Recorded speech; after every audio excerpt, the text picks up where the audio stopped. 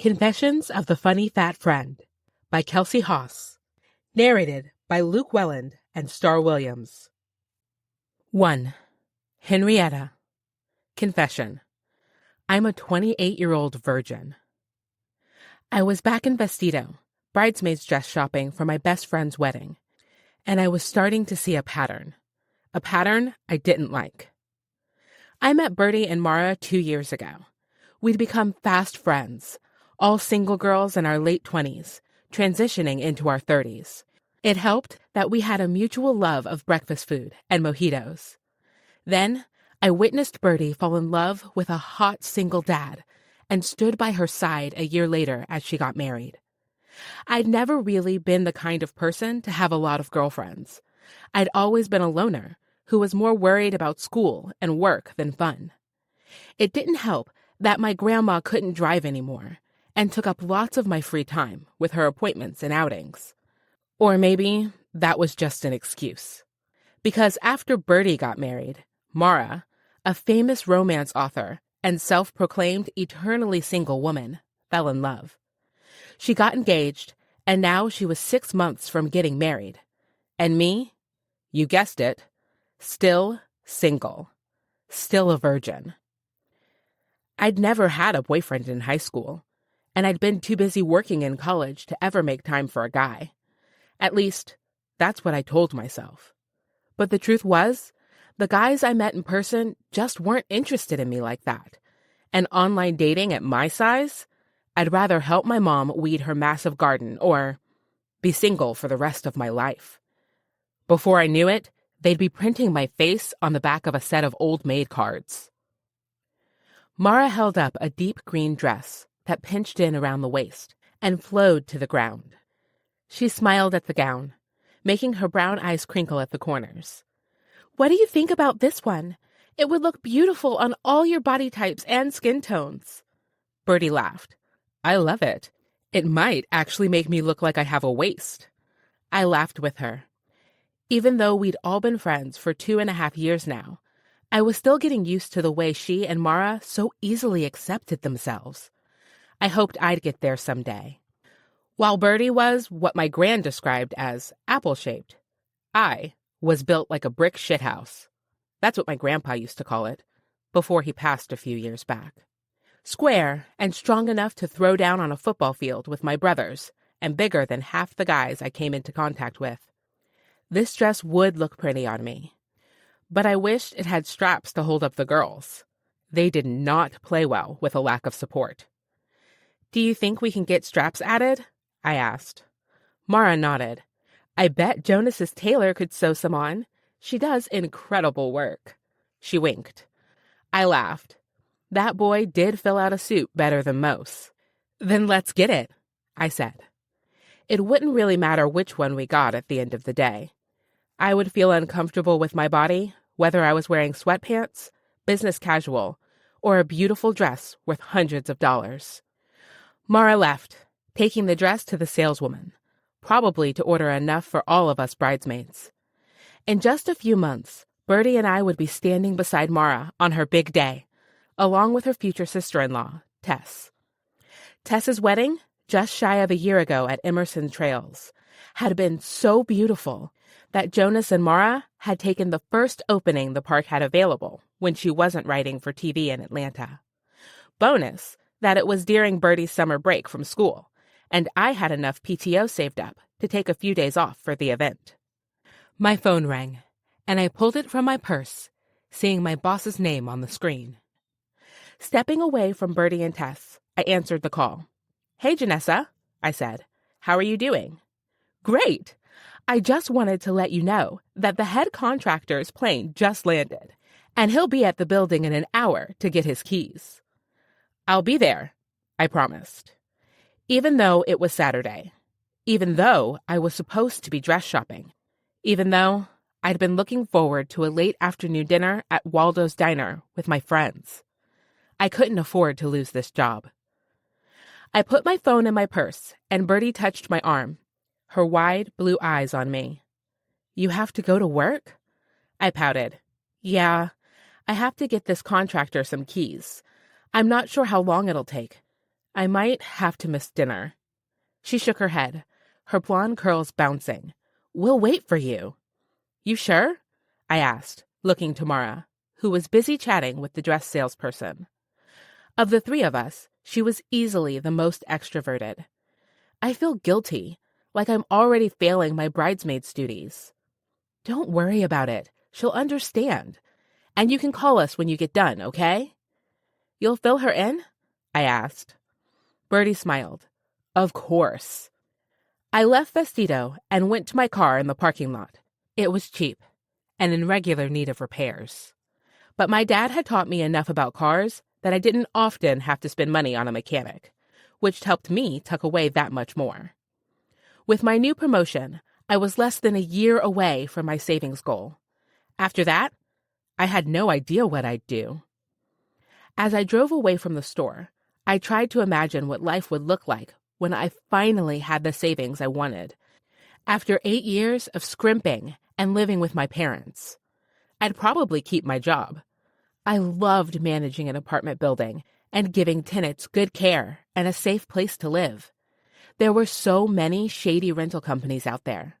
And luckily, I didn't work for one of them. They'd hired me as a move-out cleaner, back when I was in community college, getting a business degree.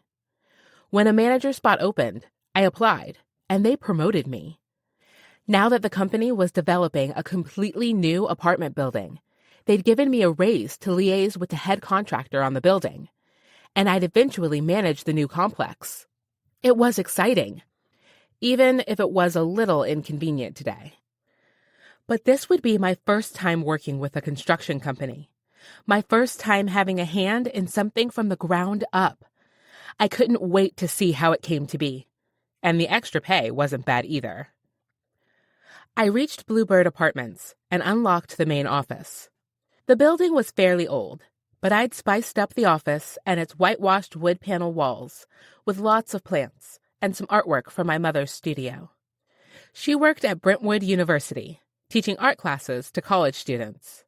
My favorite piece she'd created for me was a colorful chicken in my namesake, Henrietta. It was a kind of inside joke at this point, and my family's entire home was decorated in chicken decor, from our kitschy salt and pepper shakers to the metal napkin holder shaped like a rooster. At least we'd been able to talk Dad out of putting a weather vane on top of our suburban home. Since I was already at the office, I worked on printing off some new unit applications, as we had a few coming available soon. The bell rang over the door, and I stood up to greet the head contractor. Unfortunately, this wasn't him. This guy couldn't have been more than 30, and he had thick black tattoos swirling down one of his tan arms. Part of me wondered how much his tattoo covered under his tight white t-shirt and jogger sweatpants, but I quickly shut down that thought. He did not look like the kind of guy in charge of a multi-million-dollar operation, and I had a dinner to get to. Sorry, I said. The office isn't open right now. You're here, aren't you? He replied, the slightest hint of a southern drawl in his voice.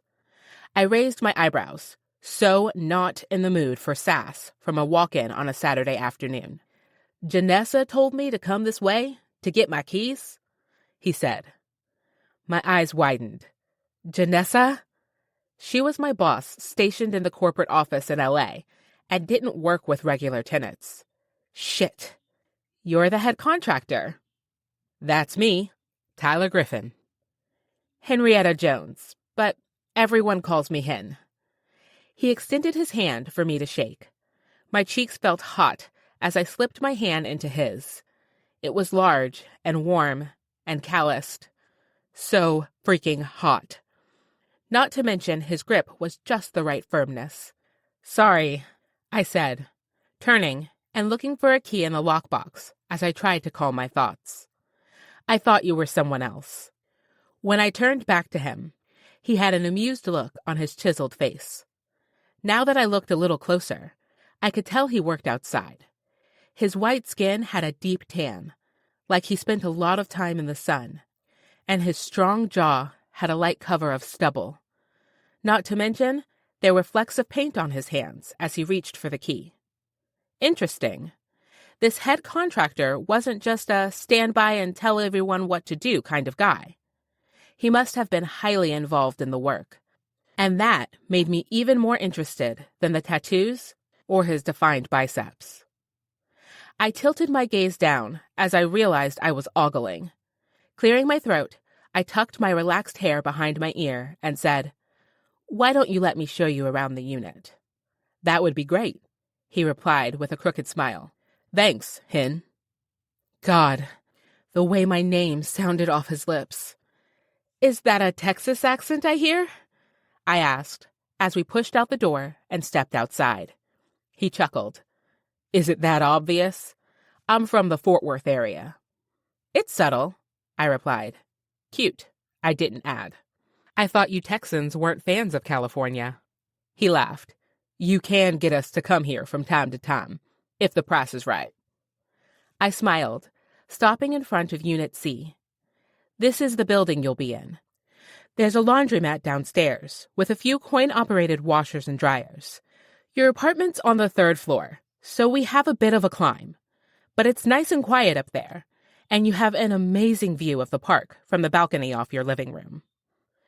Usually, people weren't so happy about all the stairs, but he rubbed his hands together and said, "Can't wait to see it." As we hoofed it up the flights, him with ease, and me trying not to breathe hard and embarrass myself, I wondered why he was staying here at all. He had to be making hundreds of thousands of dollars a year, and this place definitely wasn't the best he could afford. But I'd already been rude enough for one day, so I didn't pry. We reached Unit 303, and I said, "This is it. Why don't you test the keys?" He leaned forward, slipping the key into the lock and turning. It opened easily, and he walked in, examining the 2-bedroom unit. "It's nice," he said, setting down his duffel bag beside the couch. He was full of surprises. "I keep trying to talk corporate into replacing the carpets," I admitted, "but they've been freshly cleaned by a great local company. Most units aren't furnished, but they gave me a small budget, and I personally picked out some of the pieces for you so you'll be comfortable while you're here. If you get situated and realize you don't have something you need, give me a call. I'll make sure to get it for you right away." He turned from his examination of the apartment and laid eyes on me. They were captivating, a mix of green and gold and brown that I'm sure my mother would have loved to paint. "That's real nice of you, Hen." God, could he stop saying my name so my heart would slow down? "Of course," I said, straightening my blouse. I found myself lost without something to do with my hands. "I'll let you get settled in." I turned to leave his apartment, but he said, "Wait up." Standing in the hallway, I faced him again. "Did I miss something?" "Your number," he added with a smooth smile. My heart skipped a beat, and I was about to say something stupid before he added, "In case I need anything." Oh, right. Of course he wanted my number for business, not for any other reason. I reached into my purse, hanging from my shoulder. I always kept some business cards with my cell number written on the back, just in case. "This is the office number, but you can use my cell on the back if I'm not in there. My office hours are 8 to 5, Monday through Friday." "Great. And we're meeting at the building site, Monday at 4? He confirmed. I nodded. "That's Pacific time, in case your phone isn't set to change time zones automatically." "Good thinking," he said. And, damn, why did that compliment have my cheeks all flushed? Good thing my dark skin hid things like that. I could always tell when my white friends were embarrassed, just by the color of their cheeks. "Well, I'll let you get settled in," I said again, turning and walking away. "See you Monday," he replied. I walked down the stairs, trying my damnedest not to trip. That was the last thing I needed to do. Embarrass myself yet again in front of this person I'd be working with so closely for the next several months. I needed this experience to go off without a hitch. If it went well, Janessa had already hinted I could be traveling around the country, managing new builds for Bluebird Inc. Me! With my little associate's degree, that everyone said would never be enough. I bit my lip, worried if I made a good impression. I'd been a little harsh at first, and there was no time like the present to make things better. On the second landing, I turned myself around and marched back up the stairs, knocking on Tyler Griffen's door. Chapter 2. Tyler. I was about to sit down in front of the TV when a knock sounded on my door. After a long flight to yet another place where I knew no one, I'd planned to order takeout, zone out with a show I'd seen a million times before, and fall asleep. But when I opened the door and saw Hen there, my mind went crazy, just like when I'd first seen her moments ago. She had these sharp eyes that cut straight to the point, like she did with her words. Her relaxed, raven-toned hair curled past her shoulders and drew my attention down to luscious curves and legs that went on for miles. I knew I couldn't date her. I never dated anyone when I was on location. It would be unprofessional, not to mention futile with me leaving once the project was done. But damn, was she something to look at. "Is there something I forgot?" I asked. "I was wondering," she hesitated, chewing on her lip, and I had to force myself to look away from her mouth. "Have you eaten yet? I would feel bad leaving you here and not showing you around a little bit. There are a few fast food places nearby, a Chinese place I love down the road, and if you're missing home, I think there's a Texas Roadhouse a few blocks past that." I let out a laugh, cute and funny. Texas Roadhouse has nothing on my dad's grill. Her laugh was contagious, but quiet, like she didn't want to take up too much space. "So, what do you say?" I wanted to, but I didn't want to give her the wrong impression either. "No better plans on a Saturday afternoon?" "I was actually on my way to supper with my friends. You can join if you want." Relief loosened my shoulders. She wasn't coming on to me. She was helping me feel less lonely, something I really appreciated, especially in a new town. "If you're sure it's not any trouble." "Of course not. It'd be good to get to know each other a bit since we'll be working so closely together," she added. "But it is just a diner, nothing fancy." "If it's good enough for you, it's good enough for me," I said, reaching for my duffel bag. "Mind if I change?" She had looked so pretty in her flowy sundress, and I didn't want to look like a schlub in front of her and her friends, because for some reason, it mattered. She was right. If we'd be working together, it would be good to start things off on the right foot. And if there was one thing I learned from my sister, Liv, it was that if you didn't pass the girlfriend test, you wouldn't be making much progress with the kind of girl that mattered. "Do you want to ride with me?" she asked. "Or should I send you the address?" "A ride would be nice," I said, selfishly wanting more time to talk to her. "I'll be down in a sec." I couldn't wipe the smile from my face as I threw on the jeans and a fresh t-shirt. I wanted to get to know her better, for work. I jogged down the stairs, the memory of her hips as she walked up distracting me. Those hips had looked so fine, swaying side to side. I tried to remind myself I shouldn't be thinking of her that way, and found her in the parking lot next to the kind of car my mom would call a puddle jumper. She opened her own door and said, "It's unlocked." I grinned. "You know, my dad would have my head for not getting your door." "Your secret's safe with me, Tex." She shook her head with a small smile and got in. And me? I was grinning like a damn fool. It had been a long time since I'd bantered with a woman I wasn't related to. When I opened the door and got in, I was immediately surrounded by her perfume. It was like a mix of spring bluebonnets and sugar cookies, and it took all I had not to breathe in deeply. "The lever's under the seat," she said, "if you want to scoot your chair back." I'd been so distracted by her fragrance that I hadn't even noticed my knees bumping against the dash. "Where is it if I don't want to scoot it back?" I teased. "Ha ha," she said, backing out of the parking spot. I reached down to the lever, giving myself a little more room. My siblings and I got our height from my dad, who'd hit 6'4" at 14 years old. I was 6'3", and each of my brothers stood over 6 feet tall. My sister was taller than most girls at 5'9". I guessed her and Hen at about the same height. When I chanced to glance around Hen's car, I noticed how nice it looked on the inside.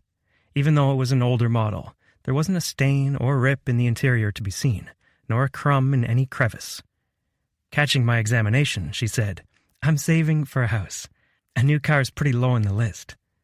"It's nice," I said, but all I could think was how ridiculous it was that the woman who was single-handedly running this place, according to the Bluebird corporate office, couldn't afford a newer car along with a decent home of her own. But then again, California real estate was a beast, from what my brother Gage told me. And coming from a billionaire real estate mogul, that was saying something. She paused at the stop sign before the main road. "Let me text the girls." She tapped on her phone with its cracked screen for a moment, and then set it face up in the console. Interesting. She either wanted me to see a text from some other guy, or she had nothing to hide. As she pulled onto the highway, she said, "It's probably a good thing you came along so we can get to know each other. We'll be spending a lot of time together on this project." "I'm looking forward to it," I said honestly. "I want to hear about this house you're saving for." She turned onto the road, quiet for a moment. "I don't need anything fancy." She took a breath. "But I'm hoping for something big enough that I can stay in for a lot of years to come. 3 beds, 2 baths, a nice backyard, but not too big. Of course, it has to have a nice front porch to sit on with my girlfriends, and a garage to hold my tools." "Tools?" She nodded. "I'm not the kind to sit by the phone and wait for someone to help." Damn, was that hot. Especially in the way she said it. Not bragging, only stating the facts. "What about you?" she asked. "Do you have a home base, or is it apartments and hotels all the time?" I shifted, leaning my shoulder against the door so I could face her more. "I have a house back home, but I've had renters in it for the last 5 years. Don't really have much need for one with all the traveling." "What's after this?" she asked. "I've got some ideas." She raised her eyebrows. "Yeah? I always thought I'd be settled by now. Starting a family. It's hard to do when you're moving all the time. Hard to do when you're staying in the same place, at least for me." I was about to ask what she meant. How a catch like her could possibly still be single if a relationship was what she wanted. But instead, she turned into the parking lot of a chrome diner building. "This is it," she said. I looked at the sign, taking in the retro design. Waldo's Diner. For the first time, California reminded me of home. Back in my hometown of Cottonwood Falls, this was the kind of place where old men would grab morning coffee and sit and talk about cattle prices for hours. I got out of the car, seeing couples and families through the large windows. She reached for the door, but I stepped ahead and held it for her. At her questioning look, I said, "Making up for last time. A man never lets a lady open a door." "Who says I'm a lady?" she teased. Her soft, raspy voice made my pulse quicken. Steeling myself, I said, "No one needed to." With a small smile, she stepped through the door and into the aisle that went down the diner between the bar stools and booths. Even though we'd just come in, a group of women and one older man waved at her from the other end of the diner, smiles on their faces, and a few assessing gazes sent my way. I straightened my shoulders, mentally preparing myself to meet new people. I used to be shy as a kid, and it had taken a lot of practice to get comfortable meeting and working with strangers. The first woman to slide down the circular booth to make room for us had light skin, with dark brown hair and even darker eyes. "Hen, introduce us to your friend." A ring sparkled on her finger as she waved at me. Hen got into the booth next to her and corrected, "This is my colleague, Tyler Griffen." Ignoring the confounding sting of her correction, I extended my hand to her friend. "Nice to meet you." She shook it, an impish grin on her face. "I adore your accent." I chuckled. "That obvious?" She nodded, then gestured at a curvy blonde next to her. "This is our friend Birdie." Then she pointed at a thin woman with black hair, olive skin, and a large smile. "My sister-in-law, Tess." I shook their hands. Then the man at the other end of the booth extended his weathered hand. "I'm Chester. This one's Grandpa." He pointed at Birdie. "Pleasure, sir," I said, shaking his pale, withered hand, spotted with freckles. He nodded, then grinned at the girls. "Good handshake. I like 'em." They laughed, and when all was said and done, I got into the chair next to Henrietta. Everything was going well, until I was enveloped by her scent. Intoxicated was more like it, and damn was it hard to think with her thick thigh brushing up against mine. Between ordering our food, her friends asked me all the regular questions. Where are you from? How many siblings do you have? What's your job like? And then I got the surprising question from Mara. "Are you single?" she asked. Henrietta said, "Mara, that's private." "It's okay," I said, taking a sip from my sweet tea. Haven't found the one yet. Still looking. I inadvertently glanced toward Hen, who was looking anywhere but at me. Bertie smiled and said, "You'll find her when you least expect it." Chester nodded, "And then you'll never be able to let her go." "Maybe someday," I replied, thinking that was years down the road, when I could afford to stay in Cottonwood Falls and invest in my dream. Our food came out, and a waitress named Betty set our dishes in front of us, along with all the condiments we could wish for. "I'll refill your drinks," she said. "Let me know if you need anything else." The service was great, and then when I took a bite of the burger, I knew I'd be frequenting Waldo's diner while I was in town. This place is amazing. I mean, the service is great, and the food tastes like home." Bertie and Chester smiled at each other, and Chester said, "I'll be sure to tell the owner." Mara and Tess laughed, and I asked, "What am I missing?" Henrietta gestured toward Chester. "He's being humble. He owns the place, but it would be our favorite either way." Chester blushed as much as an old man could and batted his hand at the women. "I'm just good at quality testing the coffee." "Well, I'm going to get good at testing the burgers," I replied, taking another bite. Out of the corner of my eye, I saw Mara mouth to Hen, "I like him." I focused on my food, desperately hoping this dinner hadn't gone amiss and I hadn't sent Hen the wrong signal. Best not to mix business with pleasure, no matter how beautiful and curvy that pleasure was. 3. Henrietta. Confession. My grandma is just as invested in my happily ever after as I am. The more I got to know Tyler throughout dinner, the more I liked him.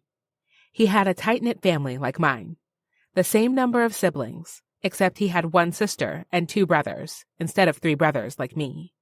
He was second born, where I was the second youngest. Since his family's farm wasn't big enough to support him once he grew up, he learned a trade and worked his way up in Crenshaw construction until they trusted him enough to lead major projects around the country. He didn't brag. On the contrary, he acted like it was no big deal and asked questions of each of my friends. In fact, watching the way he blended in intrigued me that much more. He didn't act like a boss. He acted like a friend, and I wondered how that would change on the job. He walked with Chester to the register, insisting he pay for each of our meals, while the girls and I finished up our drinks. Mara nudged my side and said, "Hen, you have to get on that." My cheeks were just as hot as Tyler's backside. "He's working with my company." "And?" Bertie demanded. "You're both still answering to your boss, so technically it wouldn't be a huge conflict of interest." "Maybe a tiny one then," I deadpanned. Because even though I maybe had a crush on Tyler, there was no way a guy like him would ever want a 28-year-old plus-sized virgin like me. And did I mention I still lived with my parents? Not exactly a great look, especially to a guy like that. Tess glanced toward him and Chester. "He's a great guy. I mean, if I wasn't married with a baby, I'd be getting his number." Bertie gave her a coy look. "Or building a weak chair for him to sit on."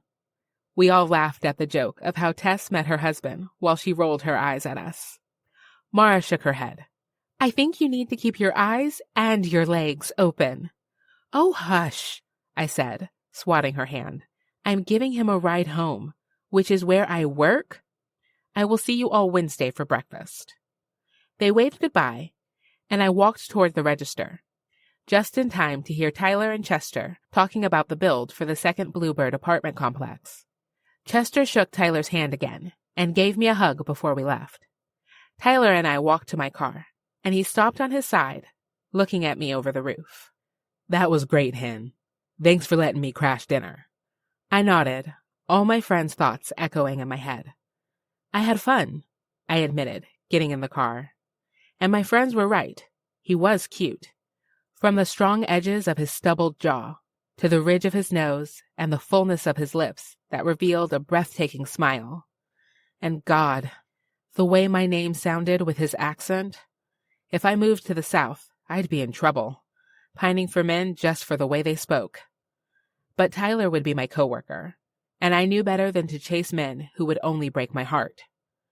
I focused on driving, at least until he said, "I feel like I didn't learn much about you at dinner." "What do you want to know?" I asked cautiously. I had to be careful.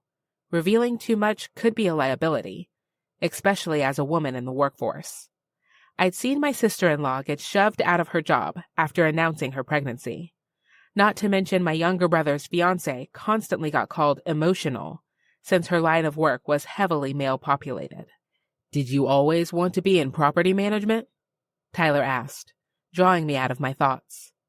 The question seemed innocent enough, minus the way he watched me. It was like he wanted to genuinely hear my answer. And with his eyes on me, it was hard putting two words together. "Not really," I admitted. I went to college after high school and got my associate's degree in business, but I had to work full-time to pay for everything. Once I got a full-time job, I liked it. It seemed silly to spend all that money to go back. He nodded. "So you like this line of work?" "I do," I admitted. When he's quiet, I felt like I had to fill the silence. Home has always been a special place for me. Somewhere I could go back to after a hard day and always feel safe, loved. Helping other people create that kind of place? It's the dream. When I glanced his way, there was a small smile on his lips. "I'm excited to build that with you, especially knowing you'll be the one in charge of the new building." I couldn't help the grin that spread on my face. Getting this promotion, it was a huge affirmation for me. It meant I'd been right to follow my gut and stop after an associate degree. It meant that my work mattered and was valued by the people I served. And it meant I'd finally be able to reach my savings goal, and that had always seemed so far away. Maybe I'd even find someone to share it with. Someday. The apartment building came into view, and I parked along the curb closest to his unit. Instead of immediately getting out, he smiled over at me. Not a forced smile, but a real one that took all the air out of the car. "Thank you for letting me crash your dinner," he said. I smiled. "Around here, we call it supper." His laugh was infectious. "Supper," he corrected. "Let's do it again sometime." With a silent nod, he opened his car door and got out, then bent down to look at me again. "See you Monday." I waved, pressing my lips together so I wouldn't squeal. As soon as I got out of the parking lot, I started a group call with Mara and Bertie, but ended it before I hit send. How juvenile did I look? Getting all giddy because a guy I worked with mentioned the potential of having supper together again. I needed to remember who I was. His plus-sized, tomboy virgin coworker, with less of a chance of hooking up with Tyler Griffen than the Brentwood Badgers had of playing in the finals this year. With a sigh, I continued toward home.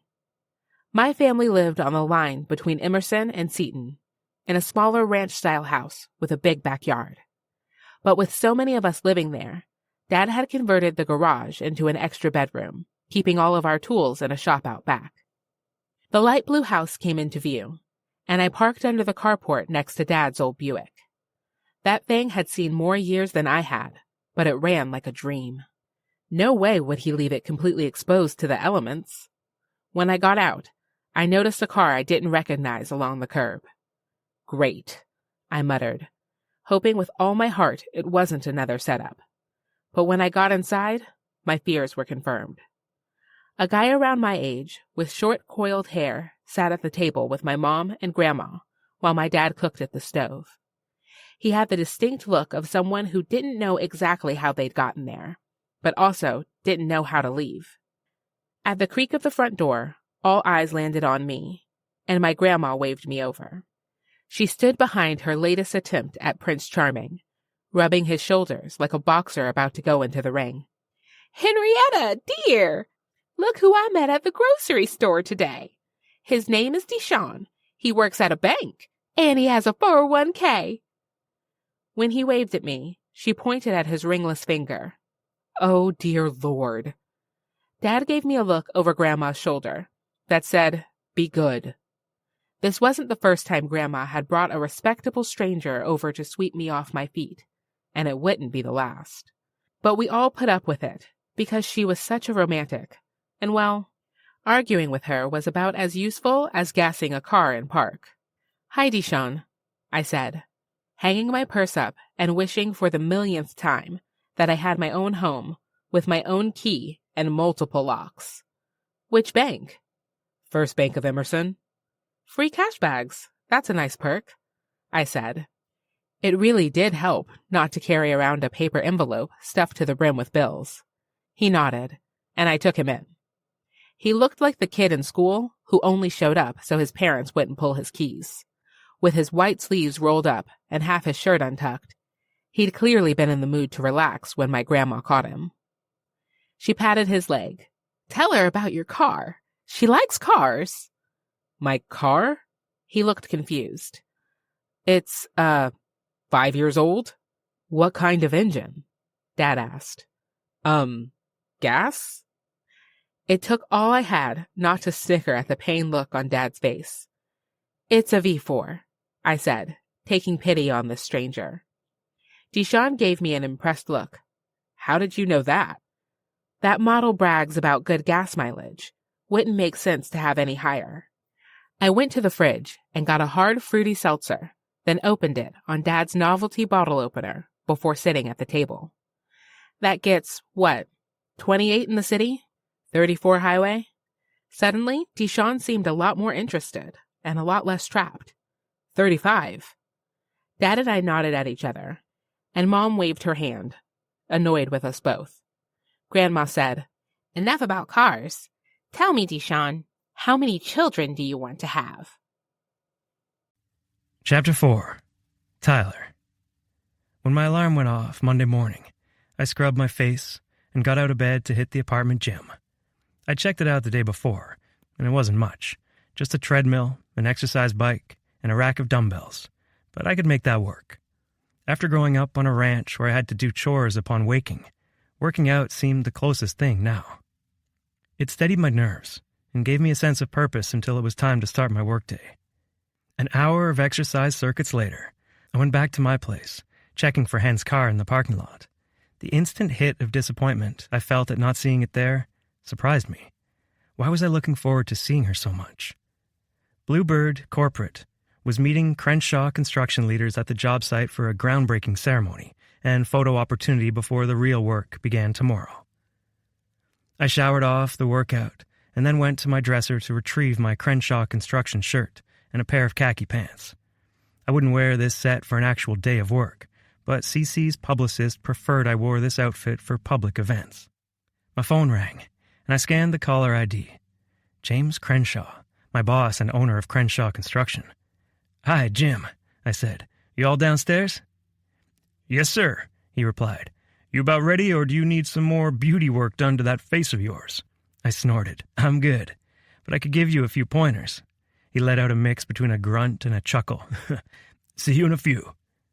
I grabbed my wallet from my bedside table and shoved it in my pocket with my phone before jogging downstairs, where a black car was waiting. The driver held open the back door for me, which still made me uncomfortable, and I slid in next to Jim.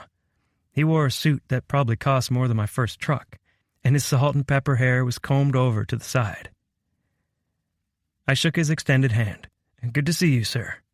"Same, but I have to say, son, I don't understand your insistence on the cheap accommodations. I pay you enough to stay in a 5-star hotel, and you choose a 1-bed apartment?" I follow his eyes, trying to understand why the gray building wasn't good enough. It wasn't the custom-built mansion he and his wife shared back in Dallas. Not even close. But the property was well kept, and there were a few modest planter boxes around. "Good enough for a few months," I finally said. As the driver pulled out of the parking lot, Jim asked, "How are you feeling about the build? Ready to meet the new crew?" Subcontracting out crews in new locations brought on its own challenges, but I'd discovered a method to make things go more smoothly. "Pizza for lunch and beer after hours always does the trick," I said. "I've taught you well. Keep it up and you'll be taking over once I retire." "Retire?" I said. "When you get to being my age, you think about resting once in a while, and you think about who's going to take over your legacy when you're gone, especially when you don't have any children." "Jim, I couldn't possibly." Nothing's official, just the musings of an old man. I studied him a little closer as he looked out the window. Jim was getting older, well into his 60s with a thinning head of gray hair and plenty of wrinkles and sunspots.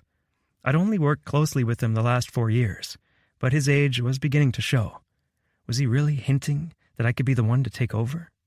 I'd thought I'd grown as much as I could in his company, but now the possibilities were endless. "It's exciting, isn't it?" Jim said as we pulled up to a vacant lot, sporting a giant sign with a mock-up of the building that said, "Future Home of Bluebird Luxury Apartments." I nodded in agreement. There was always a buzz that came with groundbreaking. It was full of potential, but if I was being honest, I felt more at home in the day-to-day of making the project run smoothly than I did in the planning stage or at photo ops. The driver stopped the car, and while he got Jim's door, I let myself out, taking in the small group of people. A few new vans lined the property, along with sleek cars like the one we'd arrived in. And then there was Henrietta's red car.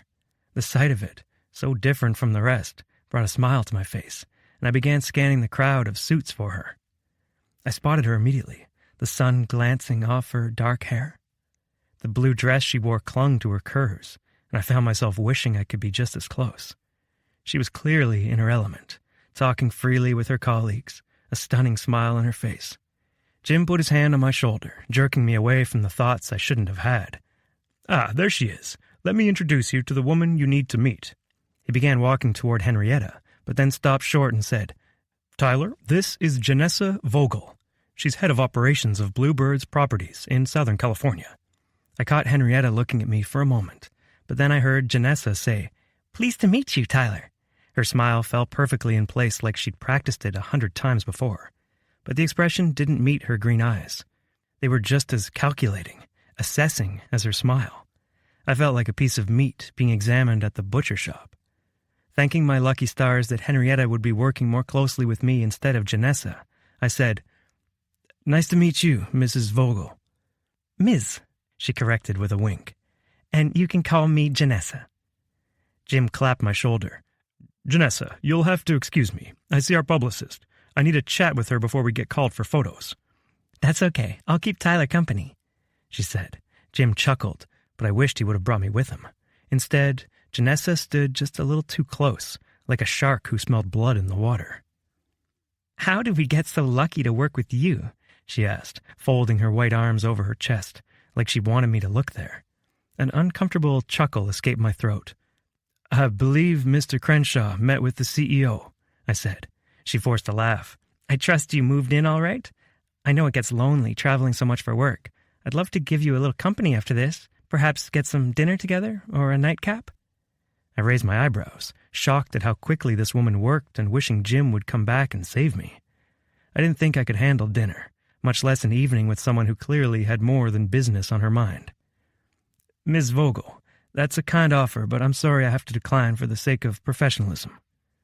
She gave me an amused grin, the first expression she made that seemed natural. "Hard to get? I can appreciate that. Let the games begin." Jim and our publicist, Nancy Finnegan, saved me the challenge of replying. Nancy called out and said, "Can we get the C-suite and property manager in hard hats?" I hurried away from Janessa, fearing she might be the kind to slap my behind on the way out, and in my hurry, bumped into Henrietta. She swayed in her heels and I reached to catch her, my hands landing on her curvy hips. But the feel of her under my palms caught me off guard. She was soft, but solid, and my mind went places it shouldn't have gone in public. "I'm so sorry," I said, quickly righting her and pulling my hands away.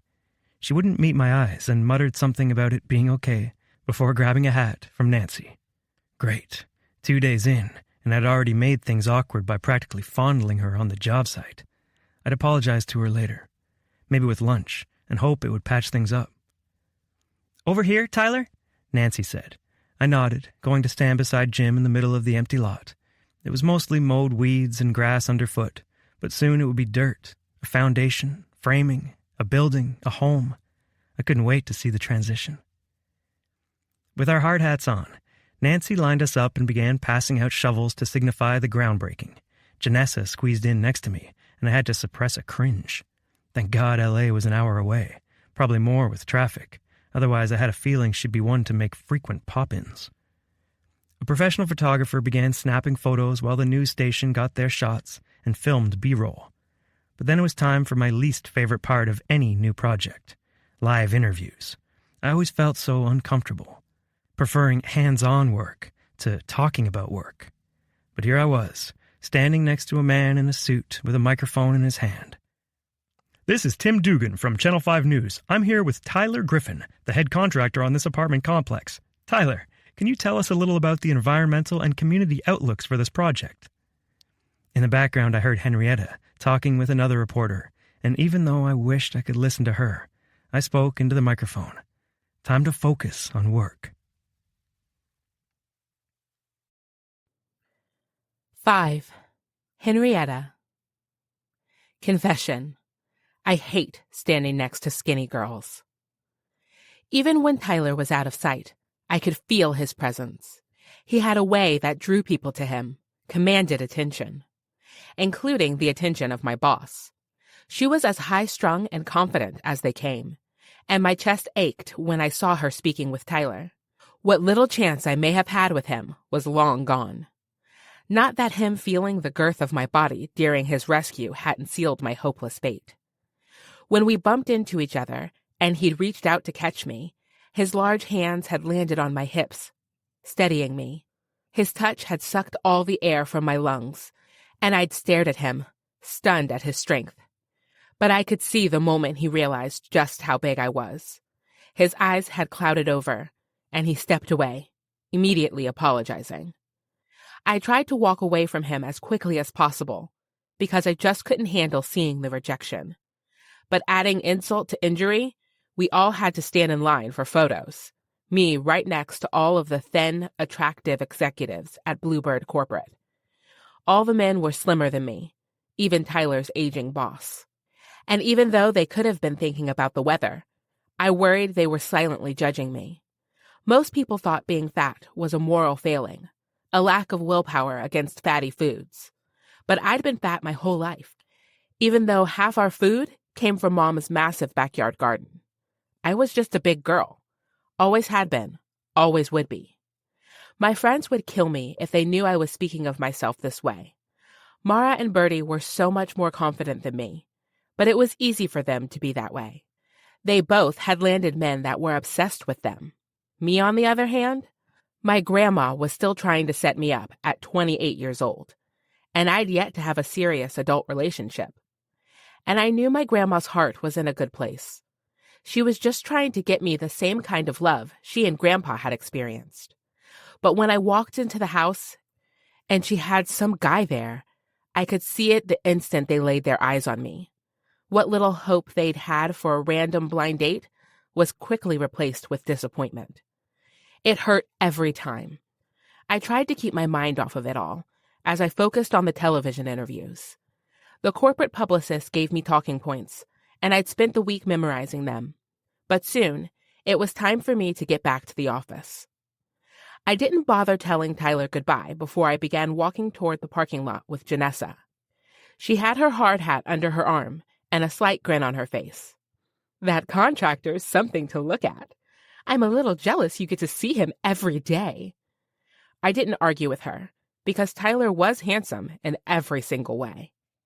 In fact, I'd never really been that into guys in polo shirts, but the Crenshaw construction shirt hugged his biceps perfectly, and the collar dipped down to his chest where I could see just the slightest hint of chest hair. For a split second, I wondered what it would be like to feel the crisp curls underneath my fingertips, but I quickly shut down that thought. "He's all yours," I said. Janessa shook her head. "It's against company policy to have romantic relations with contractors while they're employed by us." "Oh, I hadn't even realized that." She nodded, stopping by her car. "The shareholders wouldn't be happy if they thought we only hired someone because of a romantic relationship. Do you remember Frances?" "Franny?" I asked. I kind of thought we weren't allowed to talk about her anymore. I couldn't remember exactly why she'd been let go from her position, managing a complex farther south in California. Only that it hadn't been on good terms. Janessa nodded. She hooked up with a window cleaner, and they had to let her go. I cringed. How had I been so reckless to think about dating Tyler? I needed this job. Her mistake was getting caught, Janessa added with a wink. I shook my head at her. It'll be all business around here, I said. Besides, I don't really foresee him needing a lot from me. Janessa nodded, opening the door of her car. Any big problems should go up to corporate, but I think you'll be fine with the day-to-day here. See you around, I replied, going to my car. Emotion clogged my throat as I drove back to work. Even though I had been really happy to earn this promotion and a little bit of extra income, I was already wishing this project could be over. Tyler's clear disinterest had only reminded me of my failure in the romance department. Maybe when I finally had enough money to afford my own place, I would just have a big old chicken coop in the backyard and help my nephews and nieces sell eggs. It sounded nice, if not a bit sad. Because if I was being honest, I wanted a man to look at me the adoring way that Cohen looked at Bertie, or the proud way Jonas looked at Mara. Before Mara fell for Jonas, she used to say, "Some people just don't get happily ever after. At least, not in the traditional sense." And I was starting to think she was right. I was 28 after all. Shouldn't I have kissed a few frogs by now, if I were on the way to a prince? It was depressing. So I spent the rest of the day at the office, trying to avoid those thoughts by doing my normal daily tasks, from offering tours, handling leases, emptying the change in the laundry machines, and so on. At the end of my shift, I called Tyler while locking up the office. It rang once before I saw his pickup pull into the parking lot. There was a twinge in my chest as I saw him open the heavy black door and step out. Instead of khakis, he was wearing jeans smudged with dirt and a dark blue t-shirt that clung to his muscled chest and arms. With that tattoo peeking out, I almost forgot to hang up the phone. Not to mention the Griffen Farms hat that was on his head made him look younger, more relaxed. I much preferred this look on him to the khakis and polo from earlier. "Hey," he said, with a smile that outshone the California sun. I made myself busy, tucking my keys in my purse to hide my own smile. "How was the first day on site?" "It was great," he said. "We always start off a little slow to get the guys used to working with a new crew. I always bring in plenty of pizza for a long lunch and have beer at the end of the day. In the parking lot, of course." Clever. If I was being honest, I completely appreciated the taste of a beer at the end of a long day's work. My dad and brothers made sure of it. "You'd win me over pretty fast with beer and pizza," I admitted. "Well, I don't have any plans for supper, and I can always go for a second beer," he said. "Nice use of supper. You're catching on," I teased. But then, my mind immediately went to what Janessa had said about dating Tyler being off limits. I needed to be more professional. Not that I had to worry. I remembered the way he looked at me earlier. A romantic relationship was never in a million years going to happen between us. This was work and friendship only. I was so lost in my thoughts, I missed his reply, so I said, "Supper sounds good, but we don't have to do pizza and beer again if you don't want to."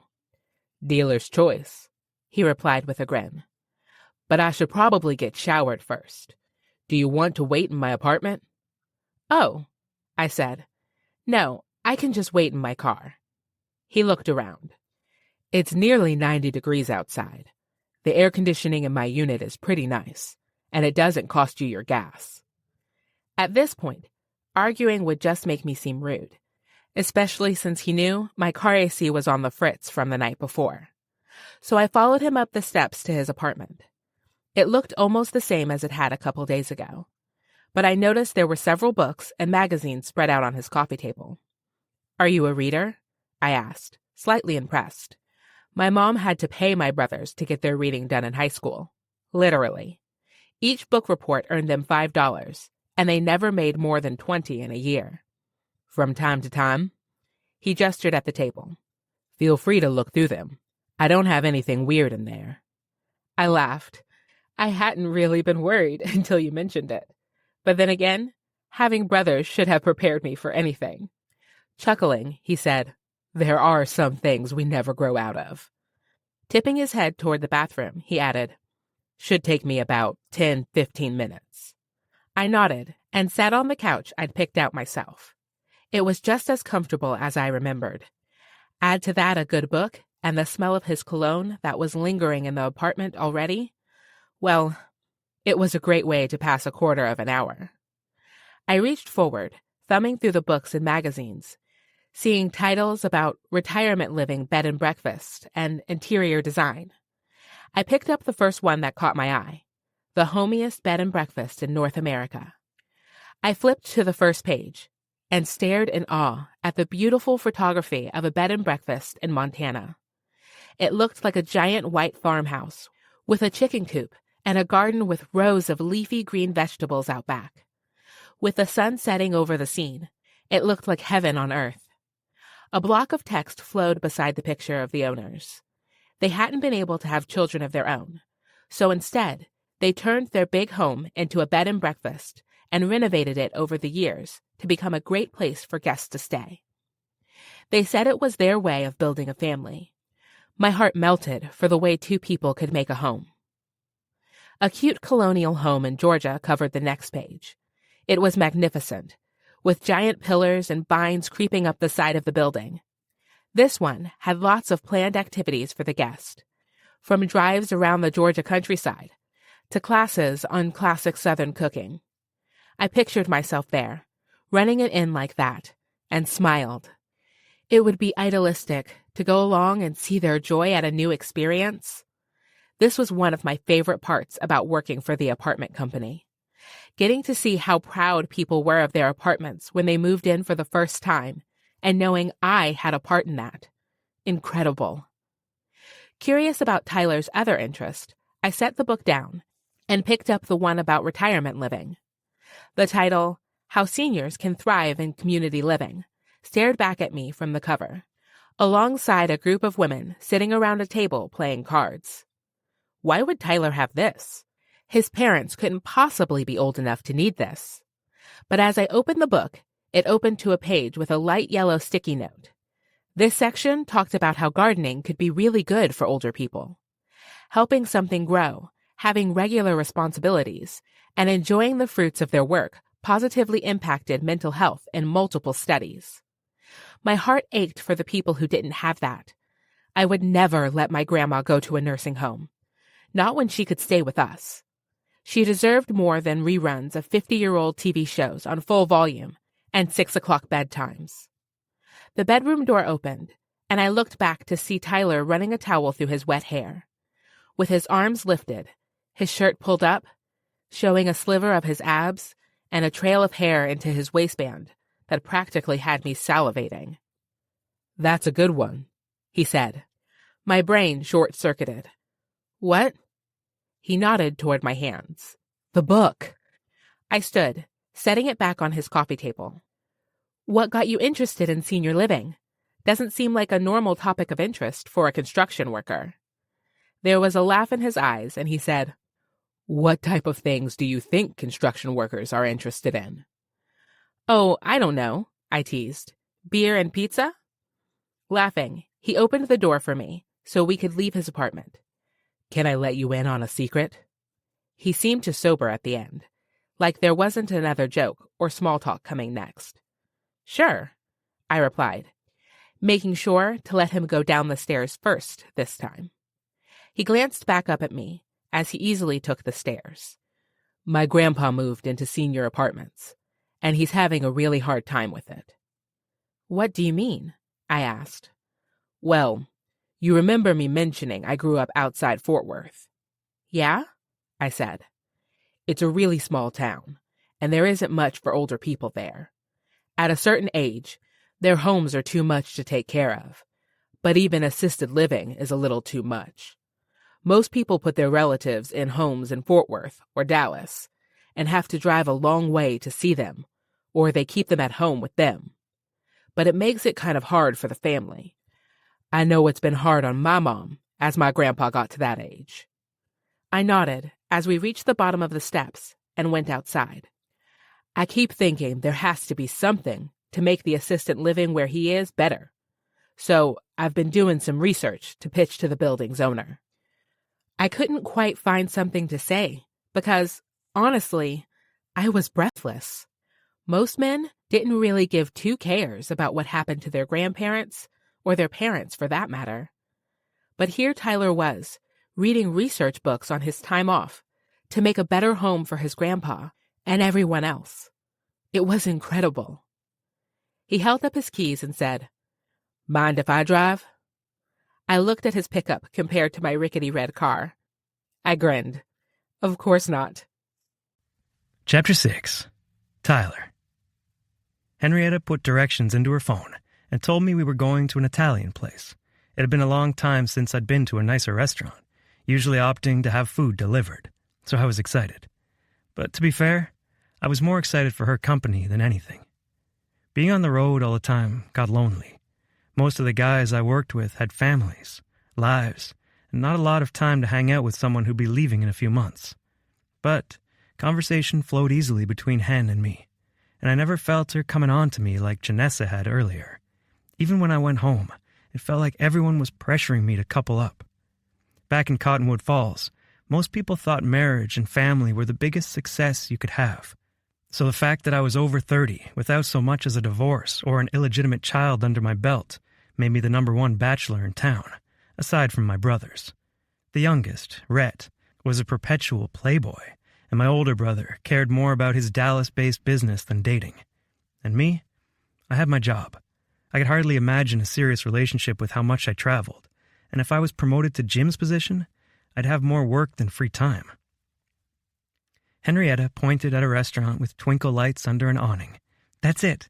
I looked at the red sign with swirling white letters, spelling La Belle. Hen said, "Don't ask for pizza or the waiters will laugh at you." I chuckled. Thanks for the warning. We pulled alongside the building, and I gave my keys to the valet driver. As I got out and met her on the sidewalk, she said, "The food really is amazing. I think you'll like it." "As long as they serve beer on draft, I'm not too picky," I admitted. "Not a wine guy?" she asked. I pulled the hat off as we walked into the building. "I do drink wine from time to time. Just don't tell my dad." We fell into line behind other parties waiting to talk with the hostess. "I'm guessing he's a real meat and potatoes kind of guy?" "Oh yeah. If the food doesn't come off his grill, it's already at a disadvantage." "My dad's the same way," she replied. I noticed the way her eyes crinkled around the corners when she talked about her family. "Mom's been trying to sneak spinach into his meals for years." "Does it work?" I asked. She laughed, about as well as an engine without gas. A server led the group ahead of us toward the dining area, and the hostess gave me a warm smile from behind her podium, covered in ivy. "Are you waiting on someone?" she asked. Confused, I glanced toward Henrietta, confirming she was standing beside me. Her eyes were focused on the floor, so I answered, "It's us two." The hostess let out a surprised, "Oh," but quickly wiped the look off her face. "Follow me." She reached for a pair of menus and silverware rolled in a black napkin. When we were alone at the table, I asked Hen, "What was that about?" She kept her eyes on her menu. "She didn't believe that someone like you would be here with someone like me." I nearly choked on my spit. "What? That's crazy." Henrietta gave me a look with a tinge of annoyance. "Guys like you don't exactly go out with girls like me, especially not to a fancy place like this." I studied her for a moment in utter disbelief, wondering what Henrietta had seen. What would make her think that a guy like me wouldn't be interested in her? I knew plenty of guys who liked their girls with curves, myself included. Any guy, or woman for that matter, should be able to see that Henrietta was a catch. She smelled amazing, had a sexy swell of breasts under her blouse that gave just a peek at her cleavage, and the curve of her hips underneath her pencil skirt was practically kryptonite. Most of all, I liked her smile. It transformed her whole face, lighting it up completely. "Maybe she smoked some dope before her shift," I said. That was the only explanation. Henrietta burst out laughing, and the sound was music to my ears. "Dope?" she said with another laugh. "No one calls it that anymore." "I do." I lifted my menu, glad to see her smile, and said, "What's good here?" "Everything," she replied honestly. "And be sure to save enough room for the tiramisu after supper. It is to die for." Good looking out. I flicked my gaze to the drink menu, seeing a decent selection. "You want to share a bottle of wine?" She raised her eyebrows at me. Wine? What if your dad finds out? I shot her a smile. I usually prefer reds, but we can get whatever you'd like. Perhaps champagne, to celebrate our first official day working together? She smiled. I'm fine with either one. I don't really drink much at all, unless I'm out at the bar with my friends. One of my friends married the owner, so we get free drinks. Well, that's the best kind of friend to have, I said. Henrietta nodded. That, and my dad has a refrigerator full of beer in our garage for after we're finished with projects. But if I had my choice, it would be cupcake wine. Cupcake wine it is, I agreed. Just in time for the waiter to come by and get our orders. As he walked away, his notepad full of our choices, I asked, what kind of projects? Anything, really, she said. One year we restored an old car. Another year, we built an entire raised garden bed for my mom so she didn't have to stoop so low anymore. And the year after that, we were restoring some of Grandpa's old furniture. You never know what kind of wild hair idea Dad's going to get. Anything to do with his hands, he'll learn how to do it and be amazing at it. This woman in front of me was so intriguing. The thought of her restoring a car when I'd only ever seen her in dresses made me want to know even more. What's been your favorite project? I asked. I think the furniture, she said. For a while, I would pick up furniture along the road and restore it and then sell it online and make some extra cash. When I was in college, it was kind of a nice side hustle. You don't do it anymore? I asked. She looked thoughtful, like she'd almost forgotten she worked with furniture. No, I think I just got busy with work and family and let it go. But I should start looking for projects again. I nodded. Then what about the garden? What does your mom like to grow? A lot of tomatoes, Hen chuckled. She's always giving away tomato sauce because she says it goes great with just about everything. But my personal favorite is her bed of tulips. She keeps them each year in every color and makes the prettiest little bouquets for our table. An image of Hen with her nose nestled in tulip petals warmed me in a way I didn't quite understand. And I didn't have time to think about it either, because the server walked up to our table, holding 2 glasses and a cooler of wine. We watched as he popped the bottle, and when he poured Hen's glass, she said a sweet, "Thank you." I thanked him too and took a sip. I stared from the cup to her. Oh my gosh, this is really good. Her laugh was contagious. Why do you sound so surprised? With a name like Cupcake? Fair, she said. Then her mouth dropped and she slumped low in her chair, lifting a hand to cover the side of her face. Please don't see me. What? I asked, looking around. Her eyes darted around, a battle raging internally that I could only see a piece of.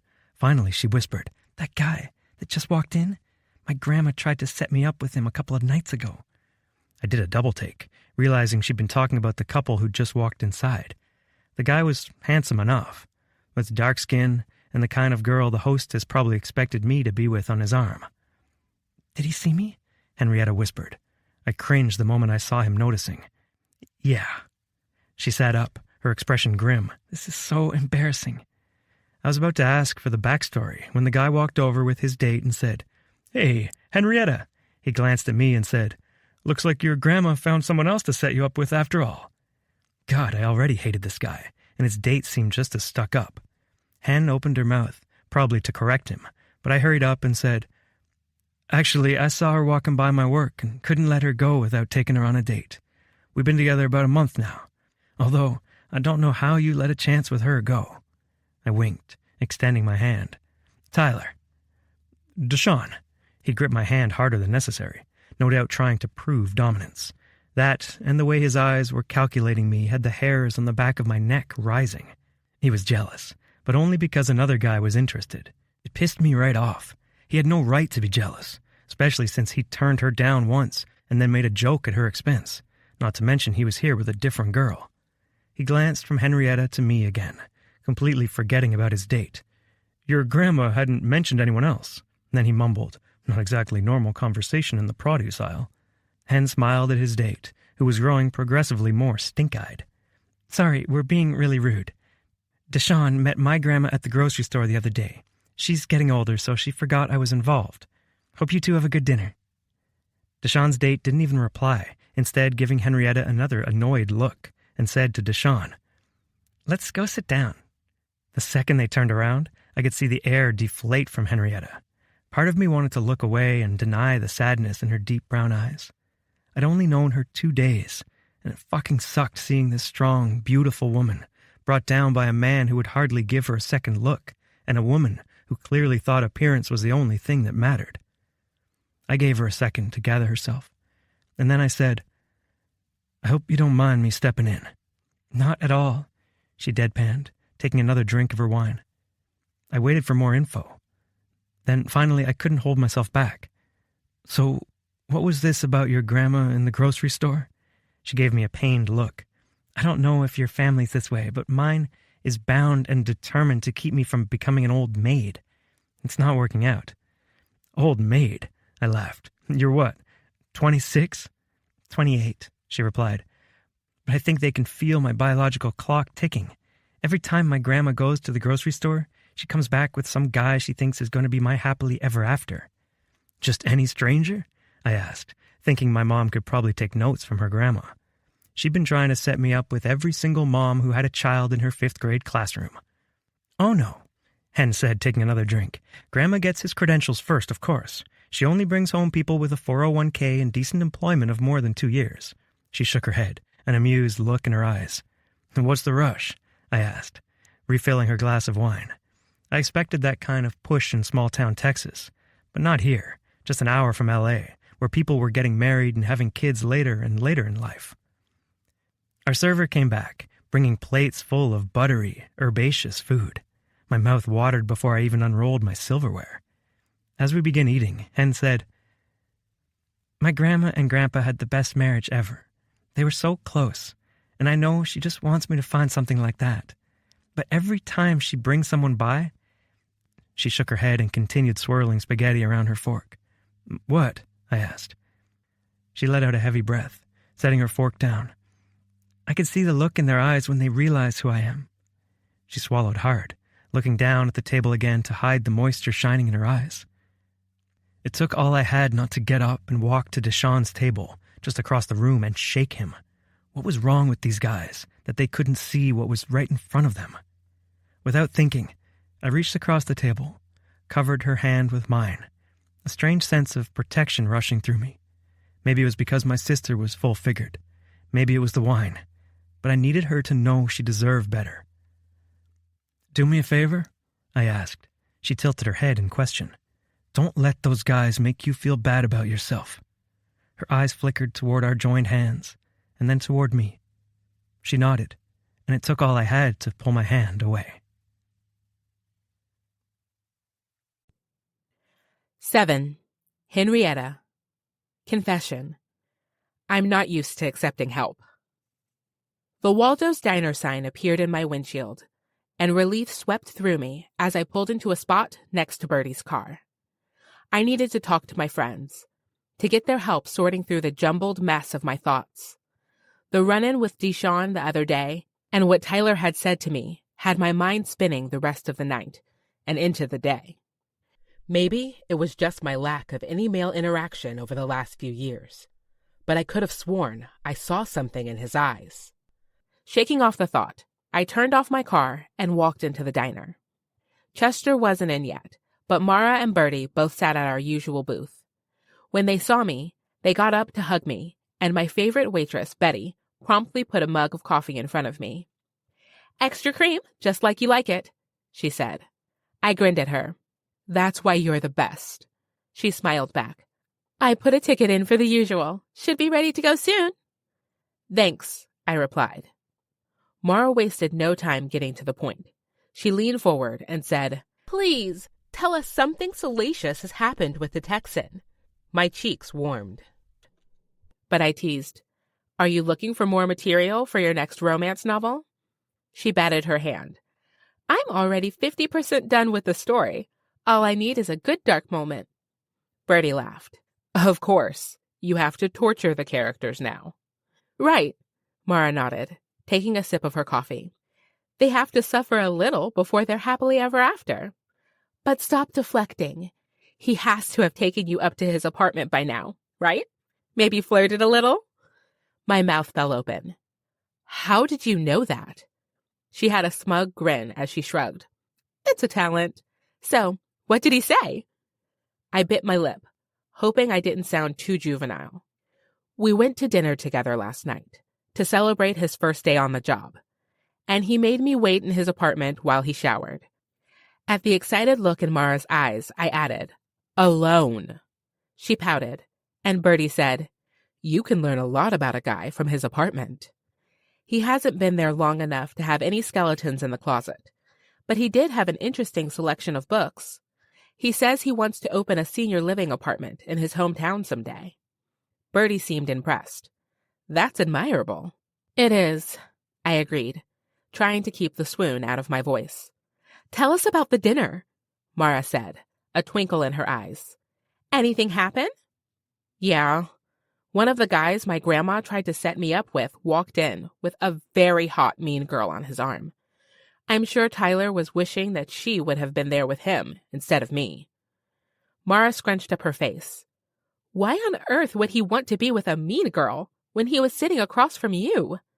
I didn't want to say the obvious, so I only said, the whole encounter was super awkward, and I wish I could have disappeared into the booth. Bertie asked, how did Tyler handle it? I wrapped my hands around my mug, holding on to it as I searched for the right words. He rescued me. With a smile, Mara said, this is the part I was hoping for. I shook my head at her. I think he took pity on me. He pretended to be my boyfriend and made the guy totally jealous in front of his date. He was really sweet about it after, too. There was a moment. I paused, my throat catching with emotion. Tyler had seemed so sincere, and my hopes were getting far too high. But this was the part I needed help sorting through, so I continued. He put his hand on mine and looked in my eyes and said not to let them make me feel any less beautiful than I am. And it seemed like he really meant it. Both of my friends covered their hearts with their hands and made "aw" sounds, like he was some kind of sweet puppy. He felt sorry for me, right? I said. Mara gave me a sad look. Can I give you some advice? Trying to keep from crying, I teased. I know it's coming anyway, so I don't know why you're asking. Bertie chuckled as Mara continued. Let him choose his intentions. What do you mean? I asked. You're already assuming you know the why behind what he did. But the truth is, Tyler is the only one who knows. Her words settled over me for a moment, and I realized she was right. I had already pegged him as just another hot guy who would never be interested in a plus-sized girl like me. What if he had other reasons for doing what he'd done? Betty saved me from replying by bringing 3 plates full of pancakes, eggs, and bacon. The 3 of us dug into our breakfast, eating our way through the food and moving on to other subjects. Bertie told us about their plans for her stepson, Ollie's senior year, and Mara shared about the condo she and Jonas were buying in Atlanta for when she had to go there for work. Catching up with them over comfort food was really a great way to start the morning. With our food and drinks mostly gone, we all waved goodbye and left the diner. As I got in the car, I realized my mind had settled somewhat. Stewing over the why behind Tyler's actions had driven me crazy. Mara's advice gave me permission to simply enjoy. I drove toward the job site since I was supposed to check in every day and see if they had all they needed or if I could get them anything. Janessa had told me that there would be errands to run and communications between Crenshaw and Bluebird to handle. I was excited to start this new part of my job when a thump sounded underneath my car and it started pulling to the right.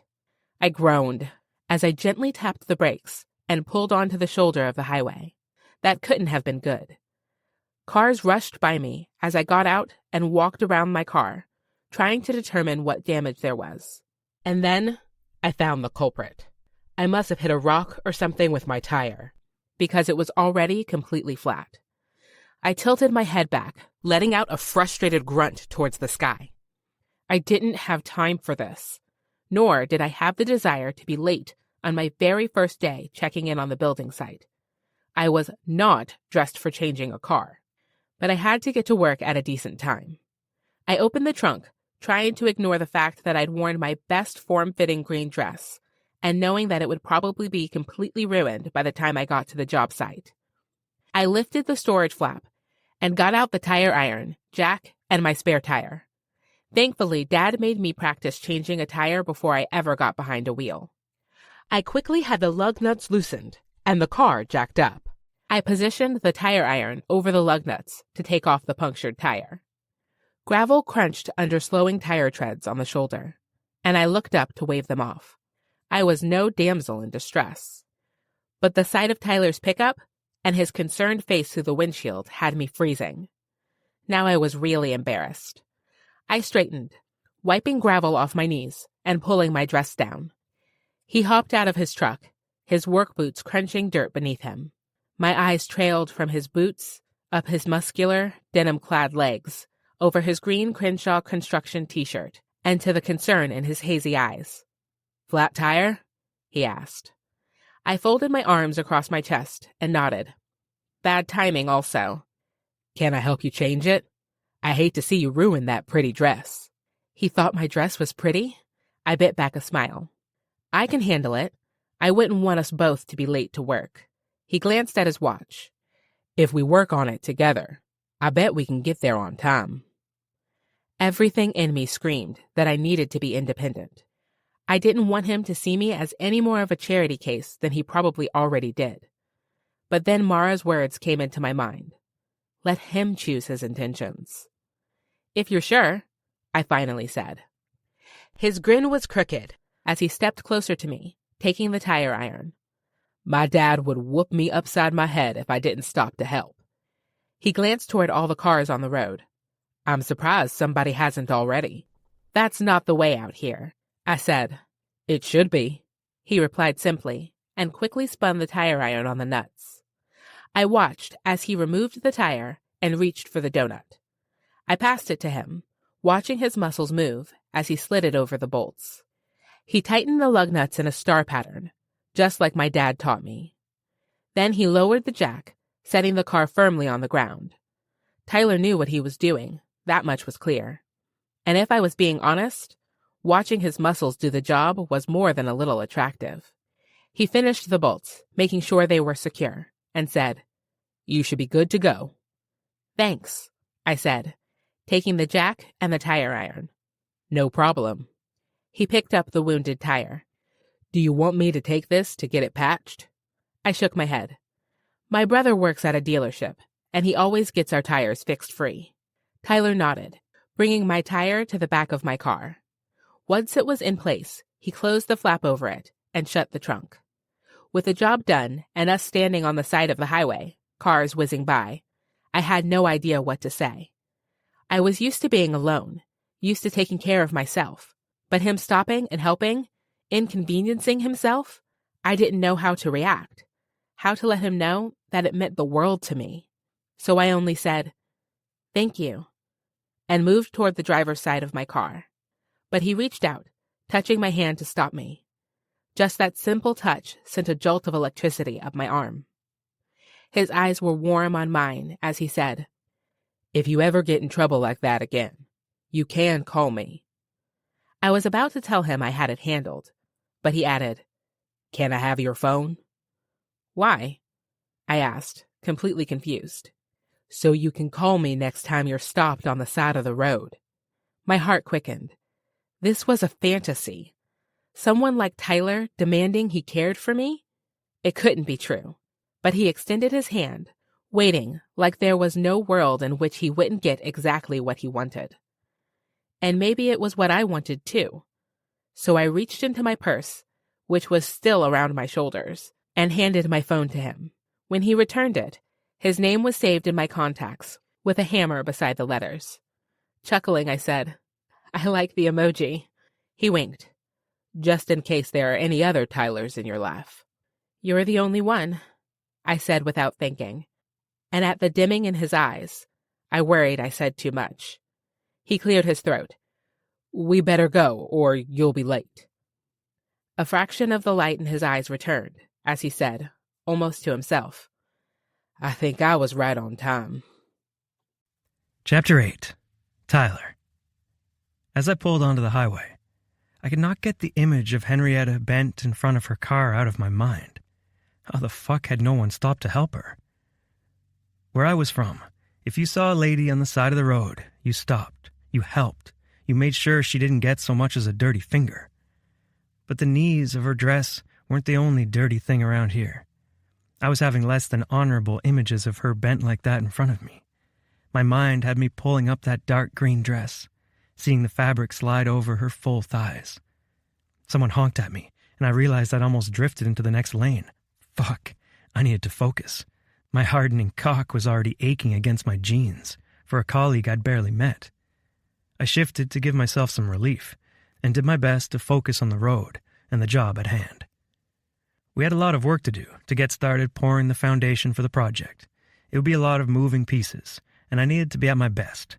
Playing sports in high school had helped me learn how to zone out the crowd and focus on the task in front of me. So that's exactly what I did for the rest of the day. It was harder during lunch when I had less to distract me, and even more difficult on the drive back to the complex. Was I a creep for hoping to see her car in the parking lot? Or better yet, alongside the road? Probably. If not a creep, then at the very least a moron. Nothing could happen between us, I reminded myself for the millionth time that day.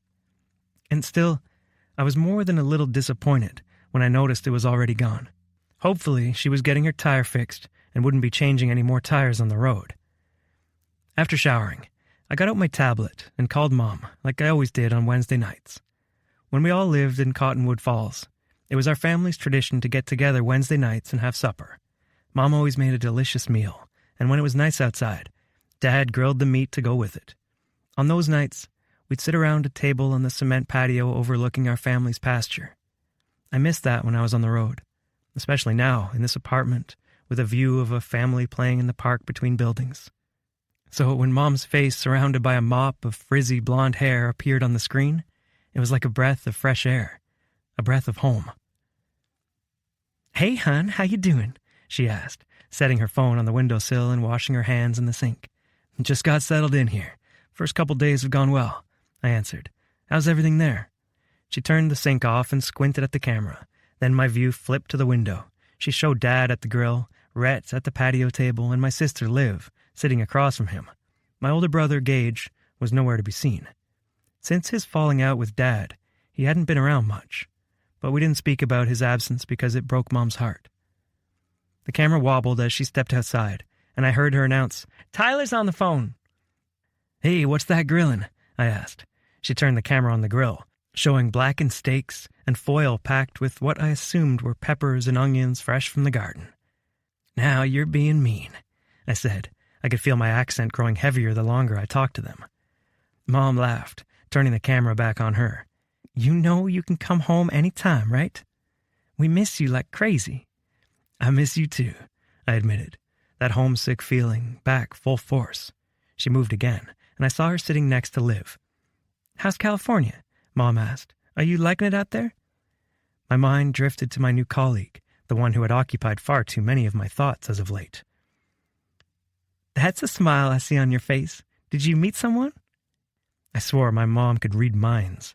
I didn't want to answer, but my hesitation was all she needed to let out a joyous squeal. "Do you hear that, Liv? Tyler met someone out there." My sister waggled her eyebrows at me, and I heard Dad grumble something about California. Rhett added something offensive about beach blonde girls in bikinis, and I could hear his protest as my sister slugged him. I laughed. Despite the homesick feeling in my chest, I knew Jim was counting on someone like me to handle the business. But I didn't know how much longer I could stay away from home. Every time I came out on a job like this, I felt like something was missing. But there wasn't anything for me in Cottonwood Falls, not without me coming up with a lot of money, because I would never ask my older brother for money no matter how much he had to spare or how quickly he'd give it. My pride wouldn't let me do that. "So when do we get to meet her?" Mom asked. "I don't date girls when I'm on location," I reminded her, "especially not ones I work with." "You work with her," Rhett said in the background. "You dirty dog." I rolled my eyes. "I do, and even if I didn't, I don't think she's the kind who would move back to Texas with me, and there's no way I'd fit in out here. There was a girl on the side of the road this morning changing her tire, and no one even stopped to offer her help." "Typical city folk," Dad grunted off camera. "They're always in a rush. No time to help." I could feel the rant coming on. Dad loved Cottonwood Falls about as much as he loved his family, and he never understood why anyone would want to leave town. most of all his oldest 2 sons. "The job's going well," I said, cutting the rant short. "We got the foundation going today, and everything seems to be on track. One of the guys invited me out for a beer Friday night, so I think that should be a good time." "Good deal," Dad said, back to his quiet self. "How's everything at the school?" I asked Mom. She'd be starting her 10th year of teaching in just a couple of weeks. She always said teaching was her second career, since she'd stayed at home until all us kids were in school, and then went back to college to get her own degree. "We got new books for the classroom, so that's good. Although I will miss one student showing me their book that has Tyler Griffen's signature along with a big butt drawn next to it, written in pen no less." My ears heated at the memory. I'd been such a dumb kid, leaving stupid drawings in all the books. "Maybe I can finally live that down," I said. She chuckled, and Dad said, "Dinner's ready." Mom quickly said, "Remember to book your flights for Thanksgiving before prices go up on them." "I already have one booked," I said. I didn't tell her that Gage had used his extra miles to get it for me. She smiled. "Good. And hey, maybe buy an extra ticket for that girl." Mom could dream. Maybe that's where thoughts like that belonged.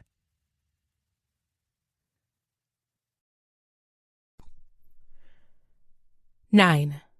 Henrietta. Confession. I've gone so long without a relationship that sometimes I have a hard time believing anyone would want to date me.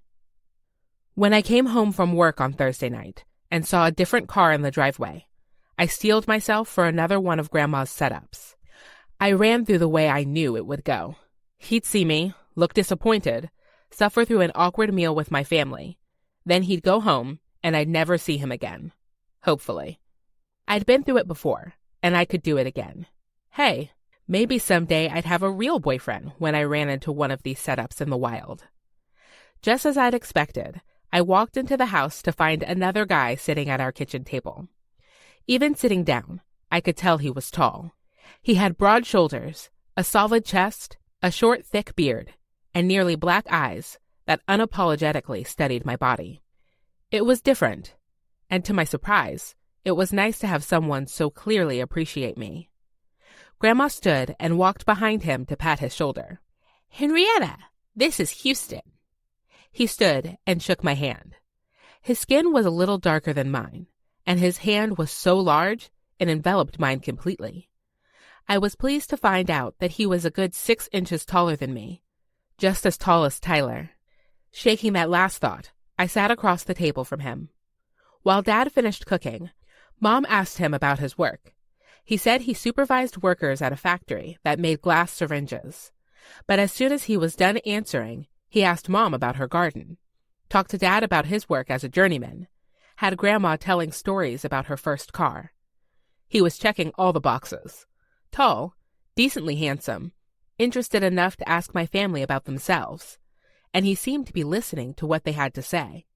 He even complimented Dad on the sautéed squash that we'd been eating from Mom's garden almost every day for the last month and a half. And when he asked me about work, I told him about my job, steering clear of the hot new contractor who Janessa had forbid me from dating. Ever since he had rescued me at LaBelle, then helped me change my tire the day before, I couldn't stop thinking about him.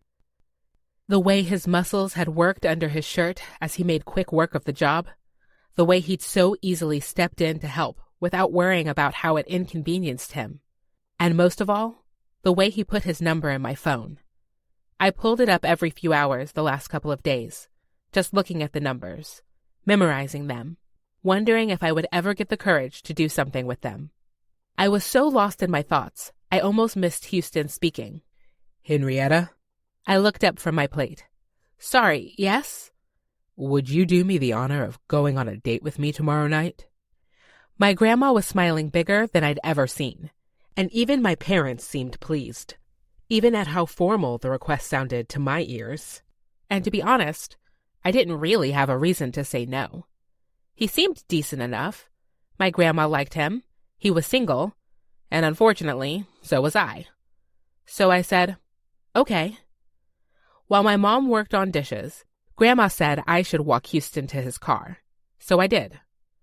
The evening sun was hot on us as we walked down the sidewalk. It was a newer Hyundai, nothing flashy, just okay. When we reached his car, he took my hand and said, "I'm glad I got off work early to stop by the pharmacy tonight." I laughed. I think my grandma's overjoyed as well. I know there are a lot, so it's okay if you don't want to follow through on the date. I can make up something about you being in an accident or getting transferred from work at the last minute. His full lips quirked to the side. Why would you say that? I want to go out with you. Now it was my turn to be confused. None of the guys Grandma brought home actually wanted to go out with me. Are you sure? He pulled me a little closer. Your body is bangin', girl. Of course I want to take you out on the town. Flustered didn't even begin to cover it. No one had ever told me my body was bangin', or even acted like they wanted to show me off. The couple of boyfriends I'd had when I was younger only took me to dark movie theaters or secluded restaurants. It didn't take long to figure out they were embarrassed to be seen with me. If you're sure, I said, smiling slightly. I am. I'll pick you up here tomorrow at 8. That seemed a little late, but I figured he might need to catch up on work, since he'd said he'd left early today. I can meet you at the restaurant, I offered. I like my dates to ride with me. I shrugged, not mad about saving on gas. See you tomorrow. I'll be here. He kissed my hand, leaving a small wet spot behind. I waited until he'd driven away to wipe it off. When I came in the house, everyone stopped what they were doing to congratulate me. Grandma wrapped her arms around me and said, I am so excited for you. What a charmer. Mom nodded. Can I take you out to buy a new dress? Dad said, Need something good to wear with that car. I laughed at his last comment. It wasn't anything special, Dad. I'd be more impressed by a what? Dad asked. I realized I'd been about to say a truck. More specifically, a truck like the one Tyler drove. I'd only ridden in it once, but I liked the way it sat high off the ground, and I could feel the power of the engine as we drove. But Tyler was off limits, and I had a perfectly decent guy coming to pick me up tomorrow night. You know what, Mom? I think I could use a new dress. Chapter 10. Tyler. I looked up from the paperwork on my desk to see Henrietta coming into the trailer/office we had set up at every job site. Hey there, she said with a smile.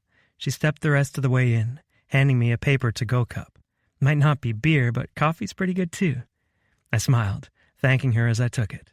One sip, and sugary, creamy liquid filled my mouth. I coughed at the surprising taste. What is this? A latte, she said, confused. Do you not like lattes? At this moment, I had two choices. Lie and get lattes delivered the rest of the project. Or tell the truth. I'm sorry. I'm more of a black coffee kind of guy. I really appreciate this, though. It was awful nice of you to think of me. She chuckled. Not that nice, considering I didn't ask your coffee order. I just can't believe it. Believe what? That I've met my first person with horrible-tasting coffee, she teased. I let out a surprised laugh. If you need to fill it with sugar and cream, the coffee must not be very good. What kind do you like? She asked. I shrugged. I'm not that picky. Whatever Chester had at the diner was good enough for me. Noted, she replied with a smile, then looked down at my desk. Seems like you're swamped. Yeah, it's always heavy at the beginning of a project. Plus, one of the guys tripped yesterday and rolled his ankle. Had him get an x-ray done, so I need to fill out an incident report. Was it broken? Hen asked, genuine concern in her look. Should I get an ice machine on site for injuries? That's not a bad idea, I said, frustrated I'd never thought of it. We had to use ice from the drink cooler yesterday. She got out her phone, tapping on the screen. I'll have one by the end of next week. What else can I help with? The way she'd buckled down and gotten to work the last few days was admirable. It won't set you back at the other apartments? She shook her head. I don't have an appointment for a tour until 11, so I'm yours until then. A strange, silvery feeling filled my chest at those words, and I found myself searching for a reason to keep her around. I wanted to know her better, understand what this strange draw was all about. If you wanted to make copies for me, that would be a huge help, I said, even though I definitely could have made time to do them myself. Of course, she replied. Let me know what needs copied. I passed her a stack of papers to copy and then sort in the filing cabinets. James Crenshaw was nothing if not old-fashioned. We both got to work, me filling out the lengthy incident report and her moving between the copier and the cabinets. For a while, we worked in tandem. Well, she did. I couldn't seem to focus with her delicate wildflower smell filling the trailer, so I gave up. "Any plans for the weekend?" I asked, using one of the questions I'd practiced as a kid. She paused, and I immediately regretted the intrusion.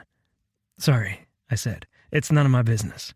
I focused on the report again, forcing myself to read each letter, cause of incident.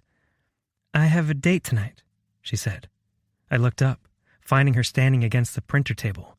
She nibbled on the side of her full bottom lip, and my eyes drifted from there to her wide brown eyes. "Yeah?" My voice sounded rough, even to me. She nodded. Another one of my grandma's setups. That fact made breathing only slightly easier. Yep, but he seemed nice enough. Even I knew she deserved more than nice enough. But if I wasn't willing or able to give it to her, what more was there to say? "I hope you have a good time." Lies. Right through my clenched teeth.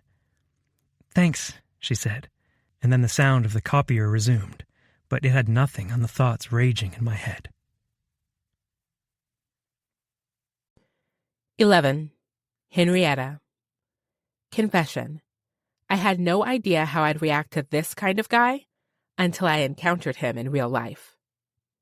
"You look beautiful," my mom said when I walked into the living room in my new shimmery green dress.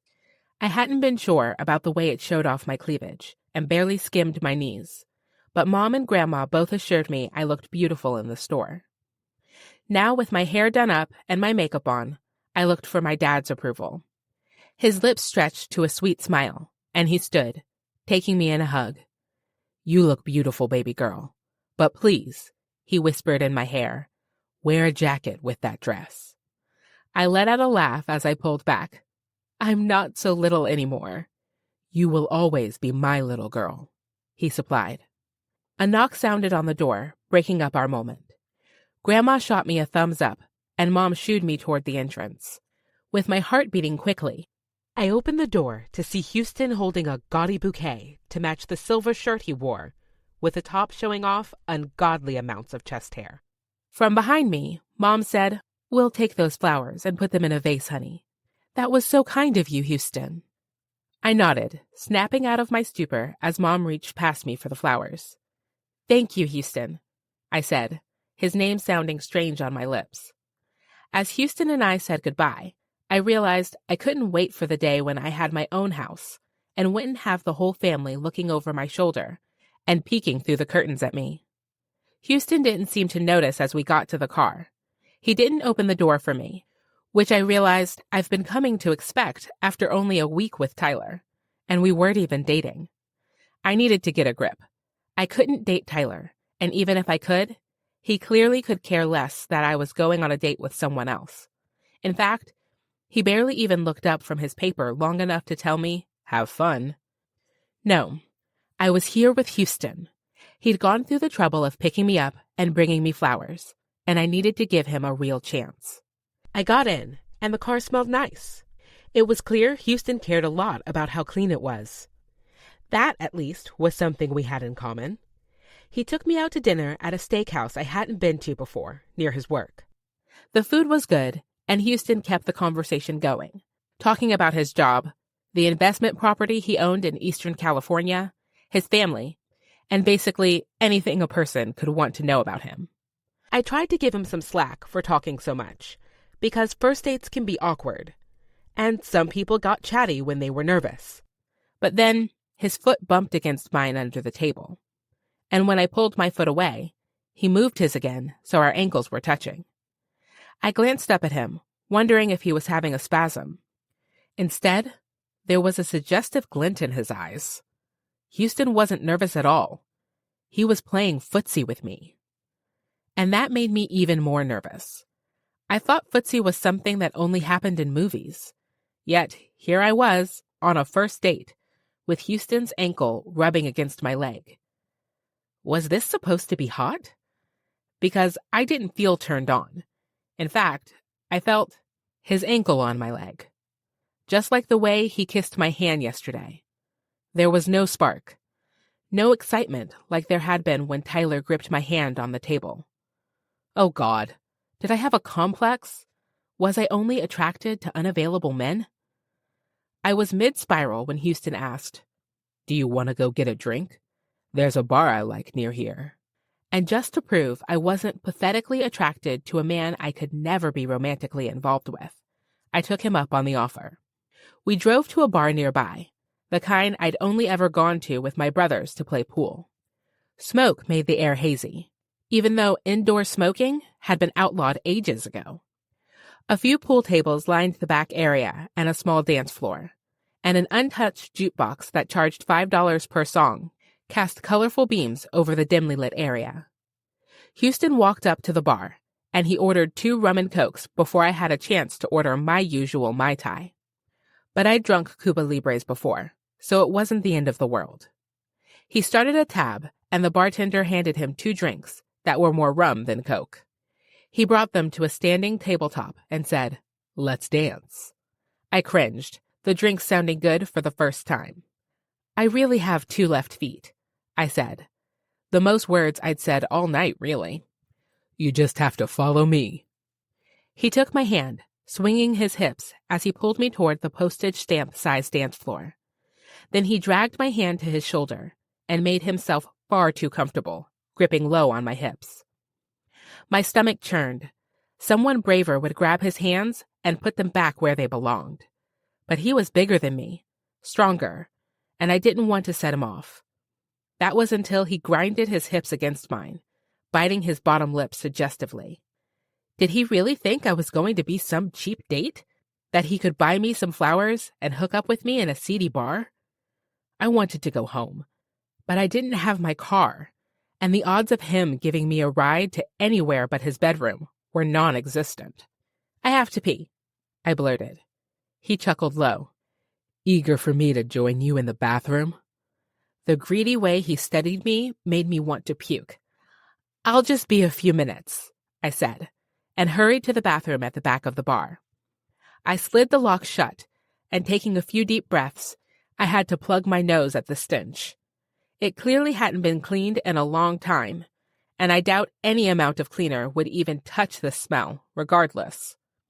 For good measure, I locked myself in a stall in case he decided to follow me, and then I quickly pulled up my messages to text my friends. Hopefully Mara or Bertie could come rescue me, and soon. "Henrietta, this date is horrible. He's getting really handsy, and I think he's going to try something. Can you come get me?" I sent a map to pin my location, and then held my phone to my chest, praying they would get here soon. I thought about ordering a rideshare, but waiting outside this place at night seemed just as dangerous as spending more time with Houston. If they didn't text me back in 15 minutes, I'd suck it up and get an Uber. See what happened when I told him no. It wasn't like he could force me to do anything with all these people around. As strange as it sounded, as long as I was here, I would be okay. When I walked out of the bathroom, I nearly bumped into Houston, who was standing in the hallway. "Took you a while in there," he said. What kind of a comment was that? "Takes girls a little longer," I muttered. "But not with me," he winked. When I realized what he was alluding to, I almost excused myself to go throw up. "Can you get me another drink?" I asked instead. "Sure." He walked toward our table. "But you barely touched this one." Desperate to get some time away from him, I tried my hand at seduction, licking the plain rim. "I'm thirsty." It must have worked, because his jaw went slack for a moment. He cleared his throat. "I'll get that for you." As soon as his back was turned, I got out my phone. No new text messages. Shit. I quickly typed my location for a rideshare, but we were farther away from my house than I thought. It would take at least 30 minutes for a ride to get here. That was too long. I needed to be gone 5 minutes ago. I ordered it anyway, hoping I could stall long enough before he suggested we leave together. He came back with the drink, holding it up. "Why don't you finish these, and I'll take you back to my place." Shit! Think fast. Let's dance. I rushed out. We were having so much fun doing that. I just had to suffer through, 5 songs? I could do anything for 5 songs. Anything for my sexy girl. Barf. He led me to the dance floor, his hands resting even lower on my butt, and began grinding his hips into me. My eyes widened in shock, because I could feel him growing hard. "Do you feel that, baby?" he said. "You turn me on so much." My instincts took over, and I shoved him as hard as I could. "Get away from me," I snapped. But he might as well have been a brick wall, for all the effect my efforts had. He chuckled. "Playing hard to get?" I closed my eyes, wishing I could be anywhere but here, when I felt his body pull away from me. I snapped my gaze up, wondering why he would give me space for the first time all night. Then I saw him. Tyler. He had Houston pushed up against a wall, his hands clenched into Houston's silvery shirt.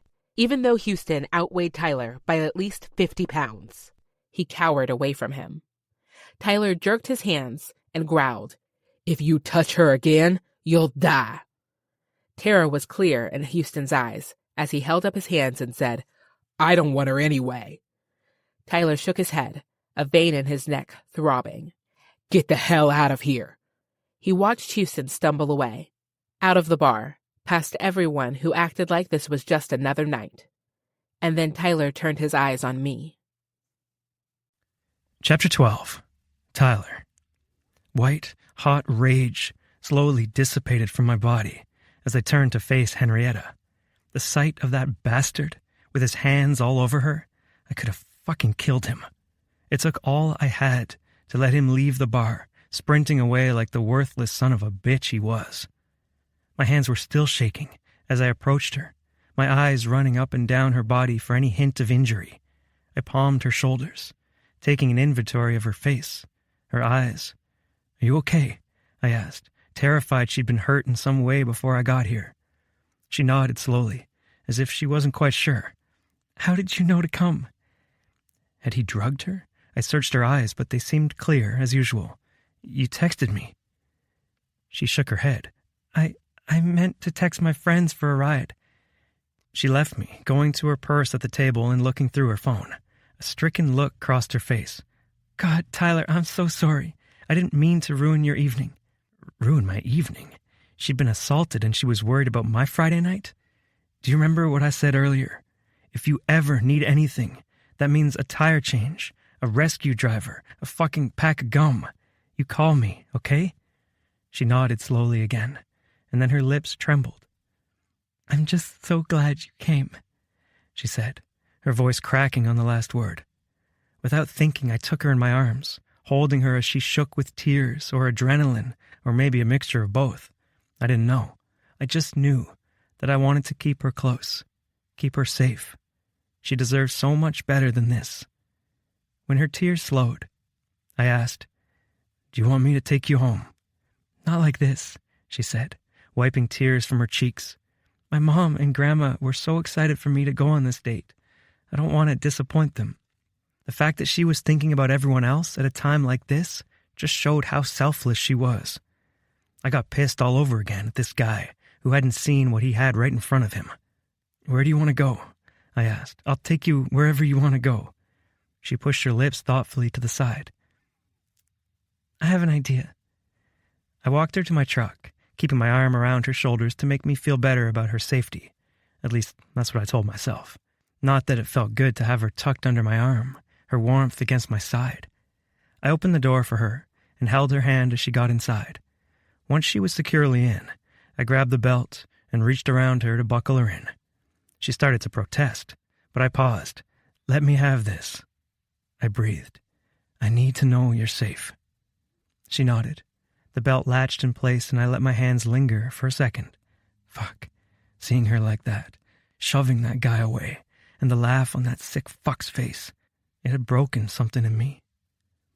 I pulled my hand away and walked to my side of the truck, my eyes scanning the parking lot for any type of danger.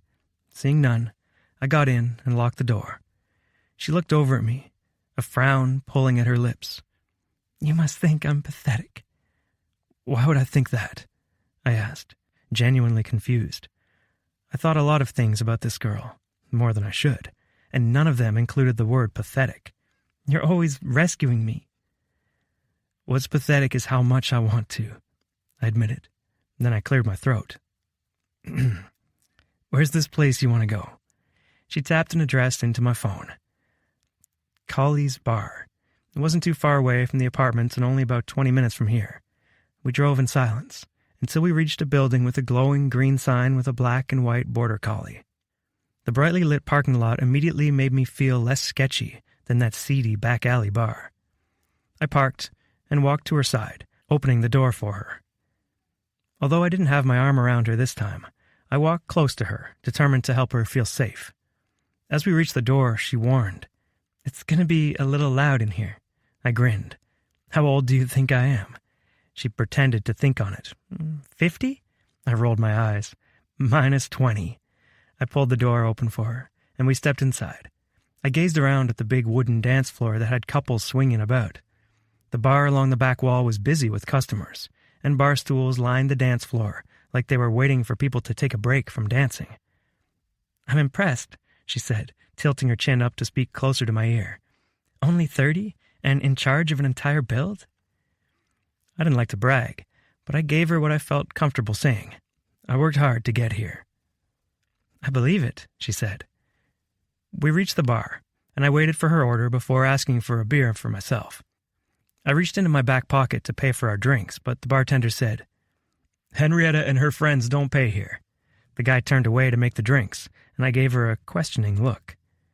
"Do you have a secret life I don't know about?" She laughed, the sound music to my ears. "One of my best friend's husbands owns the place." She looked around. "He might be here, actually." "Oh, nice," I said, glad that I was wearing decent clothes. When I'd gotten Henrietta's text, I hadn't even thought, just got up from my seat in the movie theater and ran. For some reason, what Hen's friends thought, it mattered to me. "There he is," she said. She passed a glass full of beer to me, then held her Mai Tai and led me down the bar towards silver saloon doors. Standing near the end of the bar was an older guy in a dark green Collie's shirt. He was fit, but his mostly brown hair was sprinkled with some silver streaks, especially around the temples.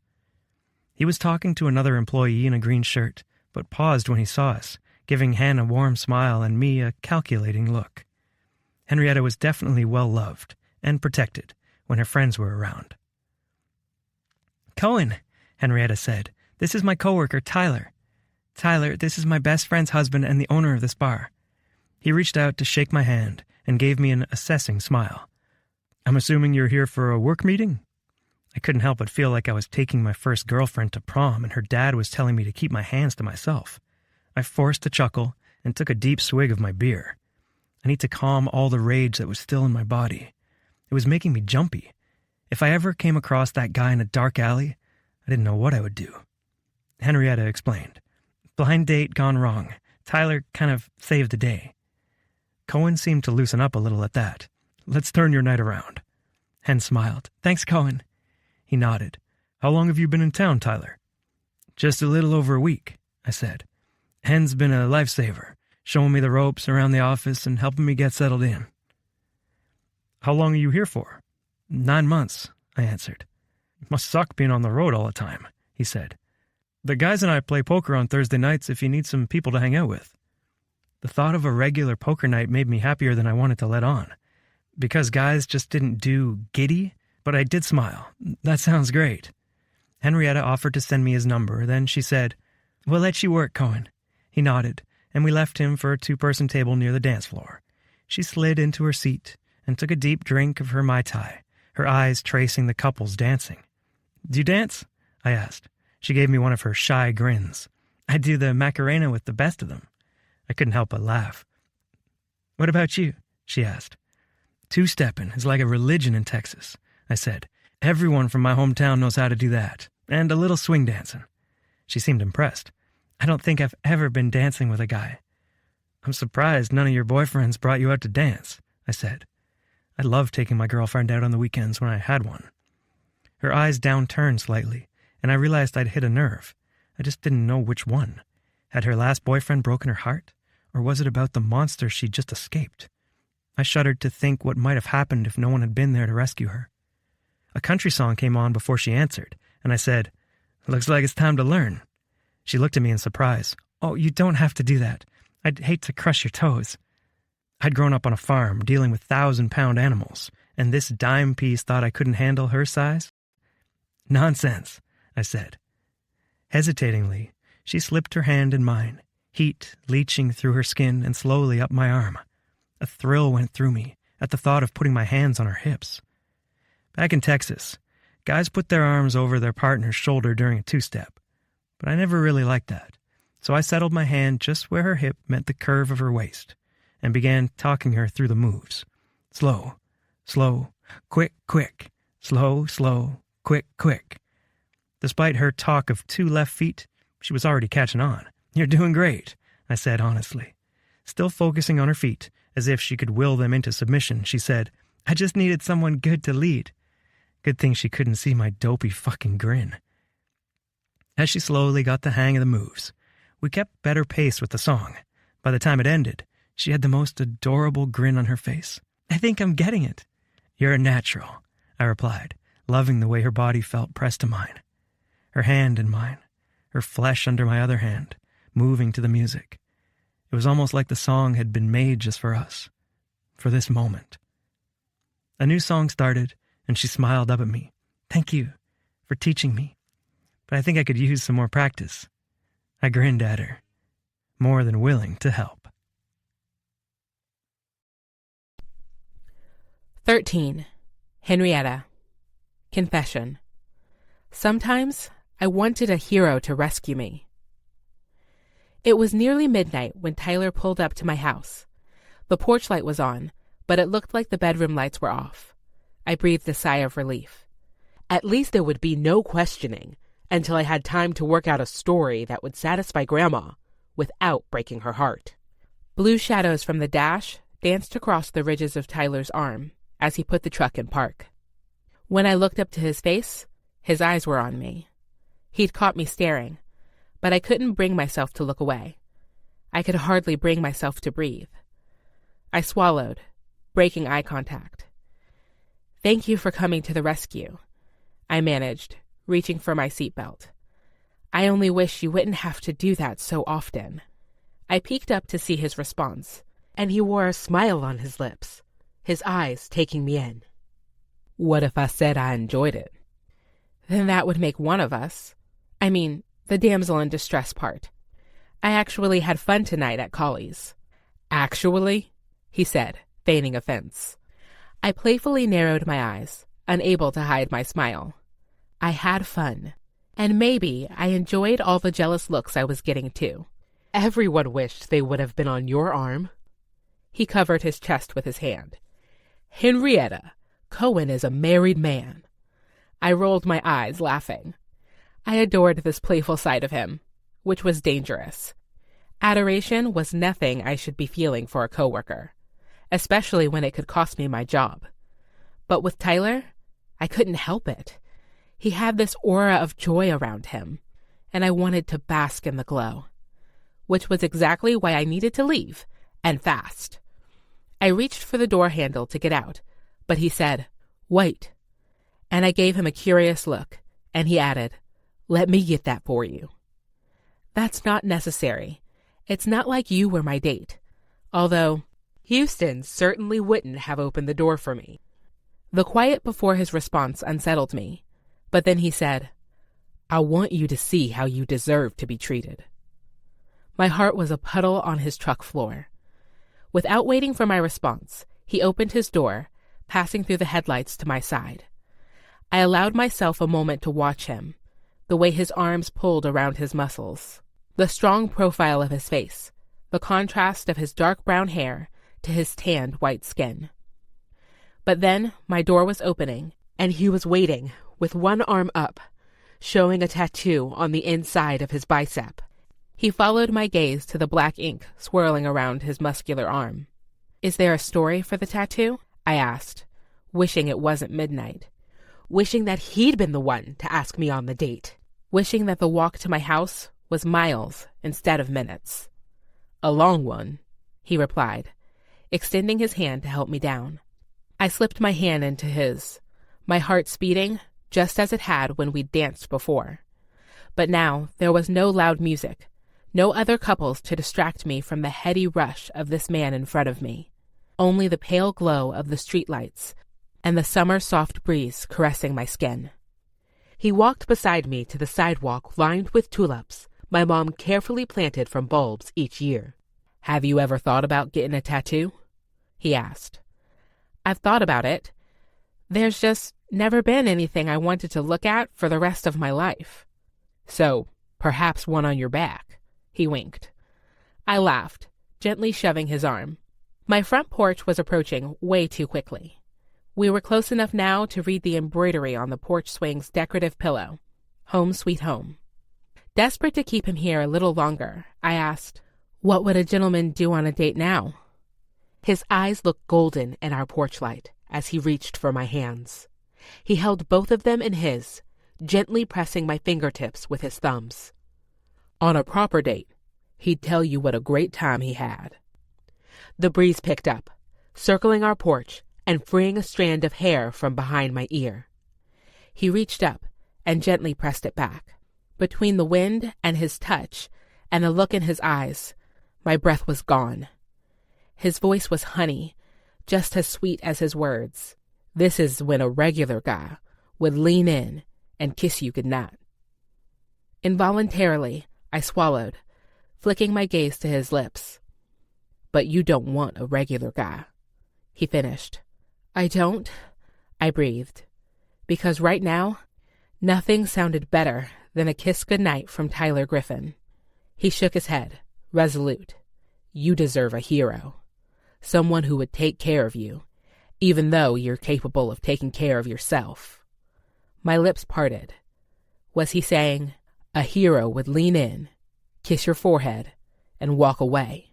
Because with a girl like you, he'd know the best is yet to come. Tyler stepped closer, pressing his lips to my forehead, and with one final sweep of his eyes over me, he turned and walked away. Shivers prickled down my skin as I turned to the door, fingers shaking on my keys as I pushed them into the deadbolt lock. Feeling eyes on me, I looked over my shoulder, seeing Tyler smiling at me. Me! Before he opened his pickup door and got inside. Unsure my heart could take it anymore, I let myself in and leaned back against the door, smiling wider than I ever had, and feeling tears burn my eyes. Every feeling, hope, worry, longing, despair, I felt them all as his engine fired up and then faded away. 14. Henrietta. Confession. I want to make my grandma happy. I just don't know if that's possible. I tiptoed to my room, where I was in danger of hanging a Tyler Griffen poster on my ceiling, like some kind of 15-year-old fangirl. This had gone from the worst to the best night of my life, all thanks to him. Standing in front of my dresser, I pulled out my hoop earrings, hanging them back on my jewelry tree. With them out, I looked in the mirror. My cheeks felt warm. My hair was slightly askew, and there was a light in my eyes that hadn't been there before. I wondered what Tyler saw when he looked at me. The small mole on my cheek, the fullness of my lips, the perfect shape of my waxed eyebrows, the one splurge I regularly allowed myself. Or did he notice my broad shoulders, my full hips, or the extra flesh on my stomach? The line of questioning was driving me nuts, because I had to know what he had seen that no other guy had noticed. My door clicked open, and I nearly jumped out of my skin, stumbling backward. Grandma stepped into my room, wearing her gold and black silk robe, pink silk cap, and a sly grin. "Grandma!" I hissed at her. "You nearly scared me to death." "Seems like the date went well," she said anyway. I shook my head at her, continuing my routine of unclipping my necklace. The date had been incredible, for reasons she didn't understand. "Well?" she prompted, leaving room for me to fill in the rest. I glanced at her. Aren't you supposed to be in bed? I'm old, not an invalid, she replied, sitting on my bed and crossing her legs. I had a good feeling about this one. The hope in her voice nearly undid me. Grandma thought she had done me a favor, but I had to tell her the truth. I hung my necklace on the jewelry tree, then went to sit beside her. Grandma, I know you want me to be happy, like you and Grandpa, but I have to tell you. I felt really uncomfortable with Houston tonight. Worry deepened her wrinkles. What happened? If your father finds out he tried anything— He did, I said. I actually had to call a friend to come rescue me. Grandma covered her mouth with her weathered hands. Henrietta, did he? No, I'm fine. I just don't think I can do the setups anymore, Grandma.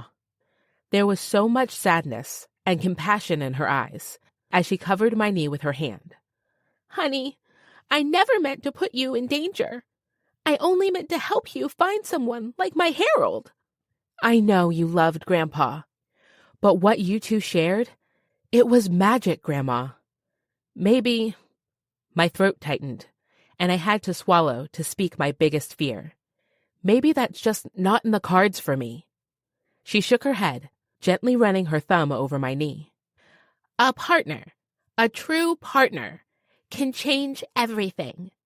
They bring out the best in you, force you to acknowledge your weak spots, help you grow faster than you ever could on your own.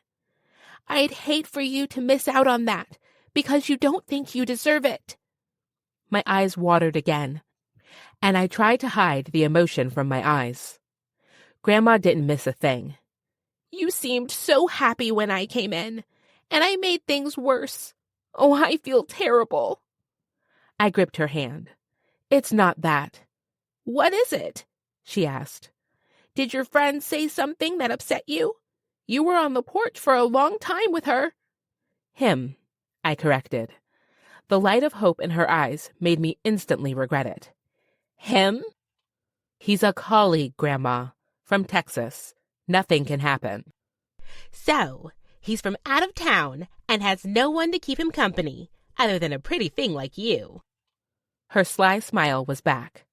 He must be lonely then. Invite him over for Kenner's birthday next Saturday. I don't think— It's the least we can do, to thank him for taking such good care of you, Grandma said. Then she stretched out and yawned. You know, it's getting late. I think I'll get some shut-eye, now that I know you're home safe. She hugged me tight, and I squeezed her back. I love you, I said, only the slightest edge of exasperation creeping into my voice. I love you too, she replied, giving me an extra tight squeeze before releasing me. I can't wait to meet Tyler, I supplied. Tyler next Saturday, she finished. Good night, darling. Good night. Chapter 15. Tyler. Growing up on a ranch, I could always count on some hard physical labor to occupy my mind, but now I had to make my own solutions. I worked out the next morning, hoping it would take care of my buzzing thoughts.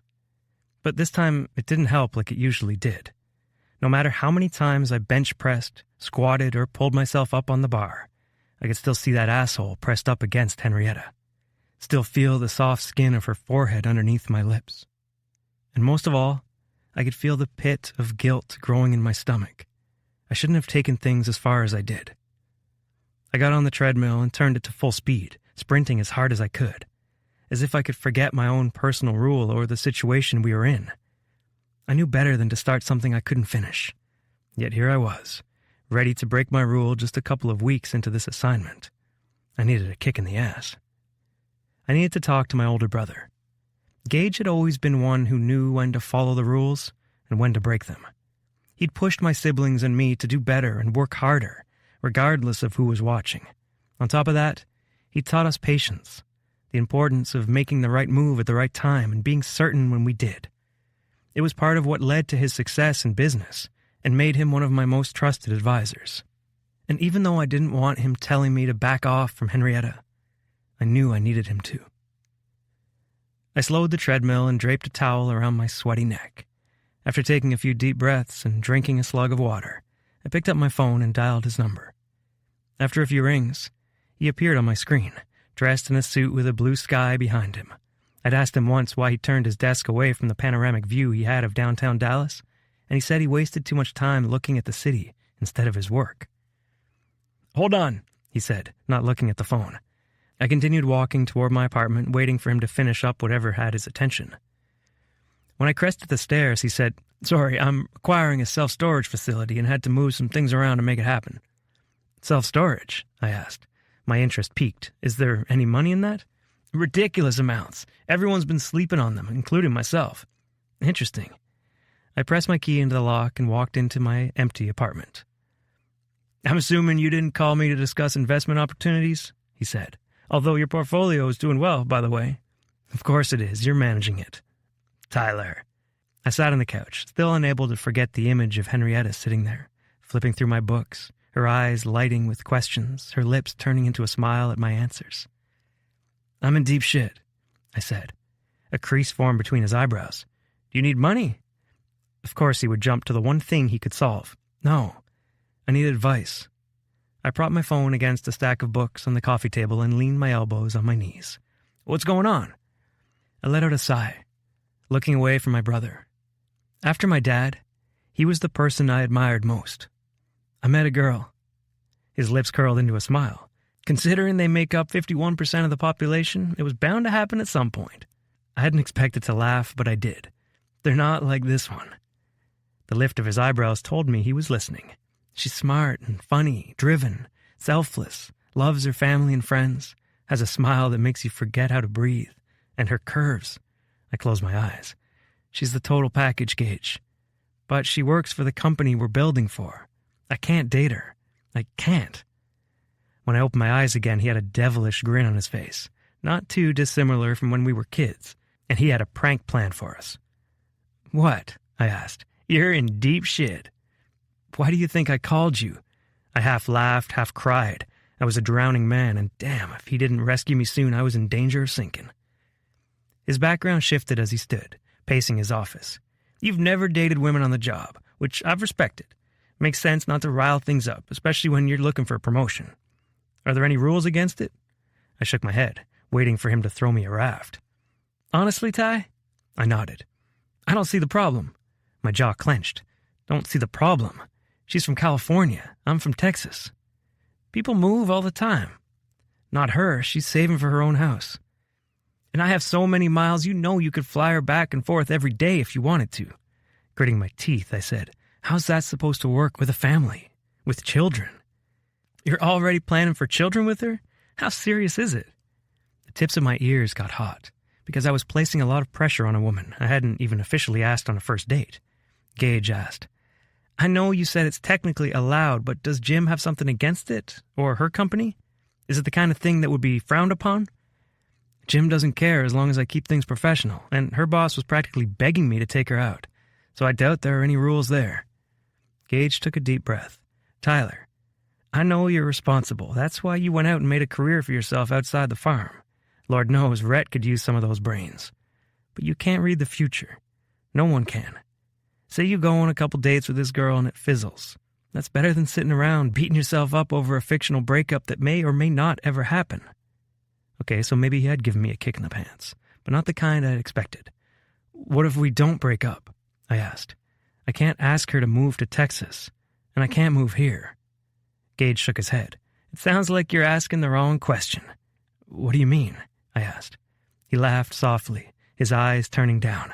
"I think the question is, how could I miss out on a girl like that?"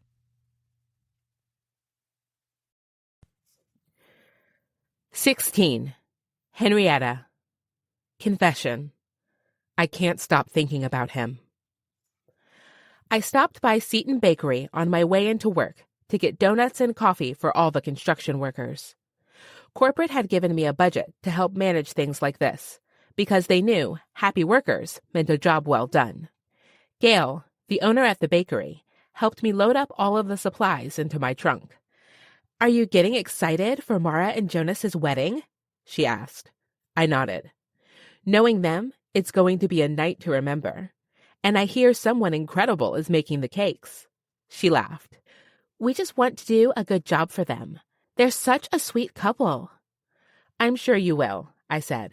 The cakes at Tessa's wedding were fabulous. I had to stop myself from eating everything at the table.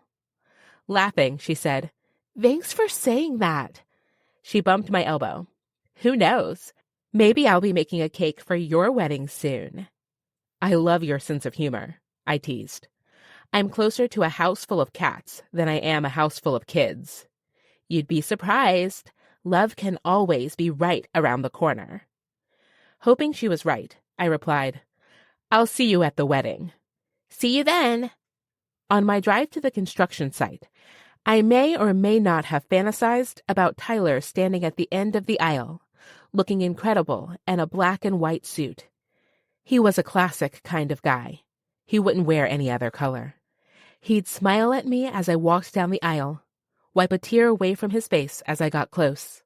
But as I neared the construction zone, I realized I'd just indulged myself in the adult equivalent of writing Mrs. Tyler Griffen on my notebook. So I shook all the thoughts of marriage and babies from my mind and pulled up next to Tyler's truck.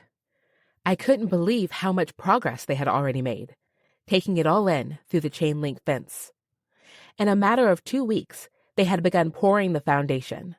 Now, gray cement and a steel frame occupied the space that was dirt and weeds just days ago. I got out of my car and went to the trunk, grabbing 2 boxes of donuts.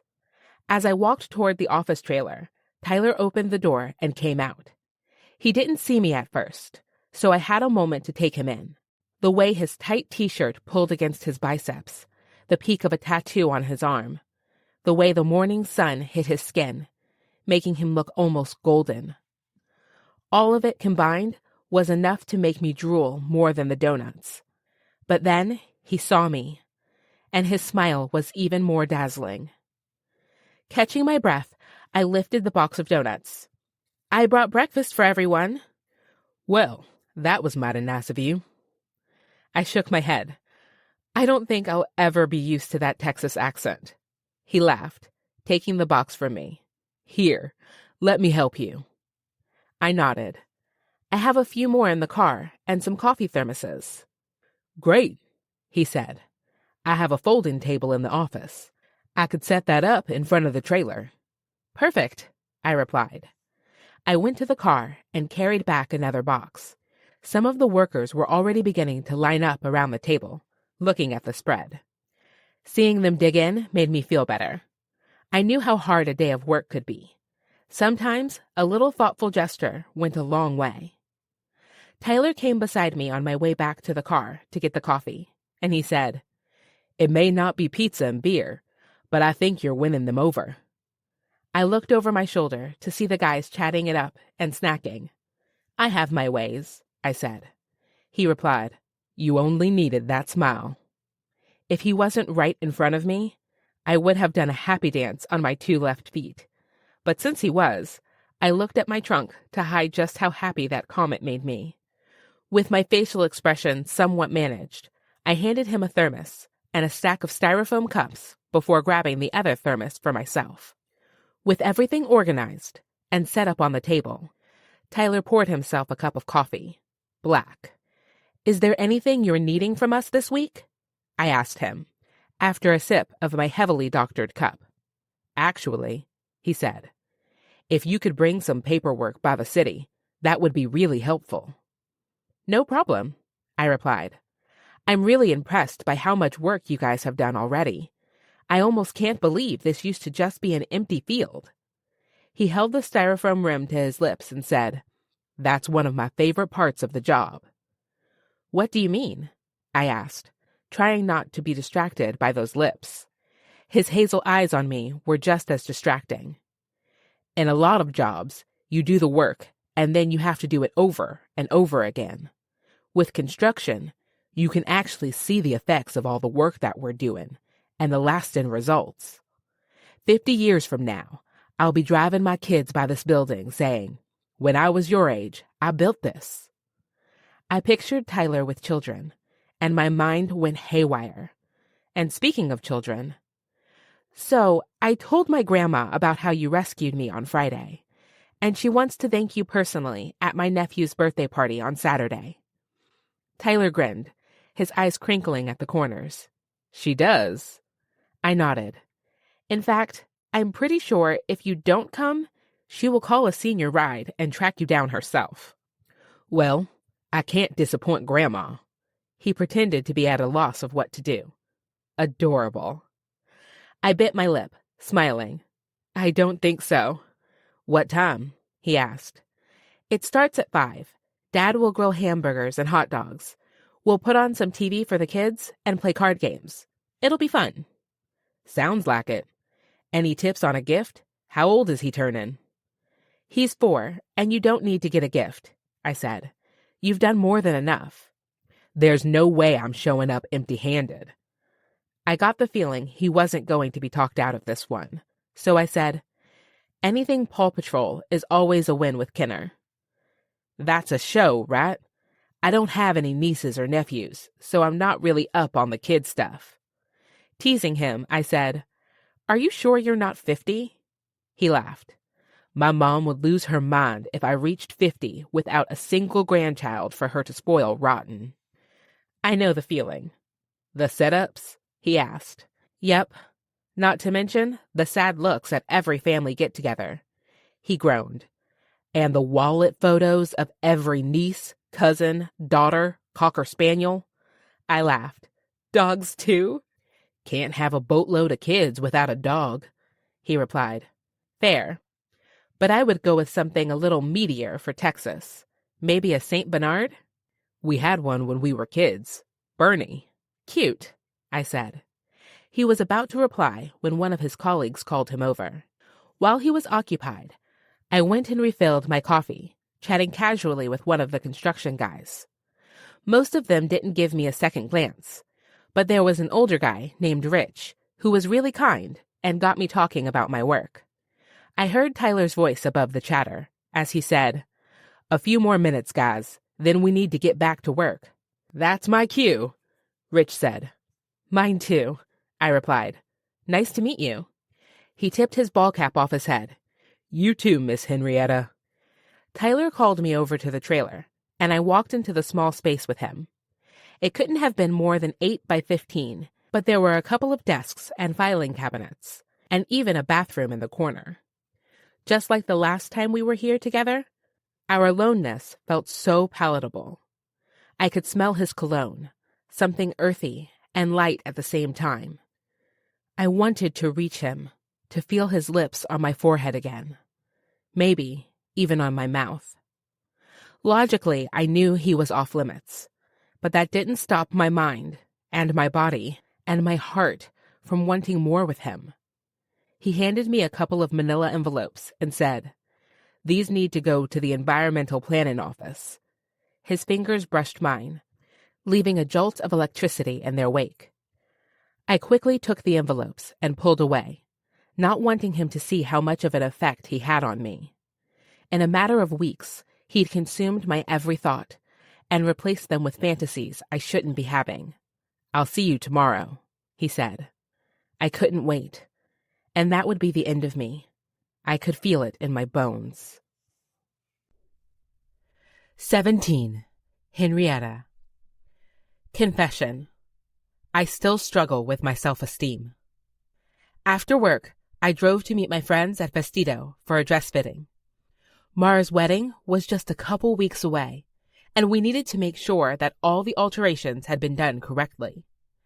As I turned into the parking lot, I wished I could ask their advice with Tyler. But this was Mara's time. For the millionth time, I cursed myself for not being more experienced. If I dated more, maybe I would know how to make the next move with Tyler. Or maybe I wouldn't be so desperate for love that I was even thinking about jeopardizing my job. It was a good thing I couldn't ask for advice tonight, while my willpower was non-existent. I needed to remind myself that I couldn't lose this job, that no man, even one as handsome and sweet as Tyler Griffen, was worth giving up all I'd sacrificed on the way to my goal. I parked my car and walked to the dress shop, seeing my friends toward the back of the shop. Tess stood on the platform, looking absolutely gorgeous in her dress. I pushed through the door and walked back. "That's amazing on you," I said. My friends turned to look at me, and Mara got up, giving me a hug. "This is exciting, isn't it? I never thought anything like this would happen for me."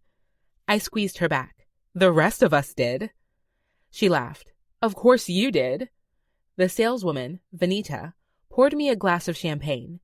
I thanked her and took a drink, letting the bubbles warm my mouth and throat on the way down. For the first time today, I felt like I could breathe.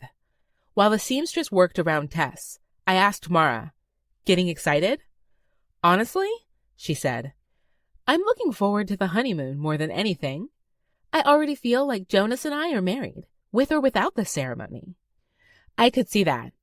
The two of them had been a perfect match from the moment they started their fake relationship, even if neither of them could see it. He kept her feet on the ground, and she kept his feet on the clouds. Bertie added, "A week in Mexico does sound fabulous." Mara nodded.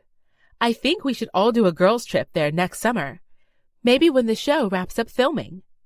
I thought through my finances, wondering if I could spare $1,000 or more to go on a trip. I hadn't been on a vacation in so long, and I needed one, for sure. But I couldn't. My goals were bigger than little frivolities. I had to stay focused. "Who's up next?" the seamstress, May, asked. I raised my hand, partially to avoid any more conversations about vacations. She walked me back to the fitting room and showed me the dress with a little name card on it that said Henrietta. It looked just as beautiful on the hanger as it had the day we picked it out.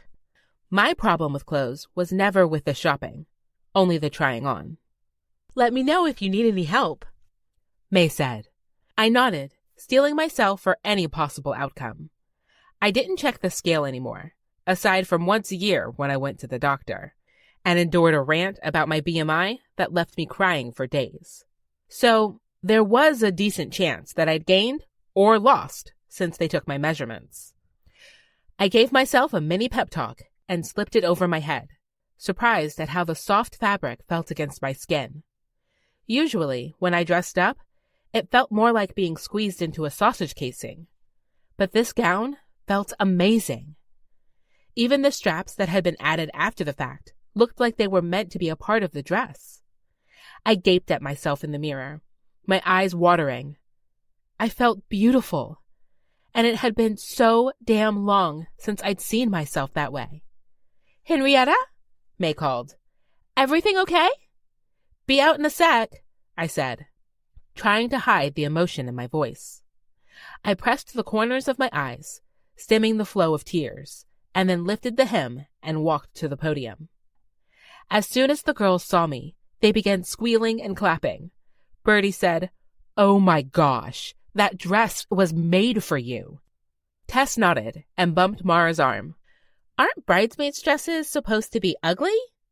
Smiling, I shook my head, turning and looking at myself in the trifold mirror. Even though I tried to fight it, the tears came anyway. For once in my life, I could see what Tyler saw. "Oh, Hen," Mara said, coming up and putting her arms around me. "What's going on?" I shook my head, wiping at my eyes again. "I'm so sorry. This is supposed to be your time." Bertie said, "She gets a whole wedding for that. Tell us what's going on." I bit my lip, but finally gave in, telling them about my horrible date and Tyler saving me, and the fact that if anything happened between us, I could very well lose my job. Mara and Bertie exchanged a glance, and Bertie said, "I wouldn't have gotten my happily ever after without breaking a rule." I shook my head, sitting down on the edge of the podium. I don't have 1,000 students who would be devastated to see me go. They could find someone else in a heartbeat. But it feels silly to even worry about it. I don't know if Tyler feels that way about me, or if he was just being nice. Tess gave me a look, like I was being absolutely insane. "Henrietta, he left his plans on Friday night because you sent him a text message. He threatened to kill a guy and then kissed you on your forehead saying, and I quote, "The best is yet to come." I don't know what you could possibly be missing here. I swallowed down the lump in my throat, trying to speak. I never thought something like that could happen to me. I closed my eyes, embarrassed by my low self-esteem. I was almost 30. Shouldn't I be feeling good about myself by now? Mara wrote romance novels for curvy women. Bertie was a guidance counselor, helping teens with their self-worth. And Tess was happily married to the love of her life, with the most adorable child. And yet here I was, a 28-year-old virgin, feeling like the kid in gym class who always got picked last. Mara put her hands on either side of my face and made me look in her eyes. Henrietta Jones, you are absolutely beautiful. But you don't have to see that for someone else to realize it. My eyes watered as I nodded. Bertie rested her hand on my shoulder. There are hundreds of jobs out there. There's only one Tyler. That was a thought that echoed in my mind as I waited for what was next to come. Chapter 18. Tyler. I had the Saturday birthday party so firmly planted in my mind that I almost forgot the poker night Henrietta's friend Cohen invited me to. Luckily, he texted me his address about an hour before it was set to start, giving me just enough time to shower off, change, and grab a case of beer from the liquor store on my way over. I wasn't sure what kind they liked, so I picked a local brew kept in the refrigerated section and hoped for the best. The directions on my phone led me to a neighborhood with big yards, tall shade trees, and brightly colored houses. The one Cohen had directed me to was a soft yellow, and the yard was decorated with quirky planter pots filled with colorful blooms. As I got closer, I noticed the garage door pulled up to show a table surrounded by a few guys. They looked my way, and I lifted my hand in a wave before parking along the curb. I'd had so much practice getting to know new people that it usually didn't faze me anymore. But now, my stomach felt like it used to before an important football game. And judging by the protective way Cohen had acted at the bar last Friday, this would be an important game, especially if I followed Gage's advice and gave a relationship with Henrietta a chance. I took a couple deep breaths as I grabbed the case of beer from the bed of the truck and walked up. A guy with dark hair, wearing dress clothes with the sleeves rolled up, said, "He brought beer. I like him already." Cohen lifted an eyebrow and said, "You didn't have to. I have plenty from the bar." Another guy at the table with gray hair and tan skin said, "You don't need to buy all the drinks all the time." He stood up and walked toward me, extending his hand. "Name's Steve. I work with Cohen. I'm the bar manager." "Tyler," I replied, shaking his hand. "I'm working on that new build for Hen's Apartments." "That's what I heard," he said, a slight twinkle in his eyes. "And a little more." The guy with dark hair took the case from me, setting it in an old refrigerator in the garage. "Thanks," I said. He looked over his shoulder. "Nice to meet you, Tyler. I'm Jonas, Mara's fiancé. She said she met you the other day at Waldo's?" "Yep, Hen was nice enough to let me tag along." Cohen had a knowing grin on his lips that had me feeling embarrassed. Was I that obvious? "What type of poker do y'all play?" I asked, hoping for a change in subject. Cohen said, "You'll like it. We play Texas Hold'em." Laughing, I replied, "Sounds like I'll be right at home." Jonas pulled out the chair next to him and passed me the deck to cut. I sat down and tapped the top card. He took it back, passing out the cards to each of us. "What part of Texas are you from, Tyler?" "Cottonwood Falls, a little town outside of Dallas." Steve said, "Does your family farm?" I almost laughed because everyone assumed that I lived on a farm, but I nodded because I did fit the stereotype, my Griffen Farms hat giving me away. "My family has a beef cattle operation with a small feed yard, and then we grow a few crops to help feed the cattle." Jonas looked deep in thought. "Does beef come from somewhere other than cattle?" I laughed for real this time. "No, we say beef cattle because they can be dairy cows, too." "Makes sense," Steve said. "My grandparents had a farm we went to every summer. It was fun, except the billy goats were assholes." That made me laugh out loud. "One year, my dad got it in his head that goat milk was going to make us rich. They lasted a year before Mom said it was her or them." Cohen cracked a smile. "I'm guessing he chose her?" I nodded. "They've been together 36 years. And I don't think she'll ever forgive the goat hoof prints on the top of her car." Jonas set the deck in the middle of the table and flipped over 5 cards. "You're first," he said to me. I looked to my hand. Not bad. I swapped a 7 for a jack, hoping to make it straight. We went around the table for a while, and I studied each of them, getting a feel for how they played. Cohen was the hardest to read, never given much away whether he had a good or a bad hand. Steve, on the other hand, kept his good cards close to his chest, removing the smile that was always on his lips otherwise. And Jonas was clearly a terrible liar. His hands twitched when he had good cards, and his jaw tightened with the bad cards. After a couple hours, Steve and Jonas had dwindled stacks of chips, and between Cohen and me, we knocked them out within a few rounds of each other. Steve grumbled something about promising his wife he'd get home when he lost, so he said goodbye to all of us before telling me, "You better beat Cohen. He's not used to losing." Cohen snorted, "Good luck." It just made me want to win that much more. "I'm staying to see this one," Jonas said. "Besides, the girls have taken over my house with wedding craft projects. So I'm in no rush to get home." He shuddered. "So much glitter." The girls, I'm assuming he meant Henrietta, Bertie, Mara, and Tess. Those 4 seemed thick as thieves. But the distraction of Henrietta cost me a couple rounds before I focused back in on the game and won one against Cohen. "I'll just say it," Cohen said as he shuffled the deck over and over again. "What are your intentions with Henrietta?" Jonas gave him a look, but then watched me for my answer. "My intentions?" I hedged. Fuck, I was a couple beers in and about to admit that dating her was the worst idea ever, but I still wanted to.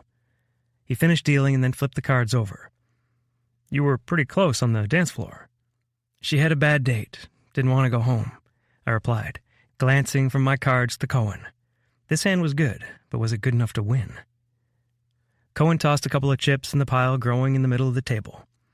"You're in town on contract, right? Just here for a few months?" 9, I replied, as if it made a difference. Another round. "So you're leaving soon," Cohen said. Jonas's eyes tracked between the two of us. Instead of answering, I matched his bid and raised it. Cohen looked from my chips to me. "Henrietta doesn't date. Not seriously, anyway." "Maybe she hasn't found the right match yet." I traded a card from the pile and placed one in my hand. He raised an eyebrow. "And you're saying you could be that match?" "I'm saying I'm all in," I replied, pushing all my chips to the center of the table. Cohen studied me before matching my bid with all of his. When we turned our cards over, I won. 19. Henrietta. Confession. My ovaries have a mind of their own. My stomach was a ball of nerves Saturday morning. Tyler and I hadn't spoken much outside of work since I dropped off the donuts Monday. But if his forehead kiss the weekend before meant anything, today would be one to remember. I got up early, taking extra time on my hair and makeup, and then helped my mom peel and boil potatoes for the potato salad. After that, we made deviled eggs, and I ran to the grocery store for chips, soda, disposable plates, and silverware. And, of course, the cake with the puppy's face printed on top. As we were putting food into dishes, Grandma sat at the kitchen island and said, "Is your male friend coming today, Hen?" All eyes swiveled on me, making me very aware that I hadn't told my parents Tyler was coming over. Dad's hand stalled over the piping bag he used to fill the deviled eggs. Male friend? Despite the heat in my cheeks, I kept my voice even. He's a colleague who rescued me from that horrible date last Friday. Grandma insisted I invite him. With a cunning smile, she said, "You know how I love a good Prince Charming, Murph." Before Dad could reply, the doorbell rang. "Saved by the bell," I muttered, wiping my hands on a rag to go and answer it. As soon as I opened the door, my brother, Bertrand, and his fiancée, Imani, came inside, carrying ridiculous amounts of presents for a birthday Kinner probably wouldn't remember. Mom immediately put Bertrand to work on the potato salad, and I stepped outside to help my brother, Justice, who had just pulled up. He and Raven had driven a slick red convertible he no doubt borrowed from the car dealership where he worked. Driving new cars, even with the giant stickers on the front, was just a perk of the job. He popped the trunk and walked to Raven's side of the car. She was 8 months pregnant, and no doubt needed some help up from her seat. I went to the trunk, grabbing a big wrapped box. "How are you two doing?" Raven groaned. "If this baby doesn't get here soon, I might lose my mind." Over the present, I caught sight of her wearing Crocs. "I thought you hated those shoes. You must be hurting bad to have those on." "You have no idea," she grunted, making her way toward the house with her hands supporting her back. Justice took the gift from me and followed her to the door. As he passed me, he whispered, "These hormones are killing me, sis." "Seems like a fair trade. She carries your baby, and you deal with a few mood swings and cravings." He stuck his tongue out at me, and I patted his back as I walked toward the house, a minivan pulling up. My oldest brother, John Marcus, was there with his wife, Lila. They got out of the car, grabbing the kids. She held their 9-month-old, Aisha, and Kenner bounced up and down with a balloon. "Look what I got," Kenner said, waving his arm around to show the string tied around his wrist. "I love that balloon, and it's red, your favorite color." His smile couldn't have been any bigger as he jumped into my arms for a hug. He wrapped his little arms around my neck, and I squeezed him back, saying, "Happy birthday, 4-year-old." He let me go before running into the house, as Lila futilely asked him to tell me thank you. "Don't worry about it," I said, reaching for the baby. That's what we did when they came. I took the kids and gave them a break, and by the way their shoulders instantly relaxed, I knew they needed it. I'd do the same for Justice and Raven when their baby came. Lila and John Marcus passed me, going into the house while I slowly trailed after them, holding my niece. Aisha was only 9 months old, but she had the most beautiful dark curls and these big black eyes that constantly sparkled. This had to be my favorite age. "Hi, baby," I said to her, smiling wide. "I usually go by Tyler, but baby will do." My eyes widened as I looked away from my niece to see the most handsome guy ever walking up the sidewalk. I hadn't heard his truck in all the chaos, but there he was, in dark-washed jeans, cowboy boots, and a plaid shirt tucked in, showing off his narrow hips and broad shoulders. The bag in his hand with a puppy face on it and tissue paper sticking out made me swoon that much more. Damn. I was completely unprepared. I focused my eyes back on Aisha and said, "Sweetie, this is Tyler. Tyler, this is my favorite niece, Aisha." "Nice to meet you, Aisha." He reached for her little fingers, and she wrapped her fist around his pointer finger, hanging on. There was the sweetest little smile on her lips, showing off her 2 bottom teeth. "You are the cutest," he said, his eyes crinkling at the corners. She babbled back at him, and I swear, my ovaries were screaming at me. "Get a move on, Henrietta. He will not last long." My grandma would probably say the same thing as soon as she met him. I cleared my throat, hoping for the millionth time he couldn't read my mind, and said, "This is home." We walked closer to the front door, taking our time. As he took in the simple ranch-style house where I grew up, I wondered what he thought, if it was anything like his home in Texas. "It's nice," he said. "And tulips." He gestured at the flowers lining the sidewalk. "Your favorite?" My lips turned up. "You remembered that?" "Of course," he said. "Henrietta, who is this?" my grandma asked, her voice sweet as pie as she watched us from the front door. Aisha squealed at the sight of Grandma, and I bounced her on my hip. Grandma was strong, but not that steady. "Grandma, this is Tyler Griffen, my coworker." Tyler extended his hand to her, and she shook it, hearts in her eyes as she sized him up. "We all heard about your heroic rescue last week. I was quite impressed." Was that a blush on Tyler's cheeks? I was happy to help. Her eyes narrowed playfully. "I'm sure you were." Instead of letting go of his hand, she maneuvered him so she could wind her arm through his elbow. "Come now, let's meet the rest of the family." I nuzzled my nose against Aisha's ear, making her giggle, and whispered, "When you're my age, I promise I won't make it this difficult." We followed them inside, and I swear the entire house went silent at Tyler's entrance. Grandma cleared her throat as if she didn't already have everyone's attention, and said, "This is Tyler, Henrietta's new male friend." As if male friend wasn't embarrassing enough. My brothers stared him down, 3 wolves to Tyler's sheep. They didn't know he could bear his fangs when needed. And then there were my sisters-in-law, both pretending they didn't find him attractive. And my mom, all moony-eyed, just like her mother. Dad was the first to speak. "Welcome to our home, Tyler. We're happy to have you." "Thank you," I wanted to shout. And then Kinner yelled, "I'm 4!" It broke the tension just enough to spur some laughter while Grandma marched Tyler around the room, dutifully introducing him to everyone in our family. And since I didn't want to stare in horror, I went to stand by the island with Mom. "How can I help?" She gave me a knowing smile and leaned against the island. "So this is why you've been so distracted lately." "I haven't been distracted. Please, I've asked you to take the trash out every day this week, and you've forgotten just as many times," she said. "That was on purpose," I deadpanned. "And that date you went on last week? I've seen you primp every day for work for longer than you took getting ready for that date."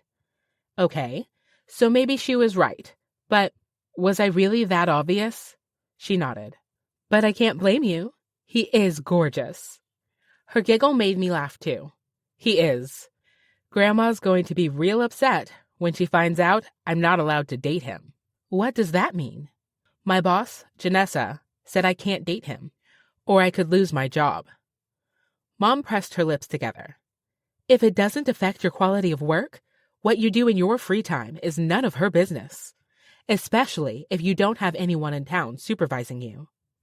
I was about to argue, but Grandma paraded Tyler our way and said, "Tamika, this is Tyler. Tyler, this is the backbone that holds this family together."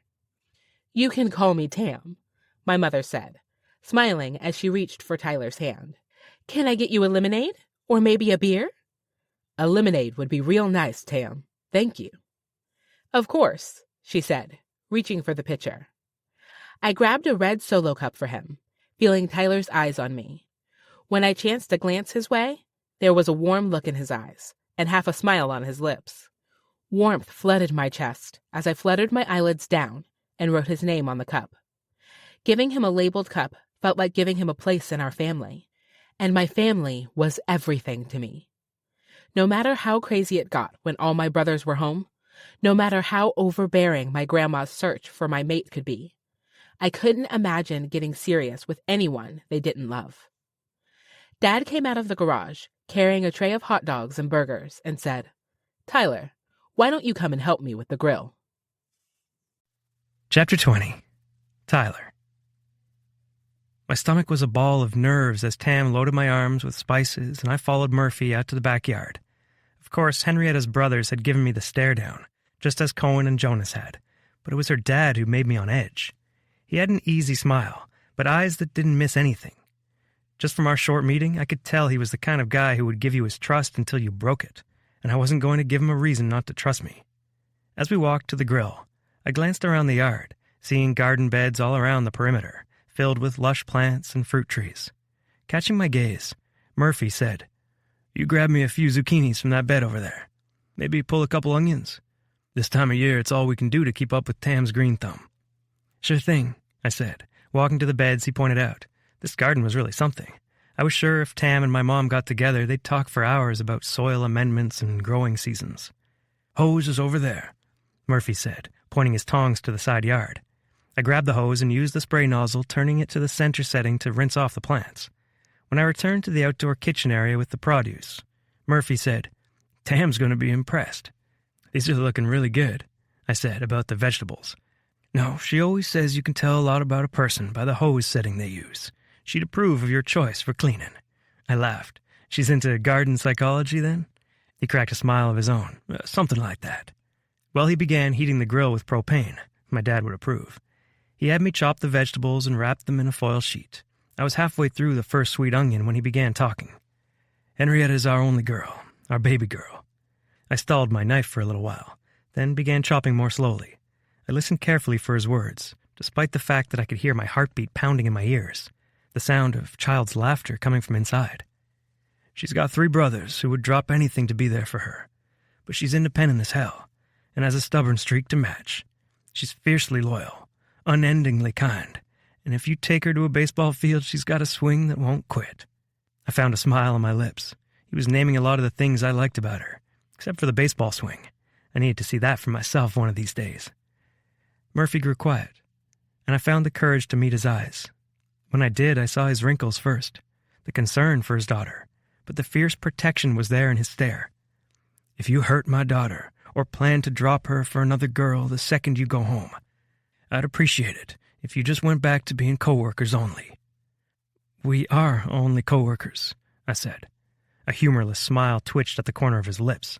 Either you're lying to me or yourself. Which one is it? My throat felt thick, and I swallowed. Sir, where I come from, we do things a little differently when we meet a girl, a woman we really like. I wouldn't dream of getting serious with your daughter unless I first asked your permission. If it's all right with you, I'd like the chance to date your daughter. Another peal of laughter broke through the silence while I waited for Murphy's answer.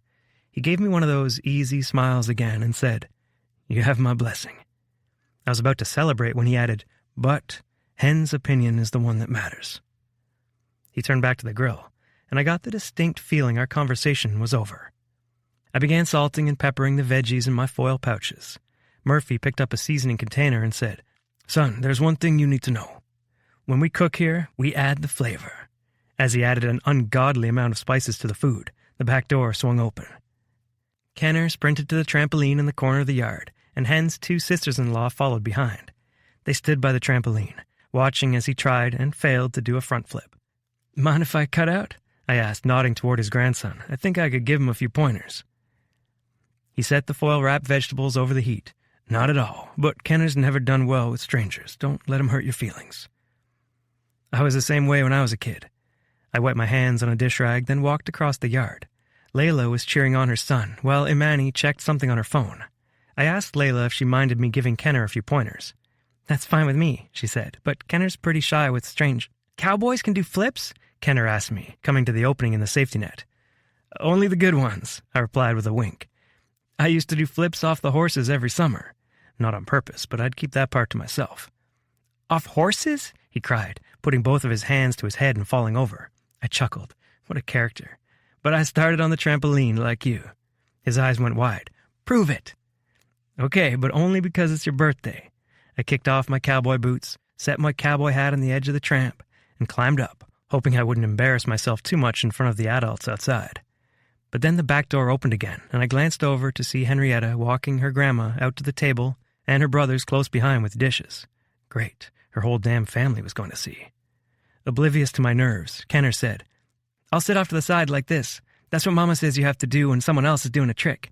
Your Mama's right, I said, feeling Henrietta's eyes on me. So, all there is to flipping is tucking your chin and trusting yourself, okay? He nodded. I gave myself a couple warm-up jumps, wishing I wasn't so damn rusty, and then flipped through the air like it was just yesterday that my siblings and I were spending hot summer days with a sprinkler under the trampoline. I landed on my feet, bouncing a couple times, and looked back at Kenner. Whoa! He peeled. Can you teach me how to do that? My daddy said he's too big to do it. I laughed, thinking of Jamarcus, who was built like a lineman to my running back. Well, we all have different talents. And flipping is yours? Kenner said.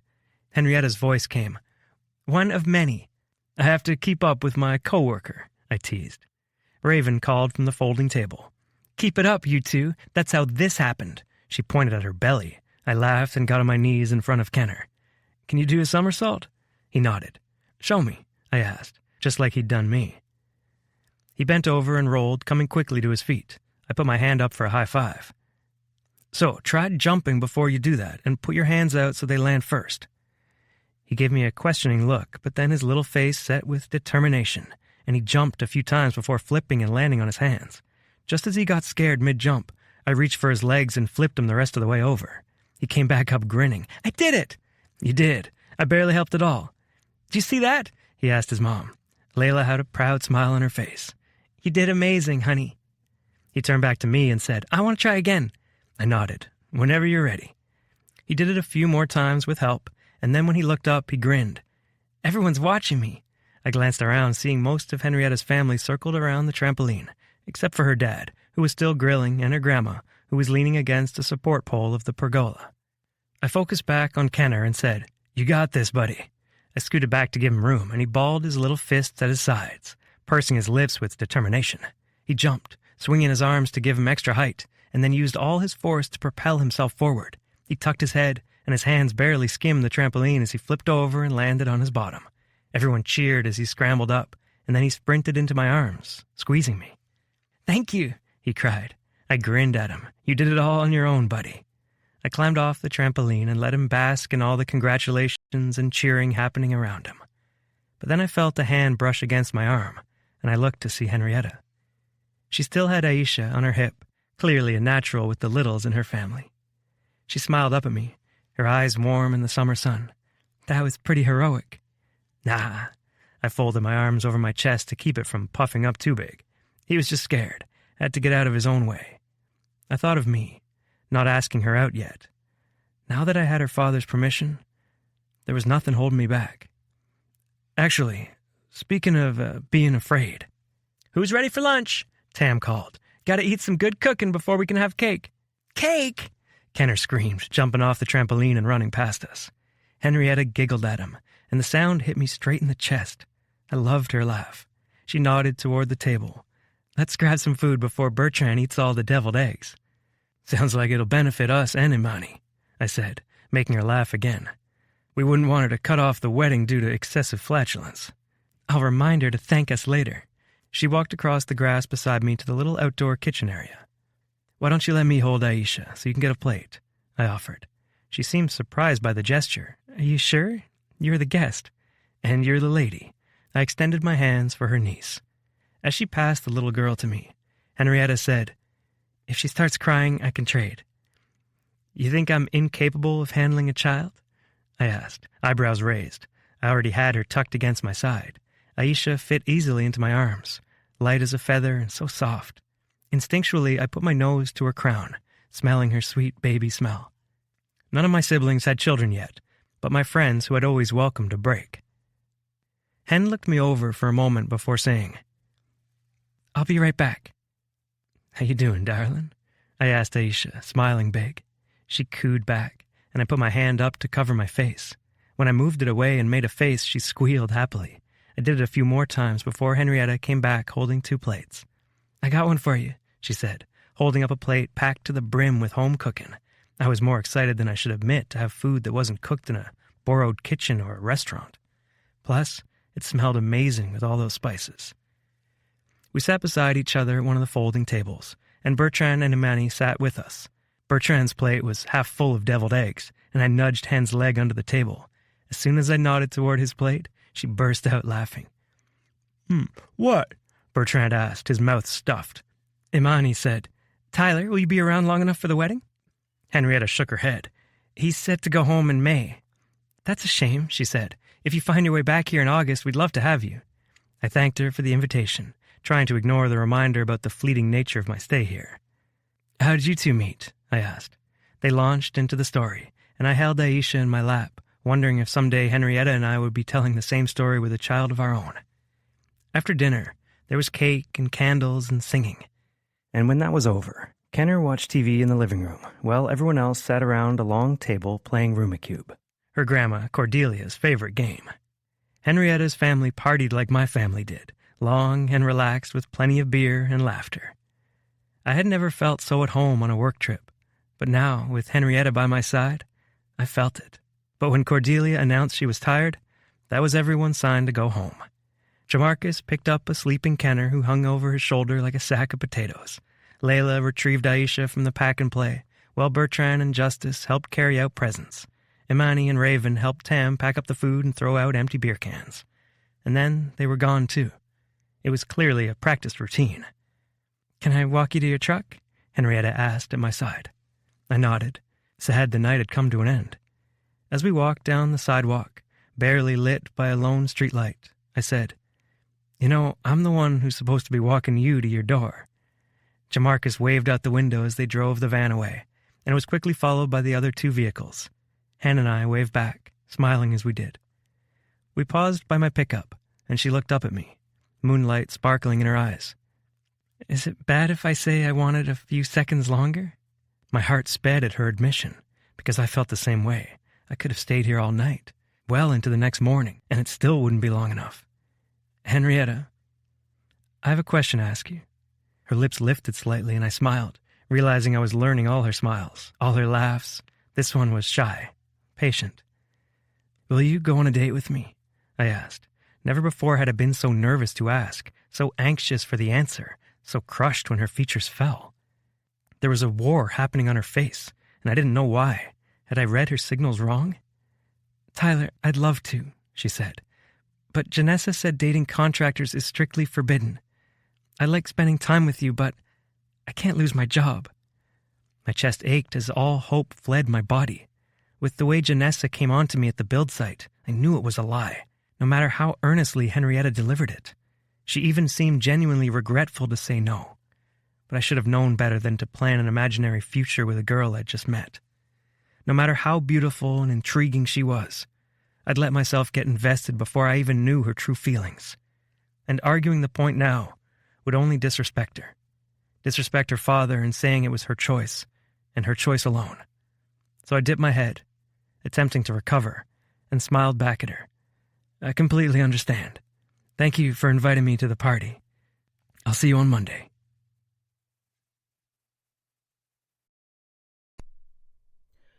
"21. Henrietta. Confession. I haven't really been saving for a house. The walk back to the house was the longest in my life. It took all I had to keep my shoulders square and not show Tyler how much this decision was killing me on the inside. I managed a smile and a wave as his truck drove by, and I went inside, expecting to make a quiet escape to my bedroom. Instead, my mom, Dad, and Grandma were waiting in the living room. I froze in the doorway, feeling like a goldfish in the bowl. "Why are you all staring at me?" "Well," Grandma said, "did he ask you out?" My features fell. What was this about?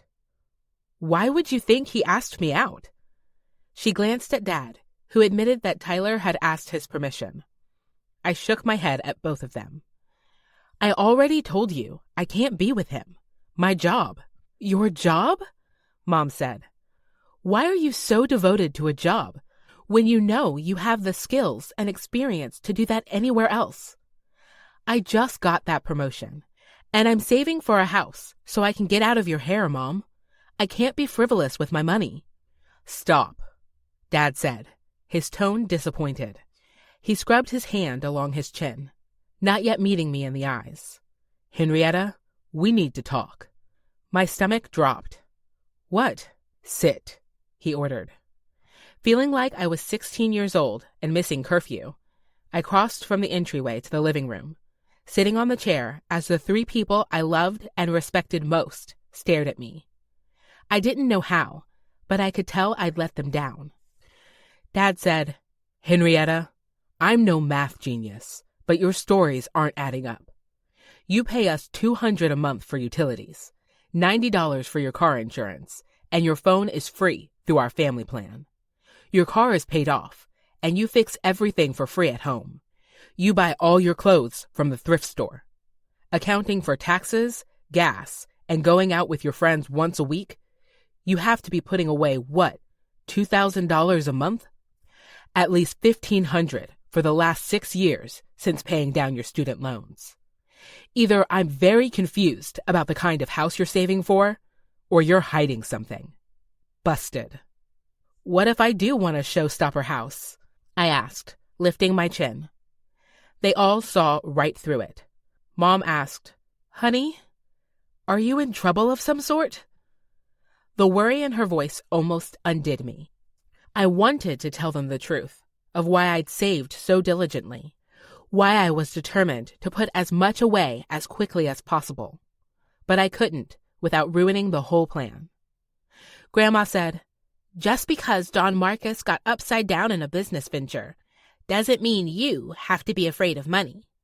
"Mom and Dad had to take out another mortgage on the house to help him, Grandma," I said. "If that's not reason enough to be cautious, I don't know what is." Dad cut his hand through the air. "That was our decision, what your mother and I were willing to do for our child. It was our choice to make, and we made it.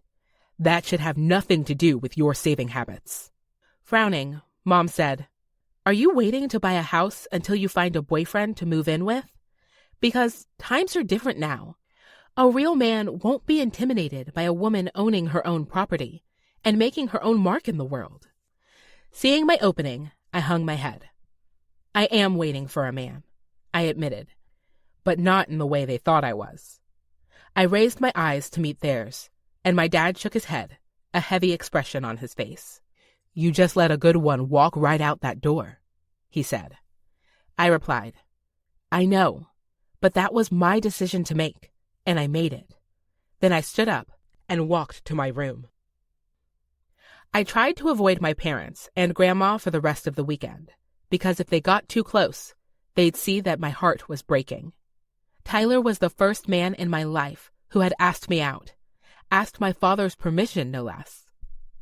He'd proven his character when he respected my no without a single argument. He was 1 in a million, and I was losing him, had lost him. I tried to remind myself that I would have lost him when his job was over. But the truth? I'd imagined happily ever after. I'd imagined moving to Texas and celebrating Thanksgiving with his family and Christmas with mine. I'd imagined little children with my skin tone and his hazel eyes pattering through our house. No amount of logic could take away the ache of that dream gone unrealized. I kept things strictly business with Tyler at the beginning of the week, hoping he wouldn't see how turning him down had been the hardest thing I'd ever had to do. But no matter how cheery I tried to be Wednesday morning, my friends knew it instantly. Bertie took me in, concern in her eyes. "You look awful. What went wrong?" Mara nodded. "Did something happen this weekend with Tyler? You haven't replied to any of our messages." I stared at my coffee and let out a sigh. I couldn't hide this from them just because I was embarrassed. So I told them the story, including my parents' interrogation after I turned Tyler down. "But I want to know the same thing," Bertie said. "I thought he was the dream guy." Mara frowned. "And why is it taking you so long to save for a house? Do you have a gambling problem or something?" I almost laughed at the absurdity of it. "No, I don't have a gambling problem." "Then what is it?" Mara asked. "You've been saving as long as I've known you, and living with your parents to save cost. Even if you wanted 20% down, you'd easily have enough for a smaller house out here." She wasn't judgmental about it, just confused. If I told my parents and Grandma the real reason I'd been saving, they would have talked me out of it, and I didn't want anyone to do that. But my friends could respect my choices. I trusted them. Still, I asked, "If I tell you the truth, can you promise to keep it a secret?" Bertie and Mara each offered their word. I took a breath. I hadn't ever voiced my plan aloud, but I knew I needed to get it off my chest. I needed someone to understand and tell me I wasn't completely insane for letting a guy like Tyler walk away. When my grandpa got colon cancer 6 years ago, it was the worst year of my life. He was diagnosed at stage 4, and he got so horribly sick. He was gasping for air with every breath for months. He deteriorated to skin and bones, but there was so much fluid in his body that his stomach was the size of a beach ball. I choked on my words, on the memory. He'd been such a strong, proud man, but this disease reduced him to nothing. Bertie reached across the table and held my hand. Grandma had to sell her house just to pay for his hospice care. It wiped out all of their savings. The care wasn't great either. The hospice house was so sterile, and turnover was so high you couldn't count on the same workers being there every day.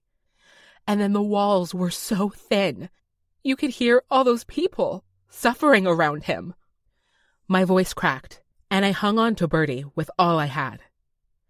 He kept begging to come home so he could go peacefully in his bed, but Grandma couldn't tell him she'd sold the house. There was nowhere else for him to go.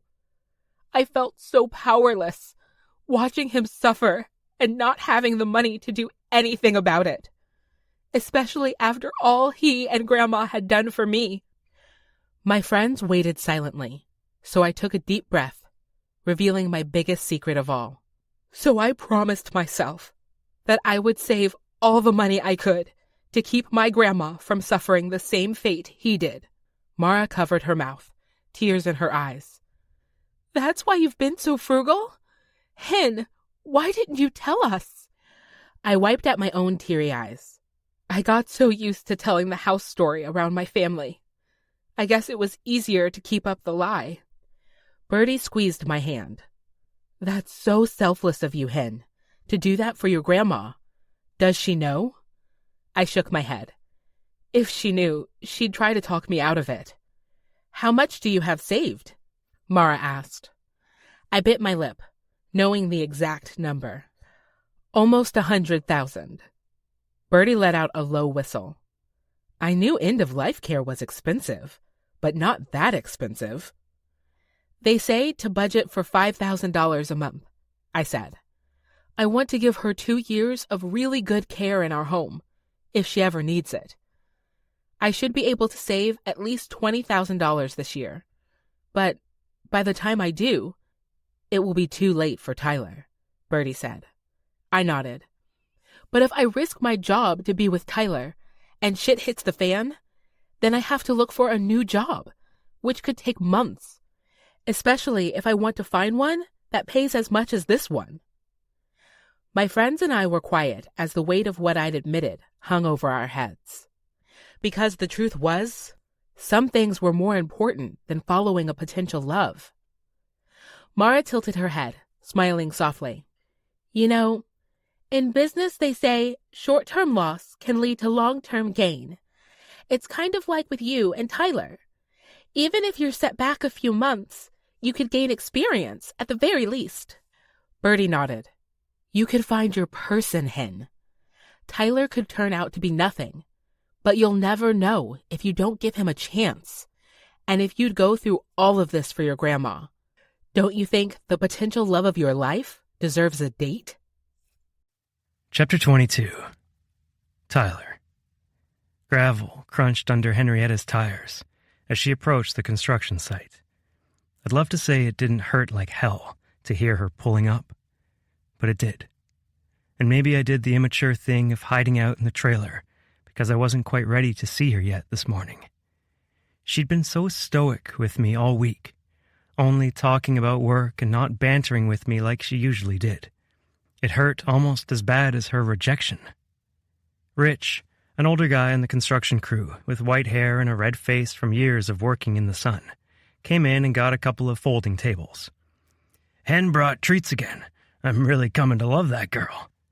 The laugh that passed my lips felt strangled. She's one of a kind. He nodded and brought the tables out while I sat down at my desk, bracing myself to see her. I knew when to accept defeat, and I wanted to respect her answer, but man, it was hard. I was already counting down the days until it was time to go back home, so I didn't have to suffer in silence anymore. The door to the trailer opened again, and this time I heard a different voice. Hey, Henrietta said, gently.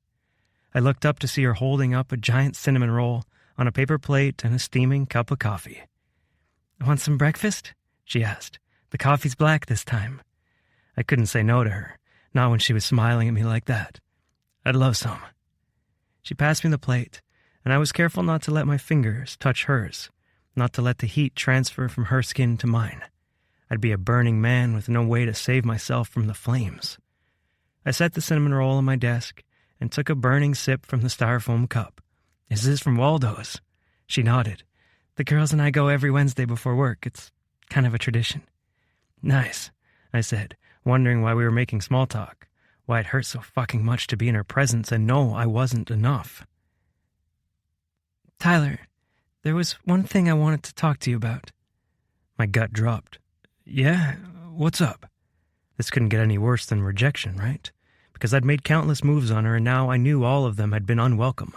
I felt like such a creep, reliving the kiss on her forehead, two-stepping at the bar, telling her she was beautiful, A dumb creep at that for misreading all the signs. About the question you asked me the other night. She took a breath, her eyes looking everywhere but at me. I'm really sorry about that, I began. I shouldn't have crossed the line, and I promise it won't happen again. Her eyes snapped to mine. What if I want it to happen again? What? I asked, my mind fumbling for a possible explanation. I would be honored to go on a date with you. If you're still interested, that is, she said. There was so much vulnerability in her features, and even though I was overjoyed that she changed her mind, I had to ask, what changed? She smiled, as if to herself, and said, circumstances changed. That was all I needed. I was about to look a gift horse in the mouth. Are you free on Friday night? She nodded, smiling. I'll pick you up from your place at 7. It's a date. The next 2 days passed so slowly. I wished I would have asked her out for Wednesday night, but Friday finally came. As I got ready to pick her up, I realized just how long it had been since I'd gone on any sort of date at all. It had to be 2 years ago, when I realized dating on the job was idiotic. Not dating Hen felt even crazier, though, despite how nervous I was. In fact, I was wearing some of my best clothes, had on new cologne, and I hardly felt prepared to walk out the door. So I stood in my living room, got out my phone, and video called my brother Rhett, who had been on so many dates, he had to be an expert by now. He answered within a few minutes, and I saw his front yard behind him. Hey, what's up? I asked. Watering these damn flowers, he said. Mom planted them last spring, and I know if I let them die, it'd kill her. He moved the phone to show the sunflowers in full bloom. I laughed.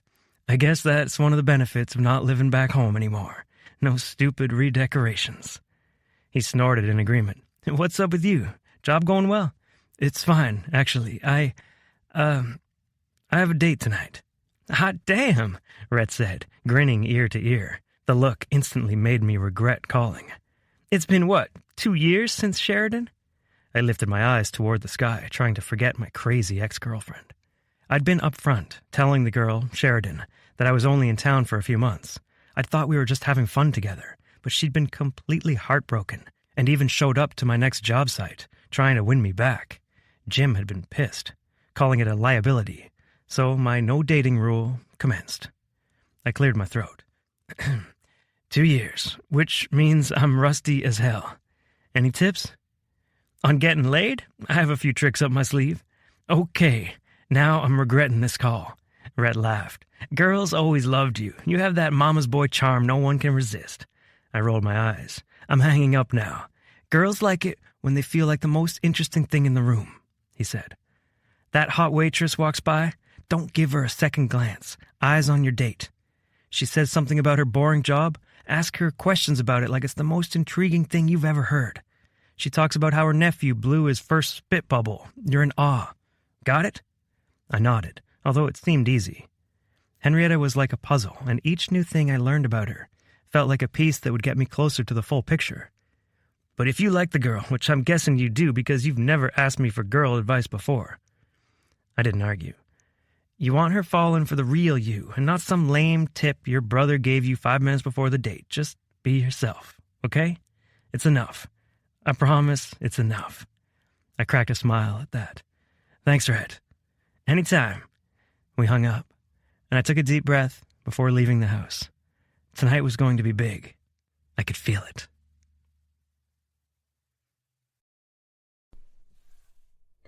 "23.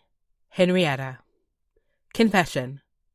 No one in my family has any chill when it comes to first dates. Especially me. Both of my best friends sat on my bed while I looked at myself in the mirror above my dresser. Bertie had helped with my makeup while Mara picked out my outfit, and even though I was all dressed and ready, I was more nervous than I'd ever been in my life. I turned toward my friends and said, "Are you sure this is the look?" We'd gone with an olive green dress, a denim jacket, white and cheetah print sneakers, and a white headband tied around my hair to match. It was cute, but was it enough for the fireworks show picking me up tonight? Mara got up from the bed and put her hands on my shoulder. "Hen, you look amazing, But Tyler already knows what you look like. He already likes you. Remember, this is just for the two of you to spend more time together and see what happens. No pressure at all. Birdie nodded from where she sat on the bed. I totally agree. You two are going to have so much fun tonight, wherever you go. I tried to stifle my giddy smile. Tyler was surprising me with the destination of our date. And if I was being honest, I loved surprises. I loved that he was thinking of me enough to plan something he thought I'd love. I glanced at my watch and saw I only had 15 minutes until the date. You guys should probably go so he doesn't find out I needed my besties to help me get ready. Birdie winked. Playing it cool. I like it. I snorted. Cool is about the furthest thing from how I feel. I need all the help I can get. Mara hooked her purse around her shoulder. So not true. Tyler's not going to know what hit him. I smiled, following them out of my room to the living room. But our quick exit quickly turned into my mom and grandma squealing about my outfit and hair, and how excited they were that I was going out with Tyler. Tears shone in my grandma's eyes, and she put her hand to her mouth. I remember going on my first date with your grandpa. I wore a dress my mama made for me. Little pink and blue flowers on the fabric. He took me to a barn dance out in the country, and we spent the whole night dancing with each other. Mara asked, How old were you? 17, Grandma answered, her eyes in her memories. He borrowed his daddy's car to drive me.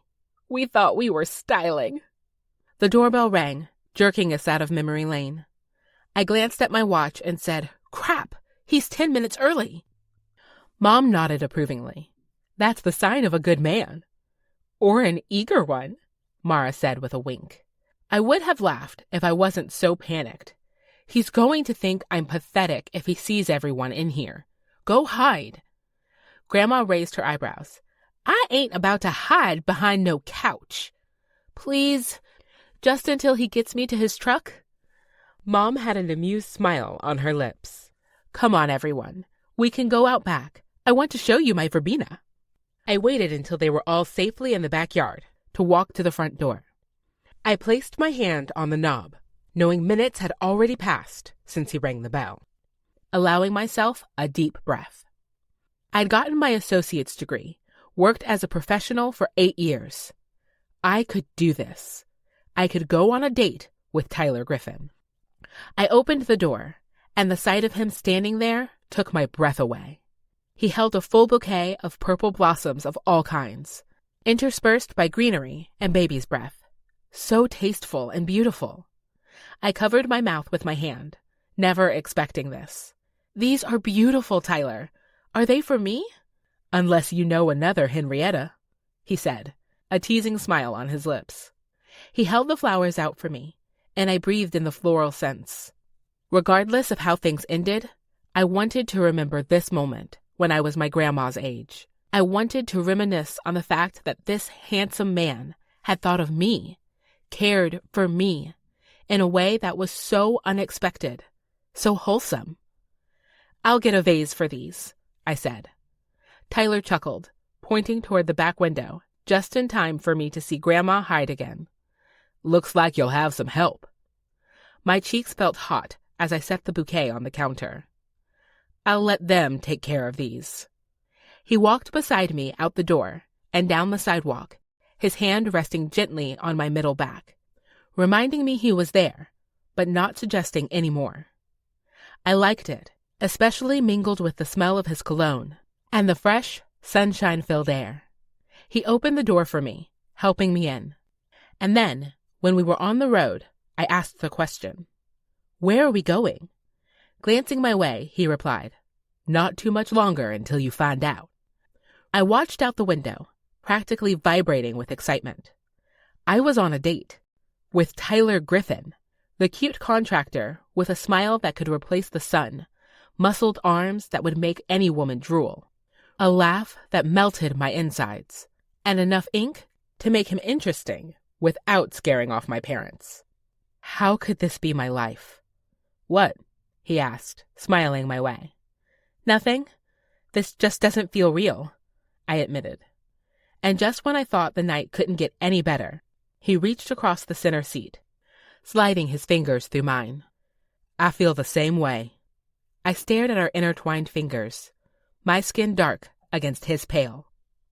There were a few freckles on the back of his hand, and a small bit of hair on his fingers. This was a masculine hand, one that spent hours on hard labor. But the tender way he held me, this man was full of so many surprises. Soon, he pulled into the parking lot at the Brentwood Marina, and I said, "The date is here?" "What?" he asked. "You weren't expecting a fine dining nautical experience?" I relaxed my brow. It doesn't seem very Tyler Griffen, farm boy from Texas, with the cutest southern twang. He chuckled, the sound melting me from the inside out. It's Tyler Griffen, formerly landlocked redneck, who wants to impress the most beautiful girl in California. My eyelids drift closed with my smile, and I shook my head. You are no redneck, you southern charmer. On that note, let me keep up my good streak and get your door. He got out and walked to my side of the truck, and once I was on the pavement, he offered his elbow to me. I looped my hands through, linking my fingers around his solid arm. For a moment, I leaned my temple against his strong shoulder and pretended I was one of those girls who'd been doing this all the time. The kind of girl who had no lack of dates for Friday night and was always treated like a gem. That's how Tyler made me feel, and I was high on the experience, high on him. He led us to a boat with cursive writing on the front. It said, "The Daydreamer." I smiled at the name. How apt. A worker dressed in a white suit extended his arm in a welcoming gesture and said, "Welcome aboard." Chapter 24. Tyler. As we stepped aboard the yacht I'd reserved for our first date, there was plenty to draw my attention, but all I could focus on was Henrietta. Her eyes were awestruck at the splendor of the boat, and me, well, I was enamored with her.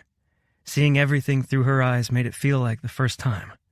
The maitre d', who introduced himself as Jacob, led us to an elaborately decorated table on the deck overlooking the water. Sailboats dotted the horizon, interrupting the space where turquoise water met soft, orange sky. I missed Texas sunsets, all the bright colors meeting waving prairie grass, but this view, reflected in Henrietta's eyes, it had to be my favorite. "It's beautiful out there," she said as she sat down. "I don't think I've been on a yacht except for my 10-year reunion." "They had it on a yacht?" I asked. "My class's reunion was in the school parking lot and involved coolers full of beer." She nodded with a smile. "Had to make sure we wouldn't escape." "You'd want to escape? Seems like high school would have been a breeze for you. You're so easy to talk to." She laughed. Being just as tall and bigger than most of the guys at my school didn't do me any social favors.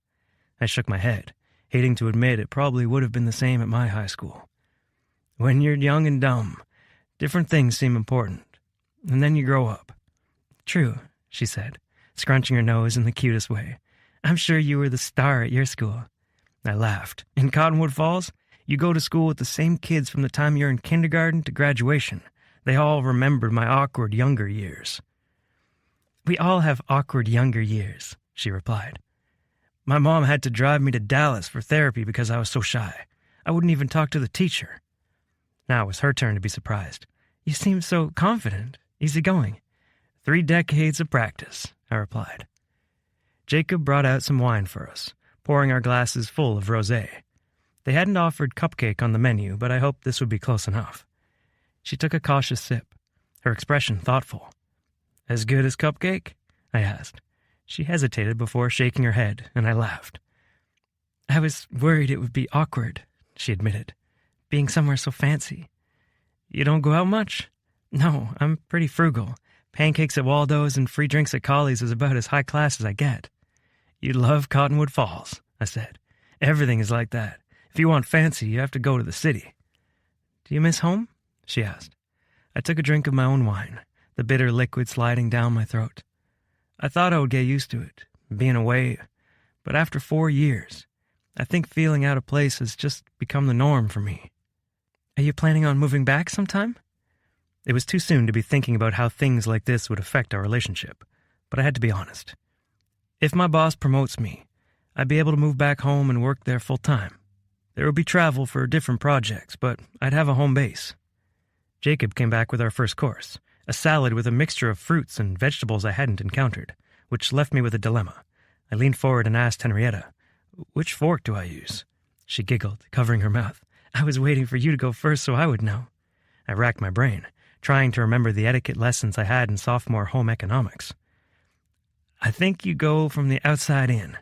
"Let's do that," she said. We both picked up our outside fork and tasted the salad. As Hen chewed, her eyes drifted to the water. The sun was sinking quickly. When she looked back at me, she said, "It's funny. You can't wait to get home, and I need to leave mine." I chuckled, wiping at the corners of my mouth with my white napkin.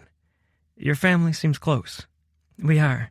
My brothers come over almost every weekend, and when my grandma can't catch a ride on the senior bus, I take her out. It's nice, but we're all ready for me to move out and live on my own.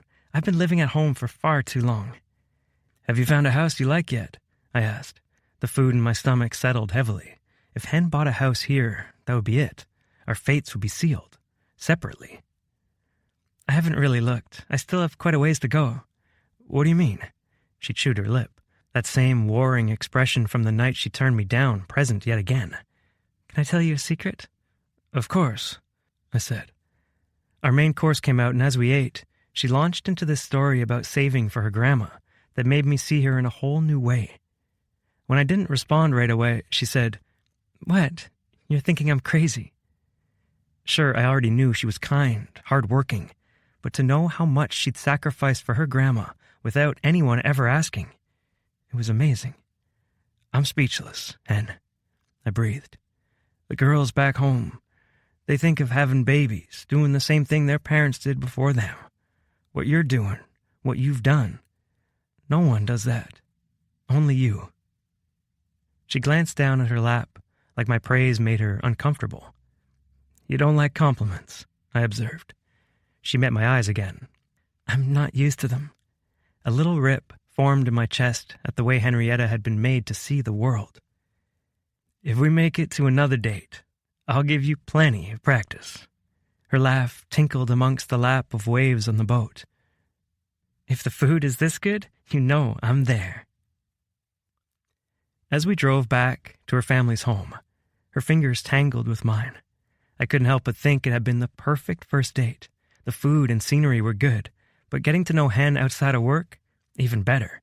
I could talk to her for hours or sit silently beside her for the same amount of time. I didn't want this date to end. Didn't want her to walk to the end of the sidewalk and say goodnight. But there was something I'd been wondering, and I couldn't stop myself from asking. I put my truck into park along the curb and turned to her. She looked beautiful, with the light from my dash reflecting off her skin, her dark eyes on mine. "Can I ask you a question?" I asked. "Another one, you mean?" I gave her an exasperated shake of my head. She giggled, nodded, leaning her head back against the headrest.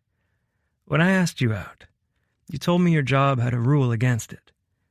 What was really holding you back?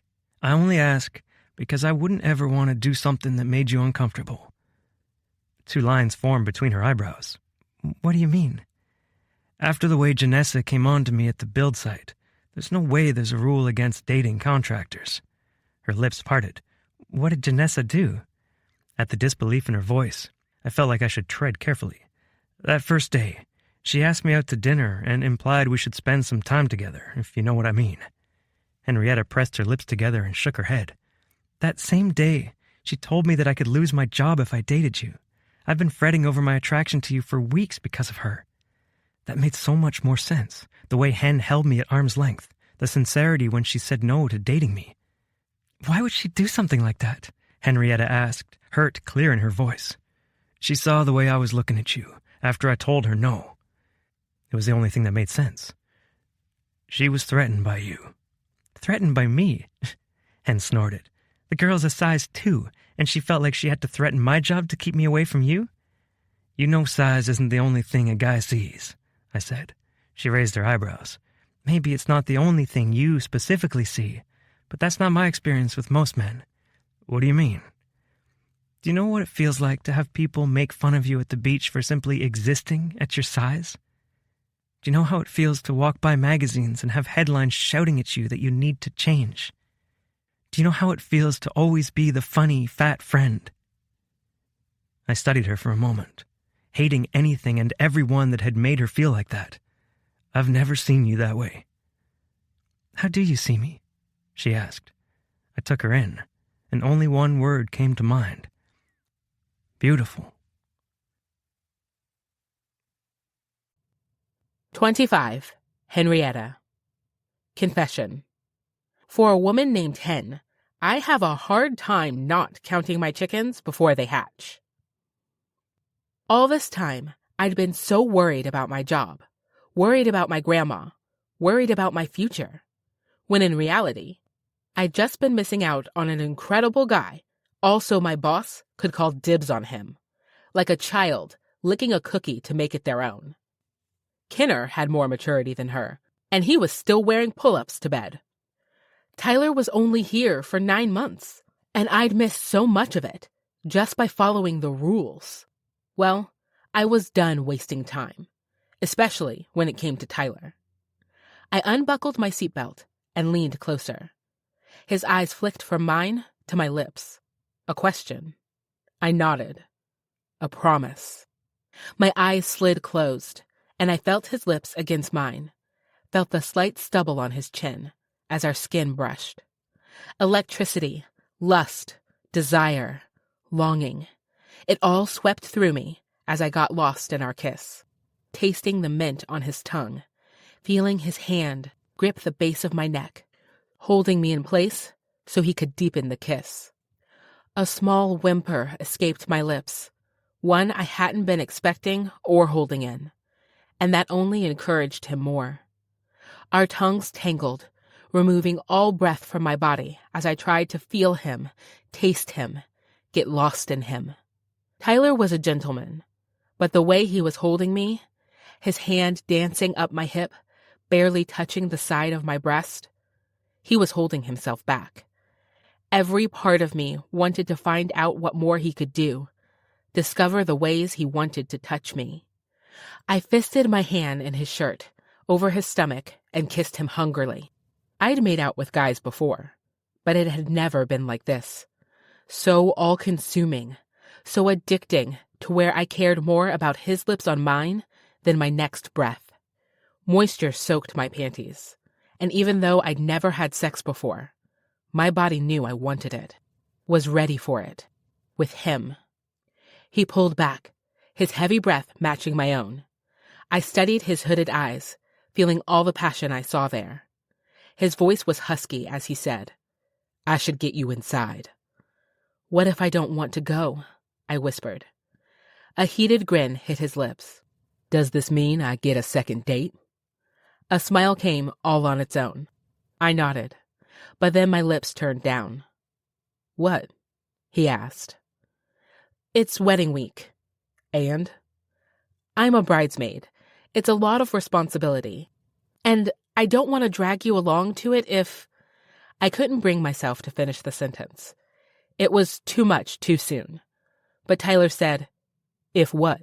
"If this isn't something that's going to last." His expression grew serious as he took my hand in his. "I can't predict the future, Hen. But until we figure out what this is," he gestured between us, "I'm in. All in." I bit my bottom lip, holding back a smile. "In that case, will you be my date to the rehearsal dinner and the wedding?" He cupped my cheek with his hand and kissed me again, softer this time, only stirring the embers instead of lighting a flame. A curtain in the front window of my house cracked, letting out enough light for me to know that my family was waiting on me. They were just as excited to hear about my date with Tyler as I was to tell them and my friends. "We're being watched," I whispered. "Then I should get you to the door like a gentleman, instead of doing everything else I'm imagining right now." A swoop of desire went through my stomach. This could be it, I realized. The guy I lost my virginity to. The guy I loved. But I couldn't get ahead of myself right now. Instead, I let him open the door for me. We walked together down the sidewalk, and he kissed me on the cheek at the house, an unspoken promise in the air. The best was yet to come. 26. Henrietta. Confession. I felt betrayed. As I drove to the office Monday morning, I couldn't stop thinking about the bomb Tyler had dropped on me. Had Janessa really lied to me?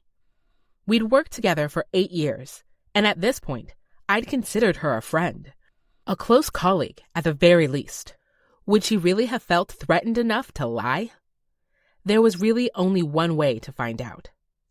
When I reached the apartment parking lot, I put my car in park and began searching through my contact list. One of the benefits of never updating your phone, I had every single contact from as far back as I could remember. Midway through the Fs, I found Franny's number. Hoping she hadn't changed it in the last few years, I pressed call. "Henrietta," she answered. "Long time no talk." I could hear her car running in the background. Maybe she was driving to work. "I'm sorry about that," I said. "Have you been doing all right?" "Great, actually. I ended up marrying that contractor I met on the SoCal build, and we have a kid now. I'm on my way to drop her off at daycare as we speak." "Congratulations," I told her. I hadn't been invited to the wedding, but then again, that didn't surprise me. The events of her leaving Bluebird had been really hush-hush. I was wondering, whatever happened back then? Do you mind sharing why you left? She was quiet for a moment, and I half expected her to tell me to fuck off. I wouldn't blame her one bit. I needed to be a better friend that way.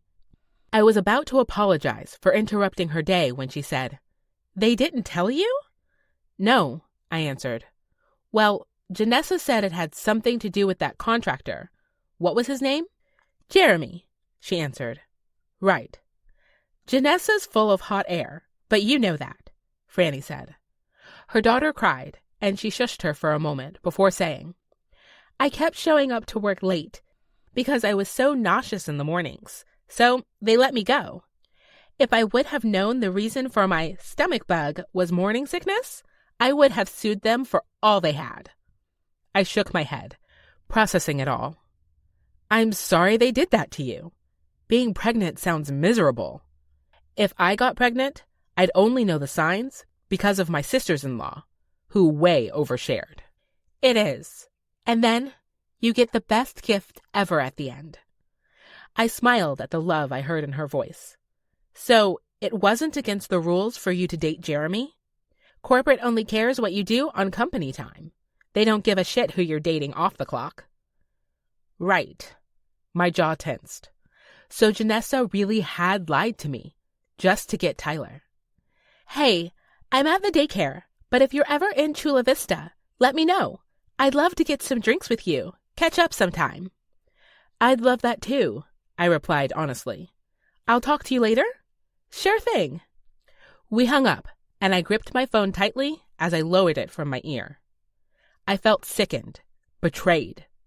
If Janessa had so easily lied to me about Tyler, what else had she lied to me about? I thought back over what I once believed had been a friendly working relationship, rethinking everything. She'd only been looking out for herself, and maybe it was time I did the same thing. Starting with enjoying this wedding week and spending the weekend with Tyler. I had felt so guilty for submitting my time off request for Wednesday through Friday, since it meant Janessa would have to drive from LA to Emerson. But now, I didn't feel guilty at all. In fact, the only thing I regretted was having to call and remind her that I'd be off work. I went into the office, putting my sack lunch in the fridge and then checking voicemails. With my blood at a simmer instead of a boil, I dialed her number on the office phone. It rang a few times before her perky voice came on the line. "Hey, Hen, how's it going this week?" I stood to pace my office as far as the phone cord would allow. "Construction is still on track. Tyler says we're good on all the permits, and so far, there have been no delays." "I knew he was amazing," she said, a wistfulness to her voice. I scowled. "I just wanted to remind you, I'll be out Wednesday through Friday. I'm meeting with the maintenance crew tomorrow to make sure they can handle any emergencies that come up, and I'll set up the phone to forward calls to you." Have I told you that I love how on top of everything you are? You've always done such a good job for us." Her words were just another slap to the face. Did she mean any of them? We'd been colleagues for 8 years, and suddenly, this office didn't feel like a second home anymore. It felt like a cage, a lie, one I had to stay trapped in to keep my job and save enough for Grandma. "Thanks," I said, carrying on the act. "I'll call you first thing Monday to touch base on anything I missed." "Perfect. Have a great day, girlie." She hung up, and I sat back down in my chair, defeated. I really had loved this job, loved this company. I'd put years of my life toward it. Maybe it really was time for a change of scenery. Since I didn't have any tours scheduled this morning, and I didn't have to run rent checks to the bank until this afternoon, I clicked on the computer and began looking for new jobs. By lunchtime, I had printed off my resume to go over, along with a few listings I thought would be a good fit for me. I ate my packed lunch at my desk, crossing out words on my resume and replacing them with keywords from the job listings, like I learned in a professional development class. But I was so busy marking red, the sound of the door opening nearly scared me to death. I hurriedly swiped my papers aside, setting them beneath a stack of apartment layouts, and smiled up at the intruder. It was a young guy, barely 20 if I had to guess. "Hey," he said, "I'm here for the tour?" I nodded, getting back to business. "Come with me." Chapter 27. Tyler. The third time in Cohen's garage was far more comfortable than the first, especially when Cohen started the conversation by raising his beer to me. "Bertie said you and Hen had a great first date." Steve crooned happily and Jonas grinned at me, making my ears feel hot. "How was it?" Steve asked. "Tell me you bought her flowers." Okay, now my neck and cheeks were red too. Can't show up at a first date without flowers. "Sheesh," Jonas said. "You're going to make the rest of us look bad. Better step up my game before Mara calls off the wedding." "Speaking of the wedding," I said, "Henrietta invited me as her +1. Are you sure it's okay that I come?" "Of course. Any friend of Hen's is a friend of ours. And if you keep beating Cohen at Hold'em, you'll be replacing him as best man." Cohen scowled at him. "Couple of weeks of bad luck, and all of a sudden I'm getting demoted?" Steve tilted his head back and laughed. "You always were a sore loser." Cohen good-naturedly brushed off the heckling. "Your deal, Ty." I smiled slightly at the nickname, beginning to shuffle the deck. The sound mixed with the flutter of cardstock against my fingers was strangely settling. "Any plans for the bachelor party?" I glanced up in time to see Jonas shrug. "That's more of Mara's thing." I raised my eyebrows. "A bachelor party?" "The whole," he waved his hand through the air, "stripper, drinking, penis-shaped candy, party thing. We'll be here, having a beer and playing poker, if you want to join." I thanked him for the invitation, and we got back to the game. Drinking, gambling, all the things that would make my late grandma shudder. "Sounds like a good time," I replied, continuing with the game. When the night was over, with another win for me, Jonas and Steve left, but Cohen held me back. "What's up?" I asked as the garage door slid shut, blocking us from the outside world. He scratched the back of his neck. "Well, here's the deal. I don't want to just drink beer and play poker for Jonas's bachelor party, but I have no idea what else to do." "Steve didn't have any ideas?" I asked. "We're all pretty laid-back guys. We didn't want strippers or a party bus or anything like that. And going to the bar I own just feels like a cop-out." I grinned, thinking of the party bus I'd been on for my high school best friend's wedding. There had been more beer than common sense on that thing. "Y'all live 5 minutes away from the ocean.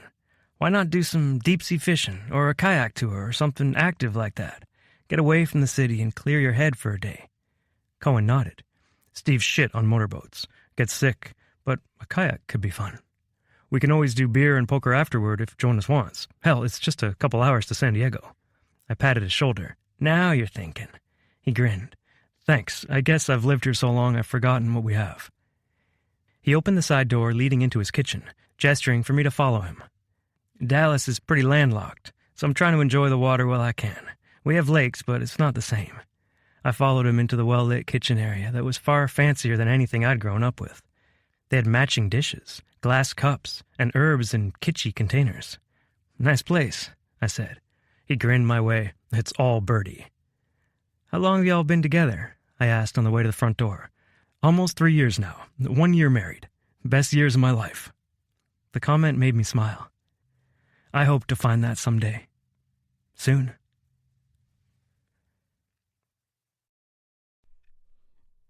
"28. Henrietta. Confession. There are some things even I can't plan for."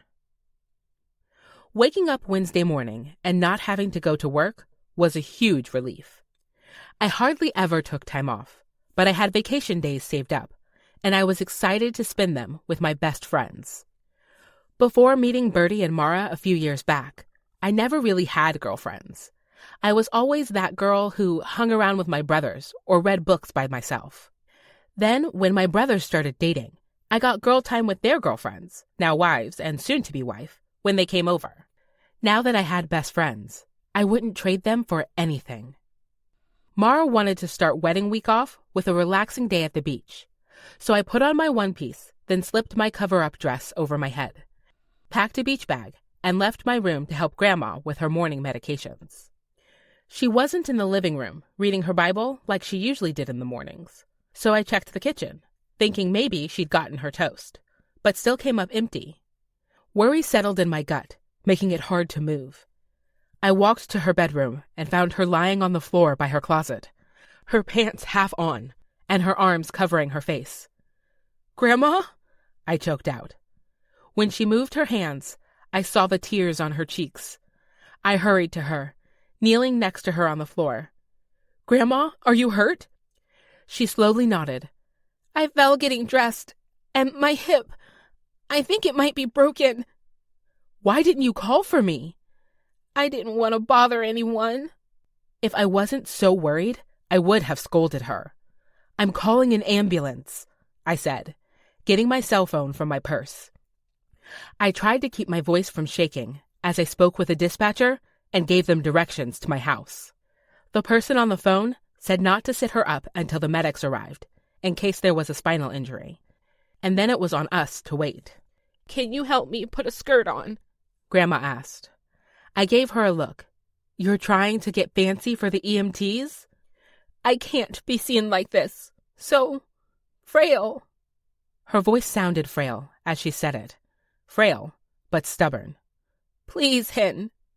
I couldn't argue with her. So I carefully slid her pants off without moving her legs, and then got the most forgiving skirt I could find, and carefully shimmied it up her hips. She cringed when I slid it under her backside, but as soon as it was on, she seemed to settle. "When are they getting here?" she demanded. "Did they send a student driver?" I let out a relieved laugh as I checked my phone. That was the grandma I knew. Average response time for our area is 7 minutes. It's been 5. As if on time, the front door rang, and I said, "I'm going to let them in, but I'll be with you every step, okay?" Her eyes watered as she held my hand. "I'm so sorry to ruin your day with your friends." "They're my friends. You're my family." I held her weathered hand in mine. "I would do anything for you, Grandma." She squeezed my hand and then let go so I could answer the door. There were 3 paramedics in blue uniforms, one carrying a gurney. It all happened in a flash, showing them where she was, following them out the door, and getting into the ambulance with Grandma strapped to a board, and her, trying not to make a sound with each bump the ambulance hit. As we drove, I called Mom and Dad, telling them we were on the way to the hospital. Then I texted Mara to let her know I wasn't coming this morning. When we reached the hospital, they wheeled Grandma back to imaging and told me which ER room to wait in. I paced the small space, the fluorescent lighting hurting my head just as much as Grandma's helplessness had hurt my heart. I'd expected, prepared for, Grandma to struggle for a year, maybe 2, like Grandpa had. But I hadn't considered a broken bone. If it was bad, she could be in a wheelchair for years. And my parents couldn't help her all day, every day, to get the things she needed. The thought of my vibrant, spirited, opinionated Grandma being regulated to a cold in personal nursing home, it made my stomach churn. I was about to break when the doors pushed open and Grandma was wheeled into the room. They transferred her onto the bed and then helped her get comfortable, before saying a doctor would be in to let us know the results of her x-rays, along with her next steps. I just hoped she'd be able to make them at home. Chapter 29. Tyler. Since I knew Henrietta wouldn't be by this morning, I ordered coffee and donuts for the guys. She was right. Beer and pizza were a great way to make friends, but breakfast was the best way to start the day. I set up the table myself and then helped the delivery person lay out the food and drink. With it all ready to go, I called the guys over. "Grab some breakfast. We got a long day of work ahead." "You're in a good mood, boss," Rich said, coming up beside me with a donut in hand. I was beginning to like this guy, even though he still called me boss, despite all my protestation. "I am in a good mood," I admitted. It's not like I could deny it. I'd worn a smile on my face since my first date with Henrietta, and the thought of going to a wedding with her as her date, it meant we were moving forward, together. But then I saw a slick car pull up to the job site, and a heeled leg extend from the cab and settle on the ground. "Shit," I muttered. Rich followed my gaze and murmured, "Corporate, good luck." It wasn't my kind of corporate. Jimmy was laid back, and anyone else he hired to work with him had the same down-to-earth attitude. No, this was Janessa, dressed to kill. She had on a sleek black dress that hugged her toned body. Her blonde hair was curled, her lips blood red, and her heels the expensive, pointy kind my sister would never wear. At the sight of me, her lips curled into a deadly, seductive smile, and she crooned, "Tyler Griffen, aren't you a sight for sore eyes?" She was looking at my Crenshaw Construction t-shirt like she wanted to rip it off my body. I folded my arms over my chest as she neared. "Janessa, we weren't expecting to see you here." She touched my arm with her hand, decorated with pointy red nails. "Henrietta's out of the office this week, so I wanted to check in, see if there was..." She slowly wet her lips. "Anything you needed?" I suppressed a shudder. Maybe I would have been into this even a few months ago, but now it made my skin crawl. I wanted to send the clear message that our relationship would remain professional. "We're making great progress here. Pouring the foundation for the second floor this week, and when it cures, we'll be on to the third." Her eyes traveled over the job site. All my guys back to work with a suit on site. "You have quite the team here, Tyler." "I do," I agreed. I was happy with everyone and their work. "I think Bluebird will be pleased with the build when it's all said and done." "That's why we hired Crenshaw," she said. "James's reputation is stellar. Getting you with the deal was just a perk." She winked. I studied her for a moment. This was a woman who was used to getting what she wanted, and she had no qualms doing so by any means necessary. That much was apparent from what she'd told Henrietta. I tried not to be annoyed that her lie had nearly cost me an incredible woman. "Since I'm in town, I was wondering if you might want to get lunch, professionally speaking, and talk over the project?" I was on a tightrope. I could feel it. If I said no, I'd offend someone very important to Crenshaw Construction, but if I said yes, I'd risk her twisting more words to Henrietta. But at this point, Henrietta had to know I wasn't interested in Janessa, so I nodded and said, "Sure. Where'd you like to go?" She rattled off the name of a restaurant I didn't recognize and said, "I'll be back at noon to pick you up." I nodded. "See you then." Giving me a wicked grin, she spun on her heels and turned to walk away. Shaking my head, I walked up to the site where they were starting to pour concrete. This was going to be a long day. Janessa was back at 12 o'clock on the dot, just as she'd promised, and there was nothing I could do to worm my way out of it. So I washed my hands in the on-site bathroom, threw on a polo I kept in the office, and followed her to her car. It was one of those small, sleek things that made me feel like I was riding in a clown car. I reached for the button and pushed my chair back so my knees wouldn't be knocking the dash as she whipped out of the parking lot. "How was your morning?" she asked. "Good. And yours?" "Learned something new about Henrietta. Turns out she's been fronting rent for people at the beginning of the month." "She pays their rent?" I asked. Janessa nodded. "And then they'll pay her on the 5th or 6th when their check comes in." My eyebrows rose. "For how many people?"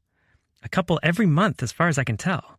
She shook her head as if Hen's generosity was unbelievable, or stupid. "Her money, though." "Why not move the rent payment back for those renters if it's the same people every month?" I asked. "Makes accounting's job harder. And they have enough on their plate as it is," Janessa said, whipping around another corner. Thankfully, I wasn't driving, because that news about Hen knocked me back. Even though she was saving for her grandma and living frugally herself, she was still helping how she could. The charitable giving part of Gage's business should take notes from her. "Here we are," Janessa said. She pulled up along a restaurant with big glass windows overlooking a downtown park and let the valet open her door. I got out on my side and walked to the restaurant with Janessa at my side. "Are you sure I'm not underdressed for this place?" She studied me for a moment. "Maybe." With all that reassurance, I felt like I was a socially awkward child all over again. We walked inside, and I certainly was not dressed fine. I was surprised they didn't kick me back by the dumpster to get rid of me. The hostess stared me down. The server stayed as far away from me as possible, and they sat us at the worst table, way back by the kitchen where basically no one could see us except staff. Which, unfortunately, gave Janessa an excuse.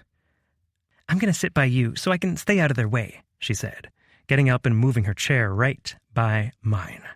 Her perfume, almost clinically strong, wafted over me, and my stomach turned at the scent combined with all the seasonings from the kitchen. "Tell me, Tyler, how are you liking California?" My mind immediately went to Henrietta. "It's better than I expected, in every possible way." "If you think Emerson is great, there's a vineyard farther north I have to take you to. They have the most romantic weekend retreats, beautiful rooms overlooking miles of grapevines. It's quite the aphrodisiac." I tucked the idea away for a weekend with Hen and said, "There are a few vineyards in Texas."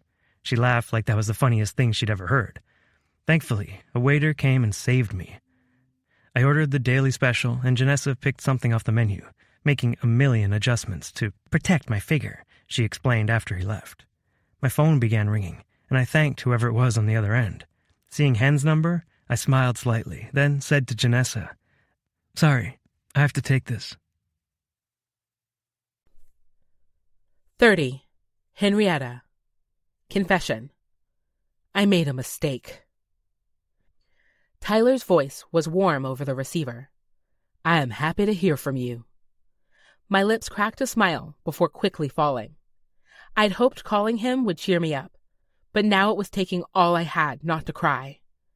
I walked farther down the hallway, away from the waiting room, and stood at the window overlooking the parking garage. It was full of cars. I wondered how many of those cars belonged to hospital employees. How many belonged to family, like me? Their world turned upside down. "Henrietta, I can't hear you." "I'm here," I said, barely a whisper. "Are you okay?" Okay? Not even close. I felt like everything was falling apart. My grandma fell this morning. I sniffed in a heavy breath, but the hospital smell didn't help anything. She fractured her hip, Tyler. They moved her to the trauma unit of the hospital. "Oh no, that's awful," he said. "Did they say what next steps were?" My voice went on autopilot, relating the same story I had called my siblings with this morning. Both of my parents had arrived at the hospital almost immediately after we arrived. "Lots of physical therapy. She'll be in a walker once she gets out of here. Mom's already trying to figure out how to get another credit card to have the carpet replaced. I could dip into my savings to replace it, but that would set me back months. I can do that." I turned away from the window, staring at the white cinder block wall as I attempted to process what he said. Had he really just offered to replace all of our flooring? "Tyler, that's too much." "It's the least I can do," he said. "I can get supplies cheap, and I've installed hundreds of floors before. Done. What else do you need?" I racked my mind, wondering what else there was to do. The list had seemed so insurmountable before this call. "We need a rail installed in the bathroom, and another rail and a seat in the shower." Easy. What else? Now hot tears were rolling down my cheeks. A nurse walked by, and I turned toward the window to hide my emotions. I'd felt so alone this morning before everyone arrived. And now I knew I wasn't. I was supposed to be going away to an overnight spa with Mara tomorrow. But someone needs to take care of Mom's garden. I can hoe with the best of them. The smile in his voice made me laugh for the first time all day. "You're amazing." "I'm here," he said. "Do you want me to come to the hospital?" The sound of clashing dishes came from the background. Where are you? It sounds like you're in a kitchen. Almost. I'm at lunch with Janessa. She insisted. My stomach instantly soured. What is she doing in town so early? I had everything prepped already. Was there an emergency at the apartments? It would be just my luck. I suspect she wanted to make another pass at me without you around, which she has, and trust me, it's not working. Although she has been poking around the office. Shit, I muttered, then looked down the hallway to make sure no small ears had overheard. I was still alone. I had left my updated resume and printed off job listings at the office. If Janessa found them, I'd be out of a job before I was even close to ready. What's wrong? He asked. I need to get back to the office. Can you stall Janessa? Not a problem. I have a feeling she'll be dragging this out as long as possible. My hero, I said, a slight smile on my lips. Thanks for letting me rescue you for once. I hung up and hurried back to the room to tell Mom I had an errand to run. Grandma was sleeping, her hands folded peacefully over her chest. Dad had gone to the cafeteria to bring back lunch. Hey, you can stop looking at credit cards, I said with a smile. She looked up from her phone, surprised to see me. Oh, Hen, what do you mean? I told her about Tyler's offer and his insistence to follow through on it. Mom put her hands over her heart. He's one of the good ones. I think so, I agreed. I have to run an errand for work real quick. Then I'll be back for the night. Are you sure it's okay that I go away with the girls tomorrow? I feel bad for leaving her. Mom glanced at Grandma. She wants you to go. She's not thinking of herself. A coy smile crossed Mom's lips. Well, now we know where you get it. Shaking my head, I took the keys from Mom's purse and left the hospital. It took precious minutes to find her car in the massive parking garage, and my nerves were starting to fray. Tyler had said he would stall, but if Janessa got to those papers before I did? I didn't want to think about it. I hadn't yet reached my savings goal, and losing this job? I pressed my foot down on the gas, and finally, reached my office. I parked in front of the main door, one mission on my mind. In and out as quickly as possible. I fumbled with shaking hands to unlock the door and yanked it open. I quickly crossed the worn blue carpet to the spot behind my desk. Janessa had clearly messed with some papers, but my stack was safely at the bottom of an untouched pile. Breathing a sigh of relief, I folded the papers in half. The bell above the door jingled, and I jumped backward, seeing Janessa come inside, followed by Tyler, speaking rapidly about a deck that needed structural repair on the opposite side of the complex. Henrietta, Janessa said, her eyes narrowing. What are you doing here? Isn't it your day off? I searched desperately for an excuse and accidentally walked into my hanging plant, the pothos leaves tickling my shoulder. Thankful beyond belief, I reached for it, pulling it down. I just had to bring my plant home. Didn't want it to feel all abandoned and wilt while I was gone. As I had my back to Janessa, I tucked the papers between the two inside pots. Mission completed. When I looked back at them, Tyler had a small smile for just the two of us. Janessa shook her head, looking around the office.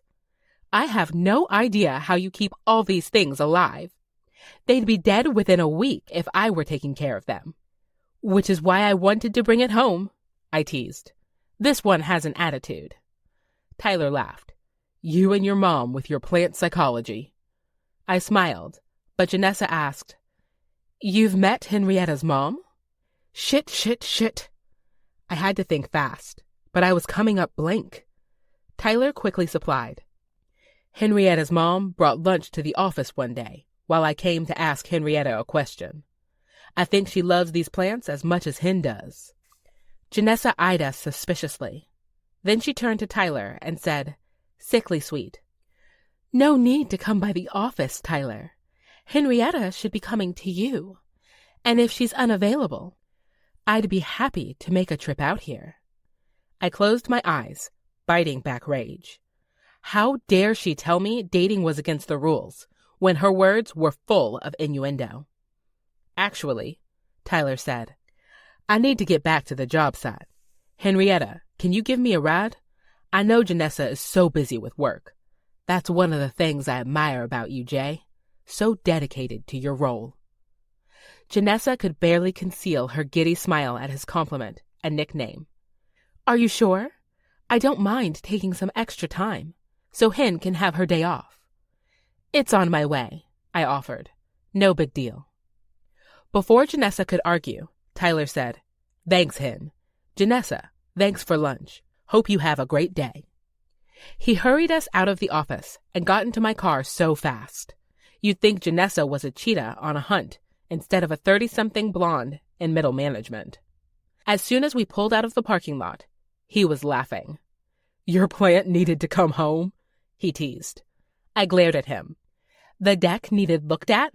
He reached across the console and grabbed my hand. I still feel like I win for getting a few extra minutes with you today. Butterfly wings tickled my insides. How are you? He asked, bringing me back down to earth. I feel guilty, I answered honestly. On one hand, I'm letting down my grandma by going away with my friends. On the other hand, I'm missing out on my best friend's wedding week. There's no winning. I know I just met your family, but I can tell that she won't be alone even for a minute at that hospital. A smile touched my lips. You're right. So go with your friends and have a good time. He drew my hand to his lips, making it hard to focus on the road. Although, selfishly, I do wish you could stay so I could take you out before the wedding.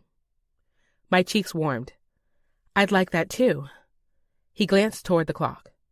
I do have a few minutes before I have to be back. What did you have in mind? Chapter 31. Tyler.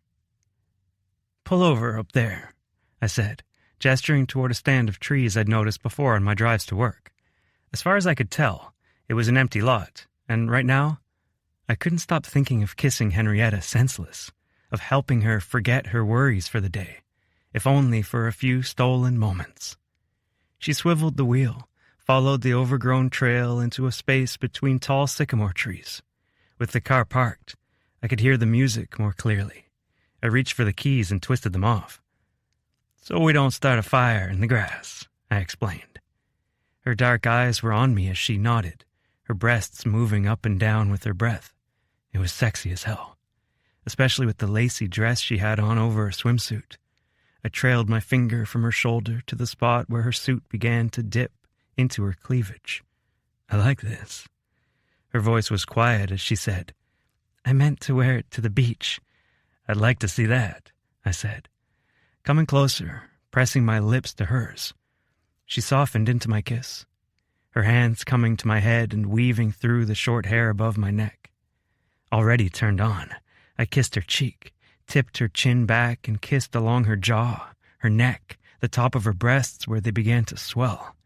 She kept her hands in my hair, her breath coming in a gasp as I gently bit down.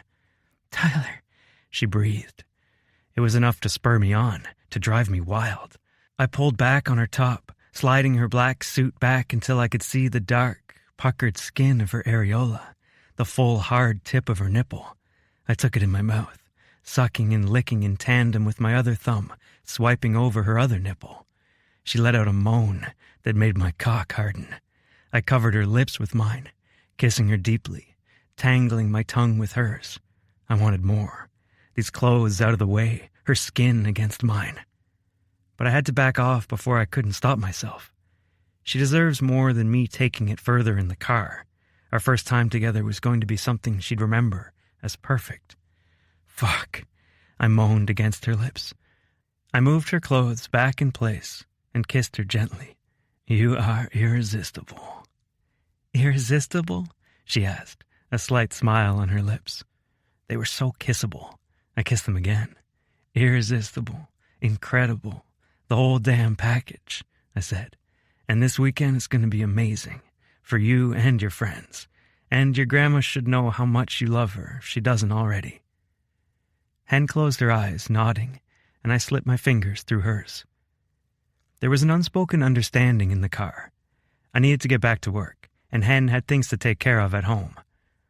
But the best was yet to come, and damn, was I looking forward to it. She drove the last couple minutes to the job site, and then when she parked in the small dirt lot, I didn't want to get out.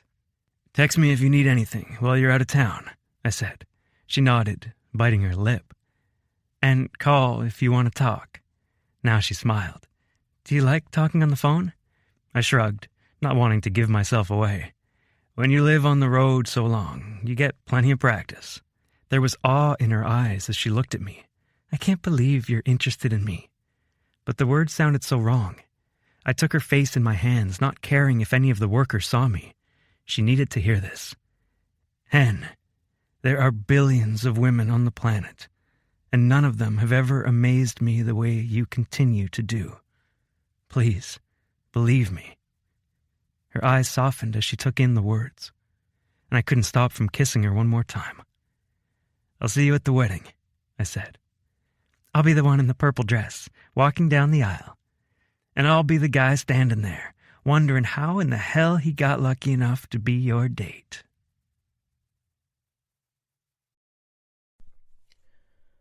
"32. Henrietta. Confession. I'm done keeping secrets from my friends. I took a drink from my own bottle of champagne, my toes dangling in the hot tub, a terry cloth robe wrapped around me. Mara, Bertie, and Tess sat with me around the hot tub, in pure heaven, as the sun sank down a sky of orange and gold. A spa day for the bachelorette party had been brilliant. We spent the day drinking cucumber water, soaking in mud tubs, getting waxed, having our nails painted, and our hair done. Even the bride-to-be seemed relaxed, which was the exact opposite of how my sisters-in-law had been prior to their weddings. Bertie raised her bottle of champagne toward Mara. "A toast to your last moments as a single woman. Can you believe you're getting married Saturday? One penis for the rest of your life." Mara giggled, swinging her feet through the water. "One amazing penis. You forgot that word." Tess covered her ears and started humming.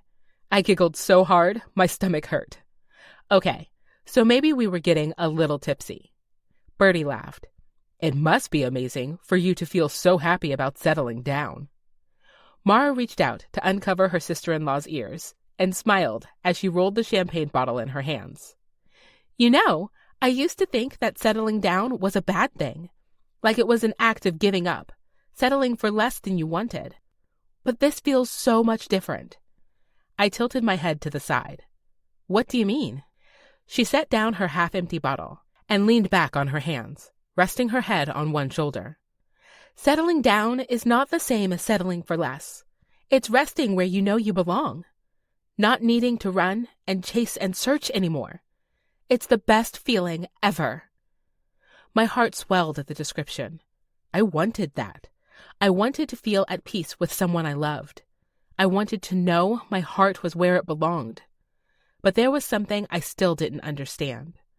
What about the passion, Mara? You were always about the hot sex and exciting adventures.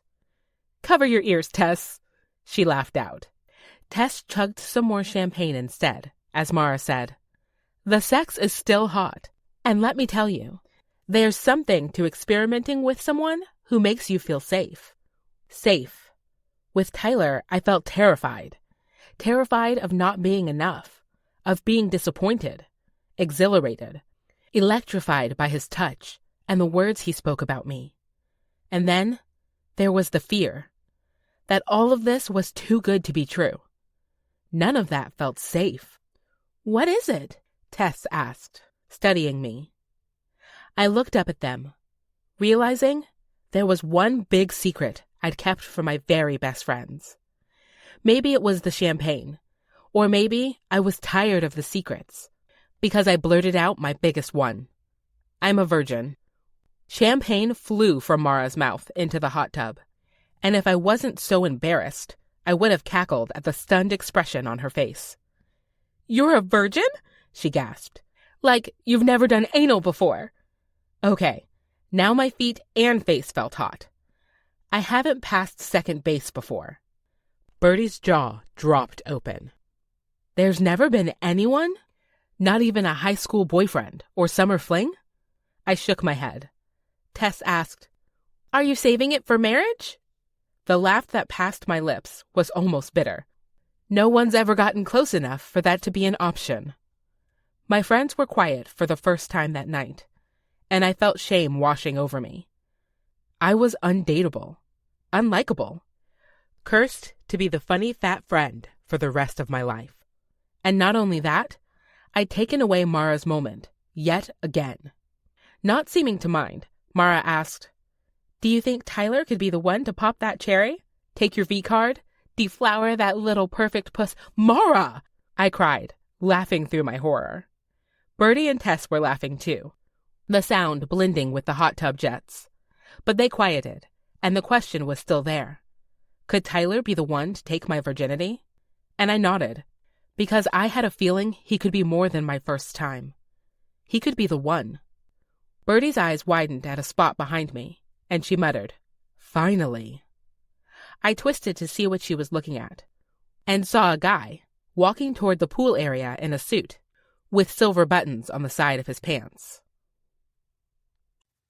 Chapter 33. Tyler. Cohen had booked a kayak tour at La Jolla Beach for Jonas's bachelor party, and I was honored to be included. The fact that the guys treated me like one of the crew meant more than they knew. There were 5 of us total, including Jonas's brother-in-law, Derek. I could definitely see myself hanging out with someone like him back home. We rode in Derek's minivan, which Jonas teased him mercilessly for. Apparently, Derek only had 1 kid, but there were hopes for more on the way soon. We rolled up to a crowded parking lot near the beach, and Cohen led us to a stand farther down the sand. They had racks of long kayaks, paddleboards, and surfboards.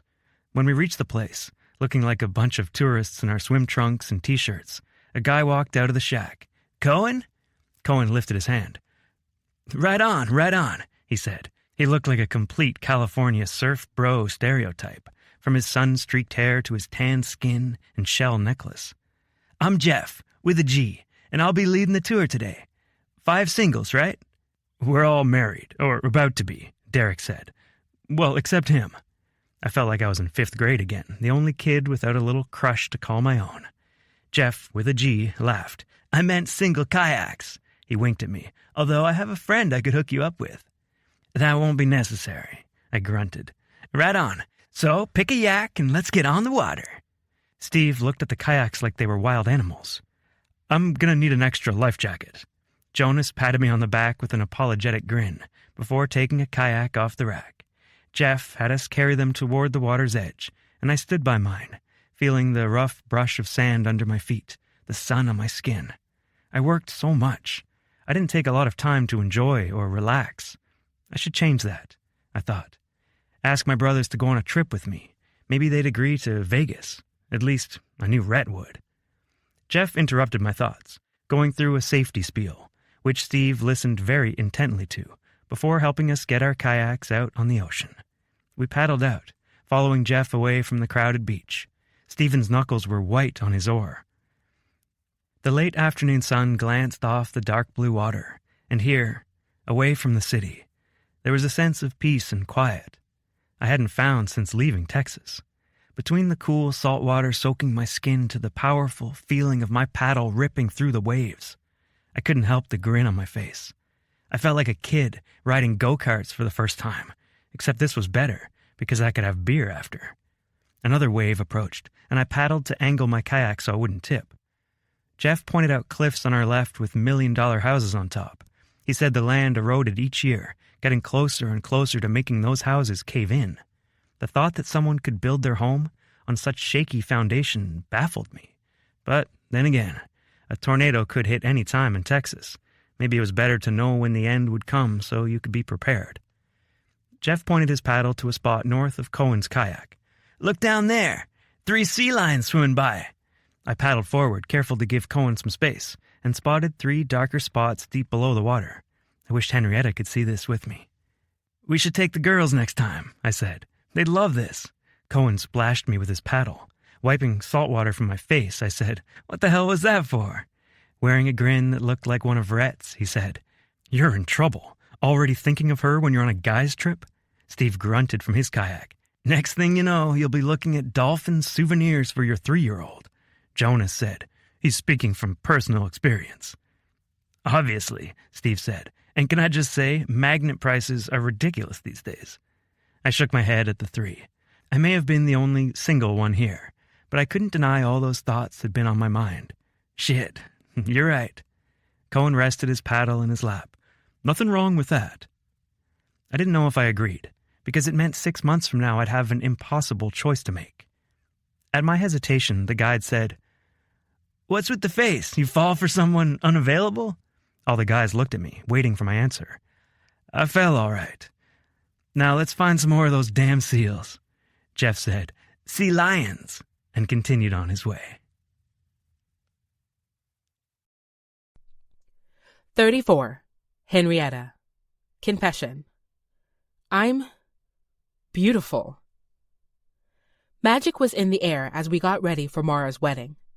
The event center at Emerson Trails had separate dressing rooms for the bridal party, and this one had big skylights in the ceiling, bathing us in soft, natural light.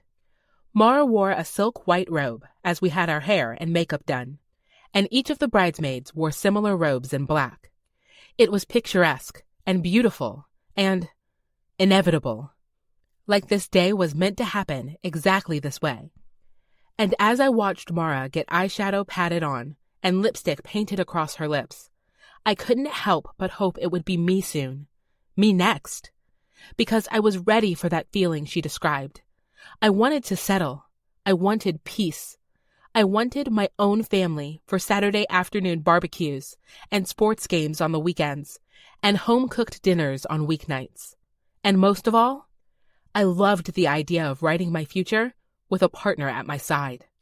Someone who would lift me up when I was weak, and someone I could provide shelter to in any storm. But today wasn't about me. It was about my best friend. I got her mimosas whenever she ran empty, added polish to a nail that chipped, and when it came time, I'd hold her wedding dress so she could pee. That's what friends did. The wedding planner, a woman younger than us by a few years, came in and said, "It's time to start getting your dresses on, ladies. 20 minutes to showtime." Mara, Tess, Bertie, and I all exchanged glances. Today was the day, and now was the time. We helped Mara into her dress first, sliding the tulle skirts over her head and shoulders, then flaring them out to the natural toned wood floor.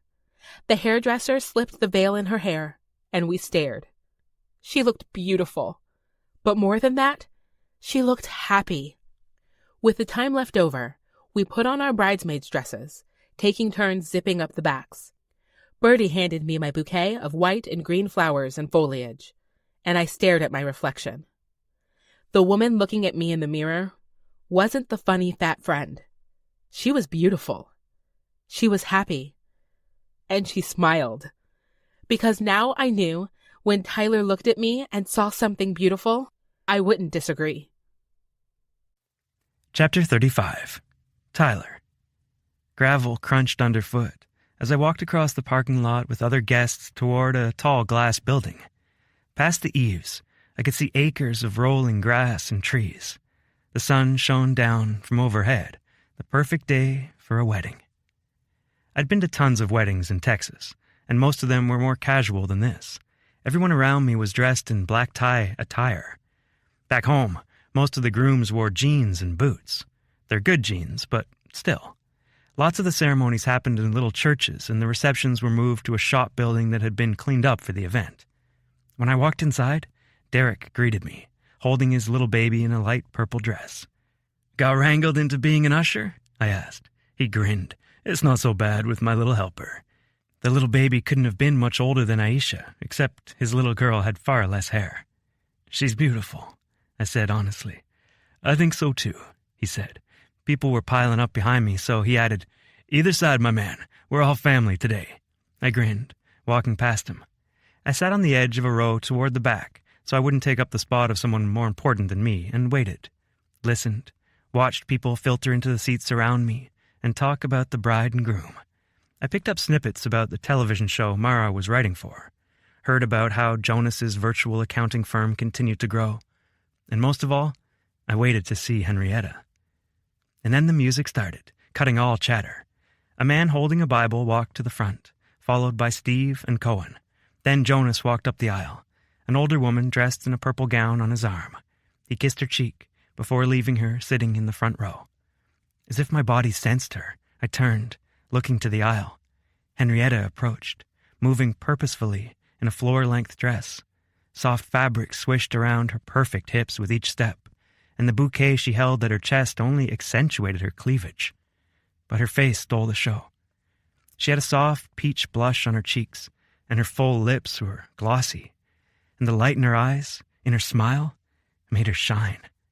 Our eyes met, and her smile grew, deepened, and for a moment, all the air was gone from the room. All the people had vanished. It was her and me, and the sound of the pounding in my chest. And then she passed me, and the view got even better. Shit, my girl looked like $1,000,000. My stomach dropped. My girl. She wasn't my girl. Not officially. I'd never asked her to be. And I needed to fix that. Immediately. 36. Henrietta. Confession. I'm not jealous, but I don't mind claiming my territory. The ceremony had been absolutely beautiful, but after taking about 1,000,001 pictures with the bridal party, my feet hurt and I had to pee like a racehorse. I made it to the bathroom and took the best restroom break of my life, then checked myself in the mirror. Only a few hairs needed brushed back into place, and I reapplied gloss to my lips, even though doing this in front of other women in the bathroom usually made me nervous. 2 women came in, a little younger than me, and each took a stall. "Did you see that hottie in the boots?" one said. I smirked in the mirror. I only knew one guy who'd arrived in cowboy boots. "Think he's single?" "I didn't see a ring," the other replied. I zipped my clutch shut. "He's here with someone," I told them, smiling to myself as they groaned before leaving the restroom. I planned to walk to the reception area, find Tyler, and ask him to spin me on the dance floor like he had the night he rescued me. Instead, I felt a calloused hand grab my wrist and pull me backward into a dark room. I was about to scream when another hand covered my mouth. "It's me, Hen." Tyler's warm voice, mixed with his rough grip, already had my skin tingling. "What are we doing in here?" I looked around, my eyes adjusting to the dim light. "Is this a coat closet?" "It's a closet no one has entered for the last half hour, and it locks from the inside." His hand skimmed my bare arms, sending goosebumps rising on my skin. As far as I was concerned, we could stay in here all day. But I wasn't bold enough to say so. Not that forward or sexy. So I swallowed and tried not to let my shallow breathing give me away. "You were great up there," he said. "I couldn't take my eyes off you." I grinned, the compliment meaning everything, especially after overhearing those girls. "Thank you." "But there was one issue," he said, his fingers toying with the strap of my dress. "And what was that?" He brushed his nose over my neck, making me catch my breath, and said, "I wanted everyone to know you were mine, and we haven't had that talk yet." "Oh," was all I could manage to say, with his lips trailing kisses and nips down my neck. "Any objections?" "None," to anything he was doing. "None at all." His hand tightened around my waist, pulling me closer to him, and I leaned into his kisses, working my fingers through his hair and tugging. He palmed my ass, pressing us together, and, oh my, I felt something hard at his waist. He was turned on by me. Me! Feeling bold, I reached down, rubbing it with my hand, and he moaned in my ear. Heat pooled between my legs, readying me for him. "Fuck. Hen, if you keep this up, I'll have to take you right here." I froze, realizing he was ready for that step, and I was too. But I didn't want to lose my virginity in a closet. Sensing the change, he stepped away from me, his hands completely gone from my body.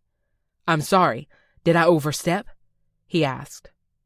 Guilt immediately racked me, for the secret of my virginity, for the fact that I wanted to keep it a secret, that he thought for one moment that I didn't want every single thing he was doing to me, and all the ways my body reacted. "That's not it," I said, stepping closer and placing a kiss on his jaw, on his chin. "What are you doing tonight?" I already knew the answer. He smiled underneath my lips. "Any ideas?" "I'd like to check on your apartment, make sure it's still in good shape. You know, for my job." "For your job," he repeated, kissing my cheek, nipping the shell of my ear. I let out a shaky breath. "We should get back." And in 5 minutes, we did. Chapter 37. Tyler. Weddings might be my new favorite date with Henrietta. Although she sat at the bridal party's table for the meal, I loved watching her, seeing her smile, meeting her eyes across the room, and knowing she was officially mine. It made it that much better. After the meal, Mara and Jonas shared their first dance. They held each other close, Mara gently playing with the hair at the back of his neck as they swayed back and forth. Then the DJ invited other couples to the dance floor. I crossed the room to Hen. "May I have this dance?" She smiled up at me. "I'm not sure what my male friend will think," I laughed, remembering how heady and nervous I'd felt to be introduced to Hen's entire family as her male friend. But now I wouldn't want to be known as anything else. "I think your male friend will be mighty disappointed if he doesn't get to spin you around the dance floor." Her chocolate eyes warmed. "I'd love that." I extended my hand, and she slipped hers in mine. The perfect fit. As we walked away from the table, I spun her twice, and she giggled, her dress flaring around her. On the third spin, she fell into my chest, breathless and smiling. "I wasn't ready for that," she said with a laugh. "Well, you look damn good doing it," I said, two-stepping with her. We fell into rhythm together, just like we had the first night I taught her to dance. She leaned her head close. "Thank you for coming. I know weddings aren't for everyone." I kissed her crown. "I love being here with you. And you might be surprised. I think weddings are fun." "Yeah? What do you like about them?" "Other than the leap of faith it takes to commit in front of everyone you know?" She chuckled. "Yeah, other than that." I thought it over for a moment, letting the music wash over us. "I like the cake cutting, and not just because I inherited my grandpa's sweet tooth." Smiling, she said, "What is it then?" "You know how they hold the knife together? It's ridiculous and adorable at the same time, and then you get to see their personalities on full display by the way they feed each other." "What do you think of shoving cake in each other's face?" she asked. "A waste of perfectly good cake," I winked, "unless you get to lick it off." The music slowed, and the DJ came over the speakers. "It's time for our bride and groom to cut the cake." We walked closer to the table with the cake, getting a better view of Mara and Jonas. The cake was stunning. Lots of creamy frosting, decorative frosted flowers, and multiple tiers so everyone would have plenty to eat. Just like every other wedding, Mara and Jonas approached the cake. A little couple mirroring them stood on the top tier, holding hands. Mara grabbed the topper first and licked the bottom, making me laugh along with everyone else. "What? I'm not wasting perfectly good frosting," she said. "Hear, hear," I called, raising my beer. The open bar was a nice touch. Hen giggled. "That's my girl." Jonas grinned adoringly at Mara, picking up the knife as the photographer's camera sounded with each new picture. She placed her hands atop his, and they cut a chunk from the bottom layer. Jonas put a small piece in her mouth, and she sucked his fingers suggestively. Everyone whooped, cheering and making comments about the honeymoon. "That sums up their personalities," Hen confirmed with a laugh. Then Mara held out the cake for Jonas, and after he ate it, he kissed a stray bit of frosting from her lips. I tightened my grip around Hen's waist, and she smiled up at me, that ever-present light in her brown eyes. Feeling like my heart couldn't get any bigger, any fuller, I bent my neck and placed a kiss on her lips. She smiled up at me, and it was good. It was so fucking good. We danced for the rest of the reception, held up sparklers as Jonas and Mara walked away from the venue, and cheered along with everyone else as their car drove toward the airport, cans rattling on the ground behind them. People around us began dissipating, getting into their cars and lighting the dark parking lot with headlights and taillights. "Did you drive here?" I asked. She nodded. "I can follow you to your place?" I kissed her, hard. "I'll see you soon." 38. Henrietta. Confession. Cleaning supplies turn me on. As I drove to Tyler's place, all I could think was, I'm about to lose my virginity. My heart was beating fast, and my hands were shaky on the steering wheel. But when I saw him standing against his truck in the parking lot, my worries faded. He'd been the dream guy since I met him. Sex wouldn't change that. I got out of my car, acutely aware of his eyes sizzling over me, like no man had ever looked at me before. His gaze wasn't greedy or hungry. It was appreciative. And oh, so sexy. I noticed something sticking out of the truck bed behind him, and I nodded toward it. Bringing your work home? Oh, this? He turned toward the boxes as I walked beside him, looking at them. My eyes instantly watered at the labels. Engineered hardwood flooring, oak brown. Tyler, that stuff is so expensive. We have 1,500 feet to cover. He ran his hands over my hair, my shoulders, and hugged me from behind. His breath feathered my hair as he said, Can you believe me when I tell you it's no big deal?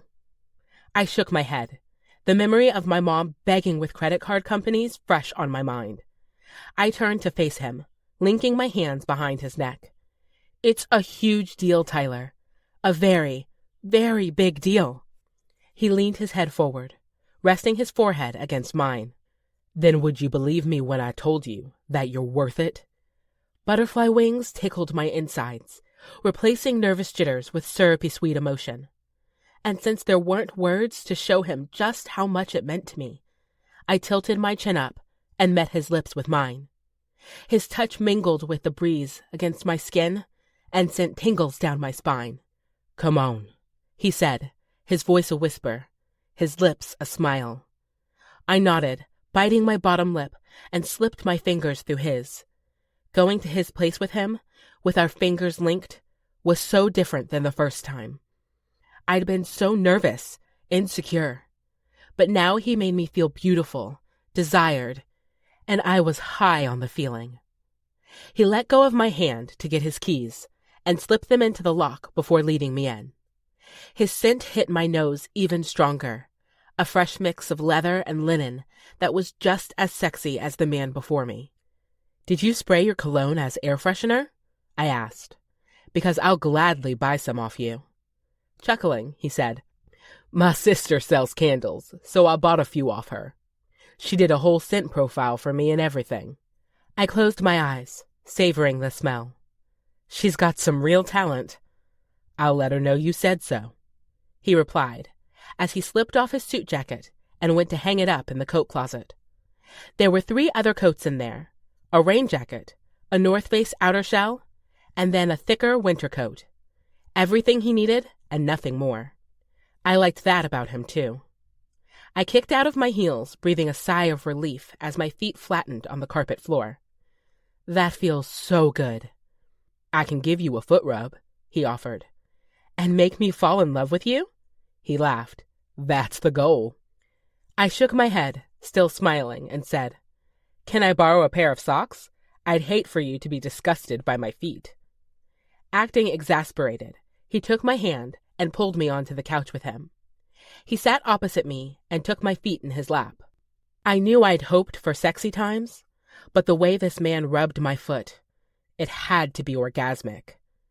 That feels so good, I sighed, leaning my head back against the couch cushion.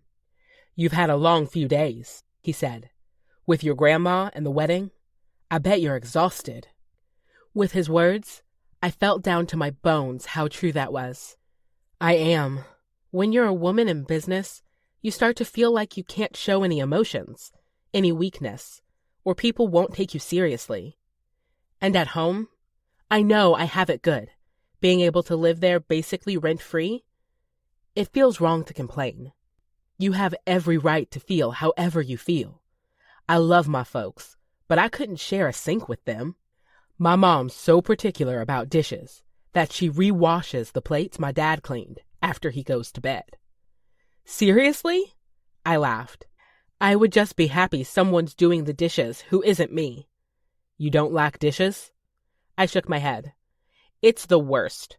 And knowing all that dirty water is soaking into your skin? Yuck. You know, they have this fancy contraption called rubber gloves. And have my hands soak in their own sweat? No, thank you. And God forbid some of that dirty water gets in there and starts growing something? No, no, no. He chuckled, reaching for my opposite foot. As long as you're with me, I'll do the dishes. I bit my lip. So freaking sexy. Waggling his eyebrows, he said, "You should see me with a toilet brush." Talk dirty to me. I winked, resting my head back on the couch. Chapter 39. Tyler. Henrietta's eyes slid closed, and her breathing slowly evened out. I smiled, feeling her completely relax in my hands, her legs growing heavy in my lap. I'd wanted to please her tonight, but this, knowing she felt safe enough to let her guard down with me, it was just as good. I looked at her feet in my hands, soft from the spa day, and her toes were painted with a shiny olive green paint. For a moment, I sat, watching the rise and fall of her chest, gliding my palm over her shins, just enjoying the peace that came with her presence. Something about having her here made my apartment feel less lonely than it usually did, and I dreaded the moment she'd eventually have to go. But I didn't want to think of that now. I carefully lifted her legs from my lap and went to my room to get a spare pillow and blanket. When I returned, I gently moved her into a more comfortable position and then covered her with the blanket. She shifted slightly, nuzzling her head into the pillow, and then settled again. I stood back, folding my arms across my chest. "You're one hell of a woman, Henrietta Jones." Smiling to myself, I walked back to the bedroom and began taking off the rest of my suit from the wedding. As I slid down my pants, my phone fell out of my side pocket, and I picked it up, seeing a text from the group chat I had going with her brothers. "Jamarcus, I'll be there at 7. See you then." "Justice, me too. Thanks for this." "Bertrand, I'll be there at 8:30 with the lumber delivery." I texted them back. "Tyler, see y'all soon." Then I set my phone on the dresser, threw the clothes in the hamper, and walked back to the shower. These apartments weren't fancy, but one thing I could say, the water pressure was top-notch. I stepped under the heavy stream, letting the pressure wash away the tension from the day.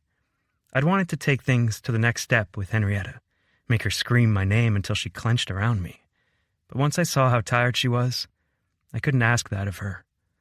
That memo hadn't reached my dick yet, though. I was so fucking hard for her. I ran my hand down my length, wishing it was her hand instead. Fuck. I didn't want to masturbate with her in the next room, but this situation wasn't going away anytime soon. Especially with how good she looked tonight. How fucking sexy she was, pressed against the coat closet wall. I gripped my cock, holding it tight in my hand and closing my eyes. Her breasts would bounce as she worked me faster and harder. Her lips would part, ready for me to enter her mouth so she could taste me on her tongue. Fuck, she was so hot. And those tits, I'd knead them, slather them with oil and thrust my cock in her cleavage, harder and faster, her throat humming with pleasure as I tit-fucked her.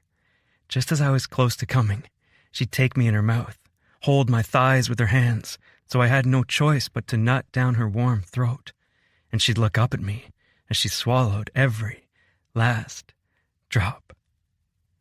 My cock throbbed one last time before I came all over the shower floor. The next time, it would be with her.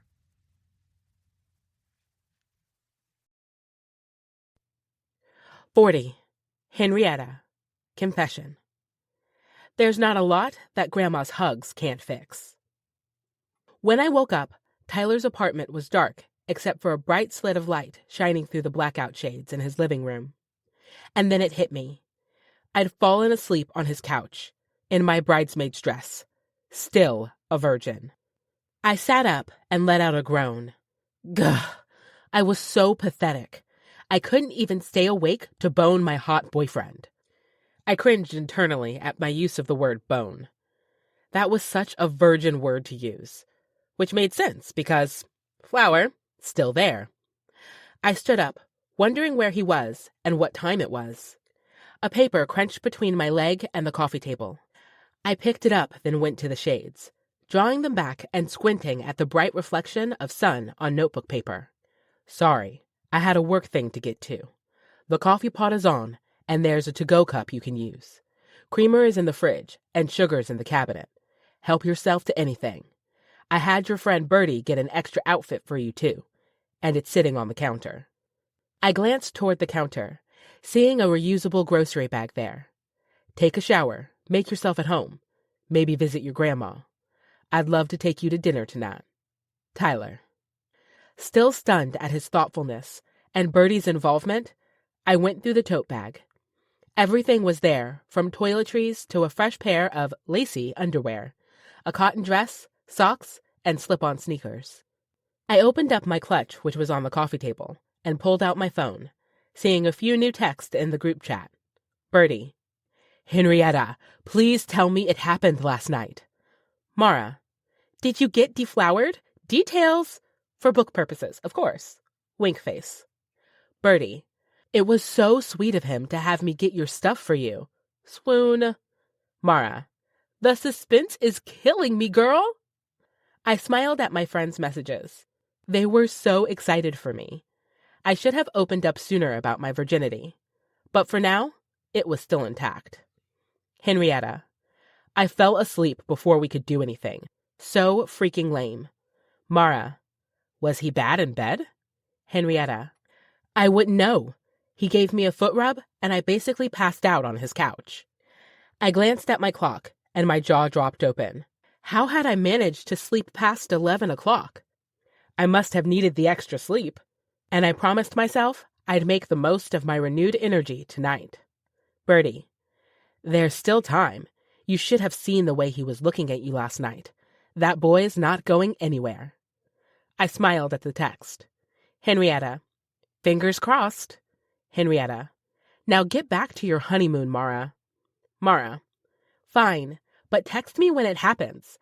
I'll drink a margarita to celebrate. Extra cherry on top. Wink face. Henrietta.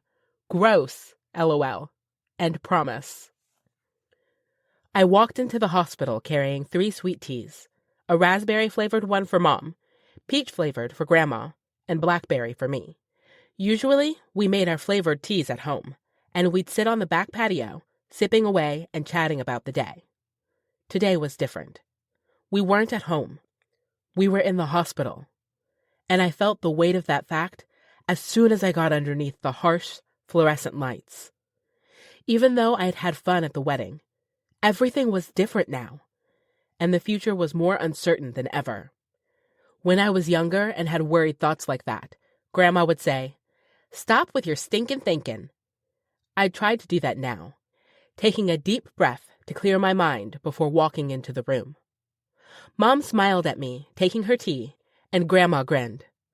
"I was just thinking I needed some sweet tea," she said. I handed her the clear cup with ice crackling against the plastic.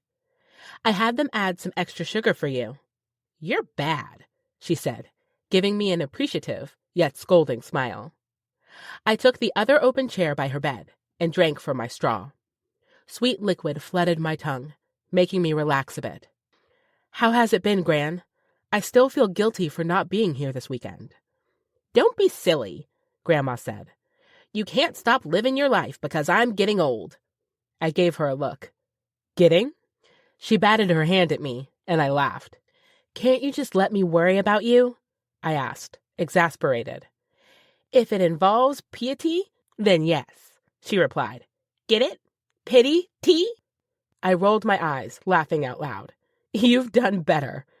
"Well, excuse me. My humor lately is almost as bad as the hospital food." Mom smiled at us, shaking her head. "How was the wedding?" "Beautiful." I began telling them all about the event, from the vows they wrote themselves to the best man speech Cohen gave that had me crying I was laughing so hard. And then, of course, I had to tell them how amazing Tyler had been on the dance floor. I overheard multiple women saying they hoped he was single when I was in the bathroom. Mom said, "That's exactly how your dad was. Every girl had their eyes on him, but we've been together 38 years now." Grandma said, "Well, now I do feel old." I remember you bringing Murph home that first time to meet us. Mom covered her face with her hand, not resting on a magazine. I'd rather forget it. Grandma cackled and put her hand on my arm. That boy dressed up, had on suspenders even. Suspenders? I gasped. I've never seen Dad out of jeans. Grandma nodded. Suspenders, and these shiny black shoes. Your grandpa gave him one look and shook his head. She lowered her voice. Not for my daughter. I need a man who can get some dirt on his hands. I'm not going to be able to run over and fix every leaky faucet and change every tire forever. I dropped my head back with a laugh. Of all the stories I'd been told of my parents' youth, I hadn't heard this one. Mom said, Murph was absolutely floored. He was stumbling over his words, and Grandpa gave him the side-eye. You tongue-tied boy? My stomach shook with laughter. Poor Dad. Grandma said, the next day, he drove the car he restored over to the house, wearing his work clothes, and got his second chance at a first impression. Harold loved that boy once he got to know him. You're lucky to have him as your daddy.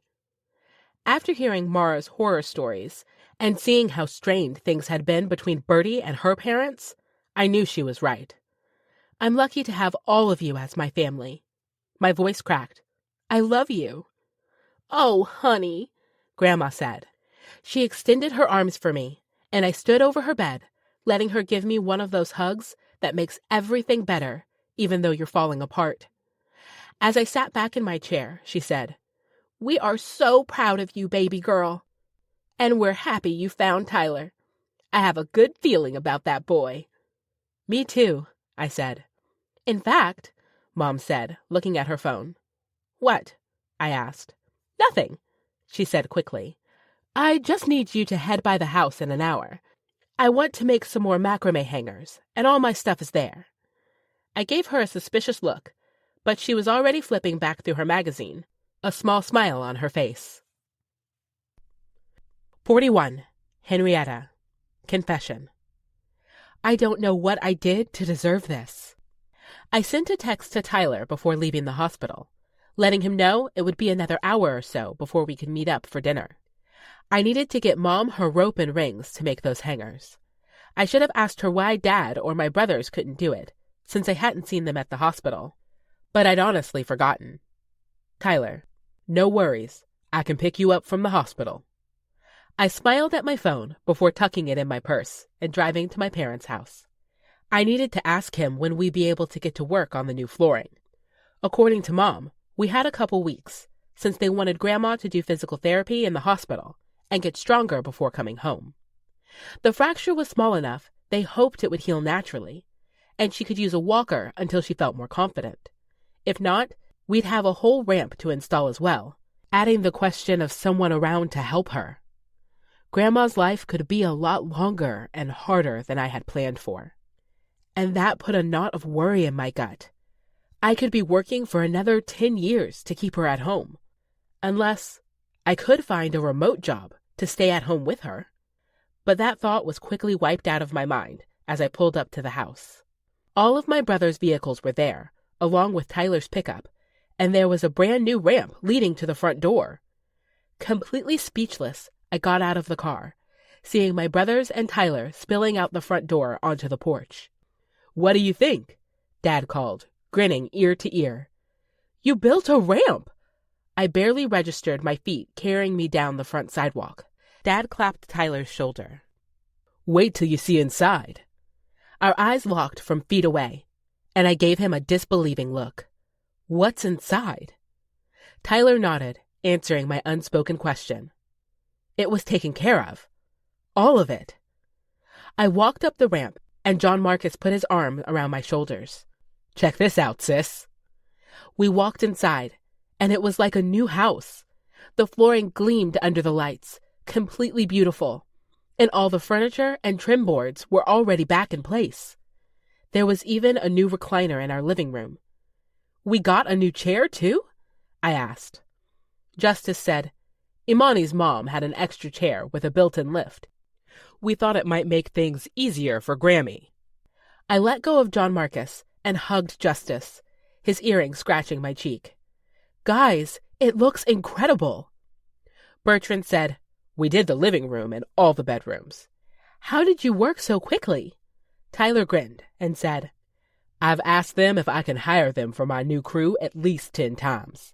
They made the job go so fast." Dad shook his head and said, "Tyler's being modest. He put all this together, got us here at 7 in the morning, ordered all the materials. This wouldn't have been possible without him." Feeling my eyes well up, I went and wrapped my arms around Tyler's middle. He held me close while my brothers and Dad stayed silent, giving us this moment. I hoped Tyler understood how big a difference this would make to Grandma coming home and life hopefully getting back to normal. Or at least, the newer version of it. Then it hit me, and all the blood drained from my face. "Does this mean you all went through my room?" Tyler chuckled, and Dad said, "Don't worry, we hid all your unmentionables." Unmentionables? Now I was really embarrassed. I let go of Tyler and walked into my room, staring at how all my furniture looked on the new flooring. It was like an entirely different space. "Well, it does look good," I said. Tyler huffed. "You sound so surprised." Laughing, I hit his chest. "It wasn't very clean before I left for the wedding." I frowned. Speaking of leaving, I was supposed to get Mom's stuff to make her macrame plant hangers. John Marcus spoke up. "That was just an excuse to get you here. We're all going to the hospital now for a visit. Why don't you stay and enjoy the new floors?" Dad nodded. "I'm spending the night there with Grandma. No one should be back here tonight. Just eat some vegetables, please. We're up to our ears." There wasn't any insinuation behind his words, but his meaning was clear. Tyler and I had the house to ourselves for the entire night, to do whatever we chose. Trying not to blush, I nodded. "Want me to make you all some supper before you leave?" I didn't want to seem too eager to jump Tyler's sexy bones. Dad shook his head and clapped his hand on Tyler's shoulder. "I have to get your mom some food anyway. I'll see you tomorrow, baby girl."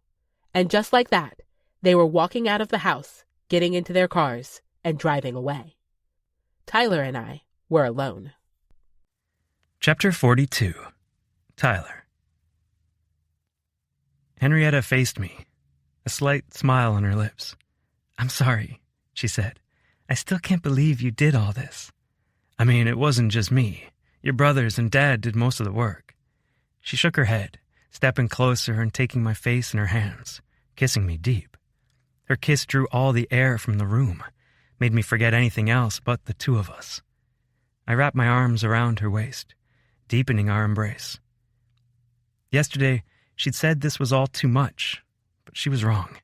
I wished I could show her just how special she was, how any guy worth his salt would have done the same thing I had. Her hands traveled from my neck to my chest, and then down to my belt. My dick twitched in response, already growing hard. But then my fucking stomach growled. She giggled as she pulled away, and I tried not to look annoyed at my traitorous stomach. I was already planning my next meal anyway, and it was going to include Henrietta, on her back, screaming my name.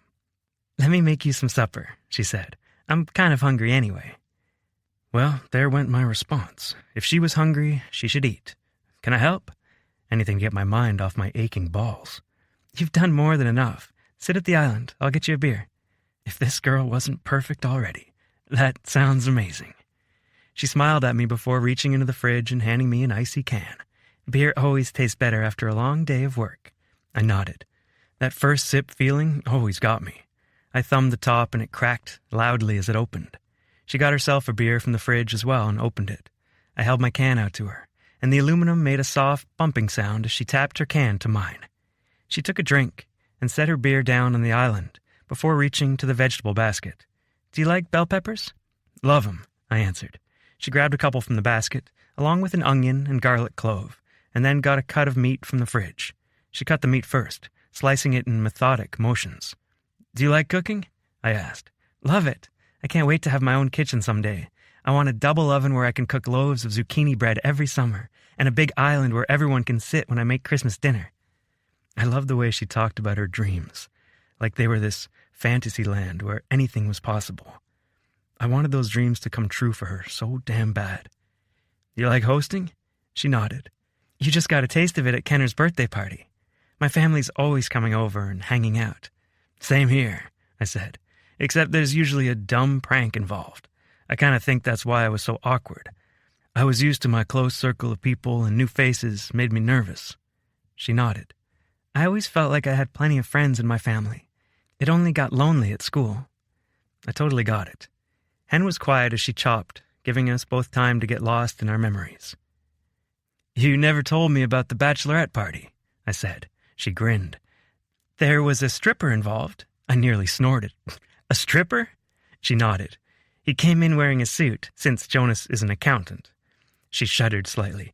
He did things with a calculator I never would have dreamed of. I tried to imagine what he must have done and came up blank.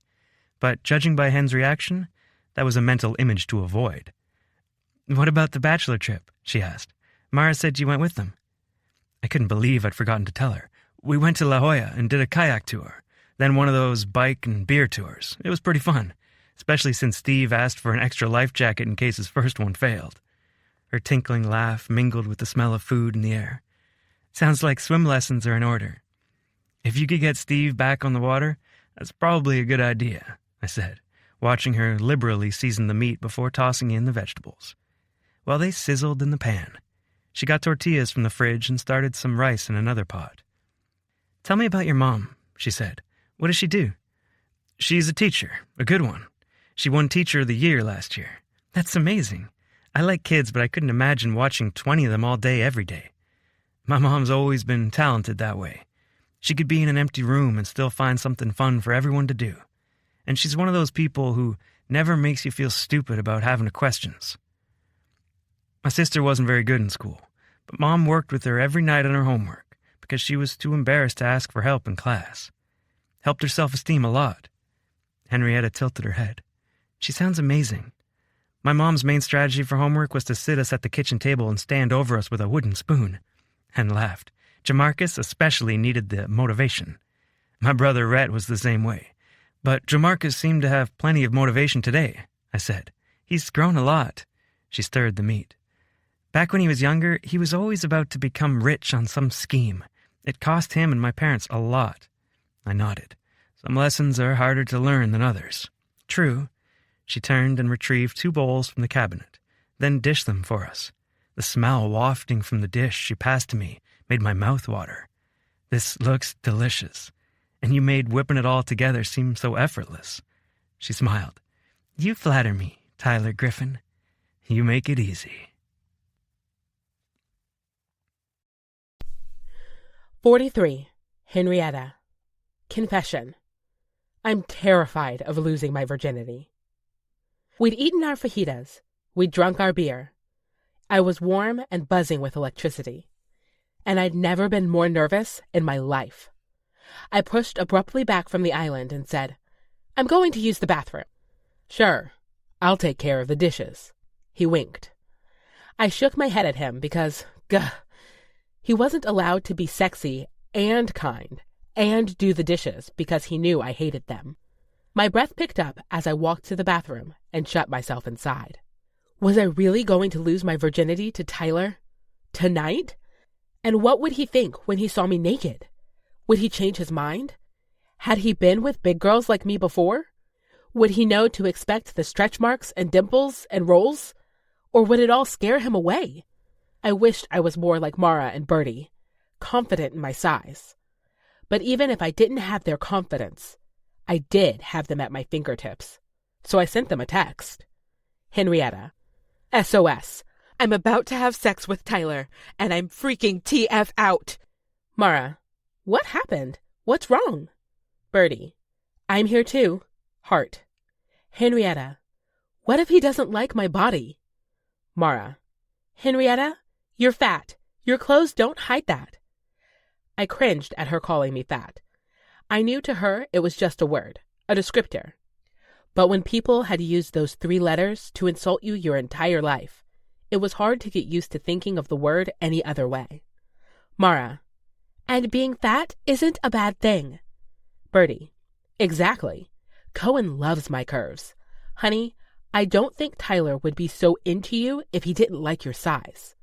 Mara. This. I know it sounds cliche, but there's literally more of you for him to love. And play with. Wink face. My cheeks were getting hot. Was I really ready for this? What if... Henrietta. What if I'm bad in bed? Bertie. I don't think Tyler will mind practicing with you. Wink face. Practice. I could do that. There wasn't a text from Mara right away, so I locked my phone and set it on the sink. If I stayed in here too long, Tyler would think I was having stomach problems, and that would totally kill the mood. I wasn't about to almost have sex for the second time. No. Tonight was the night. I reached into the cabinet and dabbed on some expensive perfume my grandma got me for my birthday a few years back. Then I ran my fingers through my hair, making sure it was perfect. And of course, I dabbed on just a little bit of lip gloss.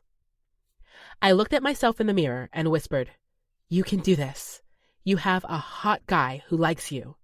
The whole house is yours for the night, and if it doesn't go well, you can try again. If it doesn't work with Tyler, there will be someone else." But I already knew that last part was a lie. I may not have known Tyler long, but I knew him well enough to understand that there was no one else like him. I pushed back from the sink, put my hand on the doorknob, and took a deep breath. Henrietta Jones was not going to be a virgin anymore. 44. Henrietta. Confession. It's time. Tyler? I called from the bathroom doorway. Yeah? Meet me in my room. The sink immediately turned off, and I smiled to myself. Maybe that meant he was just as excited as me. I met him in my bedroom doorway, and we were squeezed into the space, our bodies pressed against each other. He palmed the side of my neck, his hand big enough to cover my jaw, too. "Have I told you how beautiful you are?" He breathed, his voice husky. I looked from his eyes, a dreamy mix of dark green and brown, to his lips, full, pink, and I kissed him. Slow at first, then harder as we walked to my bed. He lowered me down, straddling me on the bed as he feathered kisses from my lips to my cheek and jaw. His 5 o'clock shadow scratched against my skin as he worked his way to my neck, my collarbone. Then his hand slid under my dress, his palm running over my thighs, my side, my breast. His thumb flicked over my nipple, already pebbling in anticipation. He parted my legs with his and pressed his knee against my center. Moisture pooled between my legs, soaking my lacy underwear as I rode his thigh. "Tyler," I moaned. "I know, baby," he breathed, pulling at my dress. He lowered himself until his face hovered over my vagina, and he pulled my underwear aside, rubbing his thumb over my clit. The sensation was so strong, I clenched and moaned. I'd touched myself before, spent time with toys, but this was already so much better. So much more. His thumb kept pressure on my clit as he slid a finger inside me. "You're so wet." His voice was husky, before he replaced his thumb with his mouth. Knowing he was tasting me, savoring me, fuck, it was hot. My hips bucked, and I moaned, gripping the blanket we lay atop. I might not be good in bed, but Tyler was already surpassing every expectation, meeting every need I didn't know I had. His tongue worked slow circles around my sensitive spot as he caressed my insides with his fingertip, hitting all the right places that I hardly knew could feel that way. And then he hummed against my clit, and I nearly came undone. "Tyler," I gasped. He hummed, moving his fingers in and out, sweeping them around. I tightened around his digits, so close to the edge, until he worked me over the top, and I came undone around his finger, on his mouth. He continued licking it all, until the waves slowly faded. "Tyler," I said again. I was at a loss for words, only able to speak his name. But that was more than enough for him. He got up and took a tissue from my nightstand, wiping his face, and then took off his shirt. I sat up, still quivering from his touch, and stared at his shirtless body. He was perfect. All hard lines, a dusting of short brown hair, and now I could see all of his tattoos. There was one on the inside of his bicep, and then a pattern that changed from prairie to sun that covered one of his shoulders almost to his neck. He caught me staring, and I let myself look. He reached for his jeans, undoing the button and slowly lowering the zipper. His cock strained against his black underwear, the tip full, hard under the fabric. I wanted to feel it, to touch it. I moved to the edge of the bed, reaching for his underwear, but he caught my hand. When I looked up at him in question, there was a salacious smirk on his lips. "You, Henrietta Jones, are wearing far too much clothing." A laugh passed my lips, surprising even me. This, with Tyler, was sexy, hot, incredible, and fun. He reached for my hands, pulling me to stand next to him.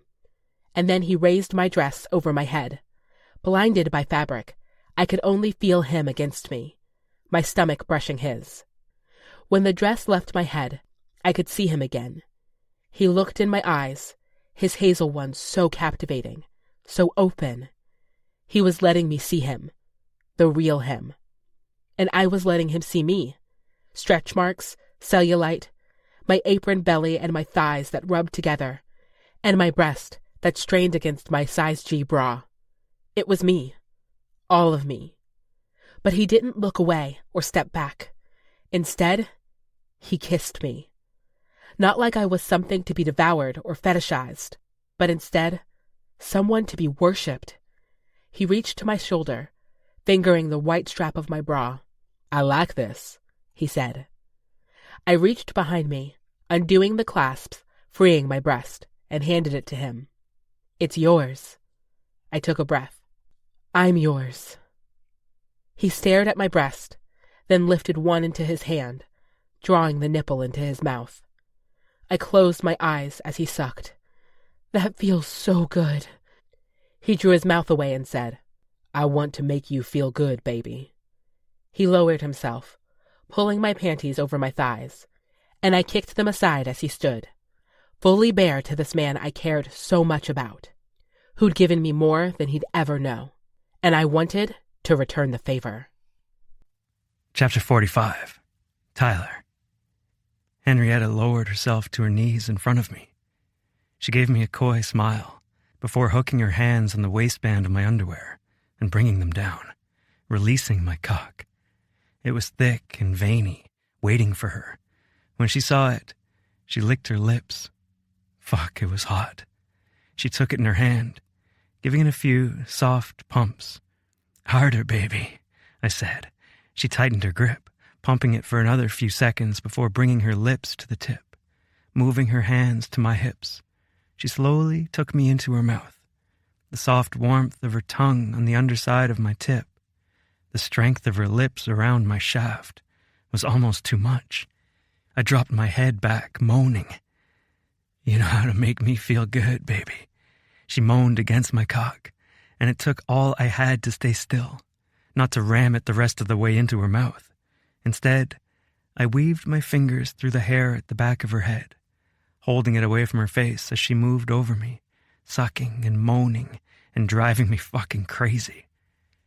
And when she looked up at me, like she was checking to see if she was doing a good job, "Good girl," I encouraged. She moved faster over my cock, and I could feel my pre-cum sliding into her mouth. I was getting close, too close. There was no way I was coming on her tongue when I hadn't felt what it was like to be inside her. I took her hands from my ass and pulled her up, turning her so I could lay her back on the bed, her tits spread, lolling to the side, so full I couldn't even hold them in one hand. Her stomach flattened into a brown pillow, and don't even get me started on the sexy girth of her thighs. I wanted her on top of me, riding me, pressing me into the bed. But first, I wanted her like this, face to face with me in control. Her eyes stayed on me as I lowered myself over her, my cock pressing into her stomach. "You're so fucking sexy, Henrietta," I breathed. Her lips quirked slightly. She was nervous, I could tell. So I worked my way down, kissing her neck, her collarbone, sucking on one nipple while kneading her other breast, working a hand down to rub her sensitive spot. I was more than fine with taking my time with this beautiful woman, despite how hard I was for her. She was worth the wait, and I needed her to need me, to beg for me, because I wouldn't have her any other way. She ran her hands down my back, digging her nails into my skin, holding on until she was gasping for air. "Tyler," she rasped, "I want you closer."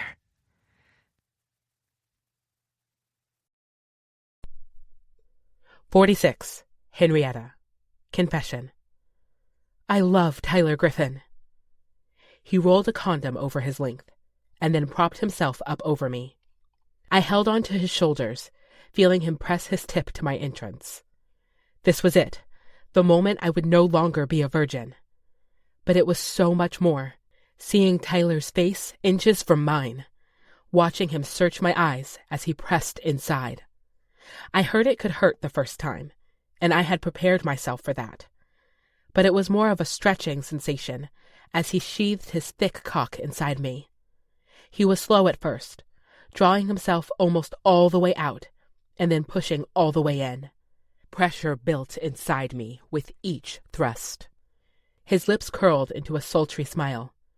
"You feel so good, baby." All the emotions were there. Happiness, surprise, delight, and so much more. I hardly had words, so I took his face in my hands, drawing his mouth to mine.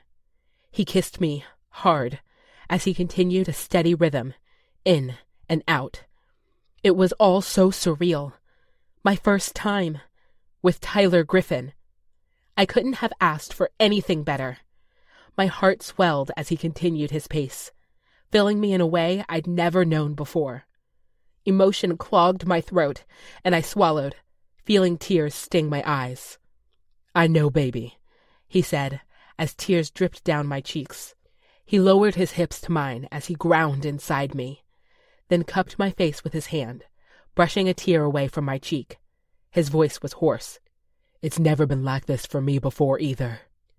I felt more vulnerable, more seen than I ever had in my life, with this man holding me. He wasn't shying away from my feelings, from my size, from me. No, he'd embraced me, and all that I was. The swell in my heart grew with the build of my orgasm. "Tyler, I'm coming," I gasped in shock. I never thought I would come with my first time. But the waves were growing. "I'm coming." "Yes, baby, that's it," he said, pushing harder, faster, until he shuddered over me, inside me. I whimpered as my orgasm milked his cock, and we stilled. He lowered himself to lie beside me, his breath slowing from the gasps he'd taken earlier. Plastic snapped as he freed himself of the condom. I watched as he tied it in a knot, pulled the plastic to check for holes.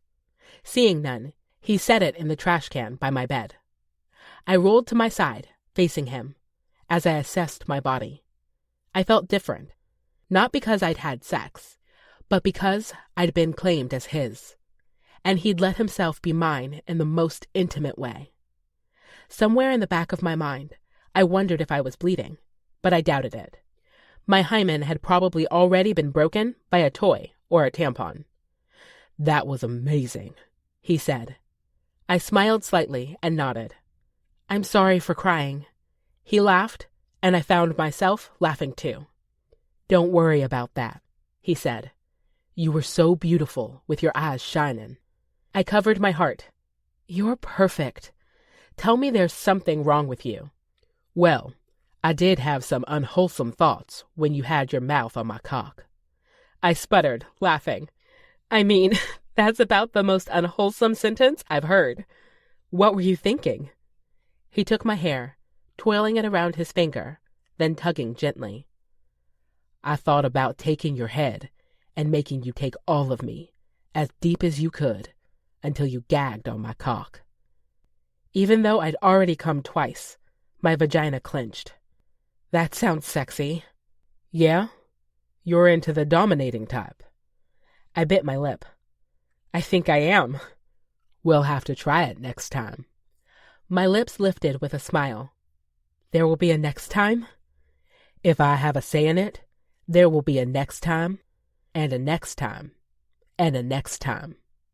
He nuzzled his chin into my collarbone, tickling me and making me giggle. I hugged his head to stall him and kissed his crown. God, I want that too.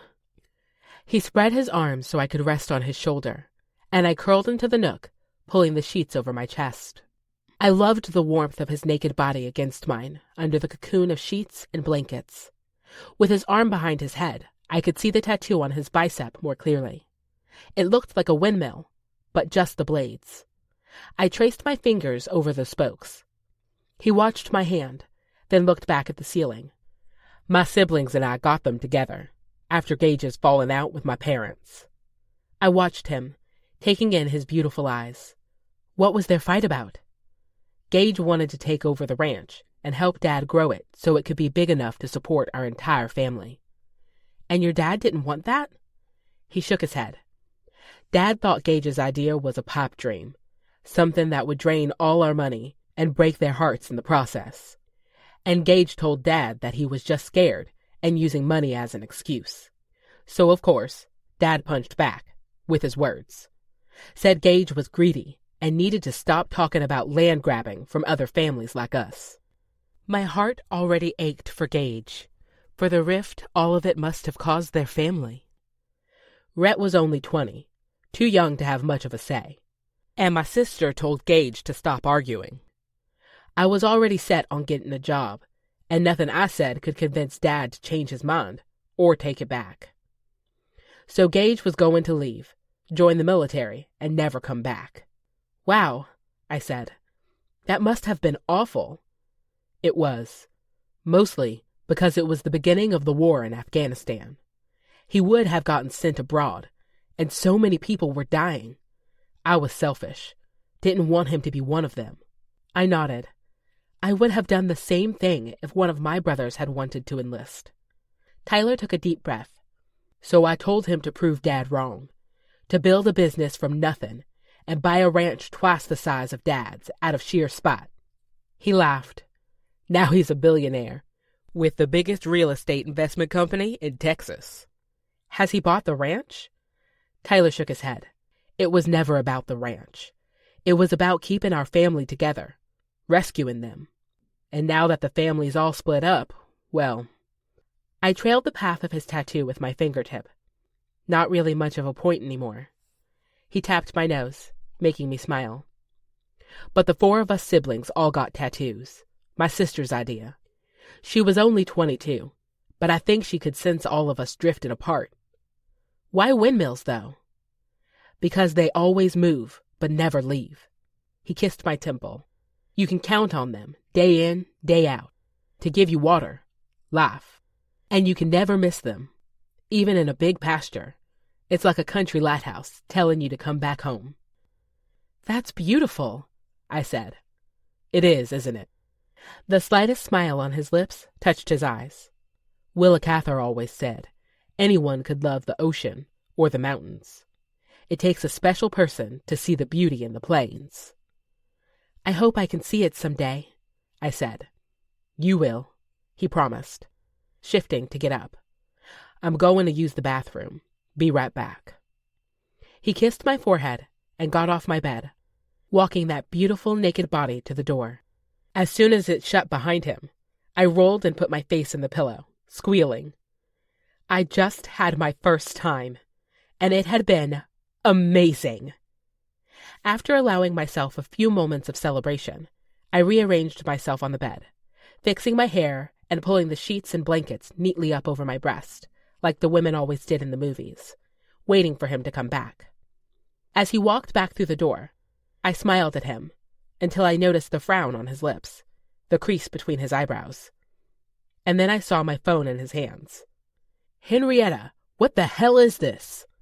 He held up my phone, showing a text I couldn't make out, but I could certainly imagine what was on the screen.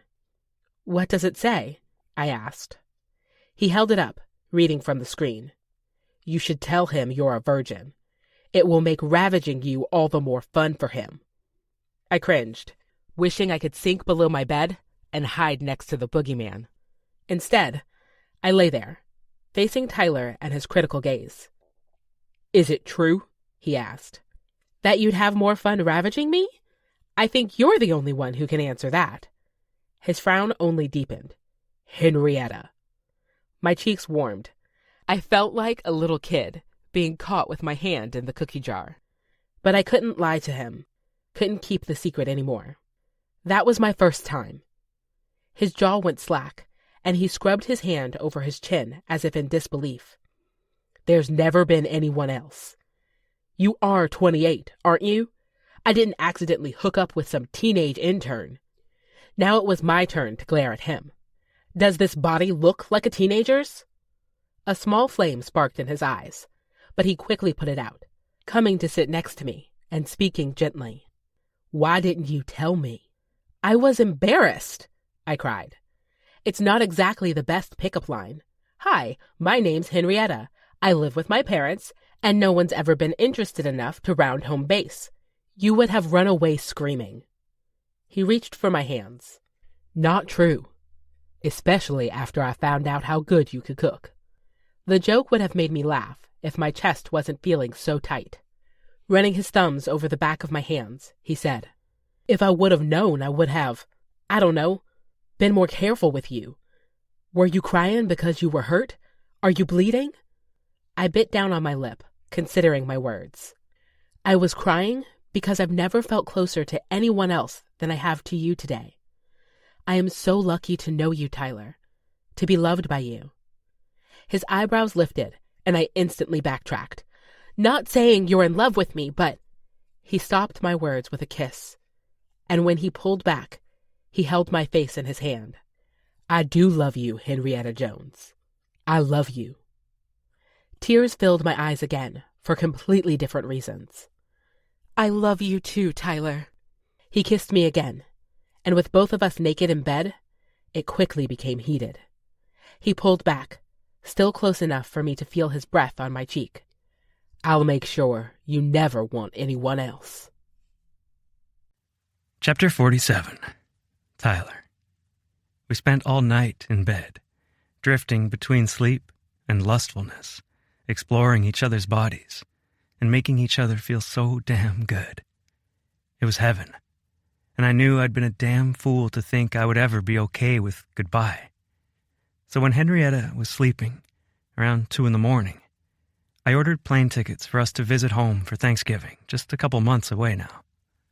I wanted to convince her that Cottonwood Falls could be home, show her all the trees that line the creeks as their leaves change to orange and gold, introduce her to my mama, and have her drive around to check cattle with my dad, yell at my brother Rhett for flirting with her, and my sister Olivia for sharing too many embarrassing secrets. I wanted to show her the high-rise where Gage worked, and the incredible view from his office at night. And most of all, I wanted her to fall in love with Texas, like I'd fallen for her. Because this feeling I had, just the thought of it ending ripped me to shreds. But I wouldn't focus on that. I'd focus on this beautiful girl and the feeling I had in my chest, like I had everything I needed right in front of me. I rolled to my side, taking her in. She slept so peacefully, just like she had on my couch the night before. I loved her awake, but this quiet, serene side of her was beautiful too. If she woke up now, I knew she'd laugh at me for staring. But I enjoyed this immensely, just as much as I liked lying next to her as I slowly fell asleep. Normally, I'd go for a run when I woke up, but this was a special morning, and my girl was getting a special breakfast, even if I had to look through every drawer and cabinet in this kitchen to find what I was looking for. That yellow box I used to make pancakes at home was nowhere to be found, so I used my phone to look up ingredients for pancakes and got to mixing. I was halfway through the batch when I heard a yawn behind me.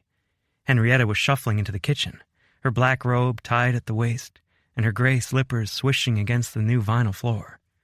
With her hair tied in a messy bun atop her head and her eyes half closed, She still looked half asleep. "Not a morning person?" I asked. She humphed. Maybe it was supposed to be a laugh. "Coffee?" she asked. I nodded toward the pot, still tending to the pancakes. "Did you know your mom keeps coffee in a cookie jar?" That got her laughing. "It's decorative." "It's hidden," I retorted. "If the can isn't red or blue, I have no idea what to look for." She stirred in cream and sugar, took a long sip, and then said, "All a part of my mom's evil plan to see how we'd handle a relationship decaffeinated." "Now there's a test," I replied, taking a drink of my own coffee. "But I am a morning person. I like to get my workout in before work, or I'd be too tired afterward." She shook her head at me. "I knew there had to be something wrong with you." I tossed my head back and laughed. "You're so grumpy when you first wake up." Smiling slightly, she said, "Only after I've been kept awake all night." I winked at her. "I'm more than happy to stay up for those reasons." "Me too." I leaned in and kissed her, her tongue tasting like sweet coffee, and then got back to cooking. She leaned against the counter, watching me. "I was thinking I'd go visit my grandma real quick before work." I glanced at the clock. It was only 6:15. "Do you mind if I come along?" Her smile grew. "I'd love that." "There's my sunshine," I said. "Just needed some coffee." She shook her head at me and took another drink. I finished dishing up the pancakes, and we ate in companionable silence before she needed to shower and get dressed. I'd brought a change of clothes to wear, so I put those on, and we made quick work of getting out the door and into my truck. "It's fun riding to work together," she said with a smile. I smirked. "It's fun, knowing I'm your only ride, so you'll be forced to stay with me." She snorted. "As if you'd do that. You're too nice." "Too nice?" I pretended my chest was hurting. "You wound me." "It's a compliment. Most guys I know feel like they have to put on this tough guy act, never show an emotion. The way you handle things is refreshing." "I'll take that as a compliment," I said. She pointed out another turn, and soon we were at the hospital, walking toward her grandma's room. As we approached, I could hear someone talking to her grandma. Hen listened quietly at the door and said, "Sounds like the doctors are here." She knocked, and the talking paused as we walked into the room. Cordelia lit up at the sight of Henrietta and grinned even bigger when she saw me behind her. "Hi, you two. Sounds like Tyler was quite the hero yesterday," Cordelia said to the doctor. "He installed vinyl floors and a ramp so I could get around the house easier." The woman in a white coat smiled at me. "That's great. I was just telling your grandma here that things are on the right track. Inflammation and pain seem to be down, so we'll focus on the steroid regimen and some strenuous physical therapy, since Cordelia says she's up for the challenge." Hen squeezed her grandma's hand. "Gran's the toughest person I know." "When will I be able to go home?" Cordelia asked. The doctor glanced at the chart in her hand. "Other than the hip, you're looking very healthy. Once you're able to make it around this unit with your walker, without anyone assisting, I don't see why we wouldn't release you. I'll recommend outpatient PT 3 times a week, but there may be an option to have someone see you at home." Henrietta let out a quiet cry, covering her mouth with her hand. "That's great," Henrietta said. "I'm so happy." I put my arm around her, holding her close, and she rested her free hand on my chest. I smiled. "This is great news, but we all knew Cordelia was too stubborn to stick around here long." Cordelia smirked. "Damn straight. Grandma," Henrietta said. At the same time, the doctor said, "Right on." 48. Henrietta. Confession. So maybe I'm not as professional as I thought. When I got back to my office, everything felt right, except for the plant I forgot to bring back with me. The room did feel a little bare without it, and the fact that Janessa had clearly messed with some papers while she was here. It took about an hour to get things back to the way I liked them.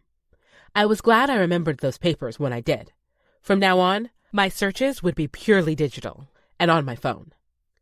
For the rest of the day, I gave tours, managed the clean-out of one apartment, and had to serve an eviction notice to someone I'm pretty sure had already abandoned their unit. But most of all, I looked forward to after work. Tyler and I hadn't made plans specifically, but as he mentioned, he was my ride, in more ways than one. Wink. During the last 10 minutes of work, I shut myself in the bathroom and refreshed my makeup, then added a little perfume to my wrist and neck. And when I walked back out, I saw Tyler standing by the door, his hand on the knob. We both froze, but Tyler's eyes moved first, traveling over my body, something heated in his stare. Then he slid the lock shut and said, "Close the blinds and get on your desk." Goosebumps erupted over my skin. "Now," he growled. I fought the giddy smile taking over my face and went to the windows, pulling down each of the cordless blinds. This was something out of a fantasy, and here I was, experiencing it in real life. A million worries popped up. What if someone came by? Or worse, what if Janessa did a surprise drop-in? But knowing we could get caught and being too overcome with desire to care made this even hotter. With the blinds down, I did as he asked, walked around the corner to sit on my desk. His hooded eyes followed my every step. And when I sat on the desk, my skirt riding up, he said, "Good girl." Did I have a praise kink? Maybe. Because hearing those words just made me want to do whatever he asked of me, that much more. With a sizzling look in his eyes, he lowered himself to his knees, separating my legs with his shoulders. Just like the night before, he pulled my panties aside and began feasting. The scrape of his 5 o'clock shadow on my delicate skin was just as sexy as what he was doing with his tongue. I raked my fingers through his hair as he continued his assault, each second better than the one before. "Tyler," I moaned as silently as I could, but it was hard to hold back. I gripped the edge of the desk and held on for dear life as he pushed me higher, harder, with just his mouth. And then he added his fingers to the mix, and I came undone, clenching hard and screaming with my mouth closed. But there wasn't time to recover after my orgasm, because he slid me off the desk, roughly turned me and bent me over, and then rammed into me from behind.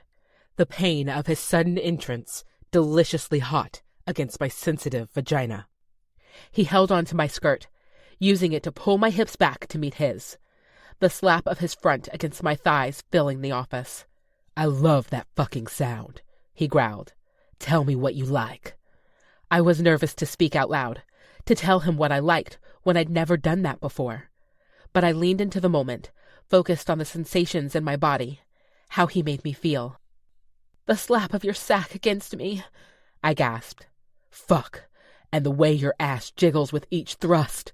So fucking sexy."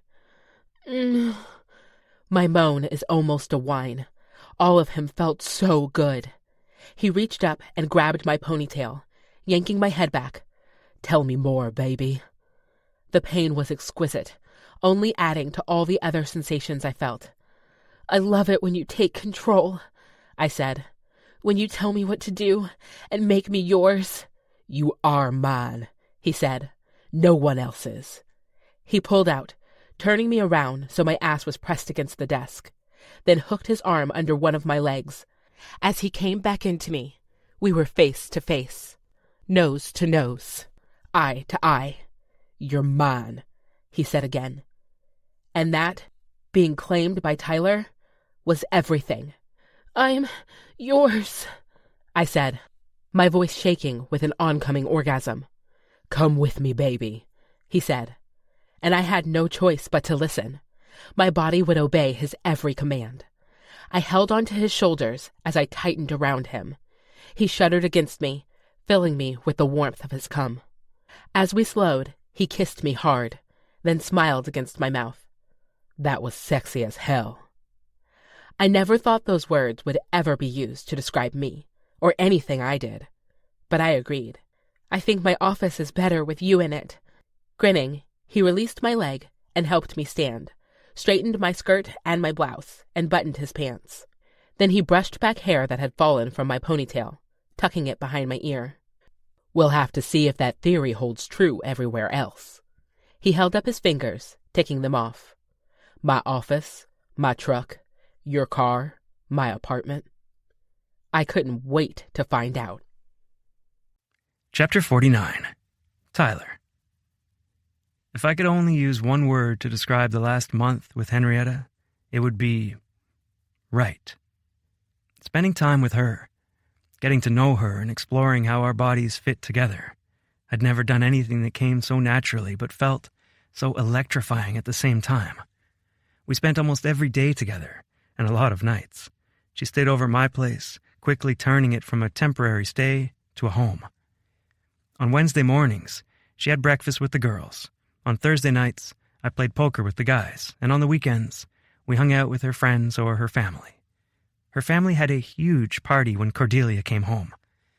But most of all, I couldn't wait for her to meet my family, see my home, because each day in Emerson felt like a grain of sand falling to the bottom of the hourglass on our relationship, and there was no way I could ever let her go. I just hoped she'd be okay with spending Thanksgiving in Texas instead of California like she normally did. We were just a couple weeks away, and I needed to ask soon. Wanting the request to be special and to stack the odds in my favor, I printed out the tickets and had them wrapped in a beautiful box with a necklace that had a windmill charm hanging at the end of it. I stashed the items in my office this morning, so when she did her afternoon check-in at the build site, I could give them to her and ask her to come along. That would give us 2 weeks to prepare for the trip and to meet my family. They could definitely be a lot. The build was going along smoothly. We'd only had one permitting delay, and that was back on track now, thanks to a guy on my team whose wife worked at City Hall. A few papers may or may not have been moved to the top of the review pile. With the foundation poured, we were working on framing the first level. I liked this part, where it started looking more like an actual building and not like a big mess of concrete, metal, and broken ground. I checked my watch again and saw it was about time for Henrietta to get here. But when I told the guys I was going back to the office trailer, I found her already standing outside the building, grinning at me. When we got out of earshot of the workers, she said, "You look sexy working like that." She fanned herself. "Should I be worried that I like the sight of you handling wood?" I snorted. "I like the sight of me handling you better." She giggled. "I enjoy that also." The fall sun hit her hair, sending rays bouncing off her black waves. "You look beautiful today," I said, using all my restraint to keep my hands off her. We tried to keep things professional during the workday, but damn was it hard when I knew how hot she could get for me. "Thank you," she replied. We stepped inside my office, and she said, "Is there anything I need to bring by City Hall?" "Not today. Our next checkpoint with the inspectors isn't for another few weeks, so things should be light on your end until then." She pretended to pout. "Does that mean I don't need to come visit you?" "If your hot ass isn't on the job site every damn day, we're gonna have a problem," I growled. She laughed. "Where's nice guy Tyler?" "Right here." I pulled her in, kissing her lips, "and I'll stay that way as long as I have my girl at my side." "Gosh, you're perfect," she replied. And even though I knew I was far from perfect, I liked hearing the word roll off her tongue. "Hey, there was something I wanted to talk to you about," I said. Worry instantly framed a crease between her eyebrows. "It's nothing bad," I reassured her. "Actually, I'm excited about it." "What is it?" she asked, the crease disappearing. I walked around my desk and opened the drawer, pulling out the decorative red box. "What is this?" she asked, taking it gingerly in her hands. "I've loved spending these last months with you, Hen, and getting to know your family has been incredible. But my family wants me to go home for Thanksgiving, and I can't stand the idea of going without you." She watched me, a small smile playing on her lips. "I want you to meet my parents and get annoyed by my siblings and stare at my brother's office and spend a night under the Texas stars with me." She bit her bottom lip. "Camping? Won't it be cold in November? Makes cuddling that much better." Her smile grew, and the suspense was killing me. Not able to take it any longer, I asked, "Will you go?" She nodded and wrapped her arms around my shoulders. "I'd love to, Tyler." I held her close, breathing in her delicate perfume and loving every damn second. Until the door opened. The only time I'd ever jumped apart from a girl faster was when I got caught making out with my girlfriend in high school. Rich grinned between the two of us, but didn't say anything about what he'd caught us doing. Instead, he said, "We're at the point where starting the next step would keep you guys here for another hour. Do you want to have them keep going or let them out a little early?" I glanced at my watch, seeing there were about 15 minutes left in the workday. "You can send them home. I need to show the boss here what we've been up to." Rich winked. "I'll tell them to get the show on the road." He turned around and left the trailer, and I shared a guilty smile with Henrietta. "We should be more careful when the guys are on site," I said. She nodded. "Definitely." But in the meantime, I lifted the lid from the box she was holding. I thought you should have a piece of home to look forward to." Her eyes softened as she took it in. "Tyler, it's beautiful." My lips lifted. Her reaction to the necklace was like an acceptance of me, my family. "Can I put this on you?" She nodded, turning and lifting her hair off her neck.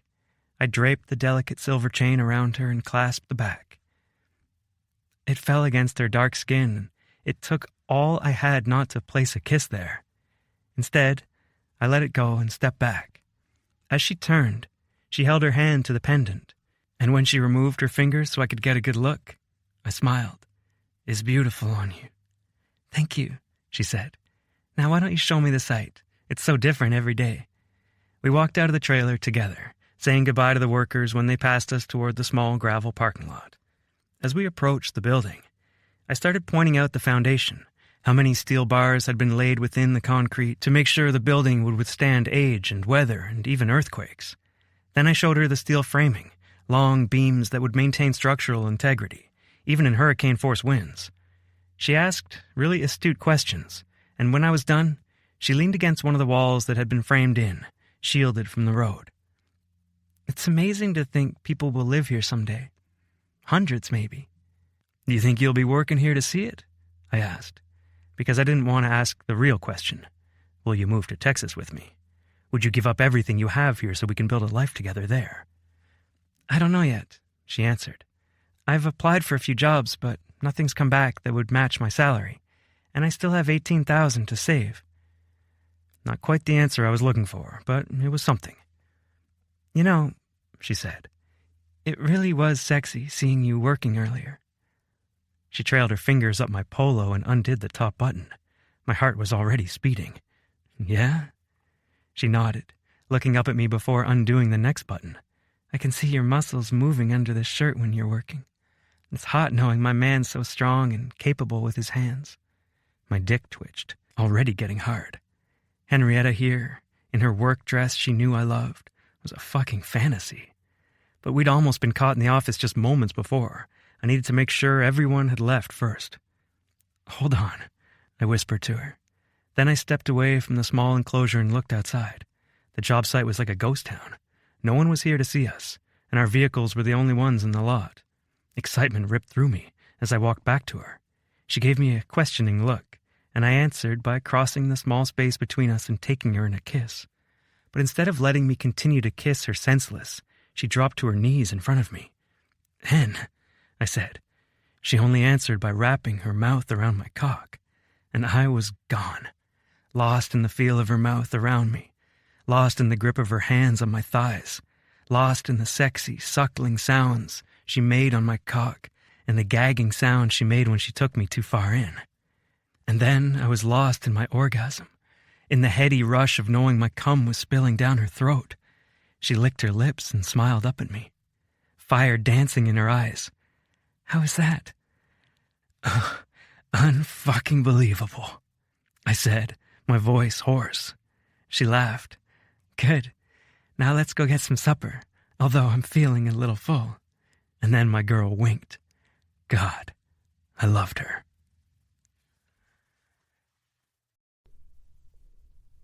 "50.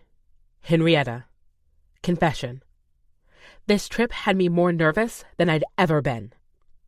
Grandma sat on her walker by my bed while I packed for my trip to visit Tyler's family. "Are you excited?" she asked. "Nervous is more like it. I'm going to be meeting his entire family for the first time, and I'm all in my head about it," I replied, taking a dress out of my suitcase for the third time. I've checked the weather forecast about 10 times, and I still can't decide if it'll be warm enough to wear a dress while we're there. "Then wear pants," Grandma said. "It's not like they're going to see you in slacks and say, 'Nope, not good enough for our son.'" I gave her a look. "Is it just me, or are you saucier since you got home from the hospital? Why don't you wear some of those leggings with a longer dress shirt? You look so cute in those outfits." I nodded. She was right. And I was definitely overthinking this. "But what if his family doesn't like big girls?" I asked. "It'll be a long 5 days if they're disgusted by me." Grandma said, "You're not asking the right question." I faced her, waiting for an explanation. She knew it was true. Some people thought being overweight was a moral failing. They judged people like me to no end. She lifted her hands, her elbows resting on the walker, and said, "You need to be asking, what if they are warm, kind, loving people? What if I love Texas? What if this brings Tyler and me that much closer together?" She smiled. "And if you must be negative, you can ask, what if I can't stand them? Because you are incredible, my dear. If they don't like you, there's clearly something wrong with them. Enough with the stinkin' thinkin'." I set down the shirt I was folding and went to give her a hug. "Thanks, Grandma." But there was still something holding me back. I feel like I have to address the elephant in the room. "And what is that?" she asked. "I'm a black woman from California, and Tyler's a white man from outside of Dallas, Texas, one of the most conservative places in the country. What if we don't fit in together there? What if the community doesn't welcome me?" She twisted her lips to the side, deepening her wrinkles. "You know the world's changed so much since I was younger. I lived through the Loving case, and some people still think the courts got it wrong." My chest got tight in the way it always did thinking about racist people. The bias some people had against me and people like me. Most of the time I tried to ignore it, but now it was all I could think about. "You know, it's hard to believe you two have only been together for a few months. It feels like he's been part of our family from day one." She shrugged. "Seems to me a man like that wouldn't take you anywhere that could cause you harm. And if for some reason an issue did arise, a man like that would nip it in the bud faster than you could blink." I nodded, feeling light enough to get back to folding some blouses to put in my suitcase. Tyler would keep me safe, just like he'd protected me that night from Houston. He's so easy to be around. I wonder if his family is the same way. "There you go," Grandma said with a wink. "What are you going to do without me here to boss around?" I asked in a teasing tone, but part of me was worried about her. I wanted her to be safe when I was gone, and I had been filling in the gaps here lately, especially since it was hard to get a senior ride with her walker. I'd been taking her to appointments and the store when Mom and Dad couldn't. "It's only a week," Grandma said. "And besides, you know they have special buses for old, feeble people like me. I just need to get signed up." "I didn't call you feeble." "You didn't deny the old part," she retorted. "Didn't need to." I winked. She rolled her eyes. I scanned my suitcase, deciding I had everything I needed and probably a lot more. "I think that's it." From the doorway, I heard Tyler's voice say, "Good timing." He looked so handsome, changed out of his work clothes into a pair of jeans that fit him so well it should be a crime. And with his arm propped up against the doorframe, I could see a sliver of his fit stomach. If he stood like that much longer, I'd need a mop to wipe up all this drool. Grandma looked between me and him. "I hope you two have a great Thanksgiving with your family, Tyler. Although, we call the next one." I loved the way she assumed we'd be together, because I was hoping the same thing, even though I had no idea how it would work with him at his next job site, wherever it would be, and me in California. In fact, I tried not to think about it at all. I'd wanted to move out from my parents' house, but now that Grandma needed so much extra help, I just didn't know how that would work. Would my family be able to pick up the slack if I moved all the way to Texas? Would I be able to forgive myself if they did? Tyler said, "Can I carry your bags for you, Hen?" I nodded, passing him my suitcase and picking up my purse filled to the brim with essentials. Grandma extended her arms for another hug, which I gladly took. "Give my brothers hell for me," I said. "You know I will," she replied, squeezing me just a little tighter before letting me go. Mom and Dad said goodbye to us in the living room, wishing us well, and soon we were on the road to Tyler's apartment. It was easier for me to stay with him, so we could get up early for our drive to L.A. Instead of eating out, we grabbed some takeout on the way and walked up the steps to his apartment. As soon as we walked through the door, the smell of his leather and linen candles enveloped me, making me smile. "I need to ask your sister to make me some of these candles so I can light them in the office." "I'm sure she'd love that," Tyler said, squeezing my hand. He set up dinner at the table, and we ate while he gave me all the details and quirks I might need to know about his family. He said his brother Rhett would flirt with me. His sister would probably want to take me horseback riding, which sounded like a ton of fun. And his brother Gage would probably spend way too much money on whatever we did. But then he said his mom would love me, and I already felt more at ease. He loved his mom more than anyone in the world, and if I passed her test, I had no doubt this relationship would be something that would last. With dinner done and Tyler doing what was left of his dishes, I excused myself to take a shower. The water pressure here was incredible. I took my time, shaving my legs, brushing out my hair, and then rubbing coconut oil all over my body. I loved using it as a natural moisturizer, and it smelled amazing. Plus, I knew Tyler liked it too. I walked to his bedroom and reached into his closet for the oversized t-shirts he kept, especially for me, because he thought they were sexy. I slipped one over my head, no underwear or bra underneath, and walked into the living room, where Janessa was edging her way into the apartment. My mouth fell open, and I quickly turned to leave, but it was too late. We'd been caught. Chapter 51. Tyler. I clenched my jaw, mentally cussing Janessa for being so damn pushy. She'd literally invited herself into my apartment to make sure it was up to par, even though I'd said multiple times that I wasn't feeling well. Of course, now I was caught in a lie, and Henrietta had been caught half naked. Janessa's eyes widened as she looked between Henrietta and me, processing what she saw. And then her gaze narrowed with recognition. "What do we have here?" she asked. Henrietta chirped, "I'll be right back." She pulled the hem of her shirt down and hurried to the bedroom, leaving Janessa and me standing alone. "Well, now I know why you've been turning me down," Janessa said. "Not that I understand the allure." Protective rage quickly rose in my chest, spewing out my mouth. "Watch it." She lifted her eyebrows, an amused smile on her lips. "Look at those claws coming out." My jaw twitched with bitten back words. If she uttered one more negative comment about my girl, she'd regret it.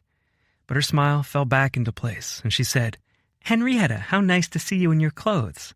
I looked over my shoulder to see Henrietta walking down the hallway toward us. Her hair was still wet, but now she had on a cotton dress and house shoes. "Janessa, I wasn't expecting to see you here," Hen said, a smile on her face that didn't reach her eyes. "I could say the same." She stepped farther into the apartment, brushing her fingers along the back of my couch and thumbing away the dust.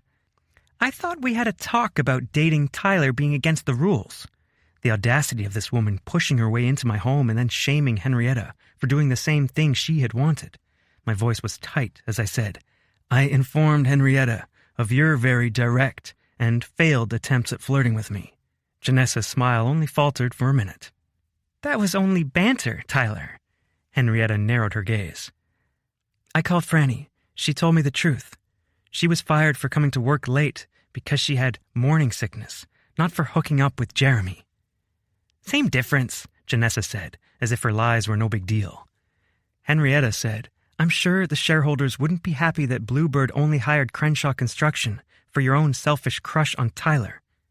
"That wasn't at all the plan," Janessa sputtered. Henrietta lifted her chin. "You met with Tyler and his boss prior to hiring. I doubt your denial will prove anything." Changing tactics, Janessa stepped between Hen and me. "Henrietta, I thought we were friends. Are you really going to let some guy come between us?" My gut sank, waiting to hear Hen's answer.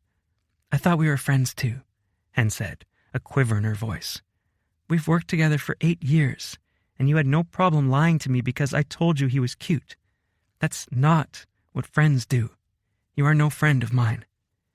Any hint of Janessa's fake smile was gone. "Fine, enjoy each other, although I have no idea how that's possible." Henrietta's jaw fell, and I stepped forward, holding my hand on the door so Janessa couldn't open it. She needed to hear this, and Henrietta did too. "You want to know why I chose Henrietta when you were so clearly interested? I chose her because I could have a conversation with her without feeling like a piece of meat. Henrietta is intelligent and kind and clearly cares about the people who live here and making them feel safe and comfortable. And I don't know if you've seen her curves, but they're sexy as hell. So I will not be having any more negative talk about her from a desperate, jealous woman like you, especially not in my own damn home." Janessa grit her teeth before ripping open the door and leaving the apartment. "You'll regret this," she said in the hallway. "I'll make sure of it."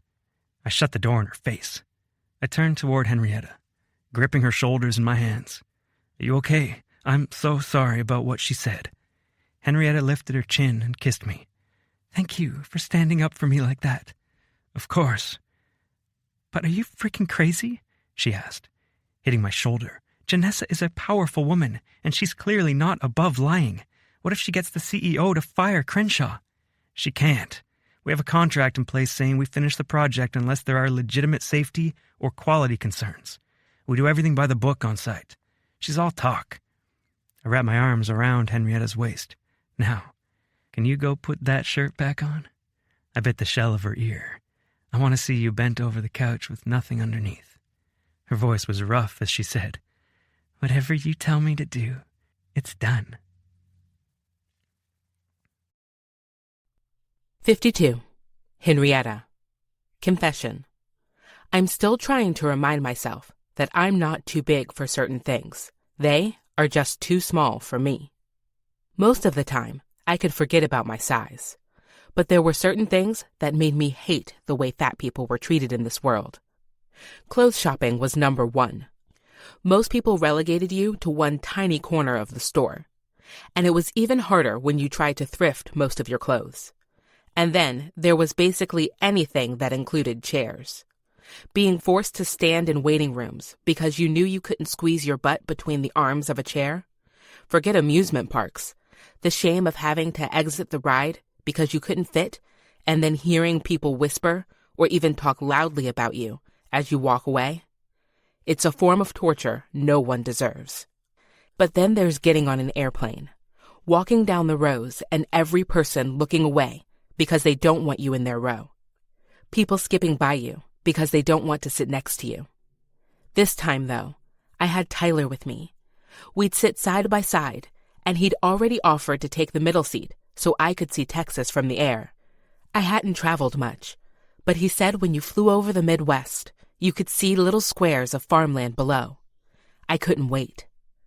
I walked ahead since he insisted on carrying my bags, and found us a seat a few rows behind the wings. I scooted into the seat and reached for my belt. And then it hit me. No matter how much I sucked, squeezed, or adjusted myself, my seatbelt would not reach all the way around my waist. My eyes stung as I let loose of the clip and looked out the window. I felt Tyler's shoulder brush against me, but I kept my eyes away. I was so embarrassed. He knew I was a big girl, had seen me naked, and told me I was sexy. But this felt way too much like reality compared to the blissful fantasy we'd been living in. This was part of dating a big girl, and I didn't want to find out that he actually couldn't handle it. He leaned over, resting his chin on my shoulder. "It's kinda nice that the seats are small, so we can cuddle the whole way." "Yeah," I said, but my voice cracked. I really freaking wish it hadn't cracked. "Hen, are you okay?" I tried to blink back the tears. "I'm fine." Was there a way I could fold my belly over the belt so the flight attendant couldn't see if it was buckled? "Baby, look at me. What's going on?" I closed my eyes, wishing for a moment that I could be smaller, that this wouldn't be an issue I had to worry about. "Do you not want to meet my family anymore?" he asked. The worry in his voice gutted me. I hated to make him worry when it wasn't his problem. It's mine. "The belt doesn't fit," I whispered, blinking back hot tears. One slid down my cheek, and I wiped it away. "Oh, that's no big deal," he said. He turned away from me, and when he spotted a flight attendant walking by, he said, "Excuse me, sir. Can I get a belt extender for my girlfriend?" "Of course," the guy said, like it was no big deal. He handed one to Tyler, and then Tyler passed it to me, and I held the clip in my hand, staring at it. "Here," he said gently. He took it back and hooked it on his side of me, then reached across my midsection, finding the other side of my belt. Once it was all clipped into place, he kissed my cheek. "Look, you're all belted in. No need to be embarrassed." I looked at him, studying his molten hazel eyes and wondering what he saw in me. If he ever wished he was with someone who would fit better into the way the world expected beautiful people like him to live. He held my face in his hands and kissed me softly. And it was better.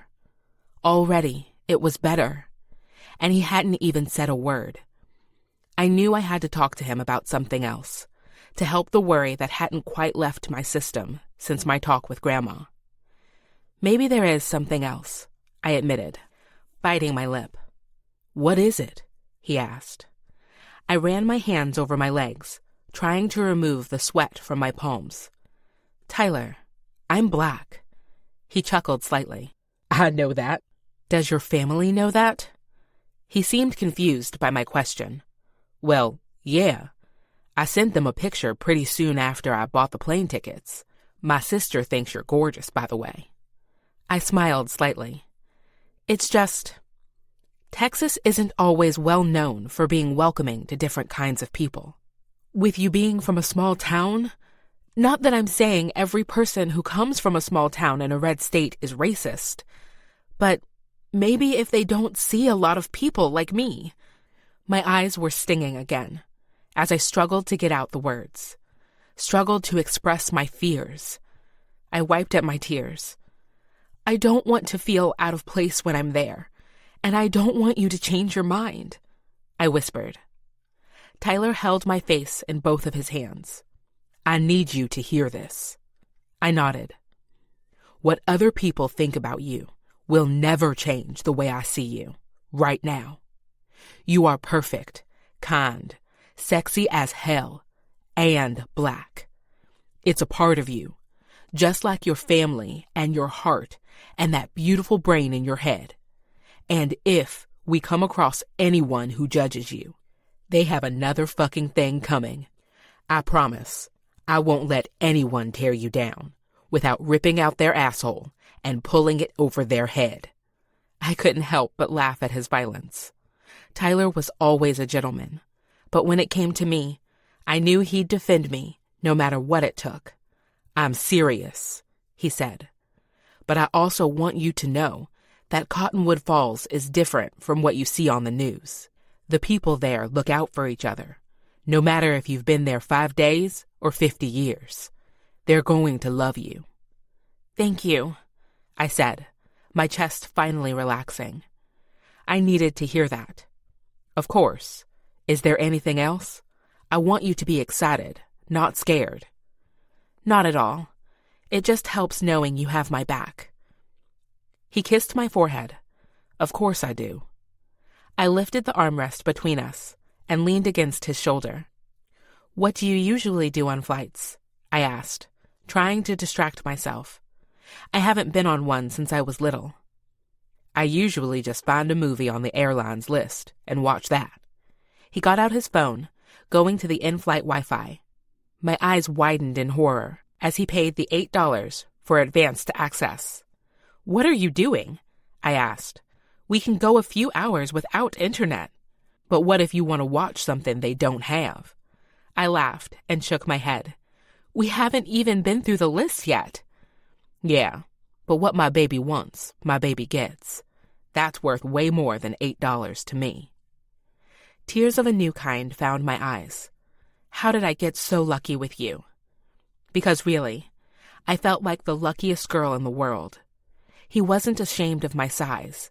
He supported my dreams, and he was even flying me across the country because he wanted me to see his hometown. He kissed me again, making butterflies dance in my stomach. I've been asking myself the same question ever since you agreed to that first date. Then he kissed the top of my head.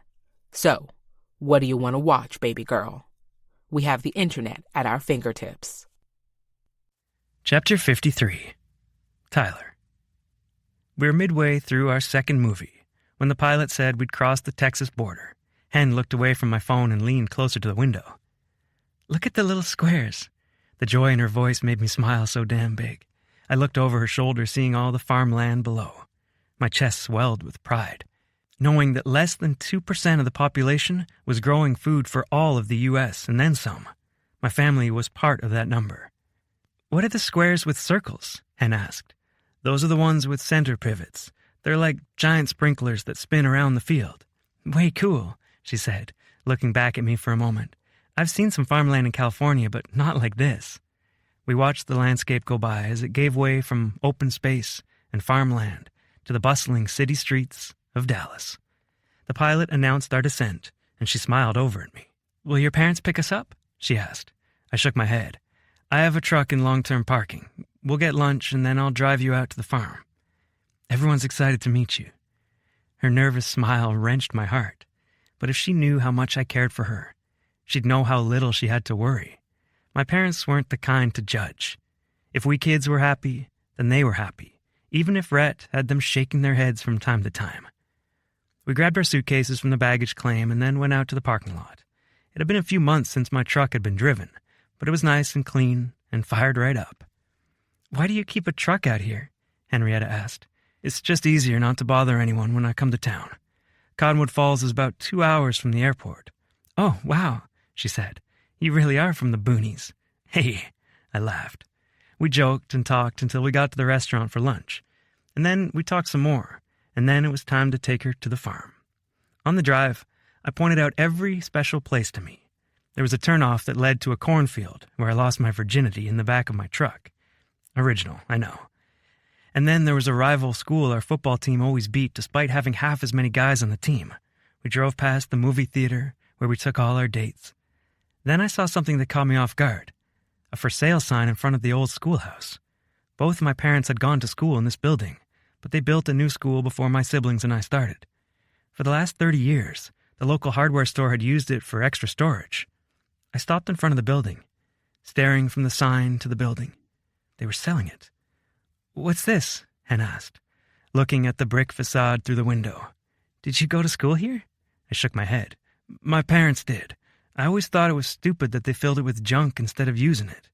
Using it for what? Hen asked. With all that square footage, it would make a great apartment building. People go crazy over the historical details inside, if they haven't been completely ruined. Hen got out her phone, tapping on the screen. I know it's not that interesting, but... She held up her finger, putting her phone to her ear. After a couple seconds, she said, Hey, we were wondering if we could take a tour of the schoolhouse. I mean, we're here now. Great. I'll see you in a few minutes. I stared at Hen. What did you do? She laughed, pushing her door open. I wanted to see inside. Why don't we look around until the agent gets here? Shaking my head, I followed Hen out of the truck. Life with her was certainly an adventure. We walked over the unkempt buffalo grass to the big front stoop. This would be a beautiful common area for an apartment building. You could set up some benches and people could actually get to know their neighbors. I pictured the peeling paint over the cement done up freshly, maybe even covered with a wooden deck, and rocking chairs lined along the building. Add some hanging plants and it could be a beautiful place to pass an afternoon with a glass of sweet tea. She walked to the side of the porch, looking around the back. The playground is dangerous, but if you took it out, there would be plenty of room for a big community garden and maybe even another sitting area. I put my arm around her, loving the way she dreamed. Imagine it being a senior living building, I said. Grandpa would love it here, closer to home. I love that, she said, twisting in my arms to give me a kiss. Tires crunched on gravel and we looked over to see Linda McComb walking our way. I lifted a hand and said, Hi, Linda. She peeled off her black sunglasses, revealing light blue eyes. Tyler Griffen, is that you? I haven't seen you since you were scoring touchdowns. I chuckled, turning to Hen. Linda, this is my girlfriend, Hen. Hen smiled, shaking Linda's pale hand. Nice to meet you.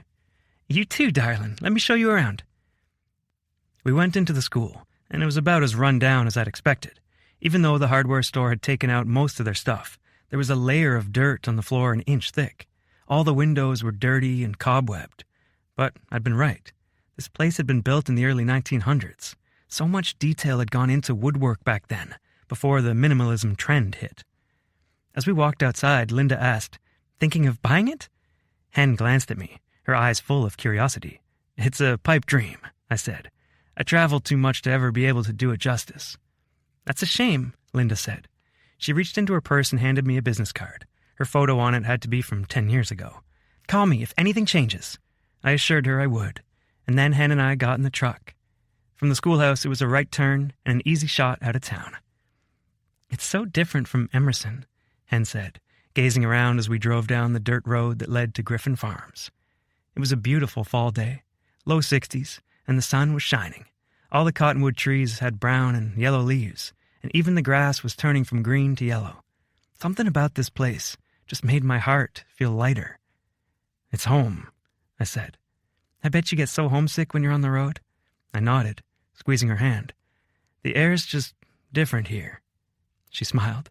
Then her look changed to surprise. Pointing out the windshield, she asked, "Are those your llamas?" "Alpacas," I said. "When I was about 5, the Deans decided alpacas were better than cattle.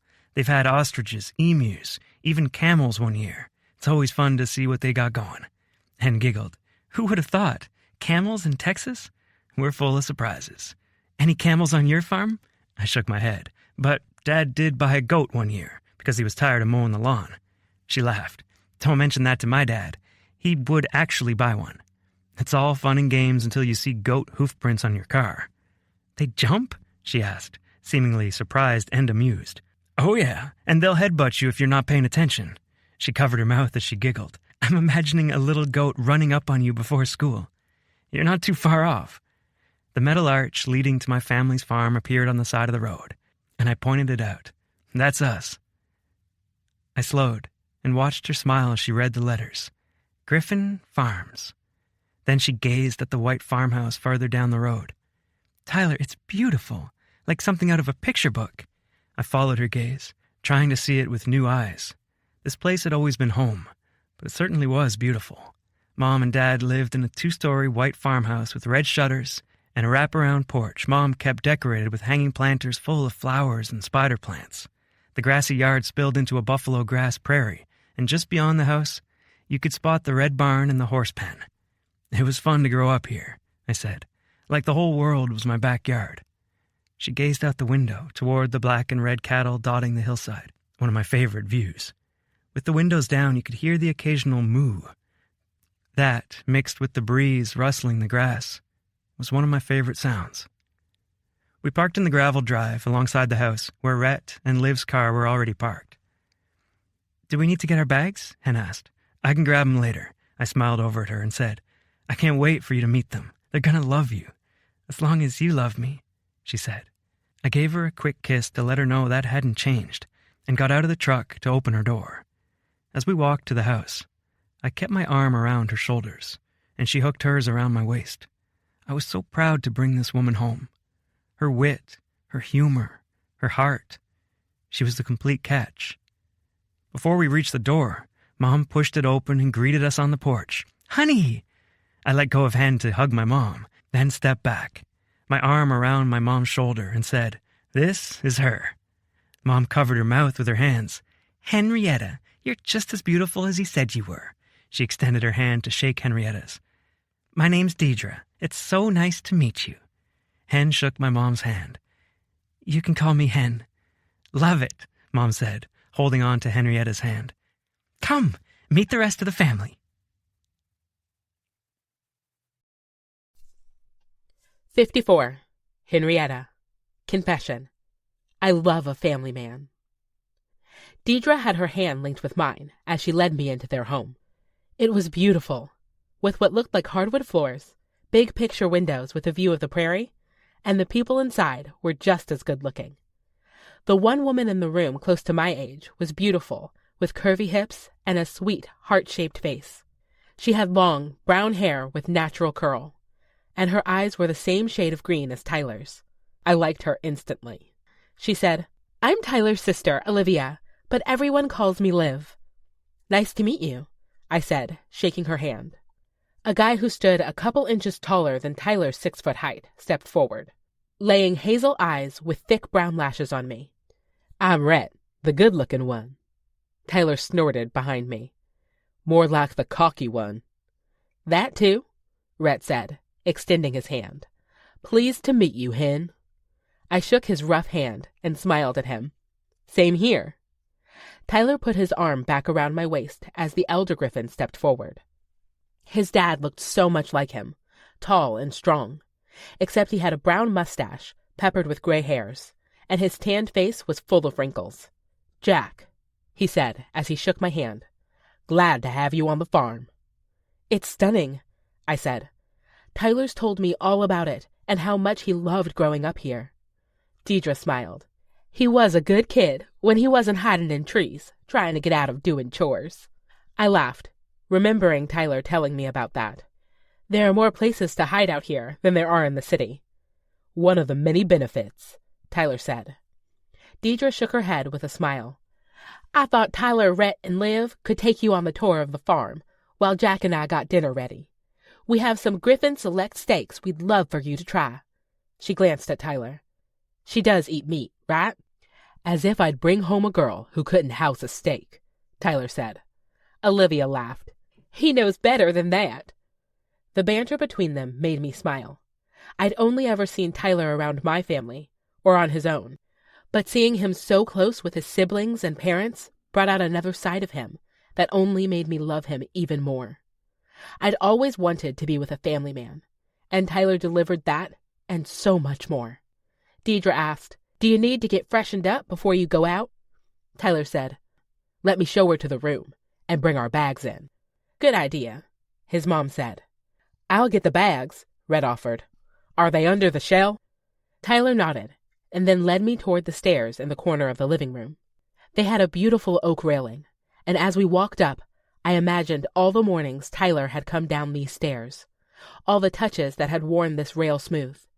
It was like the house had a history all its own. "Are we staying in your old room?" I asked as we crested the stairs. "We are," Tyler said. "I hope my mom hid my unmentionables." I elbowed him in the stomach with a laugh. "I'm pretty sure I've seen all of those already." The wood floors creaked underfoot as we walked down the hall. Tyler tapped on one door, opening it to a bathroom that had clearly been remodeled, with black and white floor tile and a walk-in shower backed with pretty green tile. "This is the bathroom. You can imagine it was fun to share before school, with 4 kids. Just about as fun as ours was to share," I said. I loved that we both had big families, so we understood each other in that way.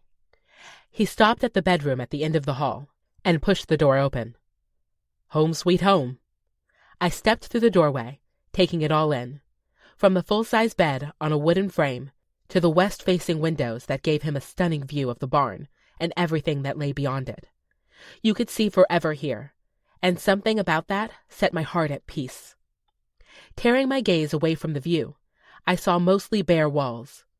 "Where are all the posters of naked ladies?" I teased. Tyler leaned against his wooden dresser and said, "I told you it's not much."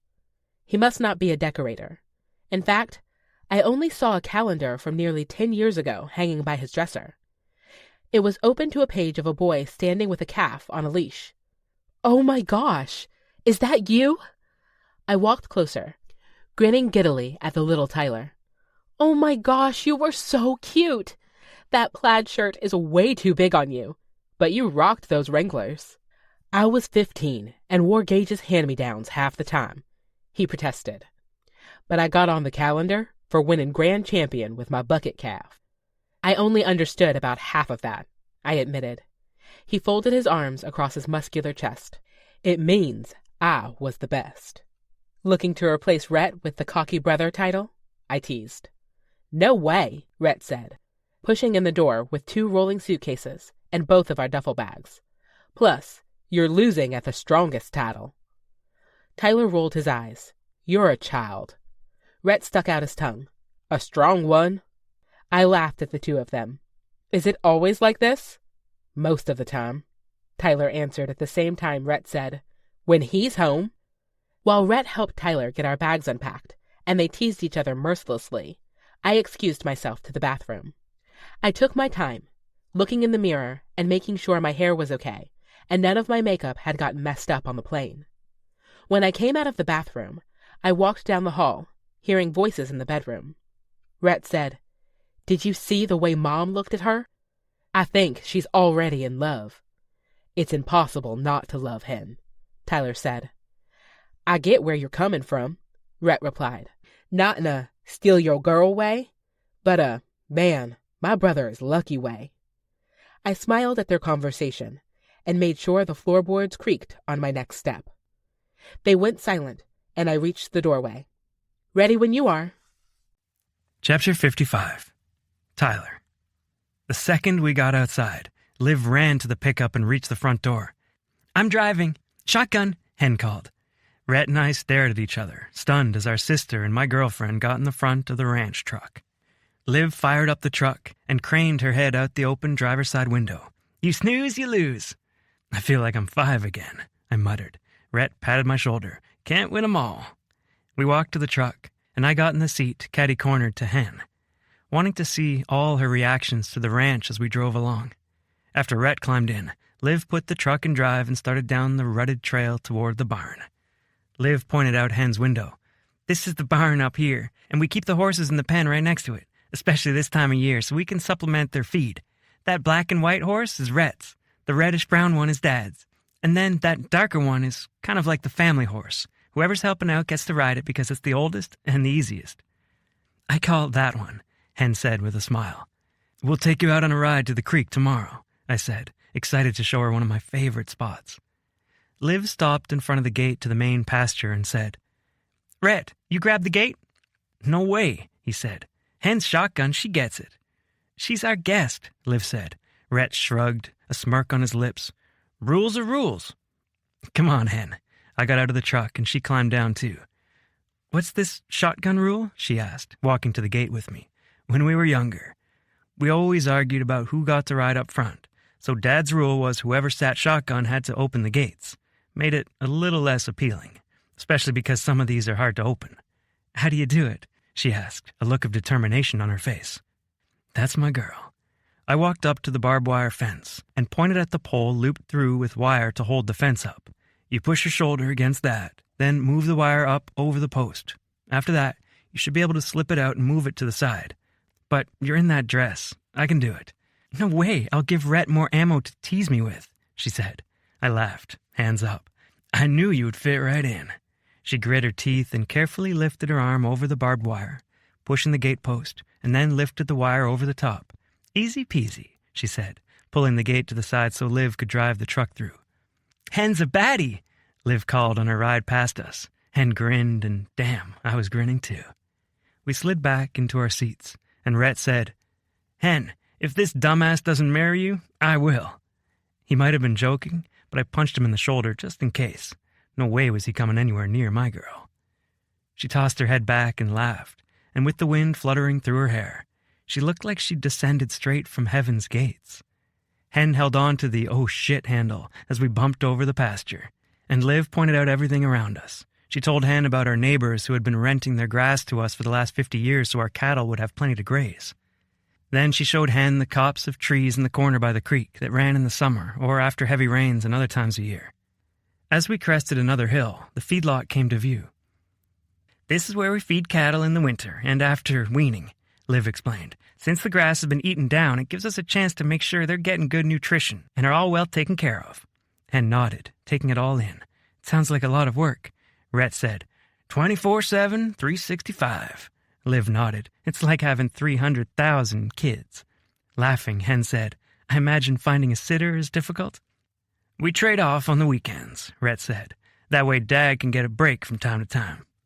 I tried not to feel guilty for not being around. Being a part of this family had always meant helping out. But I reminded myself that it was Dad's choice to keep the ranch small. One call to Gage, and he'd have an investor to help expand the operation. They were both just too damn proud. I must have been deep in my thoughts because I jerked back when Hen said, "Windmill." I looked where she was pointing and saw our windmill in the corner of the far pasture. Its dark, iron silhouette stood out against the background of the pasture, its spokes spinning quickly in the breeze. Liv drove us up to it, parking on the worn-down dirt several feet away from the tank. She stopped the engine and got out. The country played its own kind of music. The drop of water into the tank, the clod of cows' hooves on the dirt, the rustle of wind against the trees. It was my favorite song. As we got closer to the cows, they backed away. Hen watched them with wonder. I don't think I've ever seen a cow this close up. "That's crazy," Liv said. "They should put them in zoos or something so people can see them." "Yeah," Hen agreed. I've only ever seen goats, chickens, and rabbits in a petting zoo, never a cow. She looked away from the cows to the tank, tipping her head back to take in the windmill. How tall is it? About 20 feet, I said. Hen approached the tank and trailed her fingers through the water. Liv did the same and said, in the summers, when the creek was dry, we'd come over here to cool off. Hen laughed. I bet the cows love Griffen-flavored water. Rhett nudged my arm, whispering loudly, funny, too? Get a move on, man. I shook my head at him. For someone who was so free with his relationships, he certainly was pressuring me to settle down. But I couldn't blame him. I'd been having the same thoughts myself, in between the fears of what would happen when my time was up in Emerson. Come on, Liv said. We should show her the hayloft. 56. Henrietta. Confession. If I'm being honest, I have no idea how we'll figure this out. No. I stared at the wooden boards nailed to the wall of the barn, then stared at Tyler. No way, those are holding me up.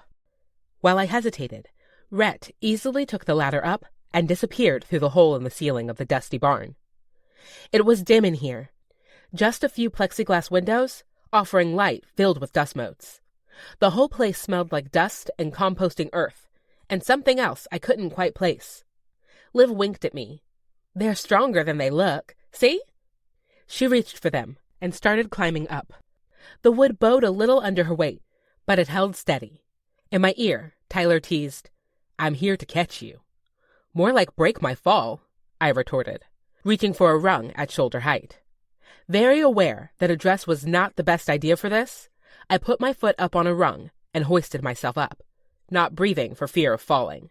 Tyler whistled below me and said, Beautiful view down here. I sent him a glare over my shoulder, but couldn't help my smile. I faced the ladder again, climbing until I crested the hole in the ceiling. Or floor, depending on your perspective.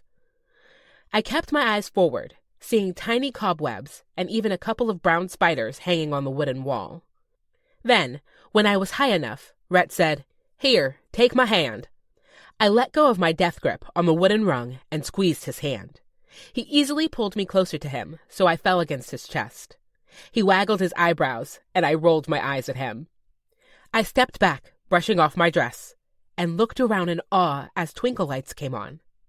Liv walked away from the outlet to stand beside me. What do you think? She asked. My eyes were glued to the building. There was a rough wood plank floor, light green and yellow hay bales stacked along the walls, a rope swing in the middle, and even a wooden couch and refrigerator back against the wall.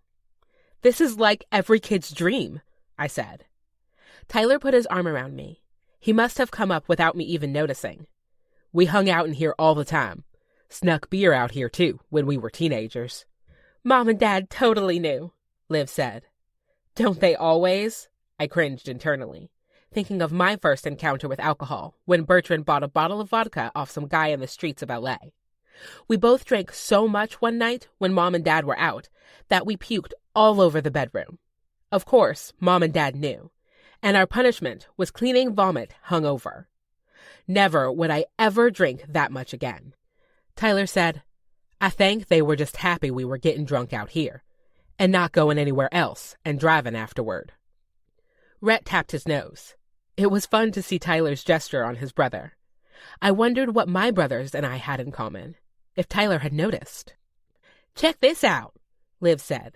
She walked to the front wall of the barn, unhooked the latch, and swung the door open. As I approached the opening, I first noticed how high we were, at least 10 feet in the air. And then I saw the view. From here, you could see the horses in the grazing pen, cattle on the hillside, and the beautiful farmhouse they grew up in. Wow, I breathed. No wonder Tyler loved growing up here. It was incredible. And I couldn't believe I'd gone my whole life up until now without experiencing it. I looked over at him and laced my fingers through his. He smiled at me, happier than I'd ever seen him. I'm so glad you came, he said. Me too.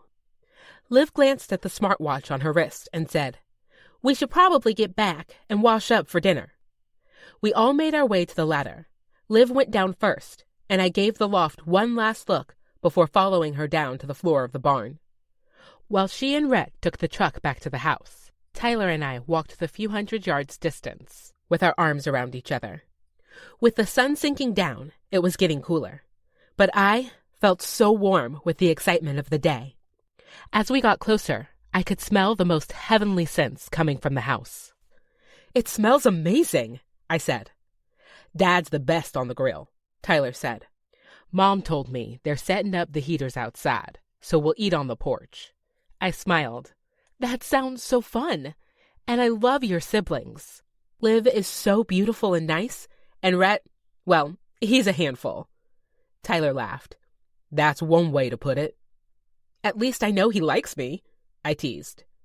Rhett's comments about putting a ring on my finger had been all in good fun.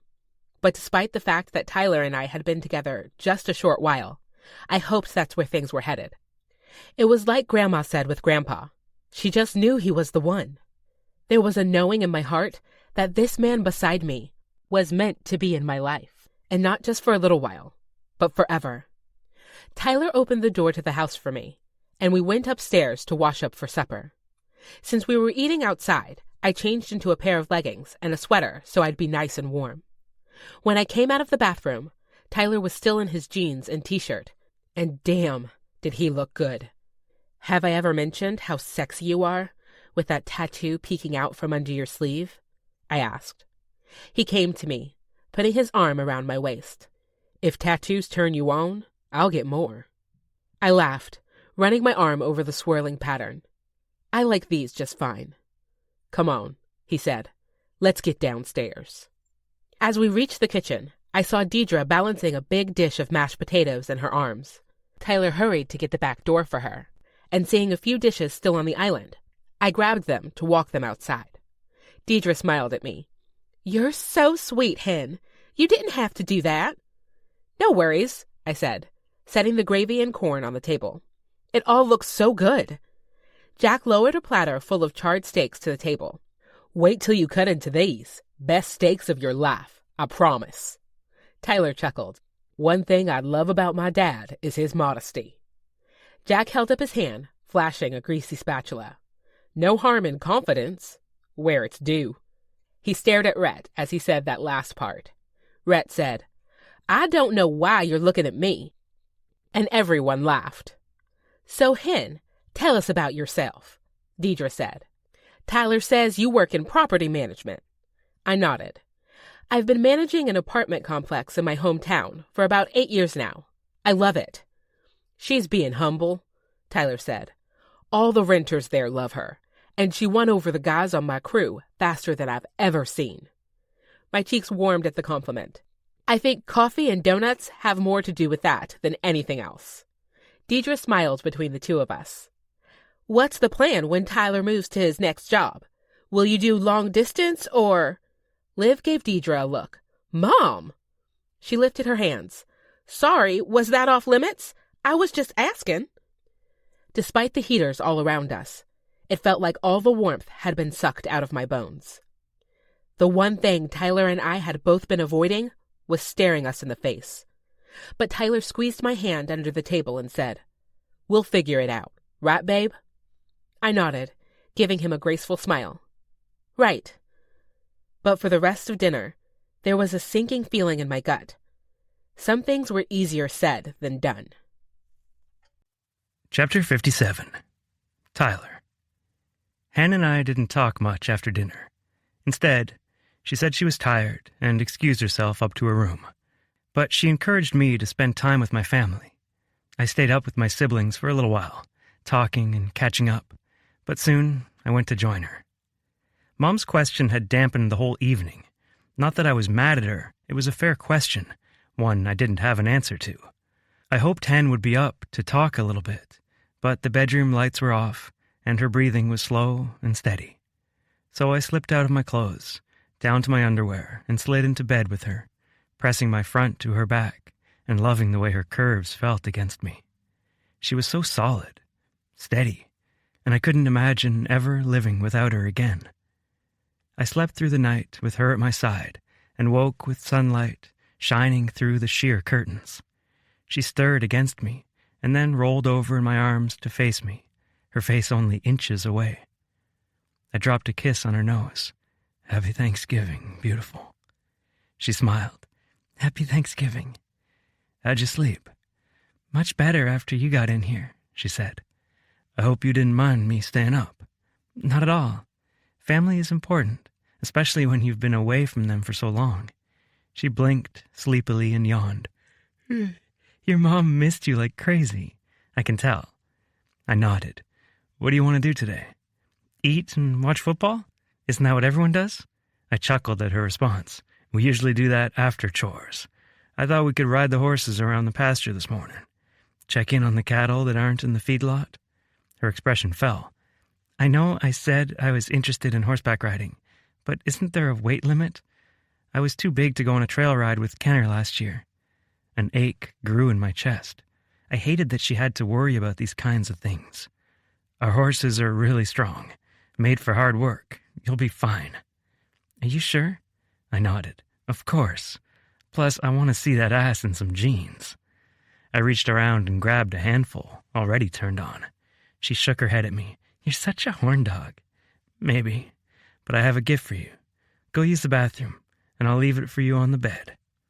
While she used the bathroom, I set the gift I'd special ordered for her, with some help from her mom, and then got dressed and went downstairs. Mom was in the kitchen, cooking breakfast, coffee gurgling in the pot. "Morning," I said. "Morning." She reached for a mug and poured me some coffee. "Still take it black?" I nodded, reaching for the cup. That first sip tasted amazing. No matter where I went or where I ordered it, coffee never tasted like it did brewed from the well water at home. "What are your plans for the day?" "After the game, we're going to the city to see Gage," I said. A dark look crossed Mom's face. "Can you bring him a loaf of the lemon zucchini bread for me? I have some in the freezer." "Sure thing." My heart ached for her, caught up in a war between her husband and her son. Mom's rule was always to put her marriage first, but I could tell it was hurting her. Footfalls sounded on the stairs, and we both looked to see Hen coming in jeans, a flannel shirt, and her brand-new cowboy boots. I'd gone with square toes and tan coloring, with intricate leatherwork up the wide calves. With her jeans tucked into the boots and her buffalo plaid shirt, she looked absolutely adorable. I whistled loudly, and Mom clapped her hands together. "You fit right in on the farm," Mom said. Hen smiled, doing a spin in her boots. "I can't believe you got these for me, Tyler. How did you know my size?" "Had a little insider help," I answered with a grin. "Do you like them?" She nodded, coming to sit beside me. She placed a kiss on my cheek and said, "Thank you very much. That was so thoughtful of you."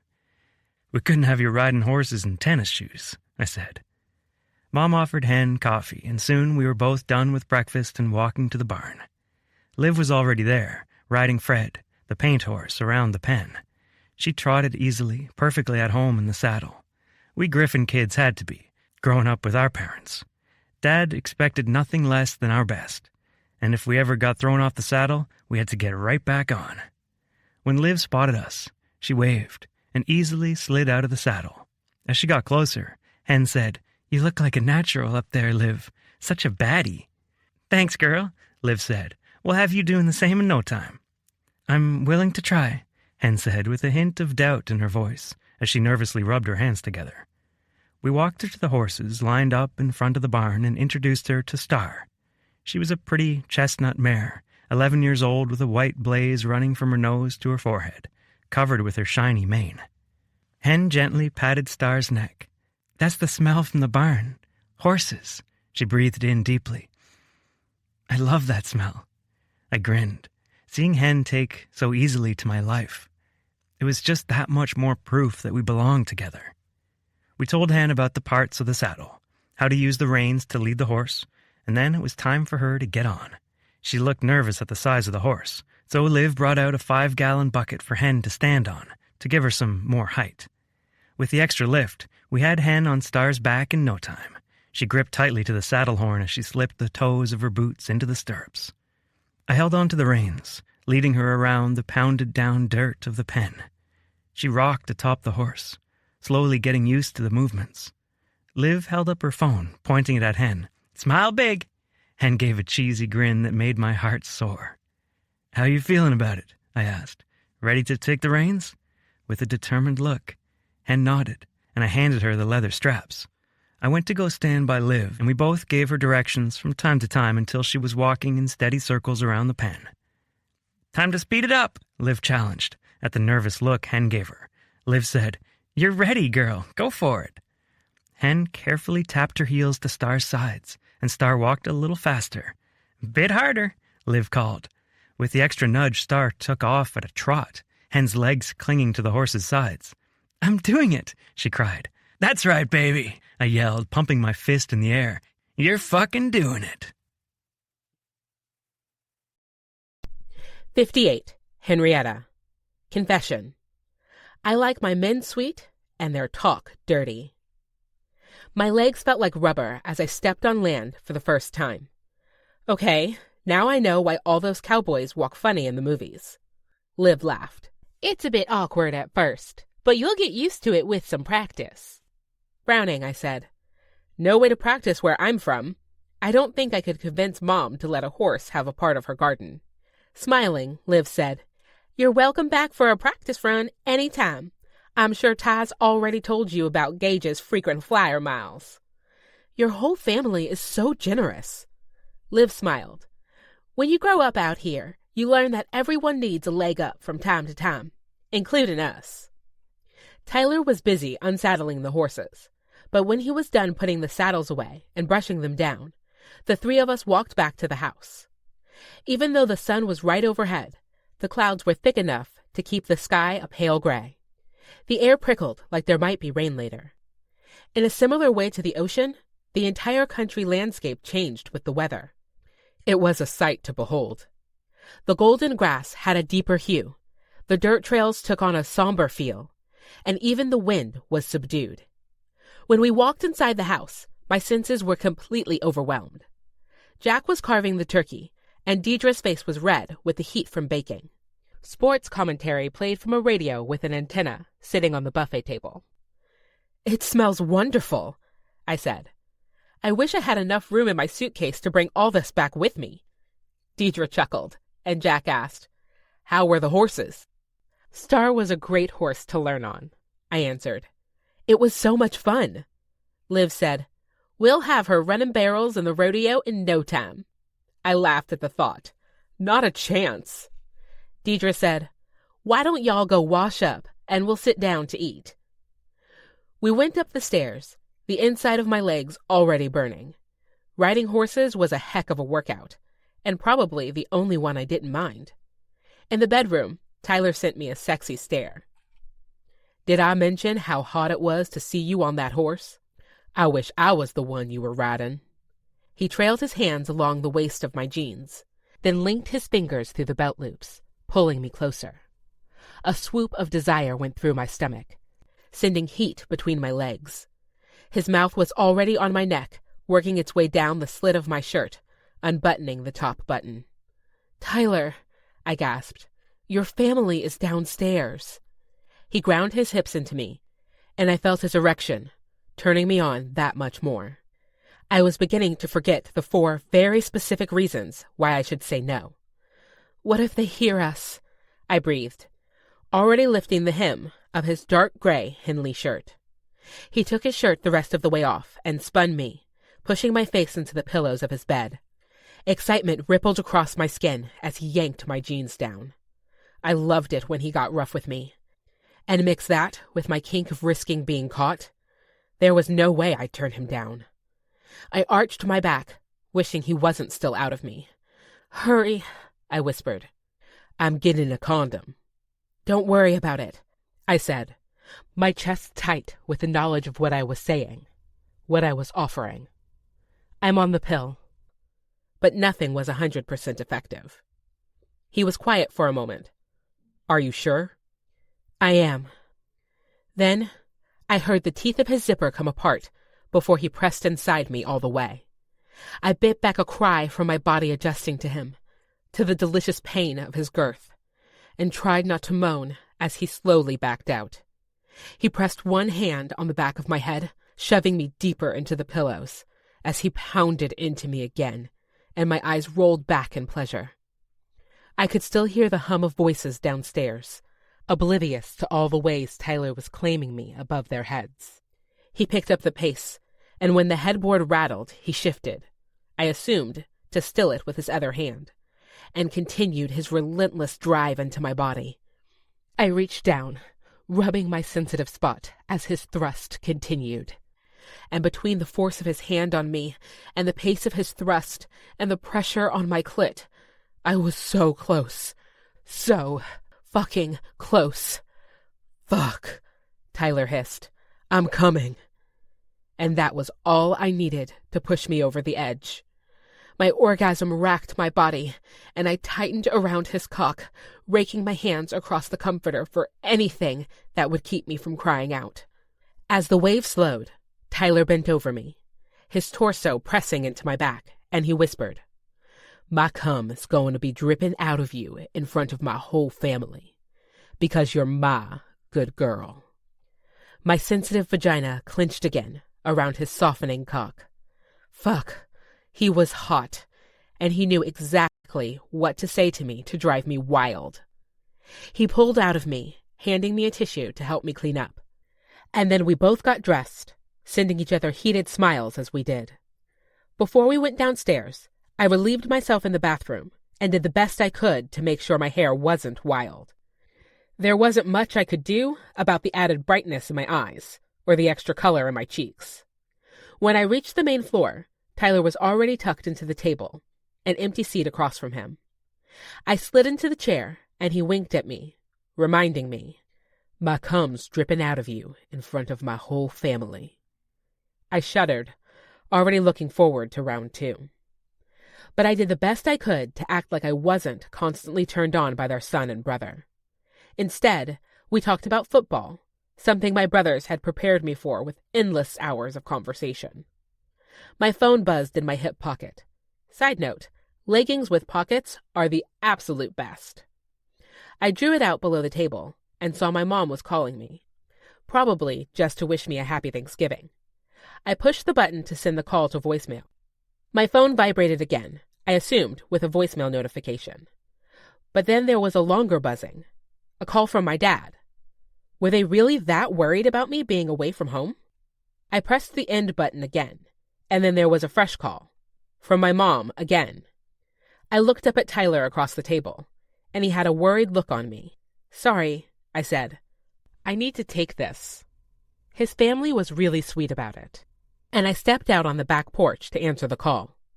"Mom, what's going on? Is everything okay?" Mom's voice shook as she said, "Your grandma fell again. She's back in the hospital, but this time the break was bad. They think they'll need to do a full hip replacement." My chest froze. I couldn't breathe, could hardly speak. A hip replacement? At her age? They think it will help with her pain and maybe her mobility, but the odds of her coming home this time aren't looking great. I dropped into a chair on the patio table, shivering from the cold, from the news. This couldn't be true. Grandma had been doing great on her walker. What happened? It was an accident. She tripped on one of Kenner's toys. Anger made me grit my teeth together. Had no one been paying attention to Grandma? She had barely gotten out of the hospital, and the second I left, she was back in? I knew what hip surgery meant, especially for someone her age. It meant more health risks, including pneumonia, which could be deadly. My voice was raw. "I'll find a flight and have Tyler—" "No, you absolutely will not," Mom said. "You're there with his family, and we have more than enough people here to help if needed. You can come back on Sunday like you had planned." "Mom, Honey, you can't fix this," she said softly. And that was the thing that broke me the most. My grandma probably wouldn't be coming home, and I'd missed her last Thanksgiving. I glanced through the windows, seeing Tyler laughing with his family. I should have been home, but I wasn't. I was here. "Tell Grandma I'll see her as soon as we get back." "I will, honey," Mom said. Then she hung up, and I was alone on the porch, filled with worry and fear and something even worse. Regret. Chapter 59. Tyler. "Hey, is Hen okay?" Liv asked. I turned in my seat to see Hen on the patio, her elbows resting on the table, her head in her hands. My heart dropped to my stomach, and the smile lingering on my lips quickly fell. "Excuse me," I said, pushing back from the table in complete silence and walking to the sliding door that led to the porch. As soon as I got outside, Hen turned to face me, the porch light catching the tears streaking down her cheeks. I hurried to her, dropping to my knees beside the table. "What's going on? What happened?" "Grandma." Her voice broke and she sniffed, looking down at the table at her phone. "Grandma fell again. They think she has to have a hip replacement, and she... Hen began sobbing, and through each cry she sputtered, "She won't be able to come home." "Oh my God," I whispered, pulling her into my arms as she continued shaking. I wanted to fix all the pain I could feel rolling off of her. "Hen, I'm so sorry. Do we need to find a way to fly back? I'm sure I could book us something tonight if we need to go." She shook her head, pulling back to wipe her eyes. "My mom told me I should stay here, that Grandma has plenty of people around. But I feel so guilty, like I should have been there for her, like I could have prevented it somehow." "What if is a dangerous game," I said, accentuating each word so she understood how much I meant what I was saying. "Even if you could have prevented this fall, there's no guaranteeing it wouldn't have happened another time when you were at work or busy with friends. We can only focus on now. So tell me, what feels right in this moment? I'll do whatever you need, not what your mom wants you to do." She bit her lip, her eyes still full of tears. "I don't want to ruin your family's dinner. It's just food. It'll keep. I don't want to miss out on meeting Gage. I know how much he means to you. 1,000,000 points, remember? He could fly us back tomorrow if we wanted to." She shook her head at me. "Sitting here and pretending to be happy when my grandma's lying in a hospital bed feels wrong." I nodded, already knowing the answer. "Let's go." We went back inside, and I explained what was going on to my family. Hen apologized 1,000,000 times, but my mom hugged her and said, "Honey, you don't need to apologize to us. Family is everything." I could have sworn my dad's eyes misted over when she said that. Hen hugged my mom back, uttering a quiet, "Thank you." Liv came upstairs with us, helping pack our bags back up. And then Hen and I were in the truck, rushing to Dallas. After 5 minutes on a call with Gage, we had seats on the evening's last direct flight to L.A. It was the waiting that was the hardest. Watching Hen lean her head back on the truck seat and close her eyes, picturing God knows what. I reached across the console to hold her hand, but it felt limp in mine, like she was somewhere else entirely.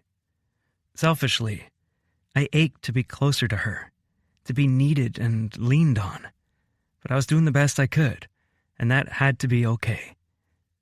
The 3-hour flight to L.A. was almost as torturous as the hour drive to RWE Memorial Hospital in Emerson. We parked in the parking garage, and I had to lengthen my strides to keep up with Hen's quick pace. We had to go through the emergency entrance since it was nearly midnight, and Hen quickly said to security, "I'm here to see Cordelia Jones." The guard looked from Hen to me. "Are you family?" he asked. Hen nodded. "Trauma unit, room 1431. Follow the red lines." Trauma. The word sounded harsh on my ears. Cordelia was in a trauma unit from her fall? She was tough, but it was a lot. The side door automatically opened with the sound of metal sliding against metal. Hen took the visitor sticker from the security guard and said, "Let's go." I followed her, the halls mostly empty around us, save for the sounds of the night shift. But the smell was there, chemical and sweet at the same time. It made my stomach turn. The fluorescent lights were even harsher at night, slightly orange and eerie against the painted cinder block walls. The sound of talking grew louder as we turned the corner and came to the trauma unit's waiting area. Almost all of Hen's family was there.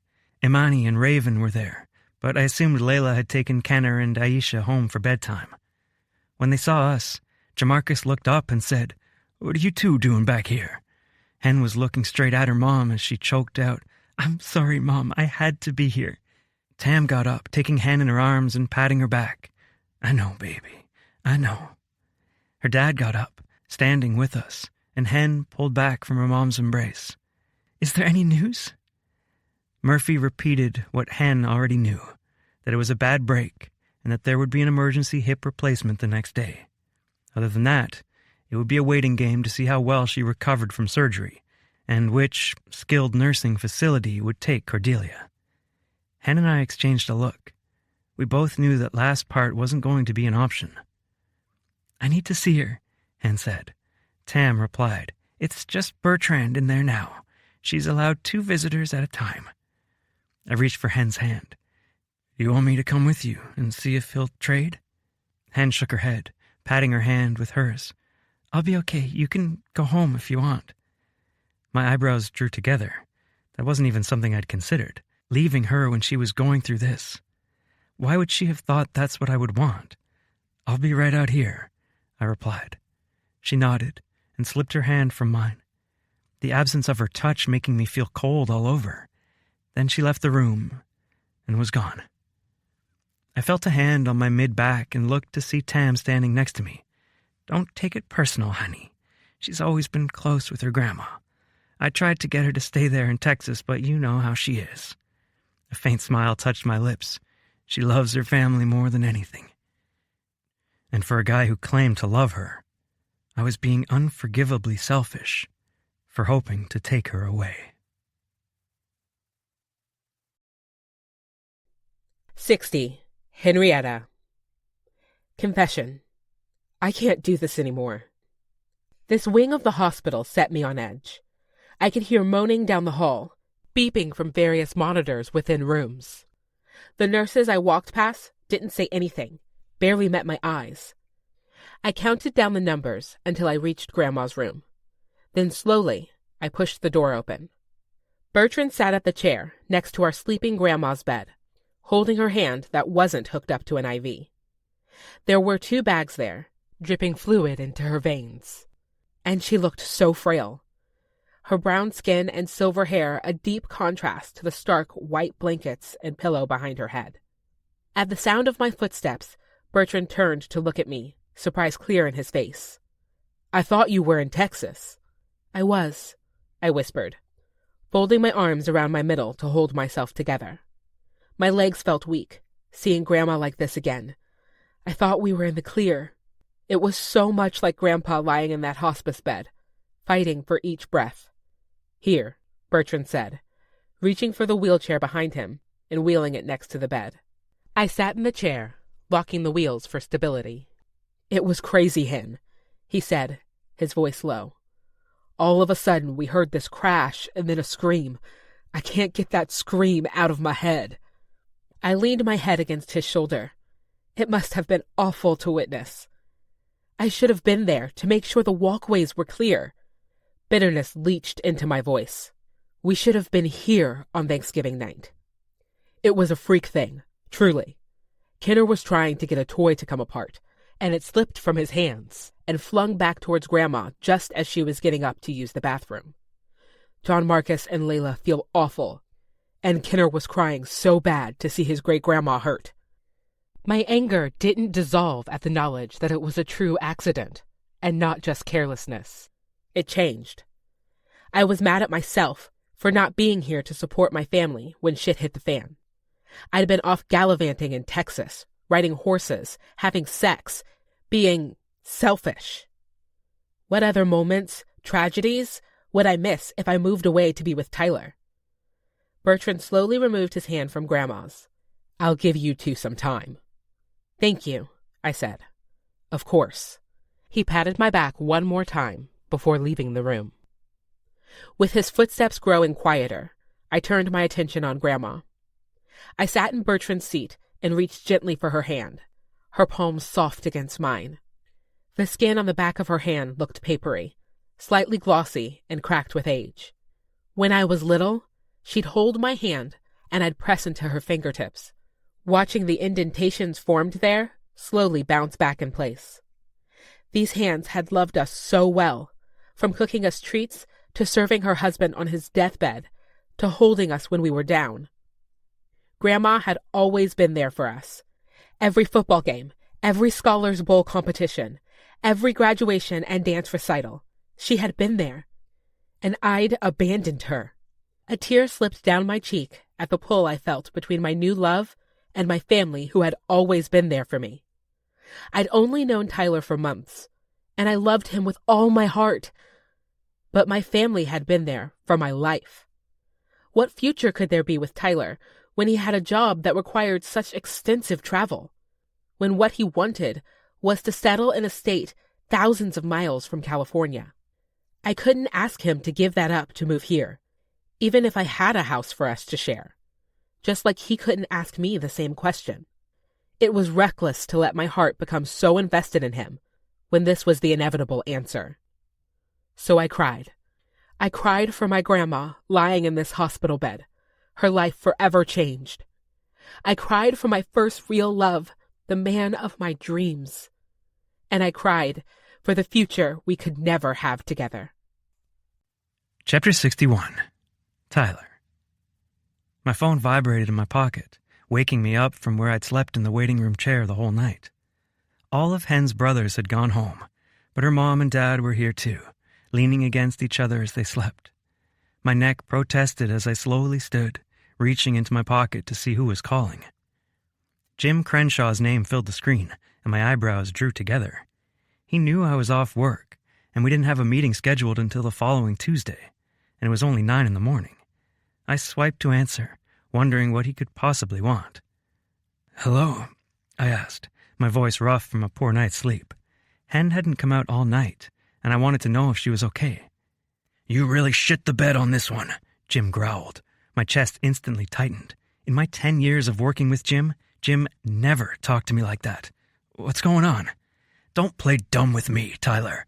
I understand needing to get your dick wet, but I never would have thought—" Whoa, I said, walking away from the waiting room and into the hallway so Hen's parents wouldn't overhear this conversation that had already turned into an explicit yelling match on Jim's end. "Jim, I don't know what you're talking about." He cleared his throat, and it sounded more like a growl. "I get a call this morning from a suit at Bluebird, and you know what she tells me? She thinks that you have been acting inappropriately on the job site." Ice filled my veins, my knees buckled, and I leaned against the cinder block wall for support. "But I tell her that's impossible," Jim railed on. "I've been working with Tyler for 10 years, and he's the best damn employee I have. So good, in fact, that I'm considering training him up to run the damn company once this project's done. But she demanded a review of the security footage anyway." I raked my hands through my hair. The fucking cameras. I never thought much about them because we never reviewed footage unless there was vandalism. But Janessa had given him all the cause he needed. "Clients first" was Crenshaw Construction's motto, the first line of our company mission statement. If a client wanted a video review, they got one.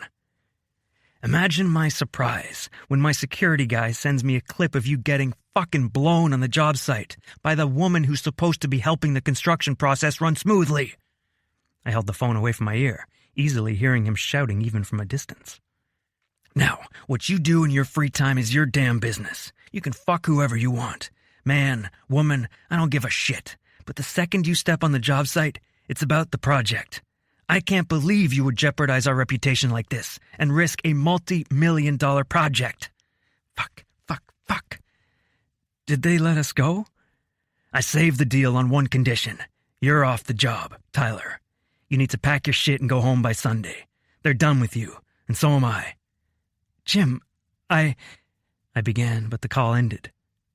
I stared at the lock screen on my phone, the picture of Henrietta on the horse.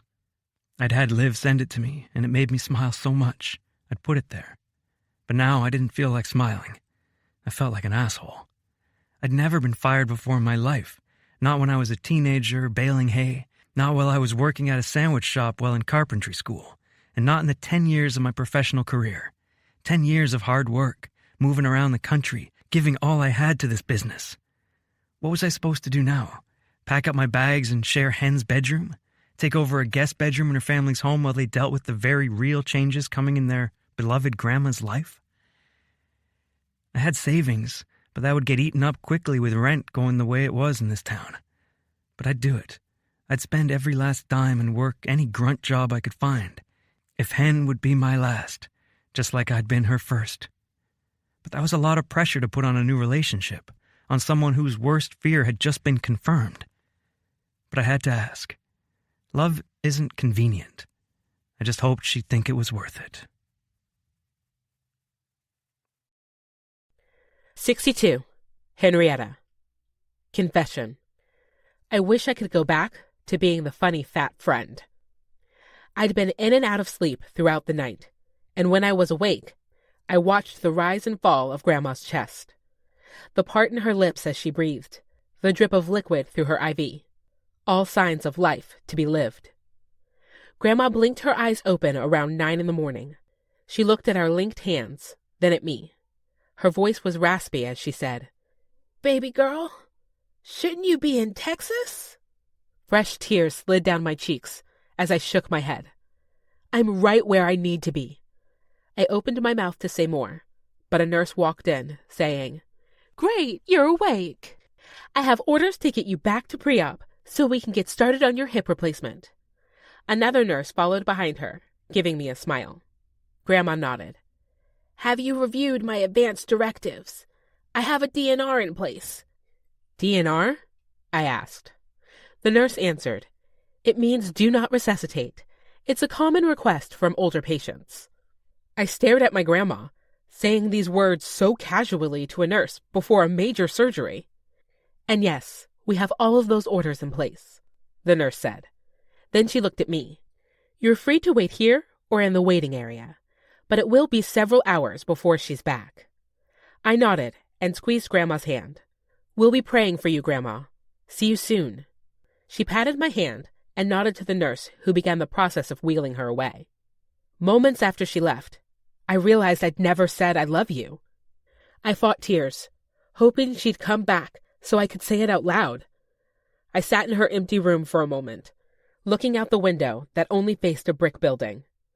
Part of me wanted to sit here forever, never face the conversation that I knew was coming. I didn't want to have it. I didn't want to face it. But if Grandma could suffer a broken hip, go under the knife, knowing they wouldn't resuscitate her if something happened, I could survive a broken heart, especially if it meant Tyler could have the kind of life he wanted without my selfish needs getting in the way. I stood on shaky legs and left the room, walking down the long hallway to the waiting area. As I walked in, I noticed my parents sipping coffee, eating takeout. Where was Tyler? My mom said, "Hen, how is she? Did you get to talk to her?" I nodded, redirecting my attention to my parents. "I can tell she's in pain, but she woke up right before they came to take her for surgery. Did you know she has a DNR?" The betrayal in that statement hit me in the gut. Why wouldn't she do everything she could to stay with us longer? Mom and Dad exchanged looks. Mom tilted her head. "Watching your grandpa suffer was so painful. She doesn't want that for herself, honey." Dad nodded. "It's difficult to understand now, when you're young and in love and have your whole life ahead of you. But someday, if you're lucky, you will have a new perspective on Grandma's wishes." It felt like a punch to the gut, that they were okay with just letting her go. But I didn't want to fight. I didn't know what I could say that wouldn't cause irreparable harm. So I said, "Did Tyler go home?" Mom shook her head. "He took a call in the hallway." I left the waiting room, finding Tyler leaning against a wall. At the sound of the opening doors, he glanced over and quickly straightened when he saw it was me. "Tyler!" I allowed myself a selfish moment, falling into his hug as tears fell down my cheeks. Would this really be the last time I felt his arms around me? The last time his lips feathered kisses on my forehead? "How is she?" he asked, stepping back. I wrapped my arms around myself, trying to stay strong. "She's going for surgery. And she has a DNR, Tyler." He didn't seem surprised. "My grandpa has one too."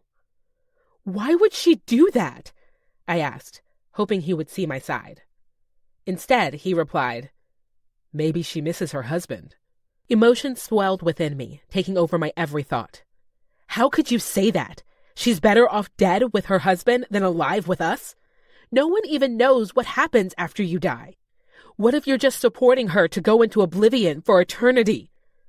I stopped, my chest heaving as I waited for his response. The kindness in his green eyes just made me that much angrier. It's her decision, Hen. It's a bad one, I snapped. His voice was gentle. In your opinion. I glared at him. What are you doing here anyway? I said you could go home. A crease formed between his brows, and I hated how tired he looked, with circles under his eyes and scruff on his chin. I couldn't leave you here, Hen. I wanted to be here for you. Why? I demanded, my voice breaking. Why are we doing this? Someday your job is going to be done here, and you'll be on the road again. Were you just expecting me to follow you wherever you go? Give up on being here for my family and my career so I could be some sort of housewife?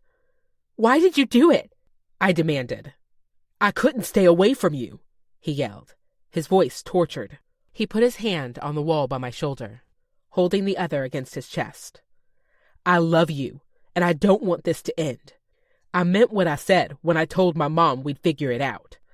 I know it's hard to see the answer right now, but if we put our heads together, we can what? I argued, tears streaming down my cheeks. Why was he so fucking perfect and understanding? Why couldn't he be like every other asshole who my grandma tried to set me up with? Why did he make saying goodbye so damn hard? We can be together until the job is done, I bit back. He shook his head. Hen, I got fired this morning. The words took the air out of my chest. What? Janessa had them look at security footage of us, and they found some incriminating video. Jim let me go to keep the contract with Bluebird. I'm supposed to be out of the apartment by Sunday. My mouth fell open and closed as the words hit my brain, one after another, like hail shattering on the sidewalk.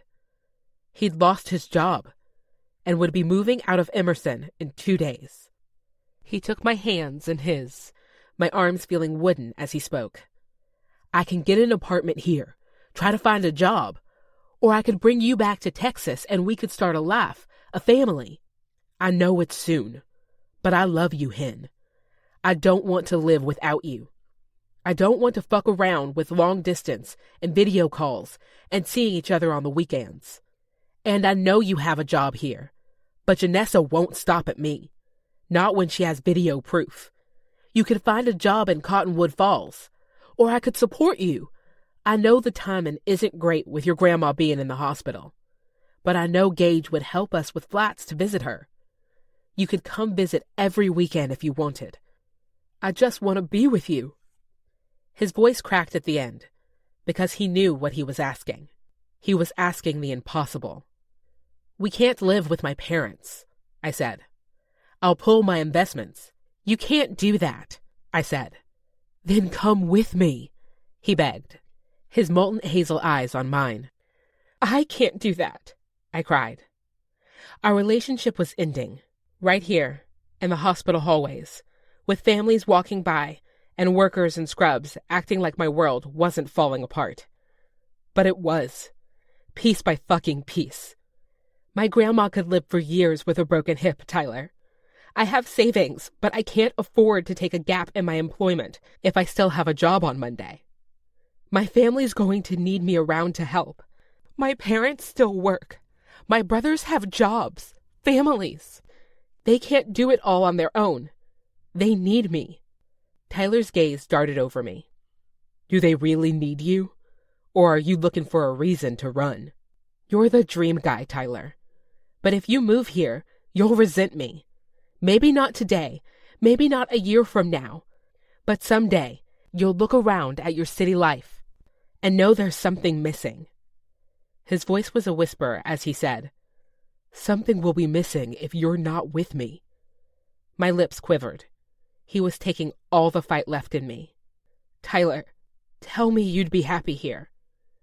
He hesitated. I'd give it up for you. I can't ask you to do that. Then what are you saying? He asked, his eyes red. I'm saying you're a windmill, Tyler, and we both know you don't belong here. His Adam's apple slid down his throat as he swallowed. Don't do this, Hen. Please don't do this. Tears rolled down my cheeks as I shook my head. We both knew how it was going to end. I thought you loved me. His hoarse whisper broke every last unshattered part of me. I do, I said, but it's not enough. Then I turned and walked back where I belonged, with my family. Tyler was behind me, in my past. And even though I loved him with every broken piece, that's where he needed to stay. After all, if you love something, you needed to set it free. Chapter 63. Tyler. I wasn't waiting around till Sunday. Not when everywhere I looked reminded me of her. Not when all I saw was her face telling me there was no future, nothing I could do to change her mind. Not when I'd lost everything that mattered to me. I packed up all my things, shoving them in the suitcases I moved here with. Then I texted Gage. Tyler, can you get me a flight back to Dallas for tonight? Gage, for you and Hen? Tyler, just me. There was a pause before he replied. Gage, booked. He sent me a screenshot of the boarding pass, and I locked my phone, holding it tightly in my hand. I was leaving Emerson, without Henrietta by my side. 64. Henrietta. Confession. I've been preparing for this moment for the last 8 years, and I'm still not ready. I gave my parents an excuse about Tyler needing to change and shower at his apartment, and they let my red eyes and smeared makeup pass without further question. It had been a long night for all of us. While my grandma was in surgery, Bertie called me. I didn't answer, but then she sent me a text. Bertie, just checking in to see how it's going with Tyler's family. Are they as sweet as he is? A small huff of air came out my nose. Henrietta. They were incredible. His sister was warm and welcoming. Rhett was funny, and even though I didn't get to meet Gage, I knew he'd be just as generous and gracious as Tyler was. And his parents had this quiet agreement about them. Like after so many years, they naturally knew how to exist together and keep a home running. I knew they weren't perfect, but Cottonwood Falls could have been named Paradise, and it still would have been accurate. My phone pinged with another notification. Bertie. Were? Did something happen? I closed my eyes, not wanting to admit what I'd done. Because it was stupid. I already knew it was stupid to let Tyler go. But I had to stand true to the people who had given me everything. If it meant saying goodbye to the love of my life, I'd do it. If it meant working a job under a woman I now knew was truly evil, I'd grit my teeth and make it through. No matter how much it hurt. I took a breath and sent Bertie another text. Henrietta, my grandma was admitted to the hospital last night. She's getting hip replacement surgery. And because everything has to go wrong at the same time, Tyler was fired for indecent activity on the job site. I ruined his job for him, and I feel awful. But I couldn't stay with him. He's always said he wants to settle in Texas, and I can't leave my grandma here. My vision blurred by the end of the message, and I took a shaky breath as I blinked away the ever-present tears. 3 bubbles appeared on the screen, and I watched them, waiting for Bertie to tell me how stupid I was, to chase him down and keep him. But then her message came through. Bertie, I'm so sorry, Hen. That's so much to deal with. What hospital are you at?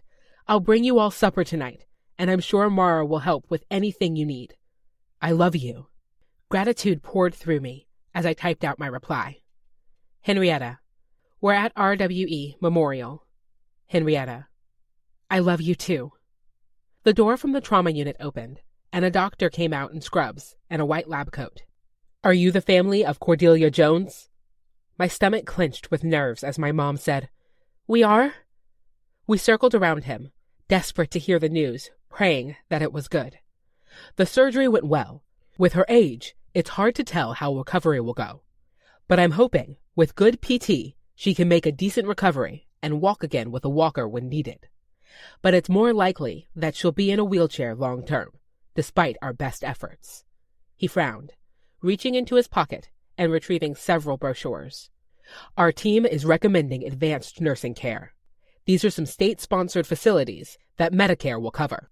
Once you've decided, they typically have someone on staff who will coordinate discharge from the hospital and get her admitted there. Mom nodded, taking the brochures. Thank you, doctor. I looked up from the brochures and asked, when can we go see her? I recommend we let her rest for the next few hours as she comes off the anesthesia. But there's no reason you can't go sit with her quietly now until she wakes up. Thank you, I said. He nodded, walking back through the doors. Mom, Dad, and I exchanged a glance. Mom said, why don't you go sit with her, just in case she wakes up? I'll call the boys and let them know she's all right. I took a shaky breath. I need to talk to you both about something first. Mom and Dad exchanged a glance. Then Mom said, here, honey, let's sit down. I took one of the cramped hospital chairs and looked across the coffee table at them. A while back, Dad asked me what I was doing with my money. The truth is, I've been saving for something like this, so Grandma wouldn't have to go to a home. Dad looked dumbfounded, while Mom said, that's really sweet of you, but in-home care is very expensive. Even $10,000 would only get us a couple of months' care, 3 at most. I nodded. I've done my research, and I've saved $108,000. Now Dad's jaw was on the floor. I knew the numbers weren't adding up, but, Hen, this is crazy. You've been living at home all this time so you could save for Grandma? I felt embarrassed to admit it, but I nodded. I know it was hard on you and Mom to help John Marcus, and we didn't have the money for private care when Grandpa was so sick. I just didn't want to see Grandma's life end like Grandpa's did. They sat in a stunned silence for a moment, and Mom said, honey, you're 28 years old. I'm sure Grandma will understand if you put your life savings towards a home, a family, a wedding. The realization struck me that 2 of those things were not in my cards anymore. But I'd decided my course of action at 20 and had been staying the course for 8 years. No way would I let my grandma down now, in her moment of need. This is what I want to do, I said. But I'd rather not tell Grandma that I'm the one paying for it. I don't want her to feel guilty or try to talk me out of it. We all know she's so persuasive, she'd win. Dad chuckled, but it was a sad sound. He put his arm around me and held me close. I love your heart, he said. Sometimes I wish you would care a little more about yourself. It's good that you have Tyler now. That boy thinks you hung the moon and all the stars. Mom gave me a small smile. I noticed he has a picture of you on a horse as his phone wallpaper. It's adorable. Each word was another twist of the knife in my heart. About to break down, I said, I'm going to go sit with Grandma. I walked back to her room, and when I saw her in the bed, her chest rising and falling with the oxygen cannulas in her nose, I covered my mouth to hold back a sob. She'd made it through surgery. I knew this was only the beginning of her recovery, but she'd made it through the first step. I went and sat by her bed, just thinking, looking out the window, wondering what was next for me, hoping that if I kept my job, Janessa would somehow get fired or leave. And then I felt a hand on my hand. I looked up, seeing Grandma looking back at me. Hi, sweetheart, she rasped. I got up and hugged her gently. Grandma, I'm so glad you're okay. I am, she said tiredly, resting her head back on the pillow. Do you need anything? I asked. I can ask a nurse to bring more pain meds? I'm a little hungry, she rasped out. I pressed the call button and asked for some food and a new drink for Grandma. And we sat for a couple hours, not talking much as the anesthesia wore off and she became more coherent. Mom came in and told us she was getting supper and then left.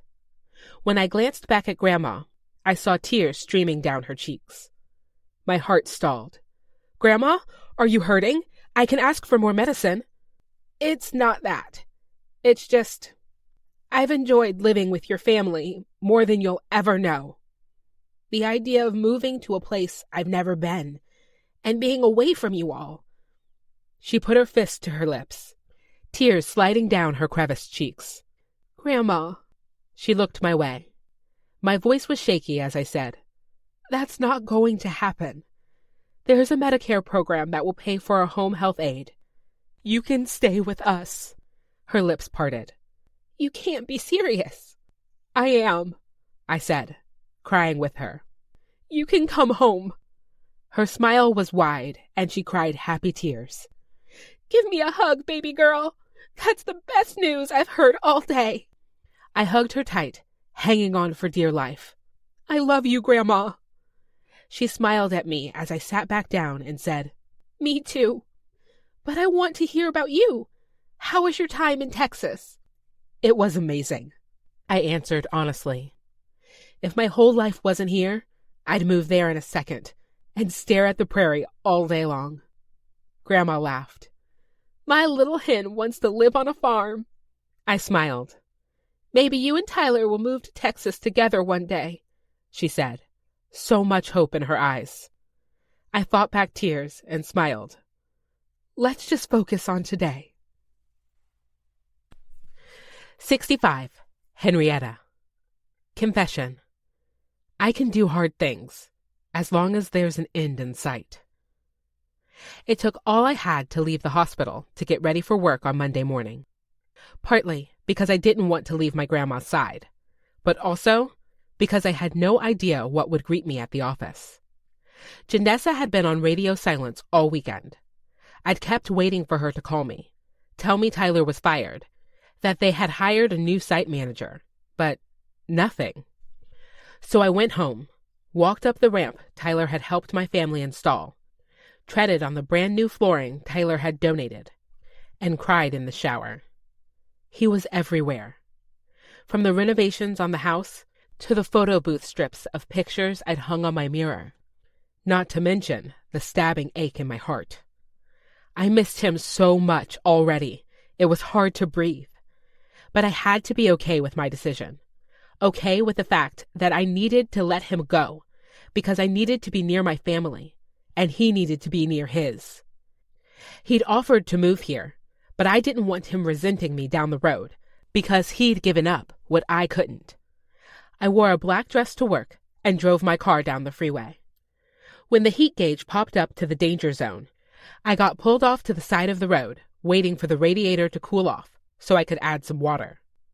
Tyler wasn't there to drive by and save me.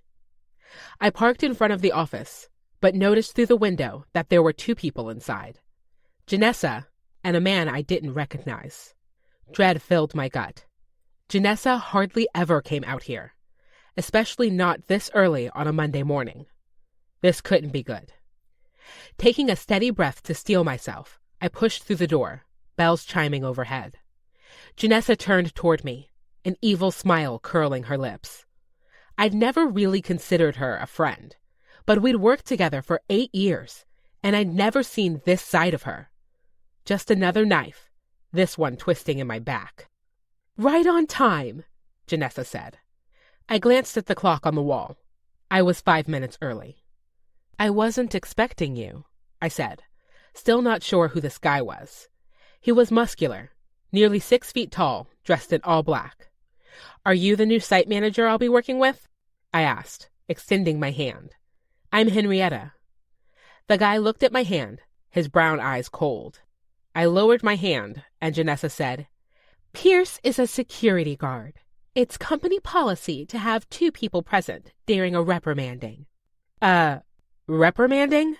I asked. The word rolled around in my head, still not registering. She wasn't firing me. Janessa let out a cold chuckle. Did you really think you could blow the construction manager on site with no repercussions? Corporate was very interested in your unprofessionalism, not to mention your lack of safety gear. And I don't mean condoms. My flirtation with Tyler is nothing compared to what you did. Pierce stood stone-faced, not even flinching at her vulgarity. Unfortunately, they said your record has been so good over the last 8 years, they don't want to fire you. Yet. You will be demoted from overseeing the construction process, which also means a cut in your pay. I'll be here every day to check in on construction. And you. My mouth opened and closed. I'd been all but ready to get fired, and then beg on my knees for my job back. I'd been ready to swallow my pride, show up to work, and do my job, despite the way Janessa had spoken about me in Tyler's apartment. And despite the fact that she clearly had no problem destroying his life out of sheer jealousy. But now I'd have to see her every day? And for how long? There were a million bitten-back words I wanted to say to her. I wanted to tell her she was lewd, coming on to people who had no desire in her. That she was fake as vegetable oil butter, treating me kindly until I did something to make her jealous. That she was fat-phobic for considering herself a better pick, based purely on looks. But I closed my eyes, thinking of my grandma. How happy she'd been when she found out she could come home. I could do this. For her. 66. Henrietta. Confession. I'm afraid I'll forget what it feels like to be loved by him. I lied to my family. I told them I was spending a couple of weeks with Tyler, but the truth was, I was staying with Mara and Jonas. Hiding out in their guest room was more like it. My heart was breaking, and I couldn't hold in my pain all day long. Go to work like I hadn't just let go of the best thing that had happened to me, then continue to hold it together once I got home, too. I considered myself lucky to be born into the family I was, but meeting Tyler, it was once in a lifetime. And now that I'd let him go, I couldn't flip the script and beg him back. I'd already broken that trust. My life fell into a survival pattern. Sleep in as long as I could. Go to work. See Grandma at the hospital. Go back to Mara's. Say hello. Go to sleep. Mara tried to be there for me. And Bertie even came over to watch movies one night. But I just couldn't. Pretending everything was okay for Grandma took all my energy. I even missed Wednesday morning breakfast because I knew it would just be my friends and me, and they would ask questions. Why? Why did you let him go? I'd gone over all my reasons in my head, every single day, trying to convince myself I'd done the right thing. If they argued, it would be too easy to do the selfish thing and take him back, ask him to stay somewhere he didn't belong. But I couldn't leave either, not with my grandma here, not with my savings goals still unmet. I planned to spend the entire weekend in bed, save for a couple of hospital visits. But Saturday evening, Mara and Bertie both came into my room. "Get out of bed," Mara said. I squinted at the bright light. "Thanks for knocking." "It's my house, and it's for your own good," she said, which really made me wish I'd sucked it up and stayed at home. Bertie sat on my bed. "I know you're sad, honey, but can you let us have a chance at cheering you up?" I sat up against the pillows, blinking. I don't want to feel better. Mara and Bertie exchanged a glance. Bertie rubbed my shoulder, asking, "What do you mean?" I took the extra pillow and held it in front of me. "I feel like I deserve to be in pain." Mara frowned. "That's not true, honey." "It is," I cried in frustration. "You didn't see him as he was walking away, but I did. I ruined everything for him. I cost him his job, pushed him away, because I'm not ready to leave my family, and I'm afraid he'd resent me if he stayed." Both of my friends wore matching looks of pity. I hated it, mostly because I was pitiful. I was a mess. "And you know the worst part?" I asked them. They waited for me to continue. "In a sick way, I want to feel the pain. All of it. Because it reminds me of him." Mara said, "He was your first, Hen. He will always be on your heart." "But what if he isn't?" I asked. "What if I'm 50 and I forget what it feels like to be loved by him?" Bertie pinched her lips together, thinking. "Can you write something? Maybe have a journal you can look back on?" "Yeah," Mara said. "Or a note on your phone." Not permanent enough, I said. A small smile grew on Mara's lips. I have an idea. We left the house, me still in my sweats, and then she drove up to a strip mall, parking in front of a store with a sign that said, Tattoo, in bright red letters. There was a sign in the window, too. Walk-ins welcome. A tattoo? I said. You said you wanted something permanent, Mara replied. Bertie looked over at me in the back seat. You don't have to do this, Hen. I shook my head. I want to. Without waiting for someone to talk me out of it, I pushed the door open and got out of the car, walking to the tattoo parlor's door. There was a guy in a ball cap at the front counter, scrolling on his phone. At the sound of jingling bells, he looked up, seeming bored. Got an appointment? I shook my head. Can I get a tattoo? He studied me. You 18? Do I look like I'm 18? You drunk? I wish. He shook his head, reaching under the counter, then handed me a clipboard. Fill this out, then come back to my chair. Bertie and Mara whispered back and forth as I filled out the form, and when I was done, I turned to them. Bertie looked concerned, and Mara seemed annoyed. Look, I know you're worried about me doing something impulsive, I said, more to Bertie. But people get tattoos all the time. If I hate it in a year, I can put a black square over it, okay? But your job, Bertie said. It's already on thin ice. They don't care about tattoos, I said. Bertie pressed her lips together, nodding. If you're sure this is what you want. I nodded, then followed the guy's directions and sat in his chair. Do you know what you want? He asked. I nodded, reaching for my phone. I got out a picture and showed it to him. He studied it for a moment and said, I can do that. Chapter 67. Tyler. I stared at the ceiling of the guest bedroom in Gage's downtown condo, hearing hushed voices in the living room. I closed my eyes, wishing I had it in me to care who his guests were, but I didn't. I'd lost my job, lost my apartment, lost my girl. My life was looking like a bad country song with no royalty income to go along with it. And it wasn't about the money. I had savings. I was willing to work hard until I found another good-paying job. No. It was the way Hen looked at me and said with all certainty that it was never going to work.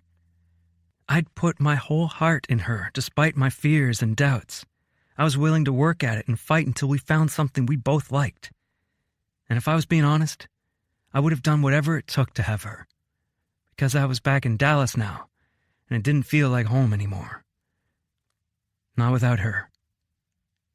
The door to my bedroom opened, and I glared toward the light coming through the door. The first couple days, Gage checked in on me, but after that, he let me have my space. I was about to tell him to go away, like a petulant teenager, but then I realized it was more than just him in the doorway.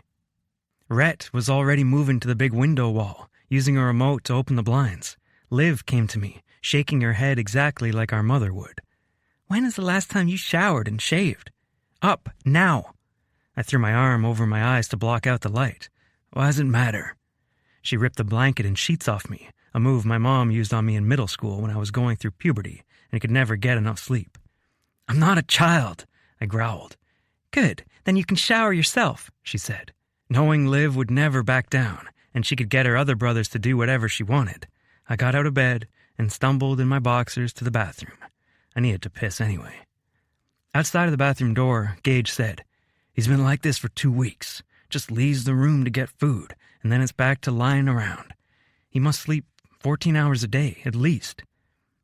I can hear you, I yelled, feeling like absolute shit from all the time spent in bed. But he was right. Sleeping was easier than being awake with the pain of what I lost. At least sleep was black. In my waking hours, all I could see was her face. Her face, telling me it could never work. Her face, pushing me away no matter how much I begged her to let me stay. Cohen, Jonas, and Steve had texted me, saying they were sorry about the split, telling me to give Hen some time. But I hadn't replied. Hen had spoken, and I'd heard her. The gaping hole in my chest was proof enough of that. Liv yelled, I don't hear the shower going. I shook my head and got off the pot, flicking the shower handle. Water poured from the rainfall showerhead, and I stepped in. Cold water pricked at my skin, but it quickly warmed. I felt just as tired, just as hollow in the shower as I felt outside of it. But now that I was in, I might as well make use of it. I finished showering and used the disposable razor and travel-size shaving cream to shave my face. When I was done, there was a fresh pair of gray sweats on the bed, which had been completely stripped of sheets, along with new underwear and a white t-shirt. My siblings weren't going away, not until we talked. So I got dressed and walked out of the room into Gage's open-space living area that had a view of the entire city. The three of them sat at his glass table, looking right at me. "Join us," Gage said, and Rhett moved a styrofoam box and plastic silverware toward the open seat. "Eat," he ordered. "You're just as bad as Liv," I muttered, dropping into the seat and opening the box. Inside was some of my favorite food, a pulled pork sandwich and coleslaw. I forced myself to take a bite, but it tasted like mushy cardboard. They watched me stomach 3 mouthfuls before Gage said, "Tyler, you can't live like this." I looked up at him, the hollow ache in my chest bigger than ever. I don't know how to live without her anymore. It's like the second I met her, she became my heir. Every morning I woke up, waiting for the second I'd see her at work, hear her voice. And now that she's gone, I don't know how to look forward to the next day or how to even have the motivation to get up anymore. "It's fucking hard," Rhett said, pain ghosting in his eyes. "But you get your ass up and you do it anyway, because she's not the only person you love." He tapped at the windmill tattoo on his inner bicep. "We're here too, and it hurts like hell to see our brother like this." I pushed the box of food away and scored my fingers through my hair. "Shit, guys, I'm sorry." Liv reached over, putting her hand on my forearm. "We know you're hurting like hell, but you're not alone. Whatever you need to get back on your feet again, we're here." I didn't have a plan, not even close, but I would find a way to get up and go. If not for me, if not for Hen, then for them. 68. Henrietta. Confession. I miss him. They say time heals all wounds, but it had been 2 months, and I missed Tyler more than ever before. Instead of seeing him every day, Janessa made her rounds in the office, watching everything I did and pointing out everything she thought I was doing wrong. It was exhausting and miserable. I'd never hated my job more or dreaded going to work in the mornings. I hit all my snooze alarms and practically forced myself to roll out of bed each day, praying one of the jobs I applied for would call me back. I only hoped Tyler had landed on his feet better than I had. I tried to check his social media accounts every so often, but all I'd seen was a picture Liv tagged him in with their other 2 siblings. It hurt to see him smiling at the camera, his eyes crinkling in the corners, and his perfect teeth on full display. He had his arms easily draped around Liv and Rhett's shoulders, and I would have given anything, almost anything, to trade places with them and feel his arms around me just one more time. Weekends were easier, though. I could spend the day with my family, which was exactly why I had made the choices I did. This weekend, we were sitting around the table, celebrating Bertrand's birthday. Grandma was in her wheelchair at the table and asked, "Where's Tyler?" I frowned, aching at the mere sound of his name. I'd been lying to all of them, telling them he was busy with the build or traveling to see his family. But the lies had been harder to keep up with, more painful to tell. "I need to tell you all something." The table grew quiet. "Tyler and we aren't together anymore. He went back to Texas a couple of months ago, and I was just too embarrassed to say anything." The table burst out into a million questions. John Marcus wanted to know if he needed to beat him up, typical older brother.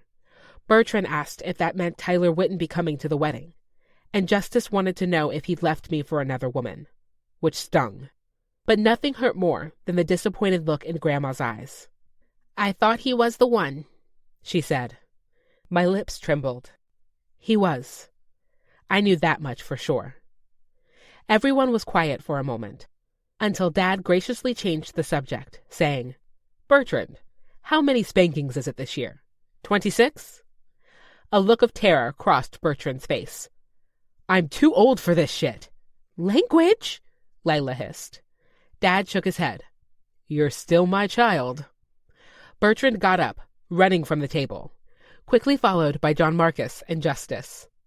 Some things never changed. Chapter 69. Tyler. I lay in my childhood bed after a long day of work with a neighbor who needed help building a fence. The labor had been freeing, with hours spent under the warm spring sun, pounding away at the rain-softened earth. But when the work was done, the pain came back. I always ate dinner at the table with Mom and Dad, not speaking much, and then I went upstairs, took a shower, lay in my bed, and prayed sleep would come quickly. For the most part, my parents let me be, but tonight there was a knock on the door. About to go to sleep, I called. Like hell you are, Rhett said, shoving open the door. I propped myself on my elbows, staring at him in the dim lighting. What the hell are you doing here? I'm taking you out. On a Wednesday night? Ladies drink free on Wednesdays. Now up. I shook my head, lying back down. No way in hell. I will drag you out of this house myself, and you know I could do it. So why don't you make this easy on both of us, and leave of your own free will? He went to the closet, rifling through the clothes. Free will, I muttered. Doesn't count if you're coerced. He tossed a pair of jeans and a button-up shirt at me. Wear this. He walked to the door. If you're not down 5 minutes, I'll come up and get you. I shook my head. Why were my siblings so damn stubborn? The door clicked shut, and I let out a groan. I didn't want to go to a fucking bar and have Rhett try to set me up with random women to get my dick wet. I wanted to go to sleep and forget how much it still fucking hurt to know I'd never see Henrietta again. And I knew it wasn't healthy. You weren't supposed to make someone your whole world. But damn it, she was mine. She was more than that. She was the air that I breathed, the sun on my skin, the ground underneath my feet, and the clouds I loved to get lost in. If I died, still heartbroken, it would be a price I'd pay, because it was proof that once I had been loved by her, once I'd been a part of her dreams. But I could see it in the quiet glances my parents shared across the table, the way my siblings checked on me throughout the week. I was scaring them. So I quit thinking about myself for a second, got off my ass, and put on the clothes. Before I knew it, I was riding shotgun in Rhett's truck, praying this night would go quickly. Rhett pulled up to nowhere, the only pool hall in town. It was a big wooden building with a dance floor, rows of pool tables, and enough liquor to drown an army. And since Cottonwood Falls was surrounded by a few other small towns, there was enough business to keep it going. Dad used to say people forgot about liquor when they said death and taxes were the only two certainties in life, and this town proved him right. And judging by all the trucks in the parking lot, it was just as true on a Wednesday night as it was any other day of the week. Rhett parked in the lot and rubbed his hands together. Ready for a little fun? I gave him a look. We both know this is my last idea of fun. Ignoring me, he got out and started walking toward the building. Heaving a sigh, I followed him into the dusky bar. My first thought was it wasn't as nice as Collie's. My second, that I missed dancing with Henrietta. I need a drink, I muttered. Rhett clapped my shoulder. On it. We walked to the bar and he ordered 4 shots of whiskey. I expected him to take 2, but he slid all 4 to me. I gave him a look. I'm driving, he said. And? I'd done my best to avoid alcohol, because I knew if I started it would be too easy to spiral, too easy to try and drown out all this pain. But that was all I had left connecting me to her. One night, Rhett said. Fine, then you take 1, I replied. He picked up a shot glass, easily dropping it back. I stared at the shots on the counter, preparing myself for the buzz of liquor, the dulling of my emotions, and the hangover I knew I'd have the next day. And then I downed the shots, one after another. I came up coughing, and Rhett patted my shoulder, laughing. That's how you do it. I raised my hand and asked for a beer, which the bartender quickly brought. I reached for my card, but Rhett said, Drinks are on me tonight. I gave him a look before drowning half of one. The liquid slid down my throat, warming me right along with the whiskey. Now, Rhett said, I see a table right over there. Nodding, I walked toward the booth on the edge of the dance floor, wishing I wouldn't be able to see the spinning couples so well. I sat down, rolled my cup around in my hands. I was tired, but not physically, deep in my soul. "Hey, baby," a woman's voice said, and I looked up to see Rhett extending his hand to a blonde-haired, blue-eyed girl with her shirt low on her chest. Rhett gave her his signature flirtatious grin. "Look what the cat dragged in." It took all I had not to roll my eyes. "Oh, hush," she said, sliding in next to him. Another woman stood by the table, looking a little uncomfortable and far more clothed. "This is my friend Darletta," the blonde said. She gave me her name. Darletta smiled at me. "Is it okay if I sit by you?" No, actually, I need to piss." I got up, my legs feeling far less solid than earlier, and made my way to the bathroom. But as soon as I got inside and took a good look at myself in the dingy mirror, Rhett joined me. "What the fuck, Ty?" I turned to him. "I didn't want to set up, Rhett. I'm not ready to date anyone else." He swore at the ground, then faced me, putting his hands on my shoulders. "Look, Mom and Dad, hell, all of us are worried about you. It's been 3 months and nothing's any better. Mom's talking about having you go inpatient for a little while." My eyes widened. "Inpatient? Like psychiatric care?" He nodded. "And honestly, Ty, I'm not so sure I disagree with her." "I'm not mental, Rhett. I'm fucking heartbroken," I said, my voice rising. A guy walked into the bathroom then, going back to the urinals. I lowered my voice. "You wouldn't understand." "The fuck I wouldn't. You remember Mags? The girl you dated in high school?" I asked. I barely remembered him taking her to the prom. I was already out of the house at the time. His jaw clenched as he nodded. "I get it, Ty. I do. But that pain, it can't be all of you. You gotta turn it into a piece." He clenched his chest right above his heart. "It won't take the hurt away. But if it's all of you, it takes away those parts of your life you do enjoy." My jaw trembled, and I clenched it, attempting to swallow back the lump in my throat. "What do you want me to do, Rhett? Go fuck Darletta?" A ghost of his crooked smirk was back. "I don't think it could hurt, but maybe just get used to looking at another person like you're not seconds from falling apart." I glared at him. "I hate you. But thanks." He nodded, resting his forehead against mine. "You've got this." 70. Henrietta. Confession. I'm 28 years old, and I still need my mom's permission sometimes. I hurried down the sidewalk, trying not to get completely drenched by the spring rain. I pushed through the door, lowering my denim jacket and sliding it off my arms. But I stopped in the doorway, seeing half a dozen suitcases lined up against the living room wall. Grandma sat in her wheelchair in the living room, and I was about to ask her what was going on when I heard wheel casters rolling over vinyl. Mom rolled another suitcase into the living room, freezing when she saw me. "Are you going on vacation?" I asked, my smile fading. She and Grandma exchanged a look I didn't like. "What's going on here?" I asked. Mom let out a sigh. "One thing led to another, and the nurse let on that they don't, in fact, take Medicare. Only private payment. Grandma called me and asked for an explanation, and I couldn't lie to her. Feeling something close to shame, I turned my eyes towards the ground. But Grandma said, 'Henrietta, I need you to come here.' She patted the couch next to her chair. Knowing I'd been caught, I went and sat beside her. She took my hand, holding it in her lap. 'Honey, why would you use all your savings on this?' I met her murky brown eyes, so full of love and affection and questions. My throat was already tight as I said, 'I wasn't able to do anything for Grandpa, but I can do this for you.' 'Oh, honey.' She met my eyes, then looked over her shoulder at my mom. 'The end of your Grandpa's life would have been hard no matter where he was. It was better that his last days were spent in a place we didn't have to come home to.' Her words surprised me. He was so uncomfortable there. He wanted to come home so badly. She reached up and cupped my face, her wrinkled palm smooth against my skin. 'He did go home, honey.' My throat stung, strained against the ball of emotions growing there. But wouldn't it have been worth it to have given him that wish? Grandma pressed her lips together thoughtfully. Generosity is always a virtue, until it costs you your own peace. Don't take that to mean you should never feel discomfort in this life, only that certain sacrifices will haunt you and lead to resentment down the road. I took in her words, feeling them hard in my heart.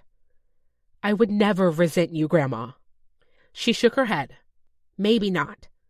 But when you learn you've missed out on the love of your life to stick around here and slave away at a job you clearly don't enjoy anymore. My eyes watered at the mention of Tyler. I missed him like I'd miss my right arm. He was a piece of me forever, no matter where he lived.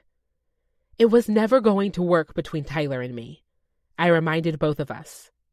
His family, his home is in Texas, and mine is here with my family. Grandma and Mom exchanged another glance, and Mom came to sit by me on the couch. Mom said, "Hen, you've always been our baby bird, here when we've needed you. But it's time for you to leave the nest. You're the child, and it's not your job to take care of us. It's time you took care of yourself, thought about what you want." I sniffed away liquid and said, "I want Grandma to be happy and know how much we love her. You've always been here for us, Grandma. You deserve the same." Grandma smiled at me, her eyes watery. I've lived the best life, Hen. I met the love of my life, raised a beautiful family with him, and gave him my whole heart for 52 years. I have children I'm proud of, grandchildren I love to pieces, and great-grandchildren who bring me more joy than I know what to do with. I'm happy. I want you to be happy, too. Mom rubbed my back as I shook with tears. Tyler made you so happy, honey. I've never seen you so light as you looked with him. I shook my head. It's too late with him. He hasn't called me or texted me once since he left. Grandma laughed. That boy is head over heels for you. I'd bet he's been moping around just as much as you have. I laughed through my tears. I haven't been moping. Have too, Mom and Grandma said at the same time. A car pulled into the driveway, and I looked out the window to see a big white van with Emerson Senior Living on the side. That's my ride, Grandma said. Your father is meeting us there to help me move. I want you to stay here and think about yourself for once. But please, come visit me before you leave for Texas. Leave for Texas? I asked, just as a knock sounded on the door. Mom went up to get it as Grandma said, "You need to follow your heart, and I'm pretty sure that's where it is." 71. Henrietta. Confession. I can't believe he remembered. I must have opened my phone 1,000,000 times to send a text to Tyler, to call him and beg his forgiveness, but I always came up empty. My family didn't need me. They were setting me free, or rather, shoving me out of the nest, even though the idea terrified me. I had $98,000 in a savings account and nowhere to go. I was lost. After a restless night, I got up to go to work, not because I needed to, but because I had no idea what else to do. I went to my desk, began drafting the script that was now required of me to write and turn in before every potential tenant toured the building. It was humiliating and tedious, just like Janessa wanted. Taking a deep breath, I looked out my window, seeing signs of spring. Buds were blooming on the trees, and the grass had greened up nicely. It was probably time for me to go to the store and see if there were any clearance annuals I could put in the flower box outside my office window that overlooked the small courtyard between apartment buildings. I studied it, expecting to see plain dirt, but instead, my mouth fell open, and I pushed up from my desk, running outside. I hurried around the building to the box outside my window, and then I saw them. Tulips. The flowers had opened into a beautiful shade of pink petals. My eyebrows drew together. How had they gotten there? I knew there was no way the grounds crew had planted them. But then I remembered a conversation I had with Tyler only days after he moved here. Would he have remembered that? It was the only thing that made sense. Forgetting my hesitation from the night before, I took a picture of the blooms and sent it to him. Henrietta, did you plant these? I looked at my phone for a moment, wishing he would reply. But the sound of Janessa's voice interrupted me. What are you doing out here? She asked, her pointy heels sinking into the grass as she walked toward me. Shouldn't you be working? You know, you're on probation. If we see you lazing around, there's a good chance. I didn't hear the rest of her words because my phone vibrated. I stared at the screen. Tyler, I hope they made you smile. My heart filled, and I covered my mouth, tears stinging my eyes. It wasn't a confession of love, but it was a glimmer of hope. The last shred I had left. Henrietta, Janessa trilled. Are you really on your phone while I'm trying to talk to you? I looked up at her from my phone. I quit. What? I gripped my phone in one hand, holding it at my side. You heard me. I quit. I'm done working under a jealous, controlling, vile person. I clenched my jaw in anger. You had an incredible worker in Tyler. This new guy doesn't care half as much about his crew as Tyler did. That's why turnover has almost quadrupled since he left, and why production is already a month behind. And now, you'll see how much I did for this place. I walked past her, going straight for the office. Have a nice life. She followed behind me as I grabbed the few belongings I kept here and threw them into my purse. If you walk out that door, there's no coming back, Janessa threatened. I stood in the doorway, looking at the office, at the kitschy paintings my mom had done for me, at my flourishing hanging plants. And I realized none of it mattered to me. Not if I couldn't spend my time with the people, the person I truly loved. The plants need watered twice a week, I said, and then I walked out the door. Chapter 72. Tyler. Something from a job? Dad asked, as we drove down the pasture to build a temporary fence around some corn stalks. We'd move the heifers there once the fence was built to get them some extra nutrition. I only shook my head. That hollow feeling in my chest was stronger than ever as I realized Henrietta wasn't going to reply.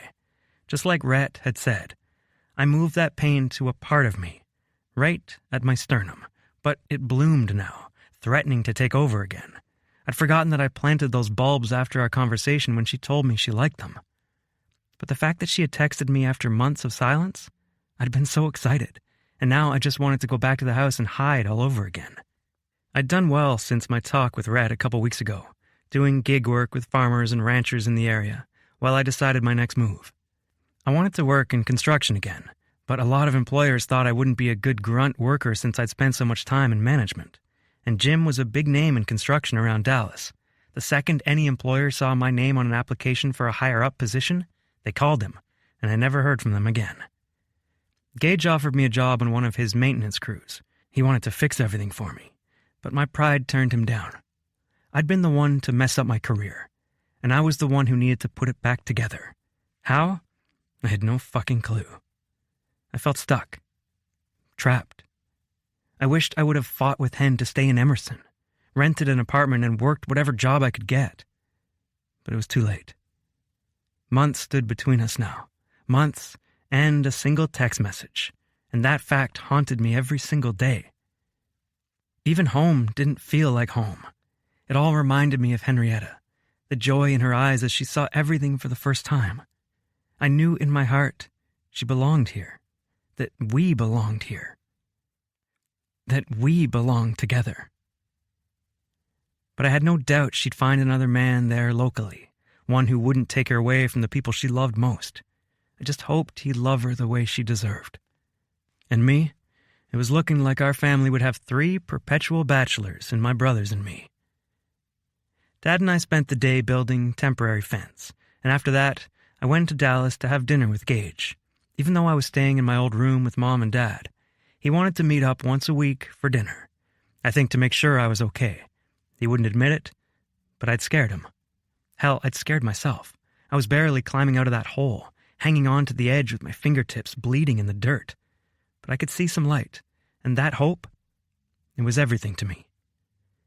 Gage and I sat in a high-end restaurant and ordered off a menu that didn't even have prices listed. After the server left, I said, "I need to get a job." Gage looked at me across the table, annoyance making his lips twitch just like they always did when we were kids. "What?" I asked. "You don't want a job. Why the fuck haven't you bought the schoolhouse yet?" I really fucking regretted telling him about that. He'd called me the night we were at the hospital, and I'd filled him in on our brief trip to Texas. And he'd brought it up every couple of weeks since I moved out of his guest bedroom. Feeling like I was under a magnifying glass, I said, "What did you say about unsecured debt? It's a trap that never pays off, and if you want to argue with me, I'll point you toward the student loan crisis." "Right. So tell me what lender would want to work with me when I haven't had a pay stub for months. Hell, half the people I've worked for still owe me. You could take a home equity loan and risk keeping a roof over my renters' heads?" I said. "They have children. If you just let me—" I glared at him, cutting him off. "Fine," he mumbled. "But for the record, you're being fucking stupid, and someone's going to buy that place if you don't get a move on it." "Noted, but I think you're wrong. It's been for sale for almost 6 months. I've got time." He folded his hands on the table. "Number one mistake." "What do you mean?" I asked. "You know how I've been able to grow my company so quickly?" "You're smart," I said easily. "You can always spot a good deal." "You can be smart as Einstein, but if you don't move, it means nothing. I've grown my business because I don't sit on a good opportunity. When I see something I want, I make it mine." I looked down at the beer in my cup and took a deep drink. I think that's enough life advice for one day.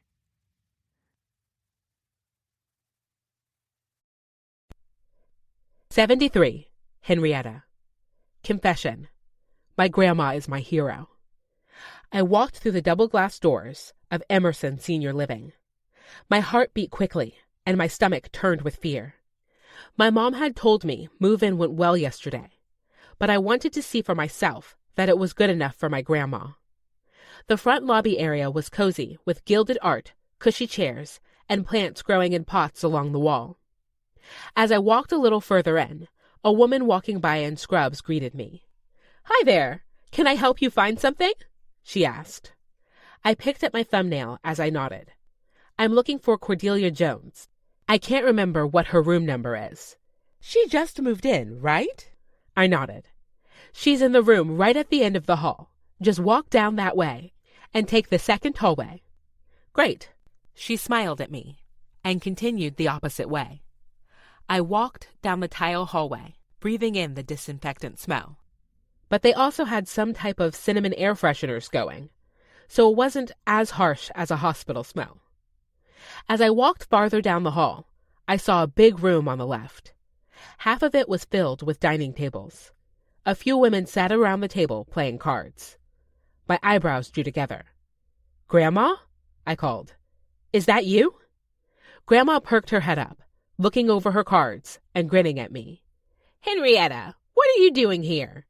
As I walked toward the ladies, Grandma said, "This is my favorite granddaughter, Henrietta." The women greeted me, complimenting me profusely and making me feel like $1,000,000. "You're too sweet," I said. "What are you playing?" Grandma held up the backs of her cards. "Skip, boo." "She's a natural," the white-haired lady on her left said. Batting her hand, Grandma said, "Beginner's luck. You'll have to excuse me. I need to show my granddaughter around." The women waved at her, and Grandma stacked her cards for them, putting them at the bottom of the draw pile. I got behind Grandma's wheelchair, backing her from the table and pulling her away. "Go this way," she said, pointing toward the rec area. "They have a TV over here, and there's an instructor that comes in and does aerobics once a day. My physical therapist came in this morning and said I can do all the exercises sitting down until I get stronger." My throat felt tight, seeing it all. One day here, and Grandma already had friends her age, a place to go work out, a routine. "Wait until you see the salon," she winked. "There's more?" I asked. She directed me down a hall that had a small salon including chairs where they could get pedicures if they made appointments. Then she showed me the back courtyard, with a small community flower garden and a heated pool with sparkling blue water. Some people do water therapy, she explained.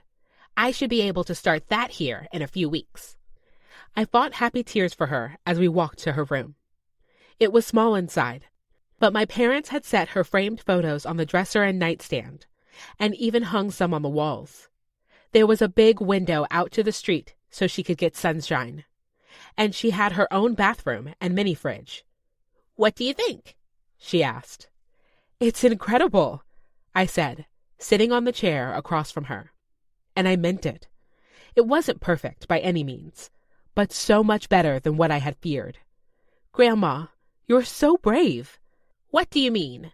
I looked around her new home. You're on your own now, in your own place, meeting all new people, even after all the bad things people say about places like this. It's so brave. She tilted her head, smiling softly.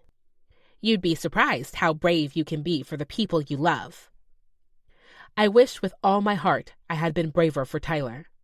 Brave enough to trust my family to take care of my grandma. Brave enough to let go of my safety net and build a life with the man I loved. Brave enough to ask for what I really wanted and let him give it to me. Grandma asked, Did you come all this way over your lunch break just to check on me? I bit my lip. Actually, I quit my job. Her face lit up with a smile, and she patted her hands happily on her lap. Baby girl, that's huge! Congratulations! Thank you. I couldn't help the smile I wore. It had felt so freaking good to stick it to Janessa and tell her what I truly thought. So, when are you going to Texas? How did you know? Lucky guess. She had a sly grin. So, you are going, right? I nodded. I booked the first flight out of LA tomorrow morning. Mom's dropping me off, so my car doesn't break down on the way. Grandma laughed. Please tell me you're getting rid of that hunk of junk. I'm selling it online. Bertrand told me a regular dealership won't take it, I said with a laugh. This is so exciting, she said, her eyes shining. I nodded. It's exciting if it works out. We haven't even talked for months. A few months apart is nothing compared to the lifetime you could have together. She smiled over at a picture of her and Grandpa. All you have to do is show him that you still care about him, that you're dreaming with him now. I lifted a corner of my mouth. She was so right. It was scary to put myself out there, to go big when he could tell me to go home. But I had to. Because the thought of feeling this ache for him every day for the rest of my life, it was pure misery. I never should have let him go. I knew that now. It had been a massive mistake.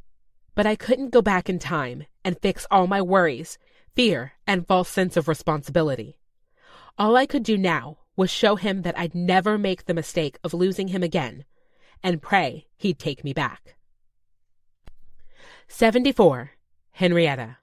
Confession. I've never been so scared in my life.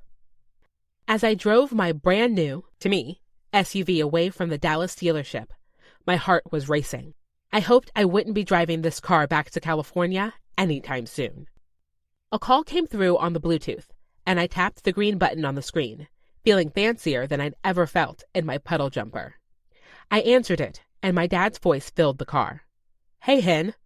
I just got off the phone with our lender, and they're sending you a pre-qual letter. You're good to put in an offer if that's what you decide to do. My heart lurched, and I took a few deep breaths to focus on this busy Dallas traffic.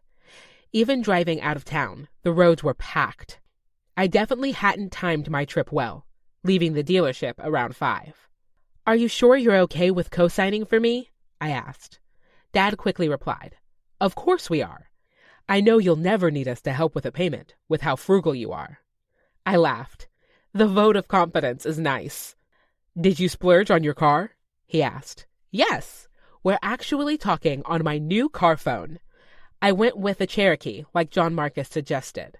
Runs like a dream, And hopefully, I won't be changing tires on the side of the road anymore. Good, Dad said. You deserve to have something nice. Thanks, Daddy, I said. I heard the smile in his voice as he said, Go get 'em, Tiger. Call us after to tell us how it went. Pray for good news, I asked. We already are. We hung up. Then I tapped through to call the only romance author I knew. She answered after a few rings, and I said, Mara, I need some advice. Anything. How can I help? My cheeks warmed, but I barreled ahead with my embarrassing question. Well, since you're kind of an expert on grand gestures and couples making up, I wanted some tips on how to do that with Tyler. Her squeal rang through my car. You're trying to get him back? My smile grew. I'm in Texas right now. Oh my gosh, she pealed. I bit my lip, realizing I should have stopped to tell my friends goodbye before I dropped everything to start a new life here, hopefully. But thinking of myself was new, and I didn't want to lose my nerve. What changed your mind? She asked. He planted tulips in my flower box. Is that an innuendo? I laughed and filled her in on the whirlwind of the last couple of days. Does that mean we won't see you on Wednesday mornings when I'm home? She asked. She usually videoed in with Bertie and me when she had to be in Georgia to help write for a body-positive TV show. It means we'll be doing virtual breakfasts, I hope. Awesome, she said. So here's what you do. I pulled up to the old school building on the outskirts of Cottonwood Falls. It was just as impressive as I remembered it. There was traditional brick, big white columns, and big windows wrapped around the building. It would take some work to make my dream come true, but I was ready for work. I was ready to build a life with Tyler from the ground floor. Soon after I parked, a white pickup pulled in next to me, and through the tinted windows, I recognized Linda from Thanksgiving. She had a new short haircut that accentuated her pointed chin. I got out of my car to talk to her, giving her a big smile and a wave. I love that new haircut on you. Henrietta, you're just so sweet, she said. The sad look in her eyes told me otherwise. A sinking feeling in my gut. Had word of my breakup with Tyler gotten around town? Was there something, or someone else, I didn't know about? I shoved aside my fear and said, Should we go inside and look around? Or can I make the offer now? She wrung her thin hands. I'm so sorry, but the building's sold. Punch to the face, the chest, the gut. What? We talked on the phone this morning. Why didn't you call me? I tried to get a hold of you, but it went straight to voicemail. I left a message. I must have missed the notification in all the rush of getting off the plane and car shopping. What happened? We had a cash offer over asking price that the seller couldn't turn down. I'm so sorry. I know how excited you were about this. Despair washed over me.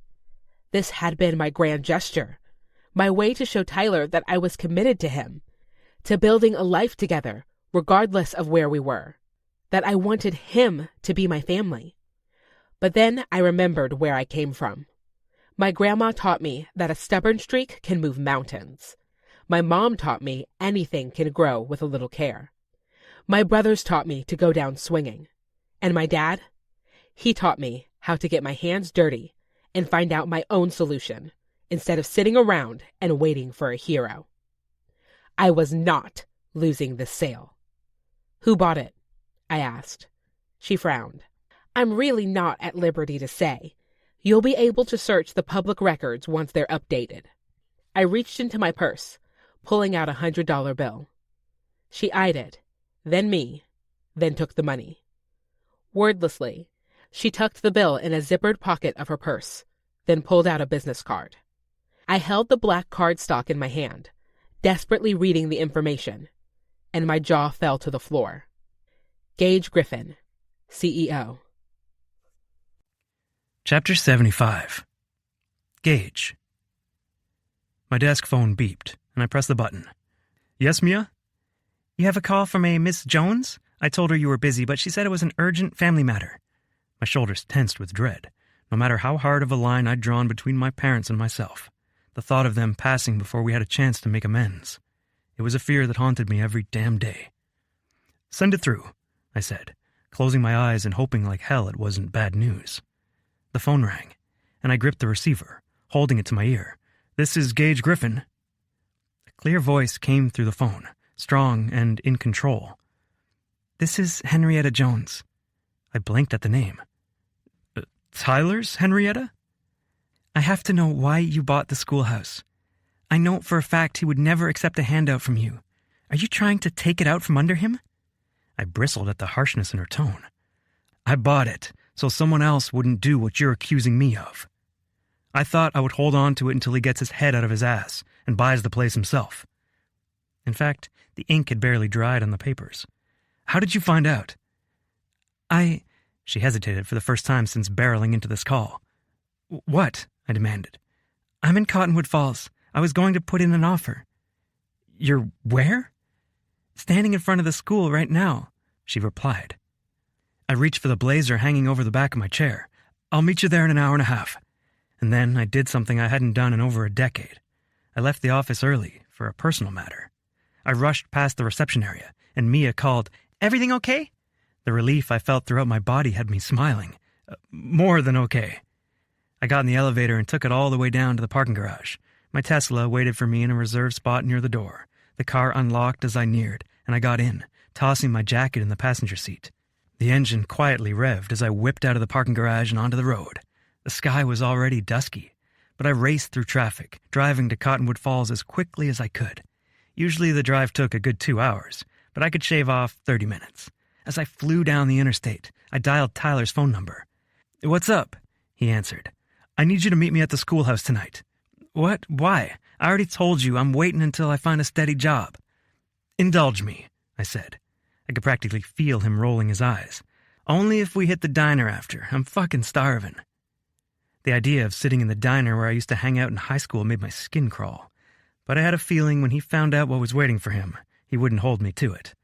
"Fine," I said. "Be at the school in an hour. See you then." We hung up just as I reached the city limit sign of Cottonwood Falls, Incorporated, population 8,432. An unpleasant mixture of anger, guilt, and regret flooded my body at the familiar sights. My life would have been so different if my dad didn't have his head up his ass. I would have been working on the family farm, growing something that had been built over generations.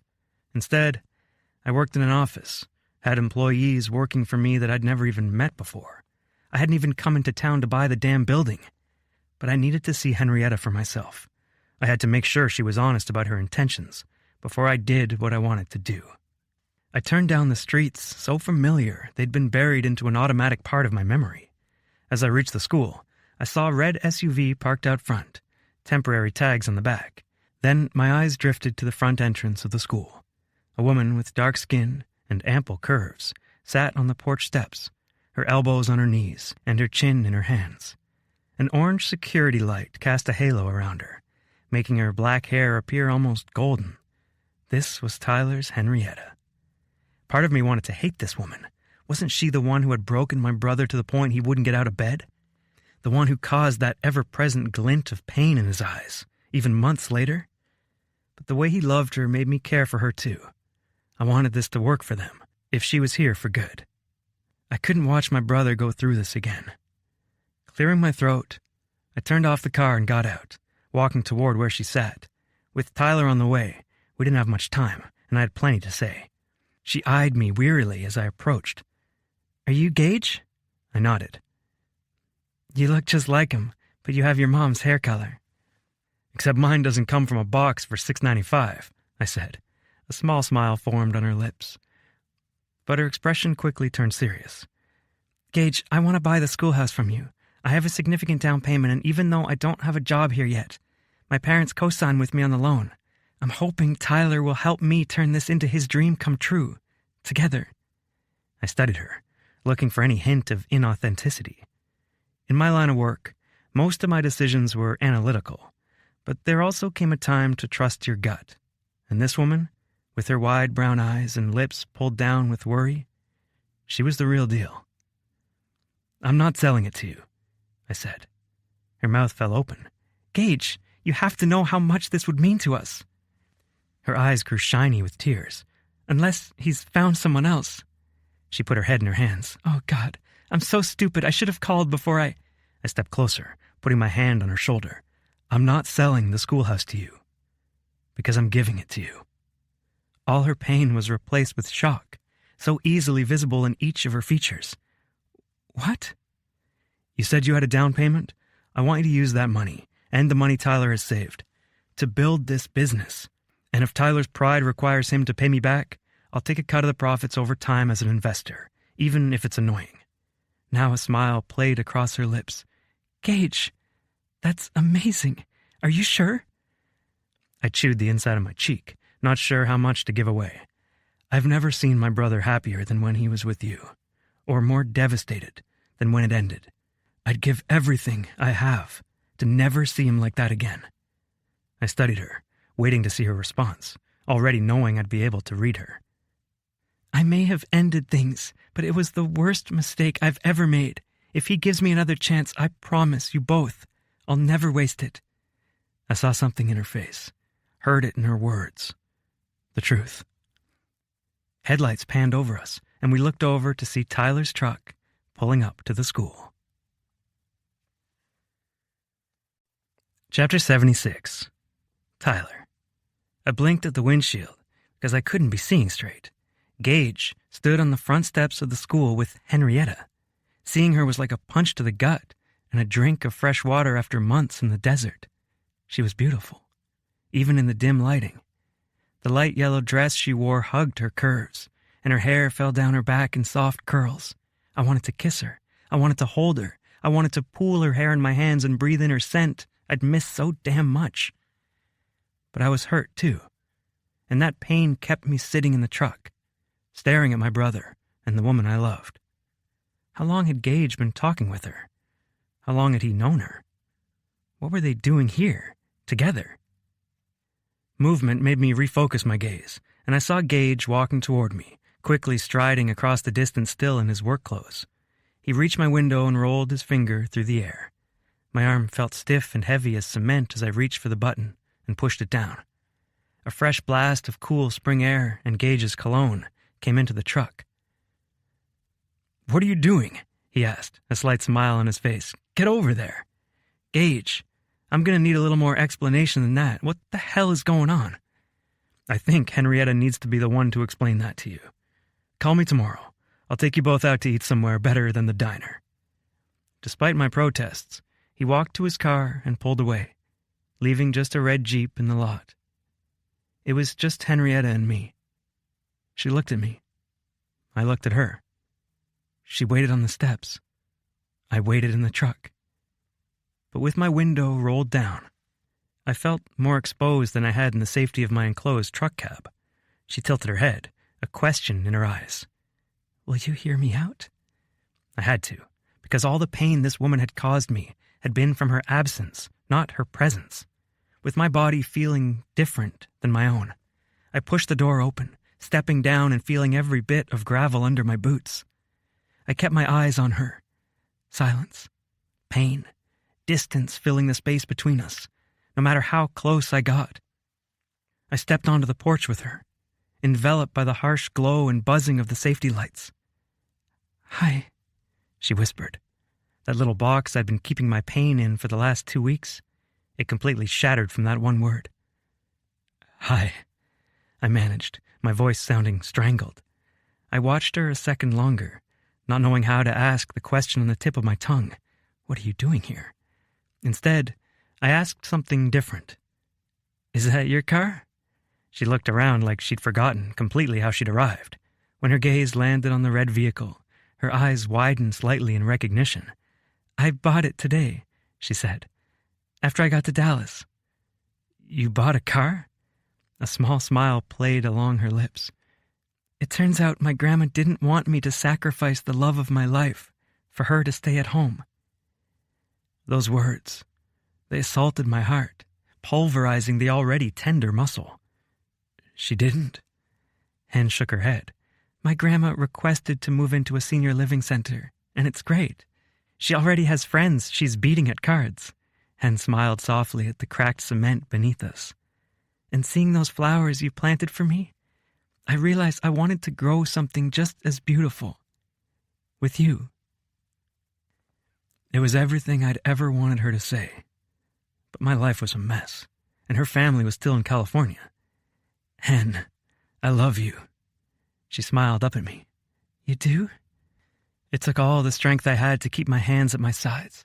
I wanted to hold her face and kiss her just to show her how much love I had for her. I only wanted her to be happy with the life she wanted to live. And she'd chosen one without me. Of course I love you. I love you in a way I've never loved another woman. But you love your family. And even though I miss you like crazy, I can't promise forever to someone who'd put me second. I barely made it through you turning me away the last time. I couldn't make it through another. I'm not going anywhere, Tyler, she said stubbornly. Didn't she get it? We had our window, our opening where my job wasn't an issue. I'd offered to stay, but my savings were lower now. I don't have anything for you here. My voice echoed off the bricks. I don't have a job. No one in construction will hire me with my reputation, and I don't have the capital for my own business. I'm living with my parents now, because I can't kick out my renters. I have nothing, Hen. She turned toward the school. What if you do? It was like she was speaking in riddles, and the anger and pain in my chest had me letting out a mix between a laugh and a cry. What do you mean? Facing me again, she said, the reason why my grandma wouldn't accept my help was because of the life she had with my grandpa. She knew I could have that kind of life with you. The buoyancy in my chest was dangerous, the kind that could end a guy if he didn't watch out. She reached out for my hand, her touch instantly making a lump grow in my throat. Tyler, I've spent my whole life with my family, being loved and cared for by them, and part of me thought I didn't deserve it. No matter how freely they loved me, I thought I had to earn it, thought I had to protect them because of how they cared for me. But that's not what they wanted for me. And it turns out, that's not what I wanted for myself. She held her other hand to my cheek, wiping away an errant tear I hadn't realized was there. Tyler, I want to build a life with you, a family, a home. This building, it's so much more than 4 walls and a roof. It's a place where we can make our own mark, serve others the way they deserve, and grow our life together. The dream she was speaking of was everything I'd wanted for us, but I had to tell her the truth. I can't give that to you, Hen. I don't have a job. No way to get financing for a project this size. Now that my grandma's care is covered, I have enough to invest. My whole life savings is ready to create this with you. I held her face in my hand, tears falling unapologetically down my cheeks. I can't ask that of you, to give everything you have to me. Her voice cracked. Tyler, I already have. My heart, it's yours. My body, my life, yours. There will never be anyone else like you. No one to replace you, Tyler. She held her hand to her chest. If I have to renovate this thing by myself until I can prove to you how committed I am, I'll do it. As she gesticulated, I noticed something on her wrist I hadn't seen before. I took her arm and held it up, giving me a clear view of her skin in the light. What are you doing? She asked. Hen, what is this? She looked from my eyes to her wrist. South of her thumb, right below the crease, was a windmill, just like mine. When did you get this? I asked. She bit her lip, tears filling her eyes. A week after you left. My voice was hoarse as I whispered. Why? Because I knew no matter how much I moved, my heart would always be with you. You're the one, Tyler. I couldn't hold myself back anymore. I wrapped my arms around her middle and pulled her close to me, kissing her with all I had. Every ache, every tear, every broken dream from the last several months I poured into our embrace. Marry me, I said against her lips. She looked up at me, her eyes wide. What? I'm not going another day in this life without you by my side, I said. Be my wife. Tears fell down her cheeks as she nodded. I covered her yes with my kiss, filled with dreams of forever. 77. Henrietta. Confession. I still can't believe I'm getting my happily ever after. Tyler wiped away my tears with his thumb. I'm so happy you came here. I never knew how much I was missing in my life before I met you. I smiled up at him, my lips trembling with emotion. I knew what I was missing. I just didn't know love could be as incredible as it is with you.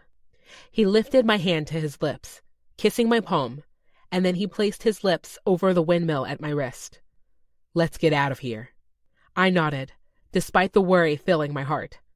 Will your family forgive me for the way I hurt you? They love you, Hen. When I first came home, I stayed with Gage because I knew my parents would tell me to get my ass back to California and win you back. What would have happened if he'd come back? I wondered. Would I have accepted him? No, I decided. I never would have asked him to give up his home for me. Tyler's dreams existed here, and my family would always be there for me. I'd never cared where I was, as long as I was with the people I loved. Is it okay for me to stay at your parents' house tonight, on such short notice? I asked, biting my lip. It would be, except I have another idea. Tyler drove me to one of the 3 hotels in town, lifting his middle console so I could slide over and sit tucked against his side. After so long apart, we weren't wasting a minute together. He insisted my car would be fine at the schoolhouse overnight, but that was the last thing on my mind. We walked down the hallway, over green and gold carpet, to room 106. Tyler held the key card against the reader, and we stepped into the room, together. A million missed moments and painful memories filled the space between us. For a moment, I stood, looking at the bed. He slipped off his cowboy boots, the leather worn with hard work. My own white sneakers were a contrast in almost every way. That was us. We were different. Him, a tall, strong country boy from Texas. Me, a curvy city girl who'd always been under her family's wing. But together, we created something entirely different. A pair of people who led with love, who served with our whole hearts, and who fumbled through life until we finally got something right. Each other. Lie down with me, he asked, lifting the blanket. I nodded, walking around the other side of the bed, to curl in next to his warm body. He was so solid against me, and I slid my hand under his shirt, running it over the ridges of his stomach, the crisp of his chest hair, the slope of his collarbone, the divot at the base of his neck, and back down again. He pressed a kiss to my temple, drawing emotion to my eyes again. It was like my heart had barely scabbed over the last few months apart, and being here with him now pulled me all the way open, leaving me even more vulnerable than ever before. I lifted my face to him, kissing him slowly, refamiliarizing myself with his taste, the swirl of his tongue against mine, the scratch of his 5 o'clock shadow over my chin. And then I needed to remember more, feel more. I gripped the hem of his shirt, pulling it up, and he helped me, slipping it over his head before moving to my dress, pulling it off. And then we were back together, kissing, savoring, loving. Our middles pressed together, his skin warm against mine, his hands gentle on my hips, my shoulders. With each second that passed, our kiss intensified, our hands explored. His palm slid against my ass, lifting my thigh so it crossed over his hip, and then there was space for him to gently slide my thong aside, to run his thumb along my slit. My breath caught as he slipped a finger inside, and then lifted it to his lips. He drew his finger in his mouth, closing his eyes. I missed the way you taste. Moisture pooled between my legs. I miss the way you feel, I breathed. Not much longer, baby, he breathed, kissing me again, bringing his hand back down and circling his fingers around my clit. As the sensation grew between my legs, I bucked against his hand. Tears filled my eyes, dripped over my nose and down my cheeks as my orgasm built. Tyler was back. He was with me. He loved me. And then I came into his hand, crying out his name.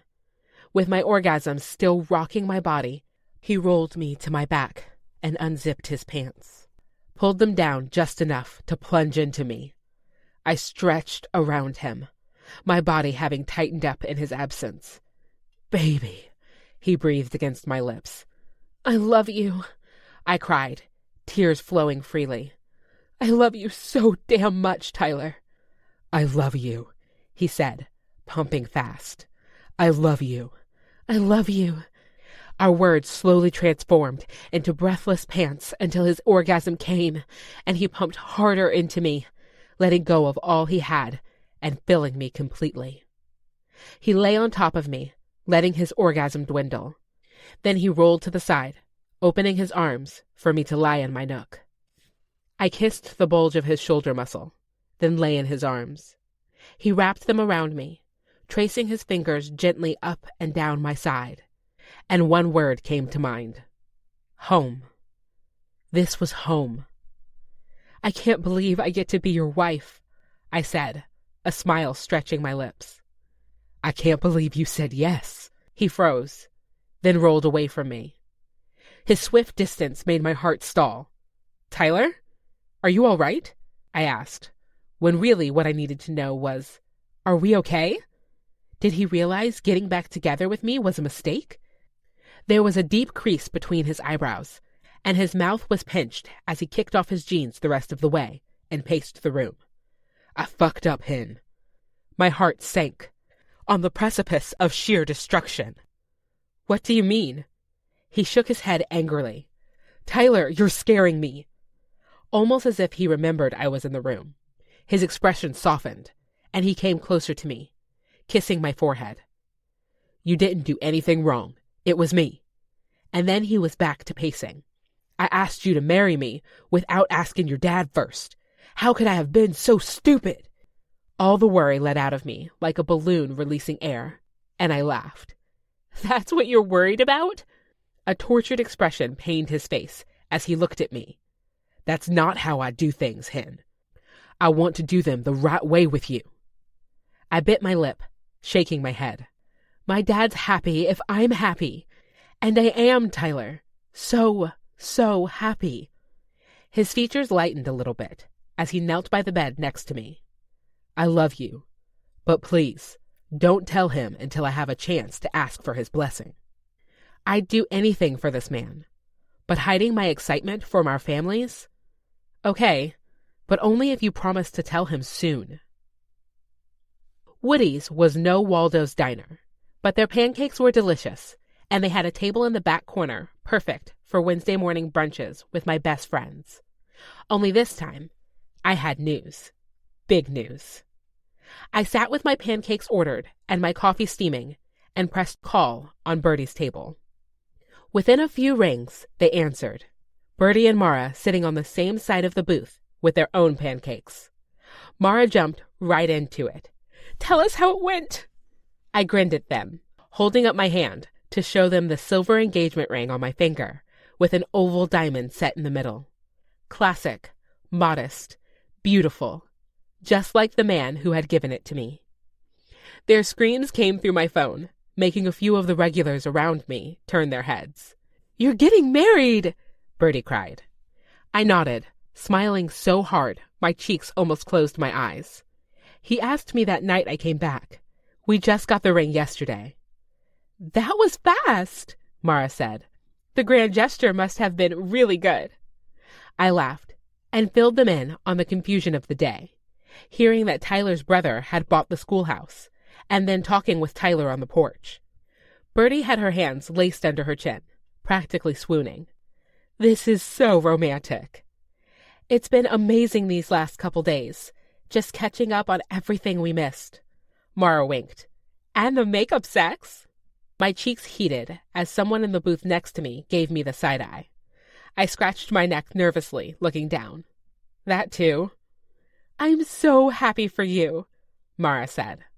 Bertie nodded, but had a frown on her lips. "Does that mean you're there permanently?" My heart tugged at the question. Bertie had been my first real adult girlfriend. Her moving into the apartments and introducing me to Mara had changed my life in so many ways. Saying goodbye would be too hard, so I'd have to settle on see you soon. I'll be back, I promised. Frequently. Apparently, Tyler's brother has a ton of flight miles from his business credit card that he's practically begging everyone to use. And of course, I want you all to come and visit us. I told them all about the schoolhouse and our plans for the building. Bertie said, I'll take you up on that. Is there even a hotel in that town? I laughed. 2, actually. And a motel. Fancy, Bertie said with a laugh. Where are you and Tyler staying? Mara asked. With his family? For now, I answered. But we're working to renovate a living space for us at the schoolhouse for us first. We're going to be staying there and managing the property on site so we can give better help to the residents. Tyler thinks he can have it livable in a month, since this is our full-time job now. Bertrand even offered to take a week off of work to come help us get settled. Your family's all on board? Bertie asked.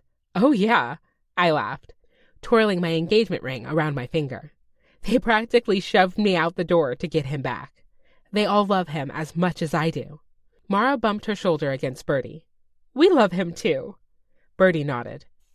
If I could have hand-designed a guy for you, even he wouldn't be half the man that Tyler is. He's pretty amazing. I took a sip of my coffee that was already cooling down. I do have a question, though. What's up? Mara asked. I bit my lip, holding back a smile. What are you doing a month from now? Bertie and Mara exchanged a glance. Because I'd love for you to stand by my side when I say I do, I finished. Another round of squealing had people sending me more looks. In a town this size, I was bound to have a reputation before our wedding announcement hit the local paper. Bertie said, That's so soon! Are you worried about planning the wedding? We would have just gone to City Hall yesterday, but Tyler wants to ask my dad for his blessing before we tie the knot, I admitted. And Tyler's mom and sister begged for us to have a wedding, for our families to get the chance to celebrate and meet each other. So this was the compromise. My grin spread across my entire face. It was crazy. Getting married this soon to the man I lost my virginity to. But on a soul level, it didn't feel crazy at all. It felt right. Perfect. Inevitable. I just couldn't wait. Chapter 78. Tyler. A week after Hen came to Cottonwood Falls, I drove to DFW Airport to pick up Bertrand. The second Hen told me about our project, he said he wanted to come and return the favor for helping his family with their home. Even though I told him he didn't need to, he insisted, and it was probably a good thing he had. The only problem? I still hadn't called Hen's dad to ask his blessing. I'd already fucked up, and I knew this was a conversation we needed to have in person. But with how hard he'd been working on the schoolhouse, I hadn't had the time to fly to California. For the last week, Hen and I had worked all day, every day, to get the top part of the schoolhouse up and running so we'd have our own place to stay, hopefully by our wedding night. But at this rate, we were still a couple of weeks behind, and with my chicken shit behavior, the wedding would have to be pushed back too unless I found a way to talk to her dad. Except with Bertrand coming, I wasn't sure how much longer we could keep our engagement a secret. What if Bertrand told their parents before I had a chance? I reached the airport and exited into the cell phone lot to wait until Bertrand texted me that he was ready. My hands were jumpy on the steering wheel with nerves.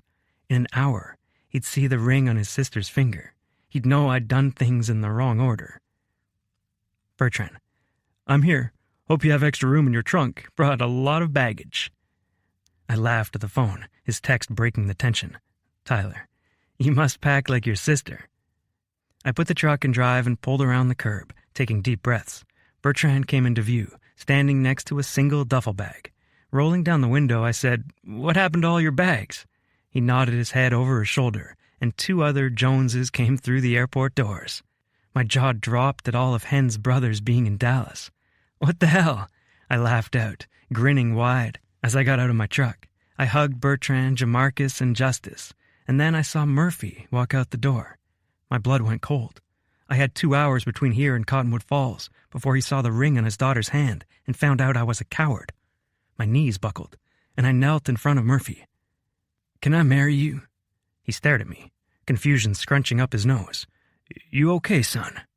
I shook my head, standing up. "Sorry, I fucked up. Shit. Sorry for cussing. Shit." I was really fucking this one up. I ran my hand over my face, trying to give myself an internal pep talk. "I asked Henrietta to marry me." Shock raised his eyebrows, but I pressed on. "I know I should have asked you first, but I was so excited she wanted me back that my heart spoke before my mind thought. And now that I asked, and she said yes, I can't take it back from her, but I wanted to know if we could have your blessing, despite my lapse in judgment." Murphy shook his head, grinning. "Her yes was all the blessing you needed." He wrapped his arms around my shoulders. "Welcome to the family." Hen's brothers joined in the celebration, patting my back and whooping it up, until a security guard yelled, "Hey, get a move on!" The guys were still laughing as we piled into the truck and headed toward home. I parked the truck at the schoolhouse in between the plumber's truck and the electrician's van. Gary Johnson, the plumber, had been working around town since I was in diapers, and he'd been thrilled to get his hands on this school to turn it into something of use. He'd been working with us the last week to plumb a new kitchen and bathroom upstairs. When that was all done, he'd plumb bathrooms and kitchenettes in the units downstairs. Grant Arnold, the electrician, had worked with me on projects in Dallas back when I was starting out on a construction crew. He was cutting us a special price to upgrade the wiring in the entire building. He'd also hang new ceiling fans and decorative lights for each room. Meanwhile, Hen and I had worked on framing out the bedrooms, hanging up drywall and repairing cracks that had formed in the ceiling over the years. This week, I had hoped Bertrand would help us lay flooring and maybe even install some stock cabinets from the nearest box store. But now that the four of them were here, I couldn't wait to see how much we'd accomplish. I knew firsthand how hard and fast these guys could work. As we got out of the truck and walked toward the front entrance, excitement rushed through me. Maybe we would get this all done on time for our wedding, which could happen now with her father's blessing. Everything was finally falling into place.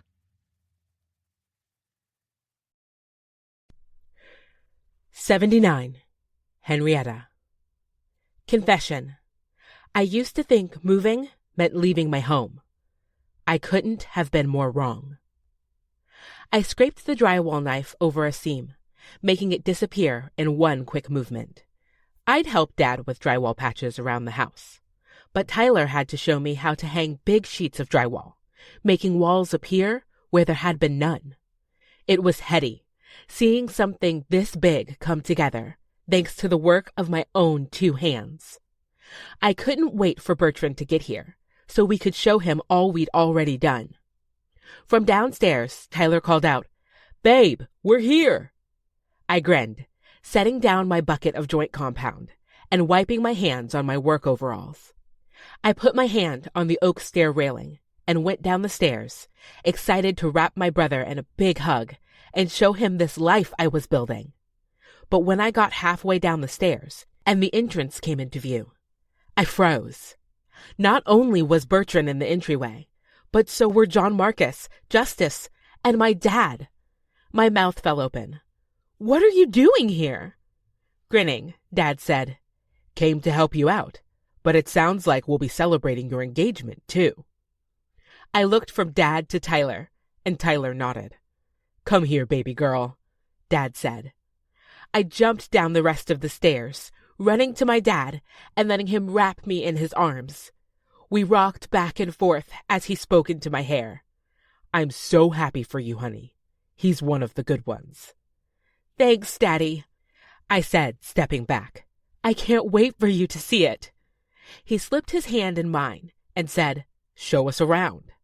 We walked through the ground floor, which had barely been touched except by Grant to upgrade the wiring. There were 6 classrooms down here and a massive kitchen. All of it would be converted to 6 apartments, a common area for mail, laundry, and a small office space. Then we went upstairs, where there were another 6 classrooms. Tyler and I had demoed half of them to make room for our future kitchen, living room, and primary bedroom with an ensuite bathroom. We also introduced my brothers and Dad to Grant, who was working in the kitchen to wire all the plugs we'd need, and Gary, who was in the bathroom, building plumbing for all the fixtures. "Holy crap," John Marcus said, as we all stood in the open living area. "You've been busy the last week." I laughed, looking around at the walls that had been taken down and the walls that were already built up, joint compound drying on the drywall. "It's been a whirlwind. Gary and Grant are helping a bunch, and now that you're here, it'll move so much faster. Thank you for doing this. It means the world." I looked at all the men in my life. It seemed like I'd been crying constantly the last several months, between sad and happy tears. But these were happy tears. I'd been so afraid to move, afraid of losing my family. But seeing them here in my new home, I knew I'd been so wrong to worry. I hadn't lost my family. It had grown. My life was so much better for it. "Do we need to take you to the hotel to get you settled in?" I asked. Justice pulled his head back. "Hell no, girl. You need all the help you can get." I laughed. "Then let's get to work." Tyler and I also made a tearfully happy video call to Grandma and Mom, who celebrated our engagement with us and were already planning what they wanted to wear to our wedding. Mom asked for Deidre's number, and they had quickly started talking by video call, planning the wedding and getting to know each other while Tyler and I worked on the house with my brothers and Dad. In 5 days, the guys had all the drywall up in the main living areas and had laid hardwood floors with lots of soundproofing so we wouldn't disturb the future tenants below. Now Dad and I were on the way to the nearest box store to pick up my cabinet order. The kitchen was going to be kitschy and cute, with light blue cabinets, vinyl countertops with a Calcutta marble pattern, and a big island in the middle with room for family, just like the kitchen at home in California. Tyler's parents had loaned us a horse trailer to carry all the cabinets from the store, and I had to smile at the way my life had changed. At least Dad had rented a trailer way back when I was a teenager to teach me how to pull one. Otherwise, I'd be completely lost. He sat in the passenger seat of Tyler's truck, music playing softly through the speakers as the sun shined down on us. "The skies seem bigger in Texas," he said, gazing at the landscape blurring past. Blue skies before us, dotted with puffy white clouds. "Haven't you heard? Everything's bigger here," I teased. He chuckled. "You seem happy here, like you were always meant to be here." I felt that way, but it made me happy that my dad noticed, that he didn't hold it against me that I decided to move here. It felt like home the moment I arrived. I'd already met so many people. Apparently, in a small town, any major project called for random visits just to see what was going on. I'd met the hairdresser, 2 bank tellers, some teachers, and a handful of other townspeople. They all welcomed me warmly and were so happy to hear that Tyler was back for good. Not to mention Liv had already invited me to go out with her and her friends. My community here was growing so quickly. But most of all, I had Tyler by my side. We reached the store, and I pulled up along the big garage doors for pickup. An employee came out and took my order number and ID, and said he'd be back to load them up in just a little bit. I smiled and nodded, then sat back to wait with my dad. When I glanced at him, he had a thoughtful expression on his face. "What are you thinking about?" I asked. "I'm realizing this might be one of our last chances to talk before you get married next month." My heart wobbled at the truth. I was getting married in May, then Bertrand would be married in August, just a couple of months from now. All of us kids were grown, out of the nest, even if it was later than most. "It'll just be you and Mom in the house." He nodded. "It just hit me that there's so much I haven't told you about marriage, about life." I reached across the middle console, covering his hand with mine. "I'm only a phone call away, Dad. You can call and tell me any time." He glanced my way with a somber smile. "But there are some things I want to tell you before you get married." "Sure," I said. "I think I need all the advice I can get." His chuckle rumbled in his chest. Then he sobered. "Mom and I always saved our big arguments for after you kids were asleep. But I don't want you to think we never had any fights." "You were never that coy," I replied. Mom would always burn your toast the day after. He laughed. A small price to pay for some of the dumb stuff I've done. But I'm thankful for those arguments. Everyone thinks that getting married is supposed to be a happily ever after, where you feel only love and never pain. But it's not. My eyebrows drew together. My parents were some of the happiest, most in-love people I knew. What do you mean? Do you remember when Justice tore his ACL playing football? After the surgery, the doctor told him that his left leg would be stronger than his right, even though that was the one that had been injured. Because the strength, the healing, comes in the repair. I nodded, understanding what he meant. When you and Tyler have arguments, because you will, don't look at it like a break from the ideal life you want to live. Look at it as a chance to make things stronger than they were before. Of course, I managed. And forget about all that nonsense everyone wants to sell you about marriage being 50-50. People get so caught up in making things equal that they forget marriage isn't just a contract on a piece of paper. It's a commitment to serve each other in sickness and in health, richer and poorer. There will be times when Tyler's too sick to do the dishes. Dad winked. And that means you'll have the opportunity to serve him by finishing them up. And there will be times when you've had a hard day with the kids, if you decide to have children. And he'll be there to pick up the slack, even if the bedtime routine is usually your task. Don't get caught up in keeping score, because in a marriage, you're both on the same team. Oh, Dad, he smiled, reaching across the cab to bump my chin with his thumb. He's lucky to have you, Hen. Don't you ever forget that. I promise, I won't. Chapter 80. Tyler. A bachelor party hardly seemed necessary when I'd been ready to marry Hen a month and a half ago. But here I was, riding around a lazy river outside of Waco with my brothers and Cohen, Jonas, and Steve. This place was really cool, actually. Some couple had bought property and dug out a massive lazy river and a pond with slides that launched you 10 feet in the air before plunging you in the murky water. You could bring your own floats and coolers of beer, and it kind of felt like a high school party with legal alcohol. After smacking my face and ass in the pond a few times, I decided I much preferred the lazy river, where we could float on inner tubes and drink beer at the same time. Gage said, "Is this your first day off since Hen came back?" I took a drink thinking it over. Actually, yeah. "Dang," Steve said. "Tell your boss to give you a day off more often." I laughed. Henrietta and I weren't the boss of each other.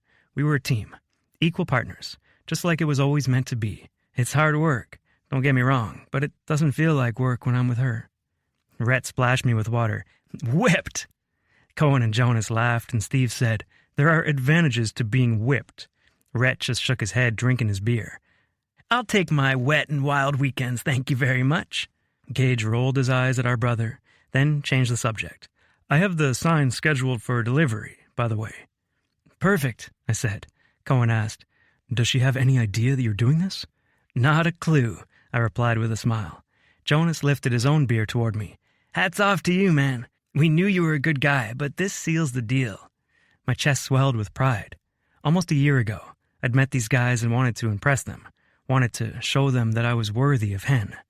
Earning their approval, along with their friendship, meant the world to me, because in one day, I'd be giving Hen my last name, and every last breath I had as her husband. 81. Henrietta. Confession. Maybe I'm a glutton for pain. "Where are you taking me?" I demanded of my two best friends. They had me blindfolded in the back seat of my car. I'd agreed to a surprise, but that was before I'd been back here for 30 minutes. Bertie laughed. "We're almost there." I shook my head. "If you guys brought me to some weird strip club that's open in the middle of the day," we had all agreed to bypass the stripper, since Liv and all 3 of my sisters-in-law were coming over later for a grown-up slumber party. But Mara was kind of a wild card, especially since they asked me to go on a pre-bachelorette party with them. "We're here!" Mara squealed. I reached up and pulled off my blindfold. No fucking way. Bertie and Mara were both giggling, but my mouth was open. What are we doing at a tattoo parlor? Well, you made the last one seem so fun that we thought it was time for a repeat. I cried like a baby the whole time, I deadpanned. It turned out I was highly averse to pain. Bertie smiled. You're not the one getting the tattoo today. I looked around, wondering who else was here. Is Tyler getting another tattoo? Nope, Mara said. Jonas texted me a few minutes ago and said they were all in Waco. That still didn't answer my question. I gave them both a confused look. Who is it then? With a nervous shrug of her shoulders, Bertie said, It's us. Both of you? I asked. I know Mara has ink, but I thought you didn't like tattoos. It's not that I don't like them, Bertie said. It's just that I've never known what to get before. What are you getting? I asked. Mara grinned, holding up her phone. On the screen was a cute line drawing of a chicken. My mouth fell open in surprise. You're joking, right? This is a prank, and we're all going to get margaritas? Bertie laughed. I'll say yes to a margarita after this, if it's half as bad as you made it look. She grabbed her purse, reaching for the door handle. Come on, we have an appointment. The three of us walked into the tattoo parlor. It was a bit nicer than the one I'd been to for my windmill tattoo. But the tattoo artist up front seemed just as disinterested. I wondered if it was a thing they were taught, or if I was just 2 for 2. The guy with sleeves covering his arms led us back to a chair, and one at a time, my friends got tiny little hens on their ankles. When they were done, the black ink permanently on their skin, I said, Wait. Bertie chuckled. It's a little late for that. I looked at the tattoo artist. His name was Gabe. Can you give me one too? He shrugged. Sure, my next appointment flaked. I grinned. Great. Mara took my arm. Are you sure? I can handle a little pain, I replied with a smile. And besides, I want to remember my best friends forever. Chapter 82. Tyler. Not like that, Liv said, gesturing her arms up at us as we set up white folding chairs behind the house for the wedding. It has to be a semicircle so everyone can see you two. Rhett grumbled, but the rest of us adjusted the chairs for the third time until it fit Liv's expectations. With the chairs in place, Liv, Mom, and Tam flitted around the chairs, adding small bundles of flowers to the ones on the aisles. We'd all decided to go with a wildflower theme, and with all the blooms thriving in Texas, we had plenty to choose from. It was already looking incredible. Dad had paid for a tent rental, so there'd be some shade, and then he'd put up twinkle lights around the tables for the reception area. In true Texas fashion, we had a hog roasted for barbecue, and some of the ladies from town volunteered to bring sides as a gift. There would be plenty of beer and soda covered in ice, resting in tin tanks. But I didn't give a shit about any of that, as long as Hen was happy when we left for our honeymoon in Cancun tomorrow. According to Mara, it was the place to go. With the chairs set up, Liv had us roll out a burlap aisle and stake it to the ground so it wouldn't blow away if the wind picked up. But she had nothing to worry about. It was a perfect July day with crystalline blue skies and the sun gently setting.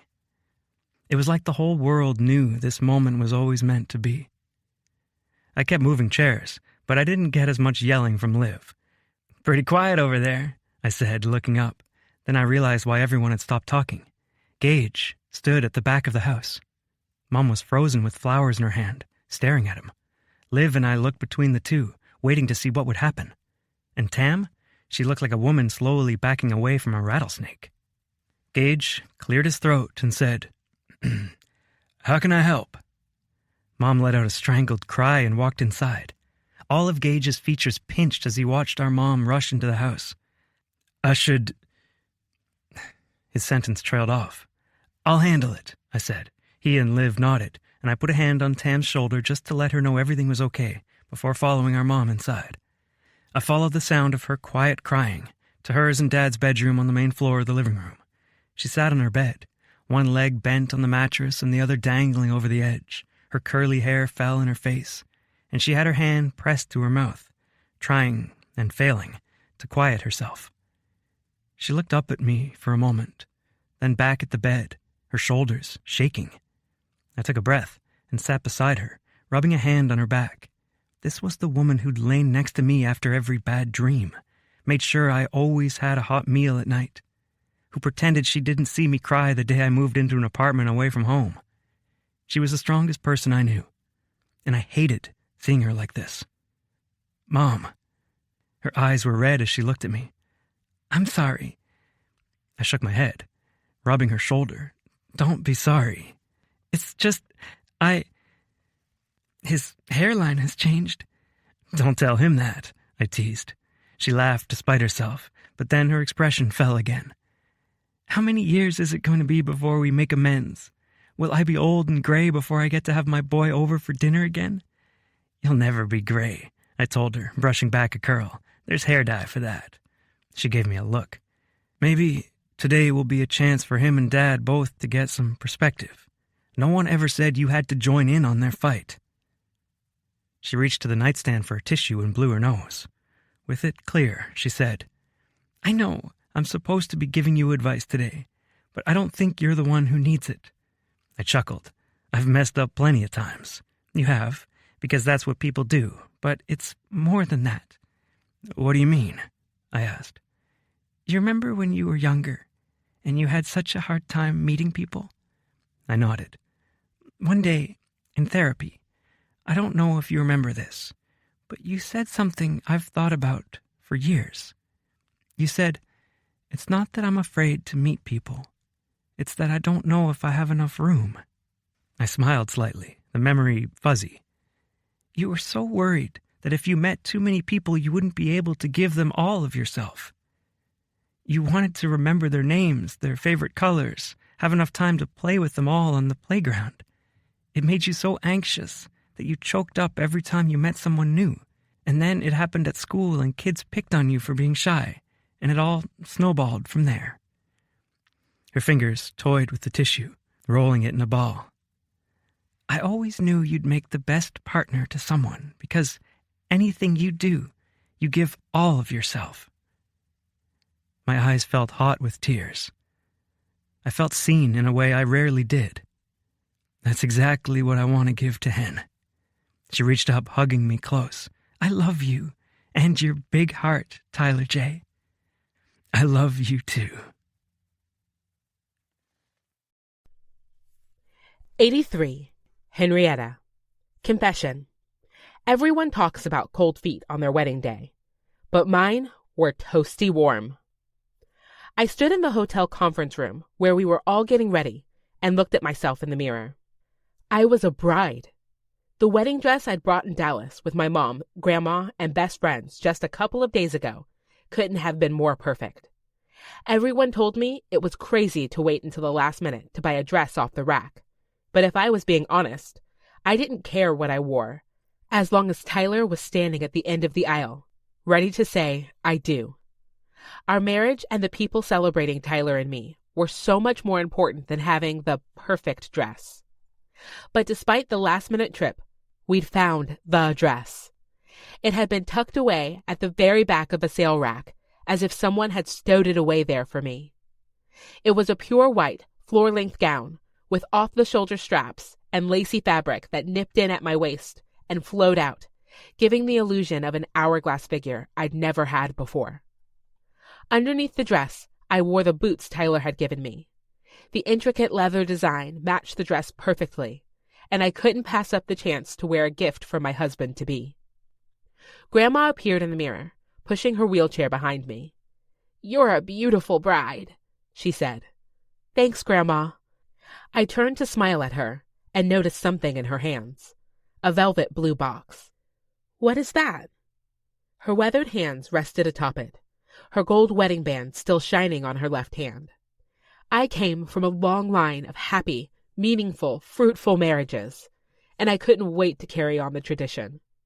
You know the saying, she said. Something old, something new, something borrowed, something blue? I nodded. I hadn't thought much about it in the rush of the last couple months. Just having my friends and family here and knowing I'd be married to the man of my dreams had been more than enough for me. But she pulled the box open, showing a beautiful hair comb made of what I guessed was sterling silver. Several blue gems rested in its ornate design. My grandma gave this to me on my wedding day, and I wanted to pass it on to you, so it won't be borrowed, but it's old and blue. I covered my heart with my hands. Grandma, it's so precious. Are you sure you don't want to keep it? Her lips trembled as she shook her head and said, May I? Of course, I breathed. I knelt next to her, resting my hand on the arm of her chair. Her fingers were feather-light as she pressed the clip at the back of my hair, above the intricate bun Liv had done for me. Perfect, she said, removing her hands. I hugged her tight, then turned to look in the mirror. My mouth fell open as I saw myself, really saw myself. I may not have been small in any way. I may not have the perfect smile or a high-level corporate job, but I looked every bit worthy of the woman to be Tyler's wife, and I was so glad he agreed. The door to the conference room opened, and Mara, Bertie, and Liv came back in from taking bridesmaids' photos. Mom followed them in with the photographer we hired. She posed me in front of the window and snapped photos of me with my wildflower bouquet picked directly from the pasture behind the Griffins' family home. When the photographer lowered her camera, Mom smiled at me, tears in her eyes. It's time. I've never been more ready for anything in my life. Chapter 84. Tyler. Mom stood in the doorway of my childhood bedroom. It's time. All of the groomsmen had changed up here, then gone outside to help with last-minute details or directing guests to the best places to park and sit. It was just me up here now. And I still couldn't get this handmade boutonniere Liv made to rest straight on my lapel. Let me, Mom said, replacing my hands with hers and easily maneuvering the pin into place. There you go. I gave her a grateful smile. Thanks. She put her arm around me, looking in the mirror above my dresser. You look very handsome. I'm glad you decided to go with suits. I think Hen's family would have been horrified if I walked down the aisle in jeans, I chuckled. But the truth was, I wanted to look my best for her. When she saw me today, I wanted her to see a man who loved her, who cared for her, and who would always put his best foot forward. Mom looped her arm through mine. Let's get down there. We walked together down the stairs, and my brothers waited for us in the living room. I could already hear the guitar playing outside. My best friend from high school had a way with the guitar, and it sounded beautiful, even from in here. I walked Mom down the burlap aisle to her chair, giving her a kiss on the cheek as she sat next to Dad. I stood at the front of the aisle next to the pastor. Matthew Cole had gone to school with me, and now he preached at the Cowboy Church outside of Fort Worth. I looked over the guests in folding chairs. There were about 50 people, half friends, half family, all here to witness me tie my life to Hen's forevermore. And then the music on the guitar changed. Layla nudged Kenner out the door, and he sprinted down the aisle to me, the ring pillow waving in one hand. A gasp went throughout the crowd, and then a chuckle when he reached me. Hey, buddy, I said to my nephew-to-be. I can run really fast in these shoes, did you see? I chuckled. Yeah, I saw. Are the rings still there? I really hoped they'd tied them good because I didn't want to be searching for gold bands in the grass. Seeming to remember his job, Kenner held the pillow up to his face. Yep. He handed the pillow to me, and I double-checked just in case. Still there. Great job, Kenner. Mission accomplished. I stuck my fist out for him, and he tapped his little knuckles to mine, blowing it up afterward. As he sprinted back to his mom, the guests chuckled too.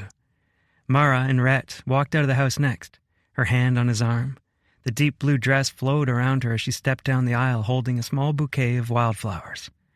Bertie and Gage stepped out after, both smiling as they followed along. And then, everyone stood. The back door to the house opened and my heart stopped. Henrietta walked outside. Her arm looped around her dad's. There might have been music playing still, but I couldn't hear it. The woman I loved, the woman of my dreams, was walking toward me. Her long white dress fit her perfectly. And were those? I grinned, seeing the toes of her boots peeking under her dress. But it was her smile that captivated me. Her beautiful brown eyes were shining in the Texas sun, and her smile was even brighter. This woman was mine, and this day, it was ours. I barely dragged my eyes off of her long enough to hear her dad say, "Take care of her, son." "I will," I promised. He put her hand in mine, and I held her other hand too, running my thumbs over the back of her hands. "Hi," I whispered. "Hi," she said with a smile. My throat felt tight, and I couldn't get any words out as the pastor started talking about weddings, about love and matrimony, and the holy bond that tied us together. We exchanged rings. Henrietta repeated her vows, each promise a balm to my heart. And then Matthew said, "The groom wishes to say something before he speaks his vows."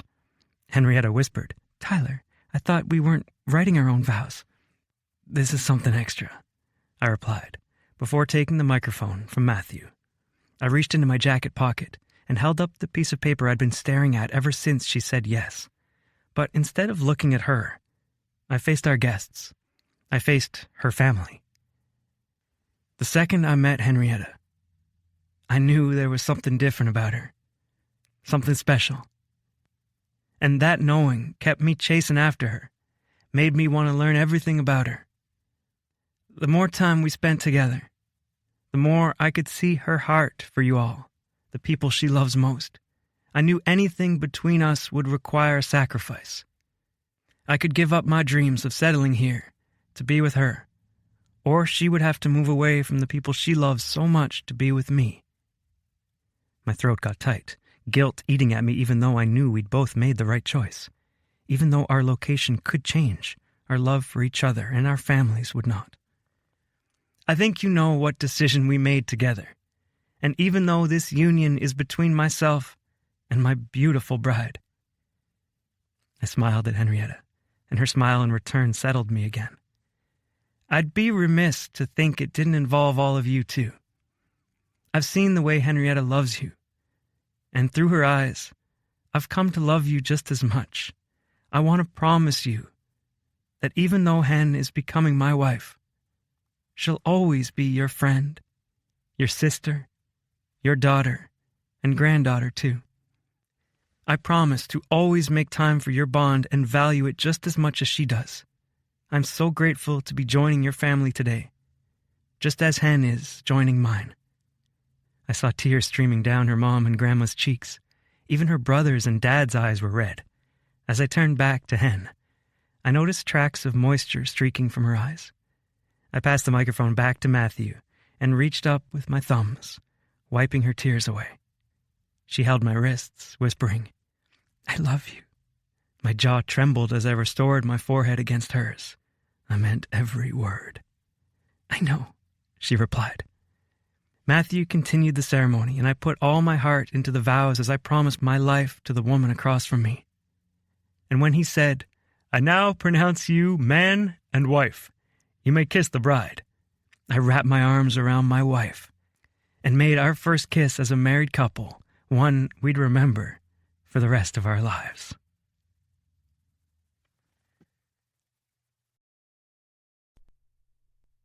'85. Henrietta. Confession. I may always be a funny fat friend, but I'm also so much more. Sparklers lit our path as Tyler and I left the reception to his truck that Liv had decorated. Flowers lined the truck bed, and the back window said, "Just married, surrounded by hearts." He opened the door for me and helped me in, making sure my dress was fully inside before closing the door.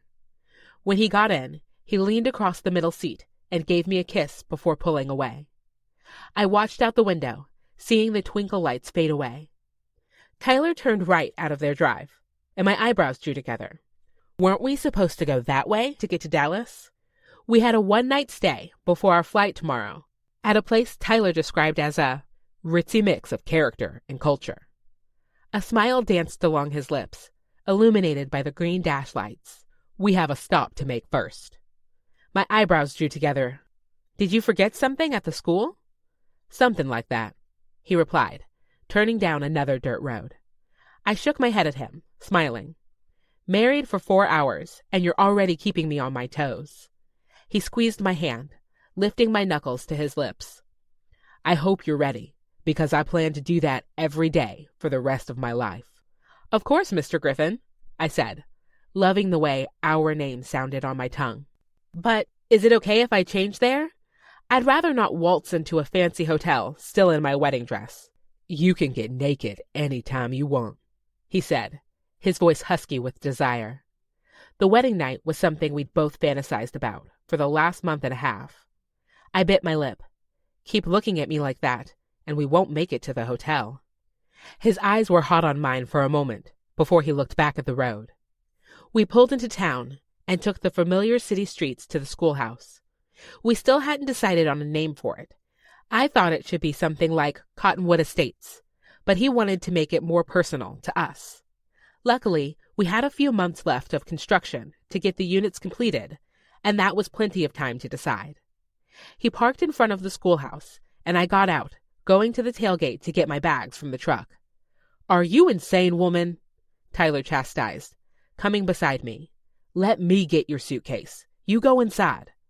Shaking my head at him, I lifted the hem of my skirt and walked toward the school until my eyes caught something different. Underneath the new antique security light, there was a sign. The Hen House. I stared at the letters, my jaw slack, until Tyler came to stand beside me, wrapping his arms around my shoulders. What is this? I asked. It's our home, he replied. What do you think of the name? I looked from him to the sign and back again. You want to name it after me? He palmed my cheek, cradling my face in his hand. You are what makes this place a home. You did it at Bluebird, and I have no doubt you'll do the same here. You're done fading into the background, baby. It's time to have you front and center, right where you belong. Tears came to my eyes for the millionth time that day. All my life, I'd thought I was destined to be the funny fat friend, always taking a back seat to other people and their needs, their stories. But this man, my husband, had shown me every single day that I could be so much more. I kissed his lips, rejoicing in my role, not as the funny fat friend, but as his wife, as the main character of my own happily ever after. Epilogue. Henrietta. Confession. I love the life we're building together. Christmas. Tyler and I walked up the sidewalk to my parents' house, wheeling a suitcase packed to the brim with presents for my family. Instead of knocking, I opened the door and walked inside. Even if I lived in Texas now, this place would always be home, and my parents made sure I knew their door would always be open. Uncle Tyler! Kinner yelled, running to Tyler and wrapping his arms around his legs. Aisha toddled behind him, saying, Uncle Tyler! I shook my head, scooping her up and saying, What am I, chopped liver? I tickled her sides, and she giggled, making me grin. Our other greetings may not have been as enthusiastic as Kinner's, but they were filled with love all the same. My parents hugged me tight, Raven's pregnant belly pressing into me as she gave me a side hug, and I kissed my nephew, Tavon, on the forehead. You are just precious, I said, setting Aisha down and taking the 5-month-old in my arms. Aisha toddled away, going to play with Kinner. The party continued as if we hadn't missed a beat in our relationships, with eggnog being passed around, cartoons playing on the TV for the kids, and competitive card games going on at the table. Grandma was winning. Dang, Cordelia, Tyler said. Those ladies at the home must be whipping you into shape. Grandma kept her poker face as she reached for another card from the stack. It's the other way around. Someone needs to keep them on their toes. Speaking of people on their toes, I said. Everyone turned to me, and I grinned. I'd been bursting to tell everyone the news since we walked in, and I couldn't wait any longer. Am I getting another grandbaby? Mom cried. I laughed, shaking my head. Not yet. I exchanged a grin with Tyler, who'd been very eager to practice the act, even if we planned to enjoy marriage just the two of us for a little while. What's going on then? John Marcus asked. I grinned, saying, "We're opening up other locations of the hen house." "What?" Bertrand said. "That's awesome." I nodded excitedly. We'd opened our location just a few months ago, but the concept of boutique senior living in a small town had taken off with the media. Turned out, people loved the idea of having a homey, comfortable place for their parents and grandparents to live, where they could have their privacy and enjoy activities like gardening, while still having a nurse to check in on them from time to time. "We caught the eye of an investor," Tyler said. "They cut us a deal to find and restore 5 older buildings across Texas. And if it goes well, they want to partner with us to make it a nationwide franchise." My family cheered for us, and Dad got up from the table to walk around and hug us both. "I'm proud of you two." "Me too," I admitted.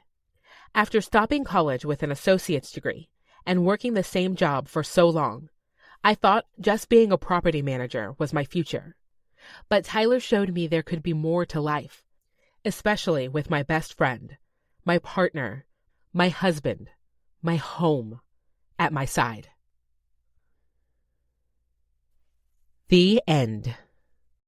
Hi, I'm Kelsie Haas, author of Confessions of the Funny Fat Friend. To learn more about the series and get updates on new books or even access special bonus content, you can visit kelsiehaas.com/confessions. Author's note. Being the funny fat friend is hard. I remember boys befriending me, and I always thought that they might like me until they asked for one of my classmates' numbers. I remember going out to bars with my college friends and watching all of them get asked to dance while I stood on the sidelines holding purses and drinks like a dutiful friend. It hurt every time. It made me look at myself and then look at them and ask, why are they so much better than me?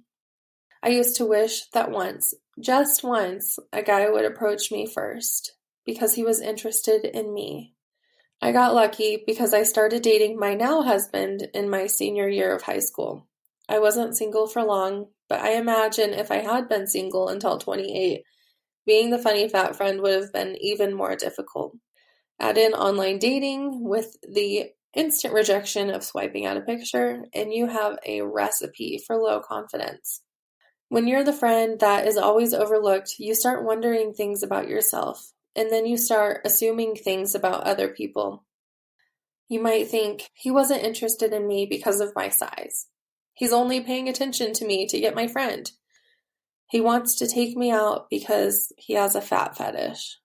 Gross. A guy like that would never be seen with a girl like me.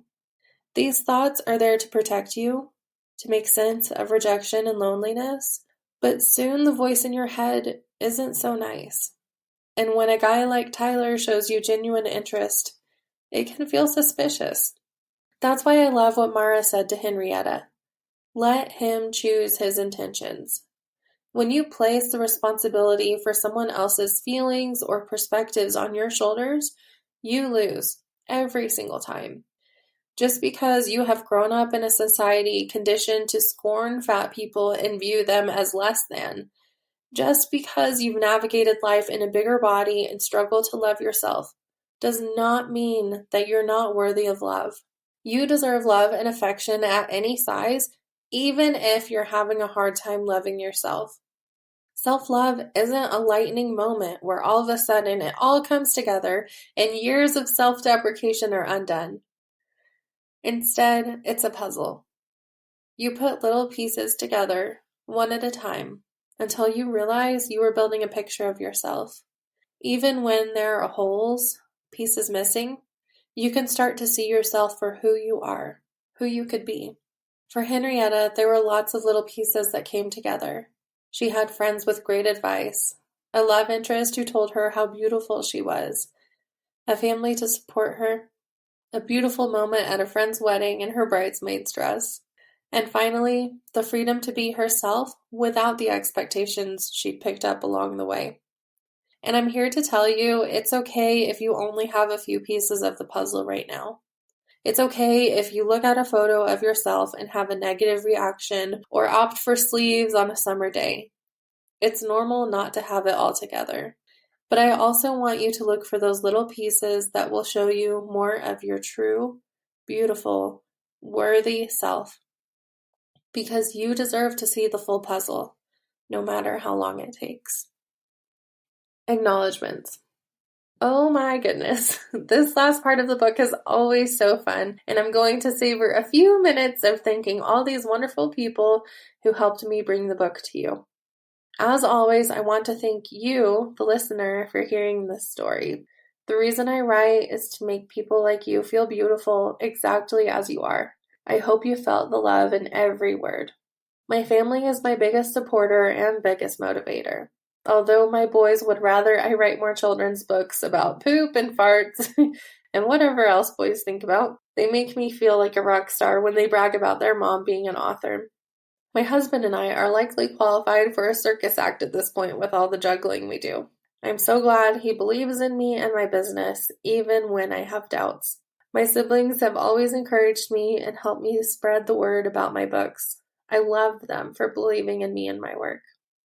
The group members in the Kelsie Stelting Readers Club who read my YA books and then encouraged me to write curvy adult stories, thank you. I was so terrified of writing spice, but I found so much fun and freedom in these last 3 books. You've changed the trajectory of my career, challenged me, and encouraged me to be an even better writer. Thank you times a million. I'm dedicated to writing a cast of diverse characters that reflects the real world, and as a white woman, I couldn't do that without tons of help. Thank you to my sensitivity readers, Kelsie Reeves and Angela Leafy, for helping me get Hen and her family right. You make the world of fiction better with your voices. My writer friend and soon-to-be partner in crime, Sally Henson, has encouraged me to write adult books and throw myself into these stories. I love how she pushes me as a person, a mom, and a writer. I love you, Sal Gal. 2 other writer friends have chatted consistently with me about promoting my books and spreading the curvy girl love to the world. Anne-Marie Meyer and Judy Corey, thanks for being a sounding board and a source of encouragement. My editor, Trisha Harden, has seen me from sweet country YA romance to spicy and tender adult books, and I have loved having her walk beside me every step of the way. She is the best cheerleader, friend, and mentor with the biggest heart and the most wonderful soul. Thank you for being you.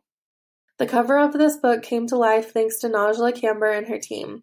I love how responsive, understanding, and creative she is. She's so dedicated to helping my vision become a reality, and I absolutely adore her for that. Thank you so much. Maddie Zam, although I don't know you, I loved listening to your song. It was an inspiration to see you help curvy girls feel seen and heard with your words. And to all the lovely ladies and Haas's hussies, I adore you. Thank you for making such a fun space for adult women to hang out and lift each other up. You help me see the good in people and are the kind of friends I love to write about. This has been Confessions of the Funny Fat Friend by Kelsie Haas. Narrated by Luke Welland and Star Williams. Copyright 2022 by Kelsie Haas. Production copyright 2022 by Kelsie Haas.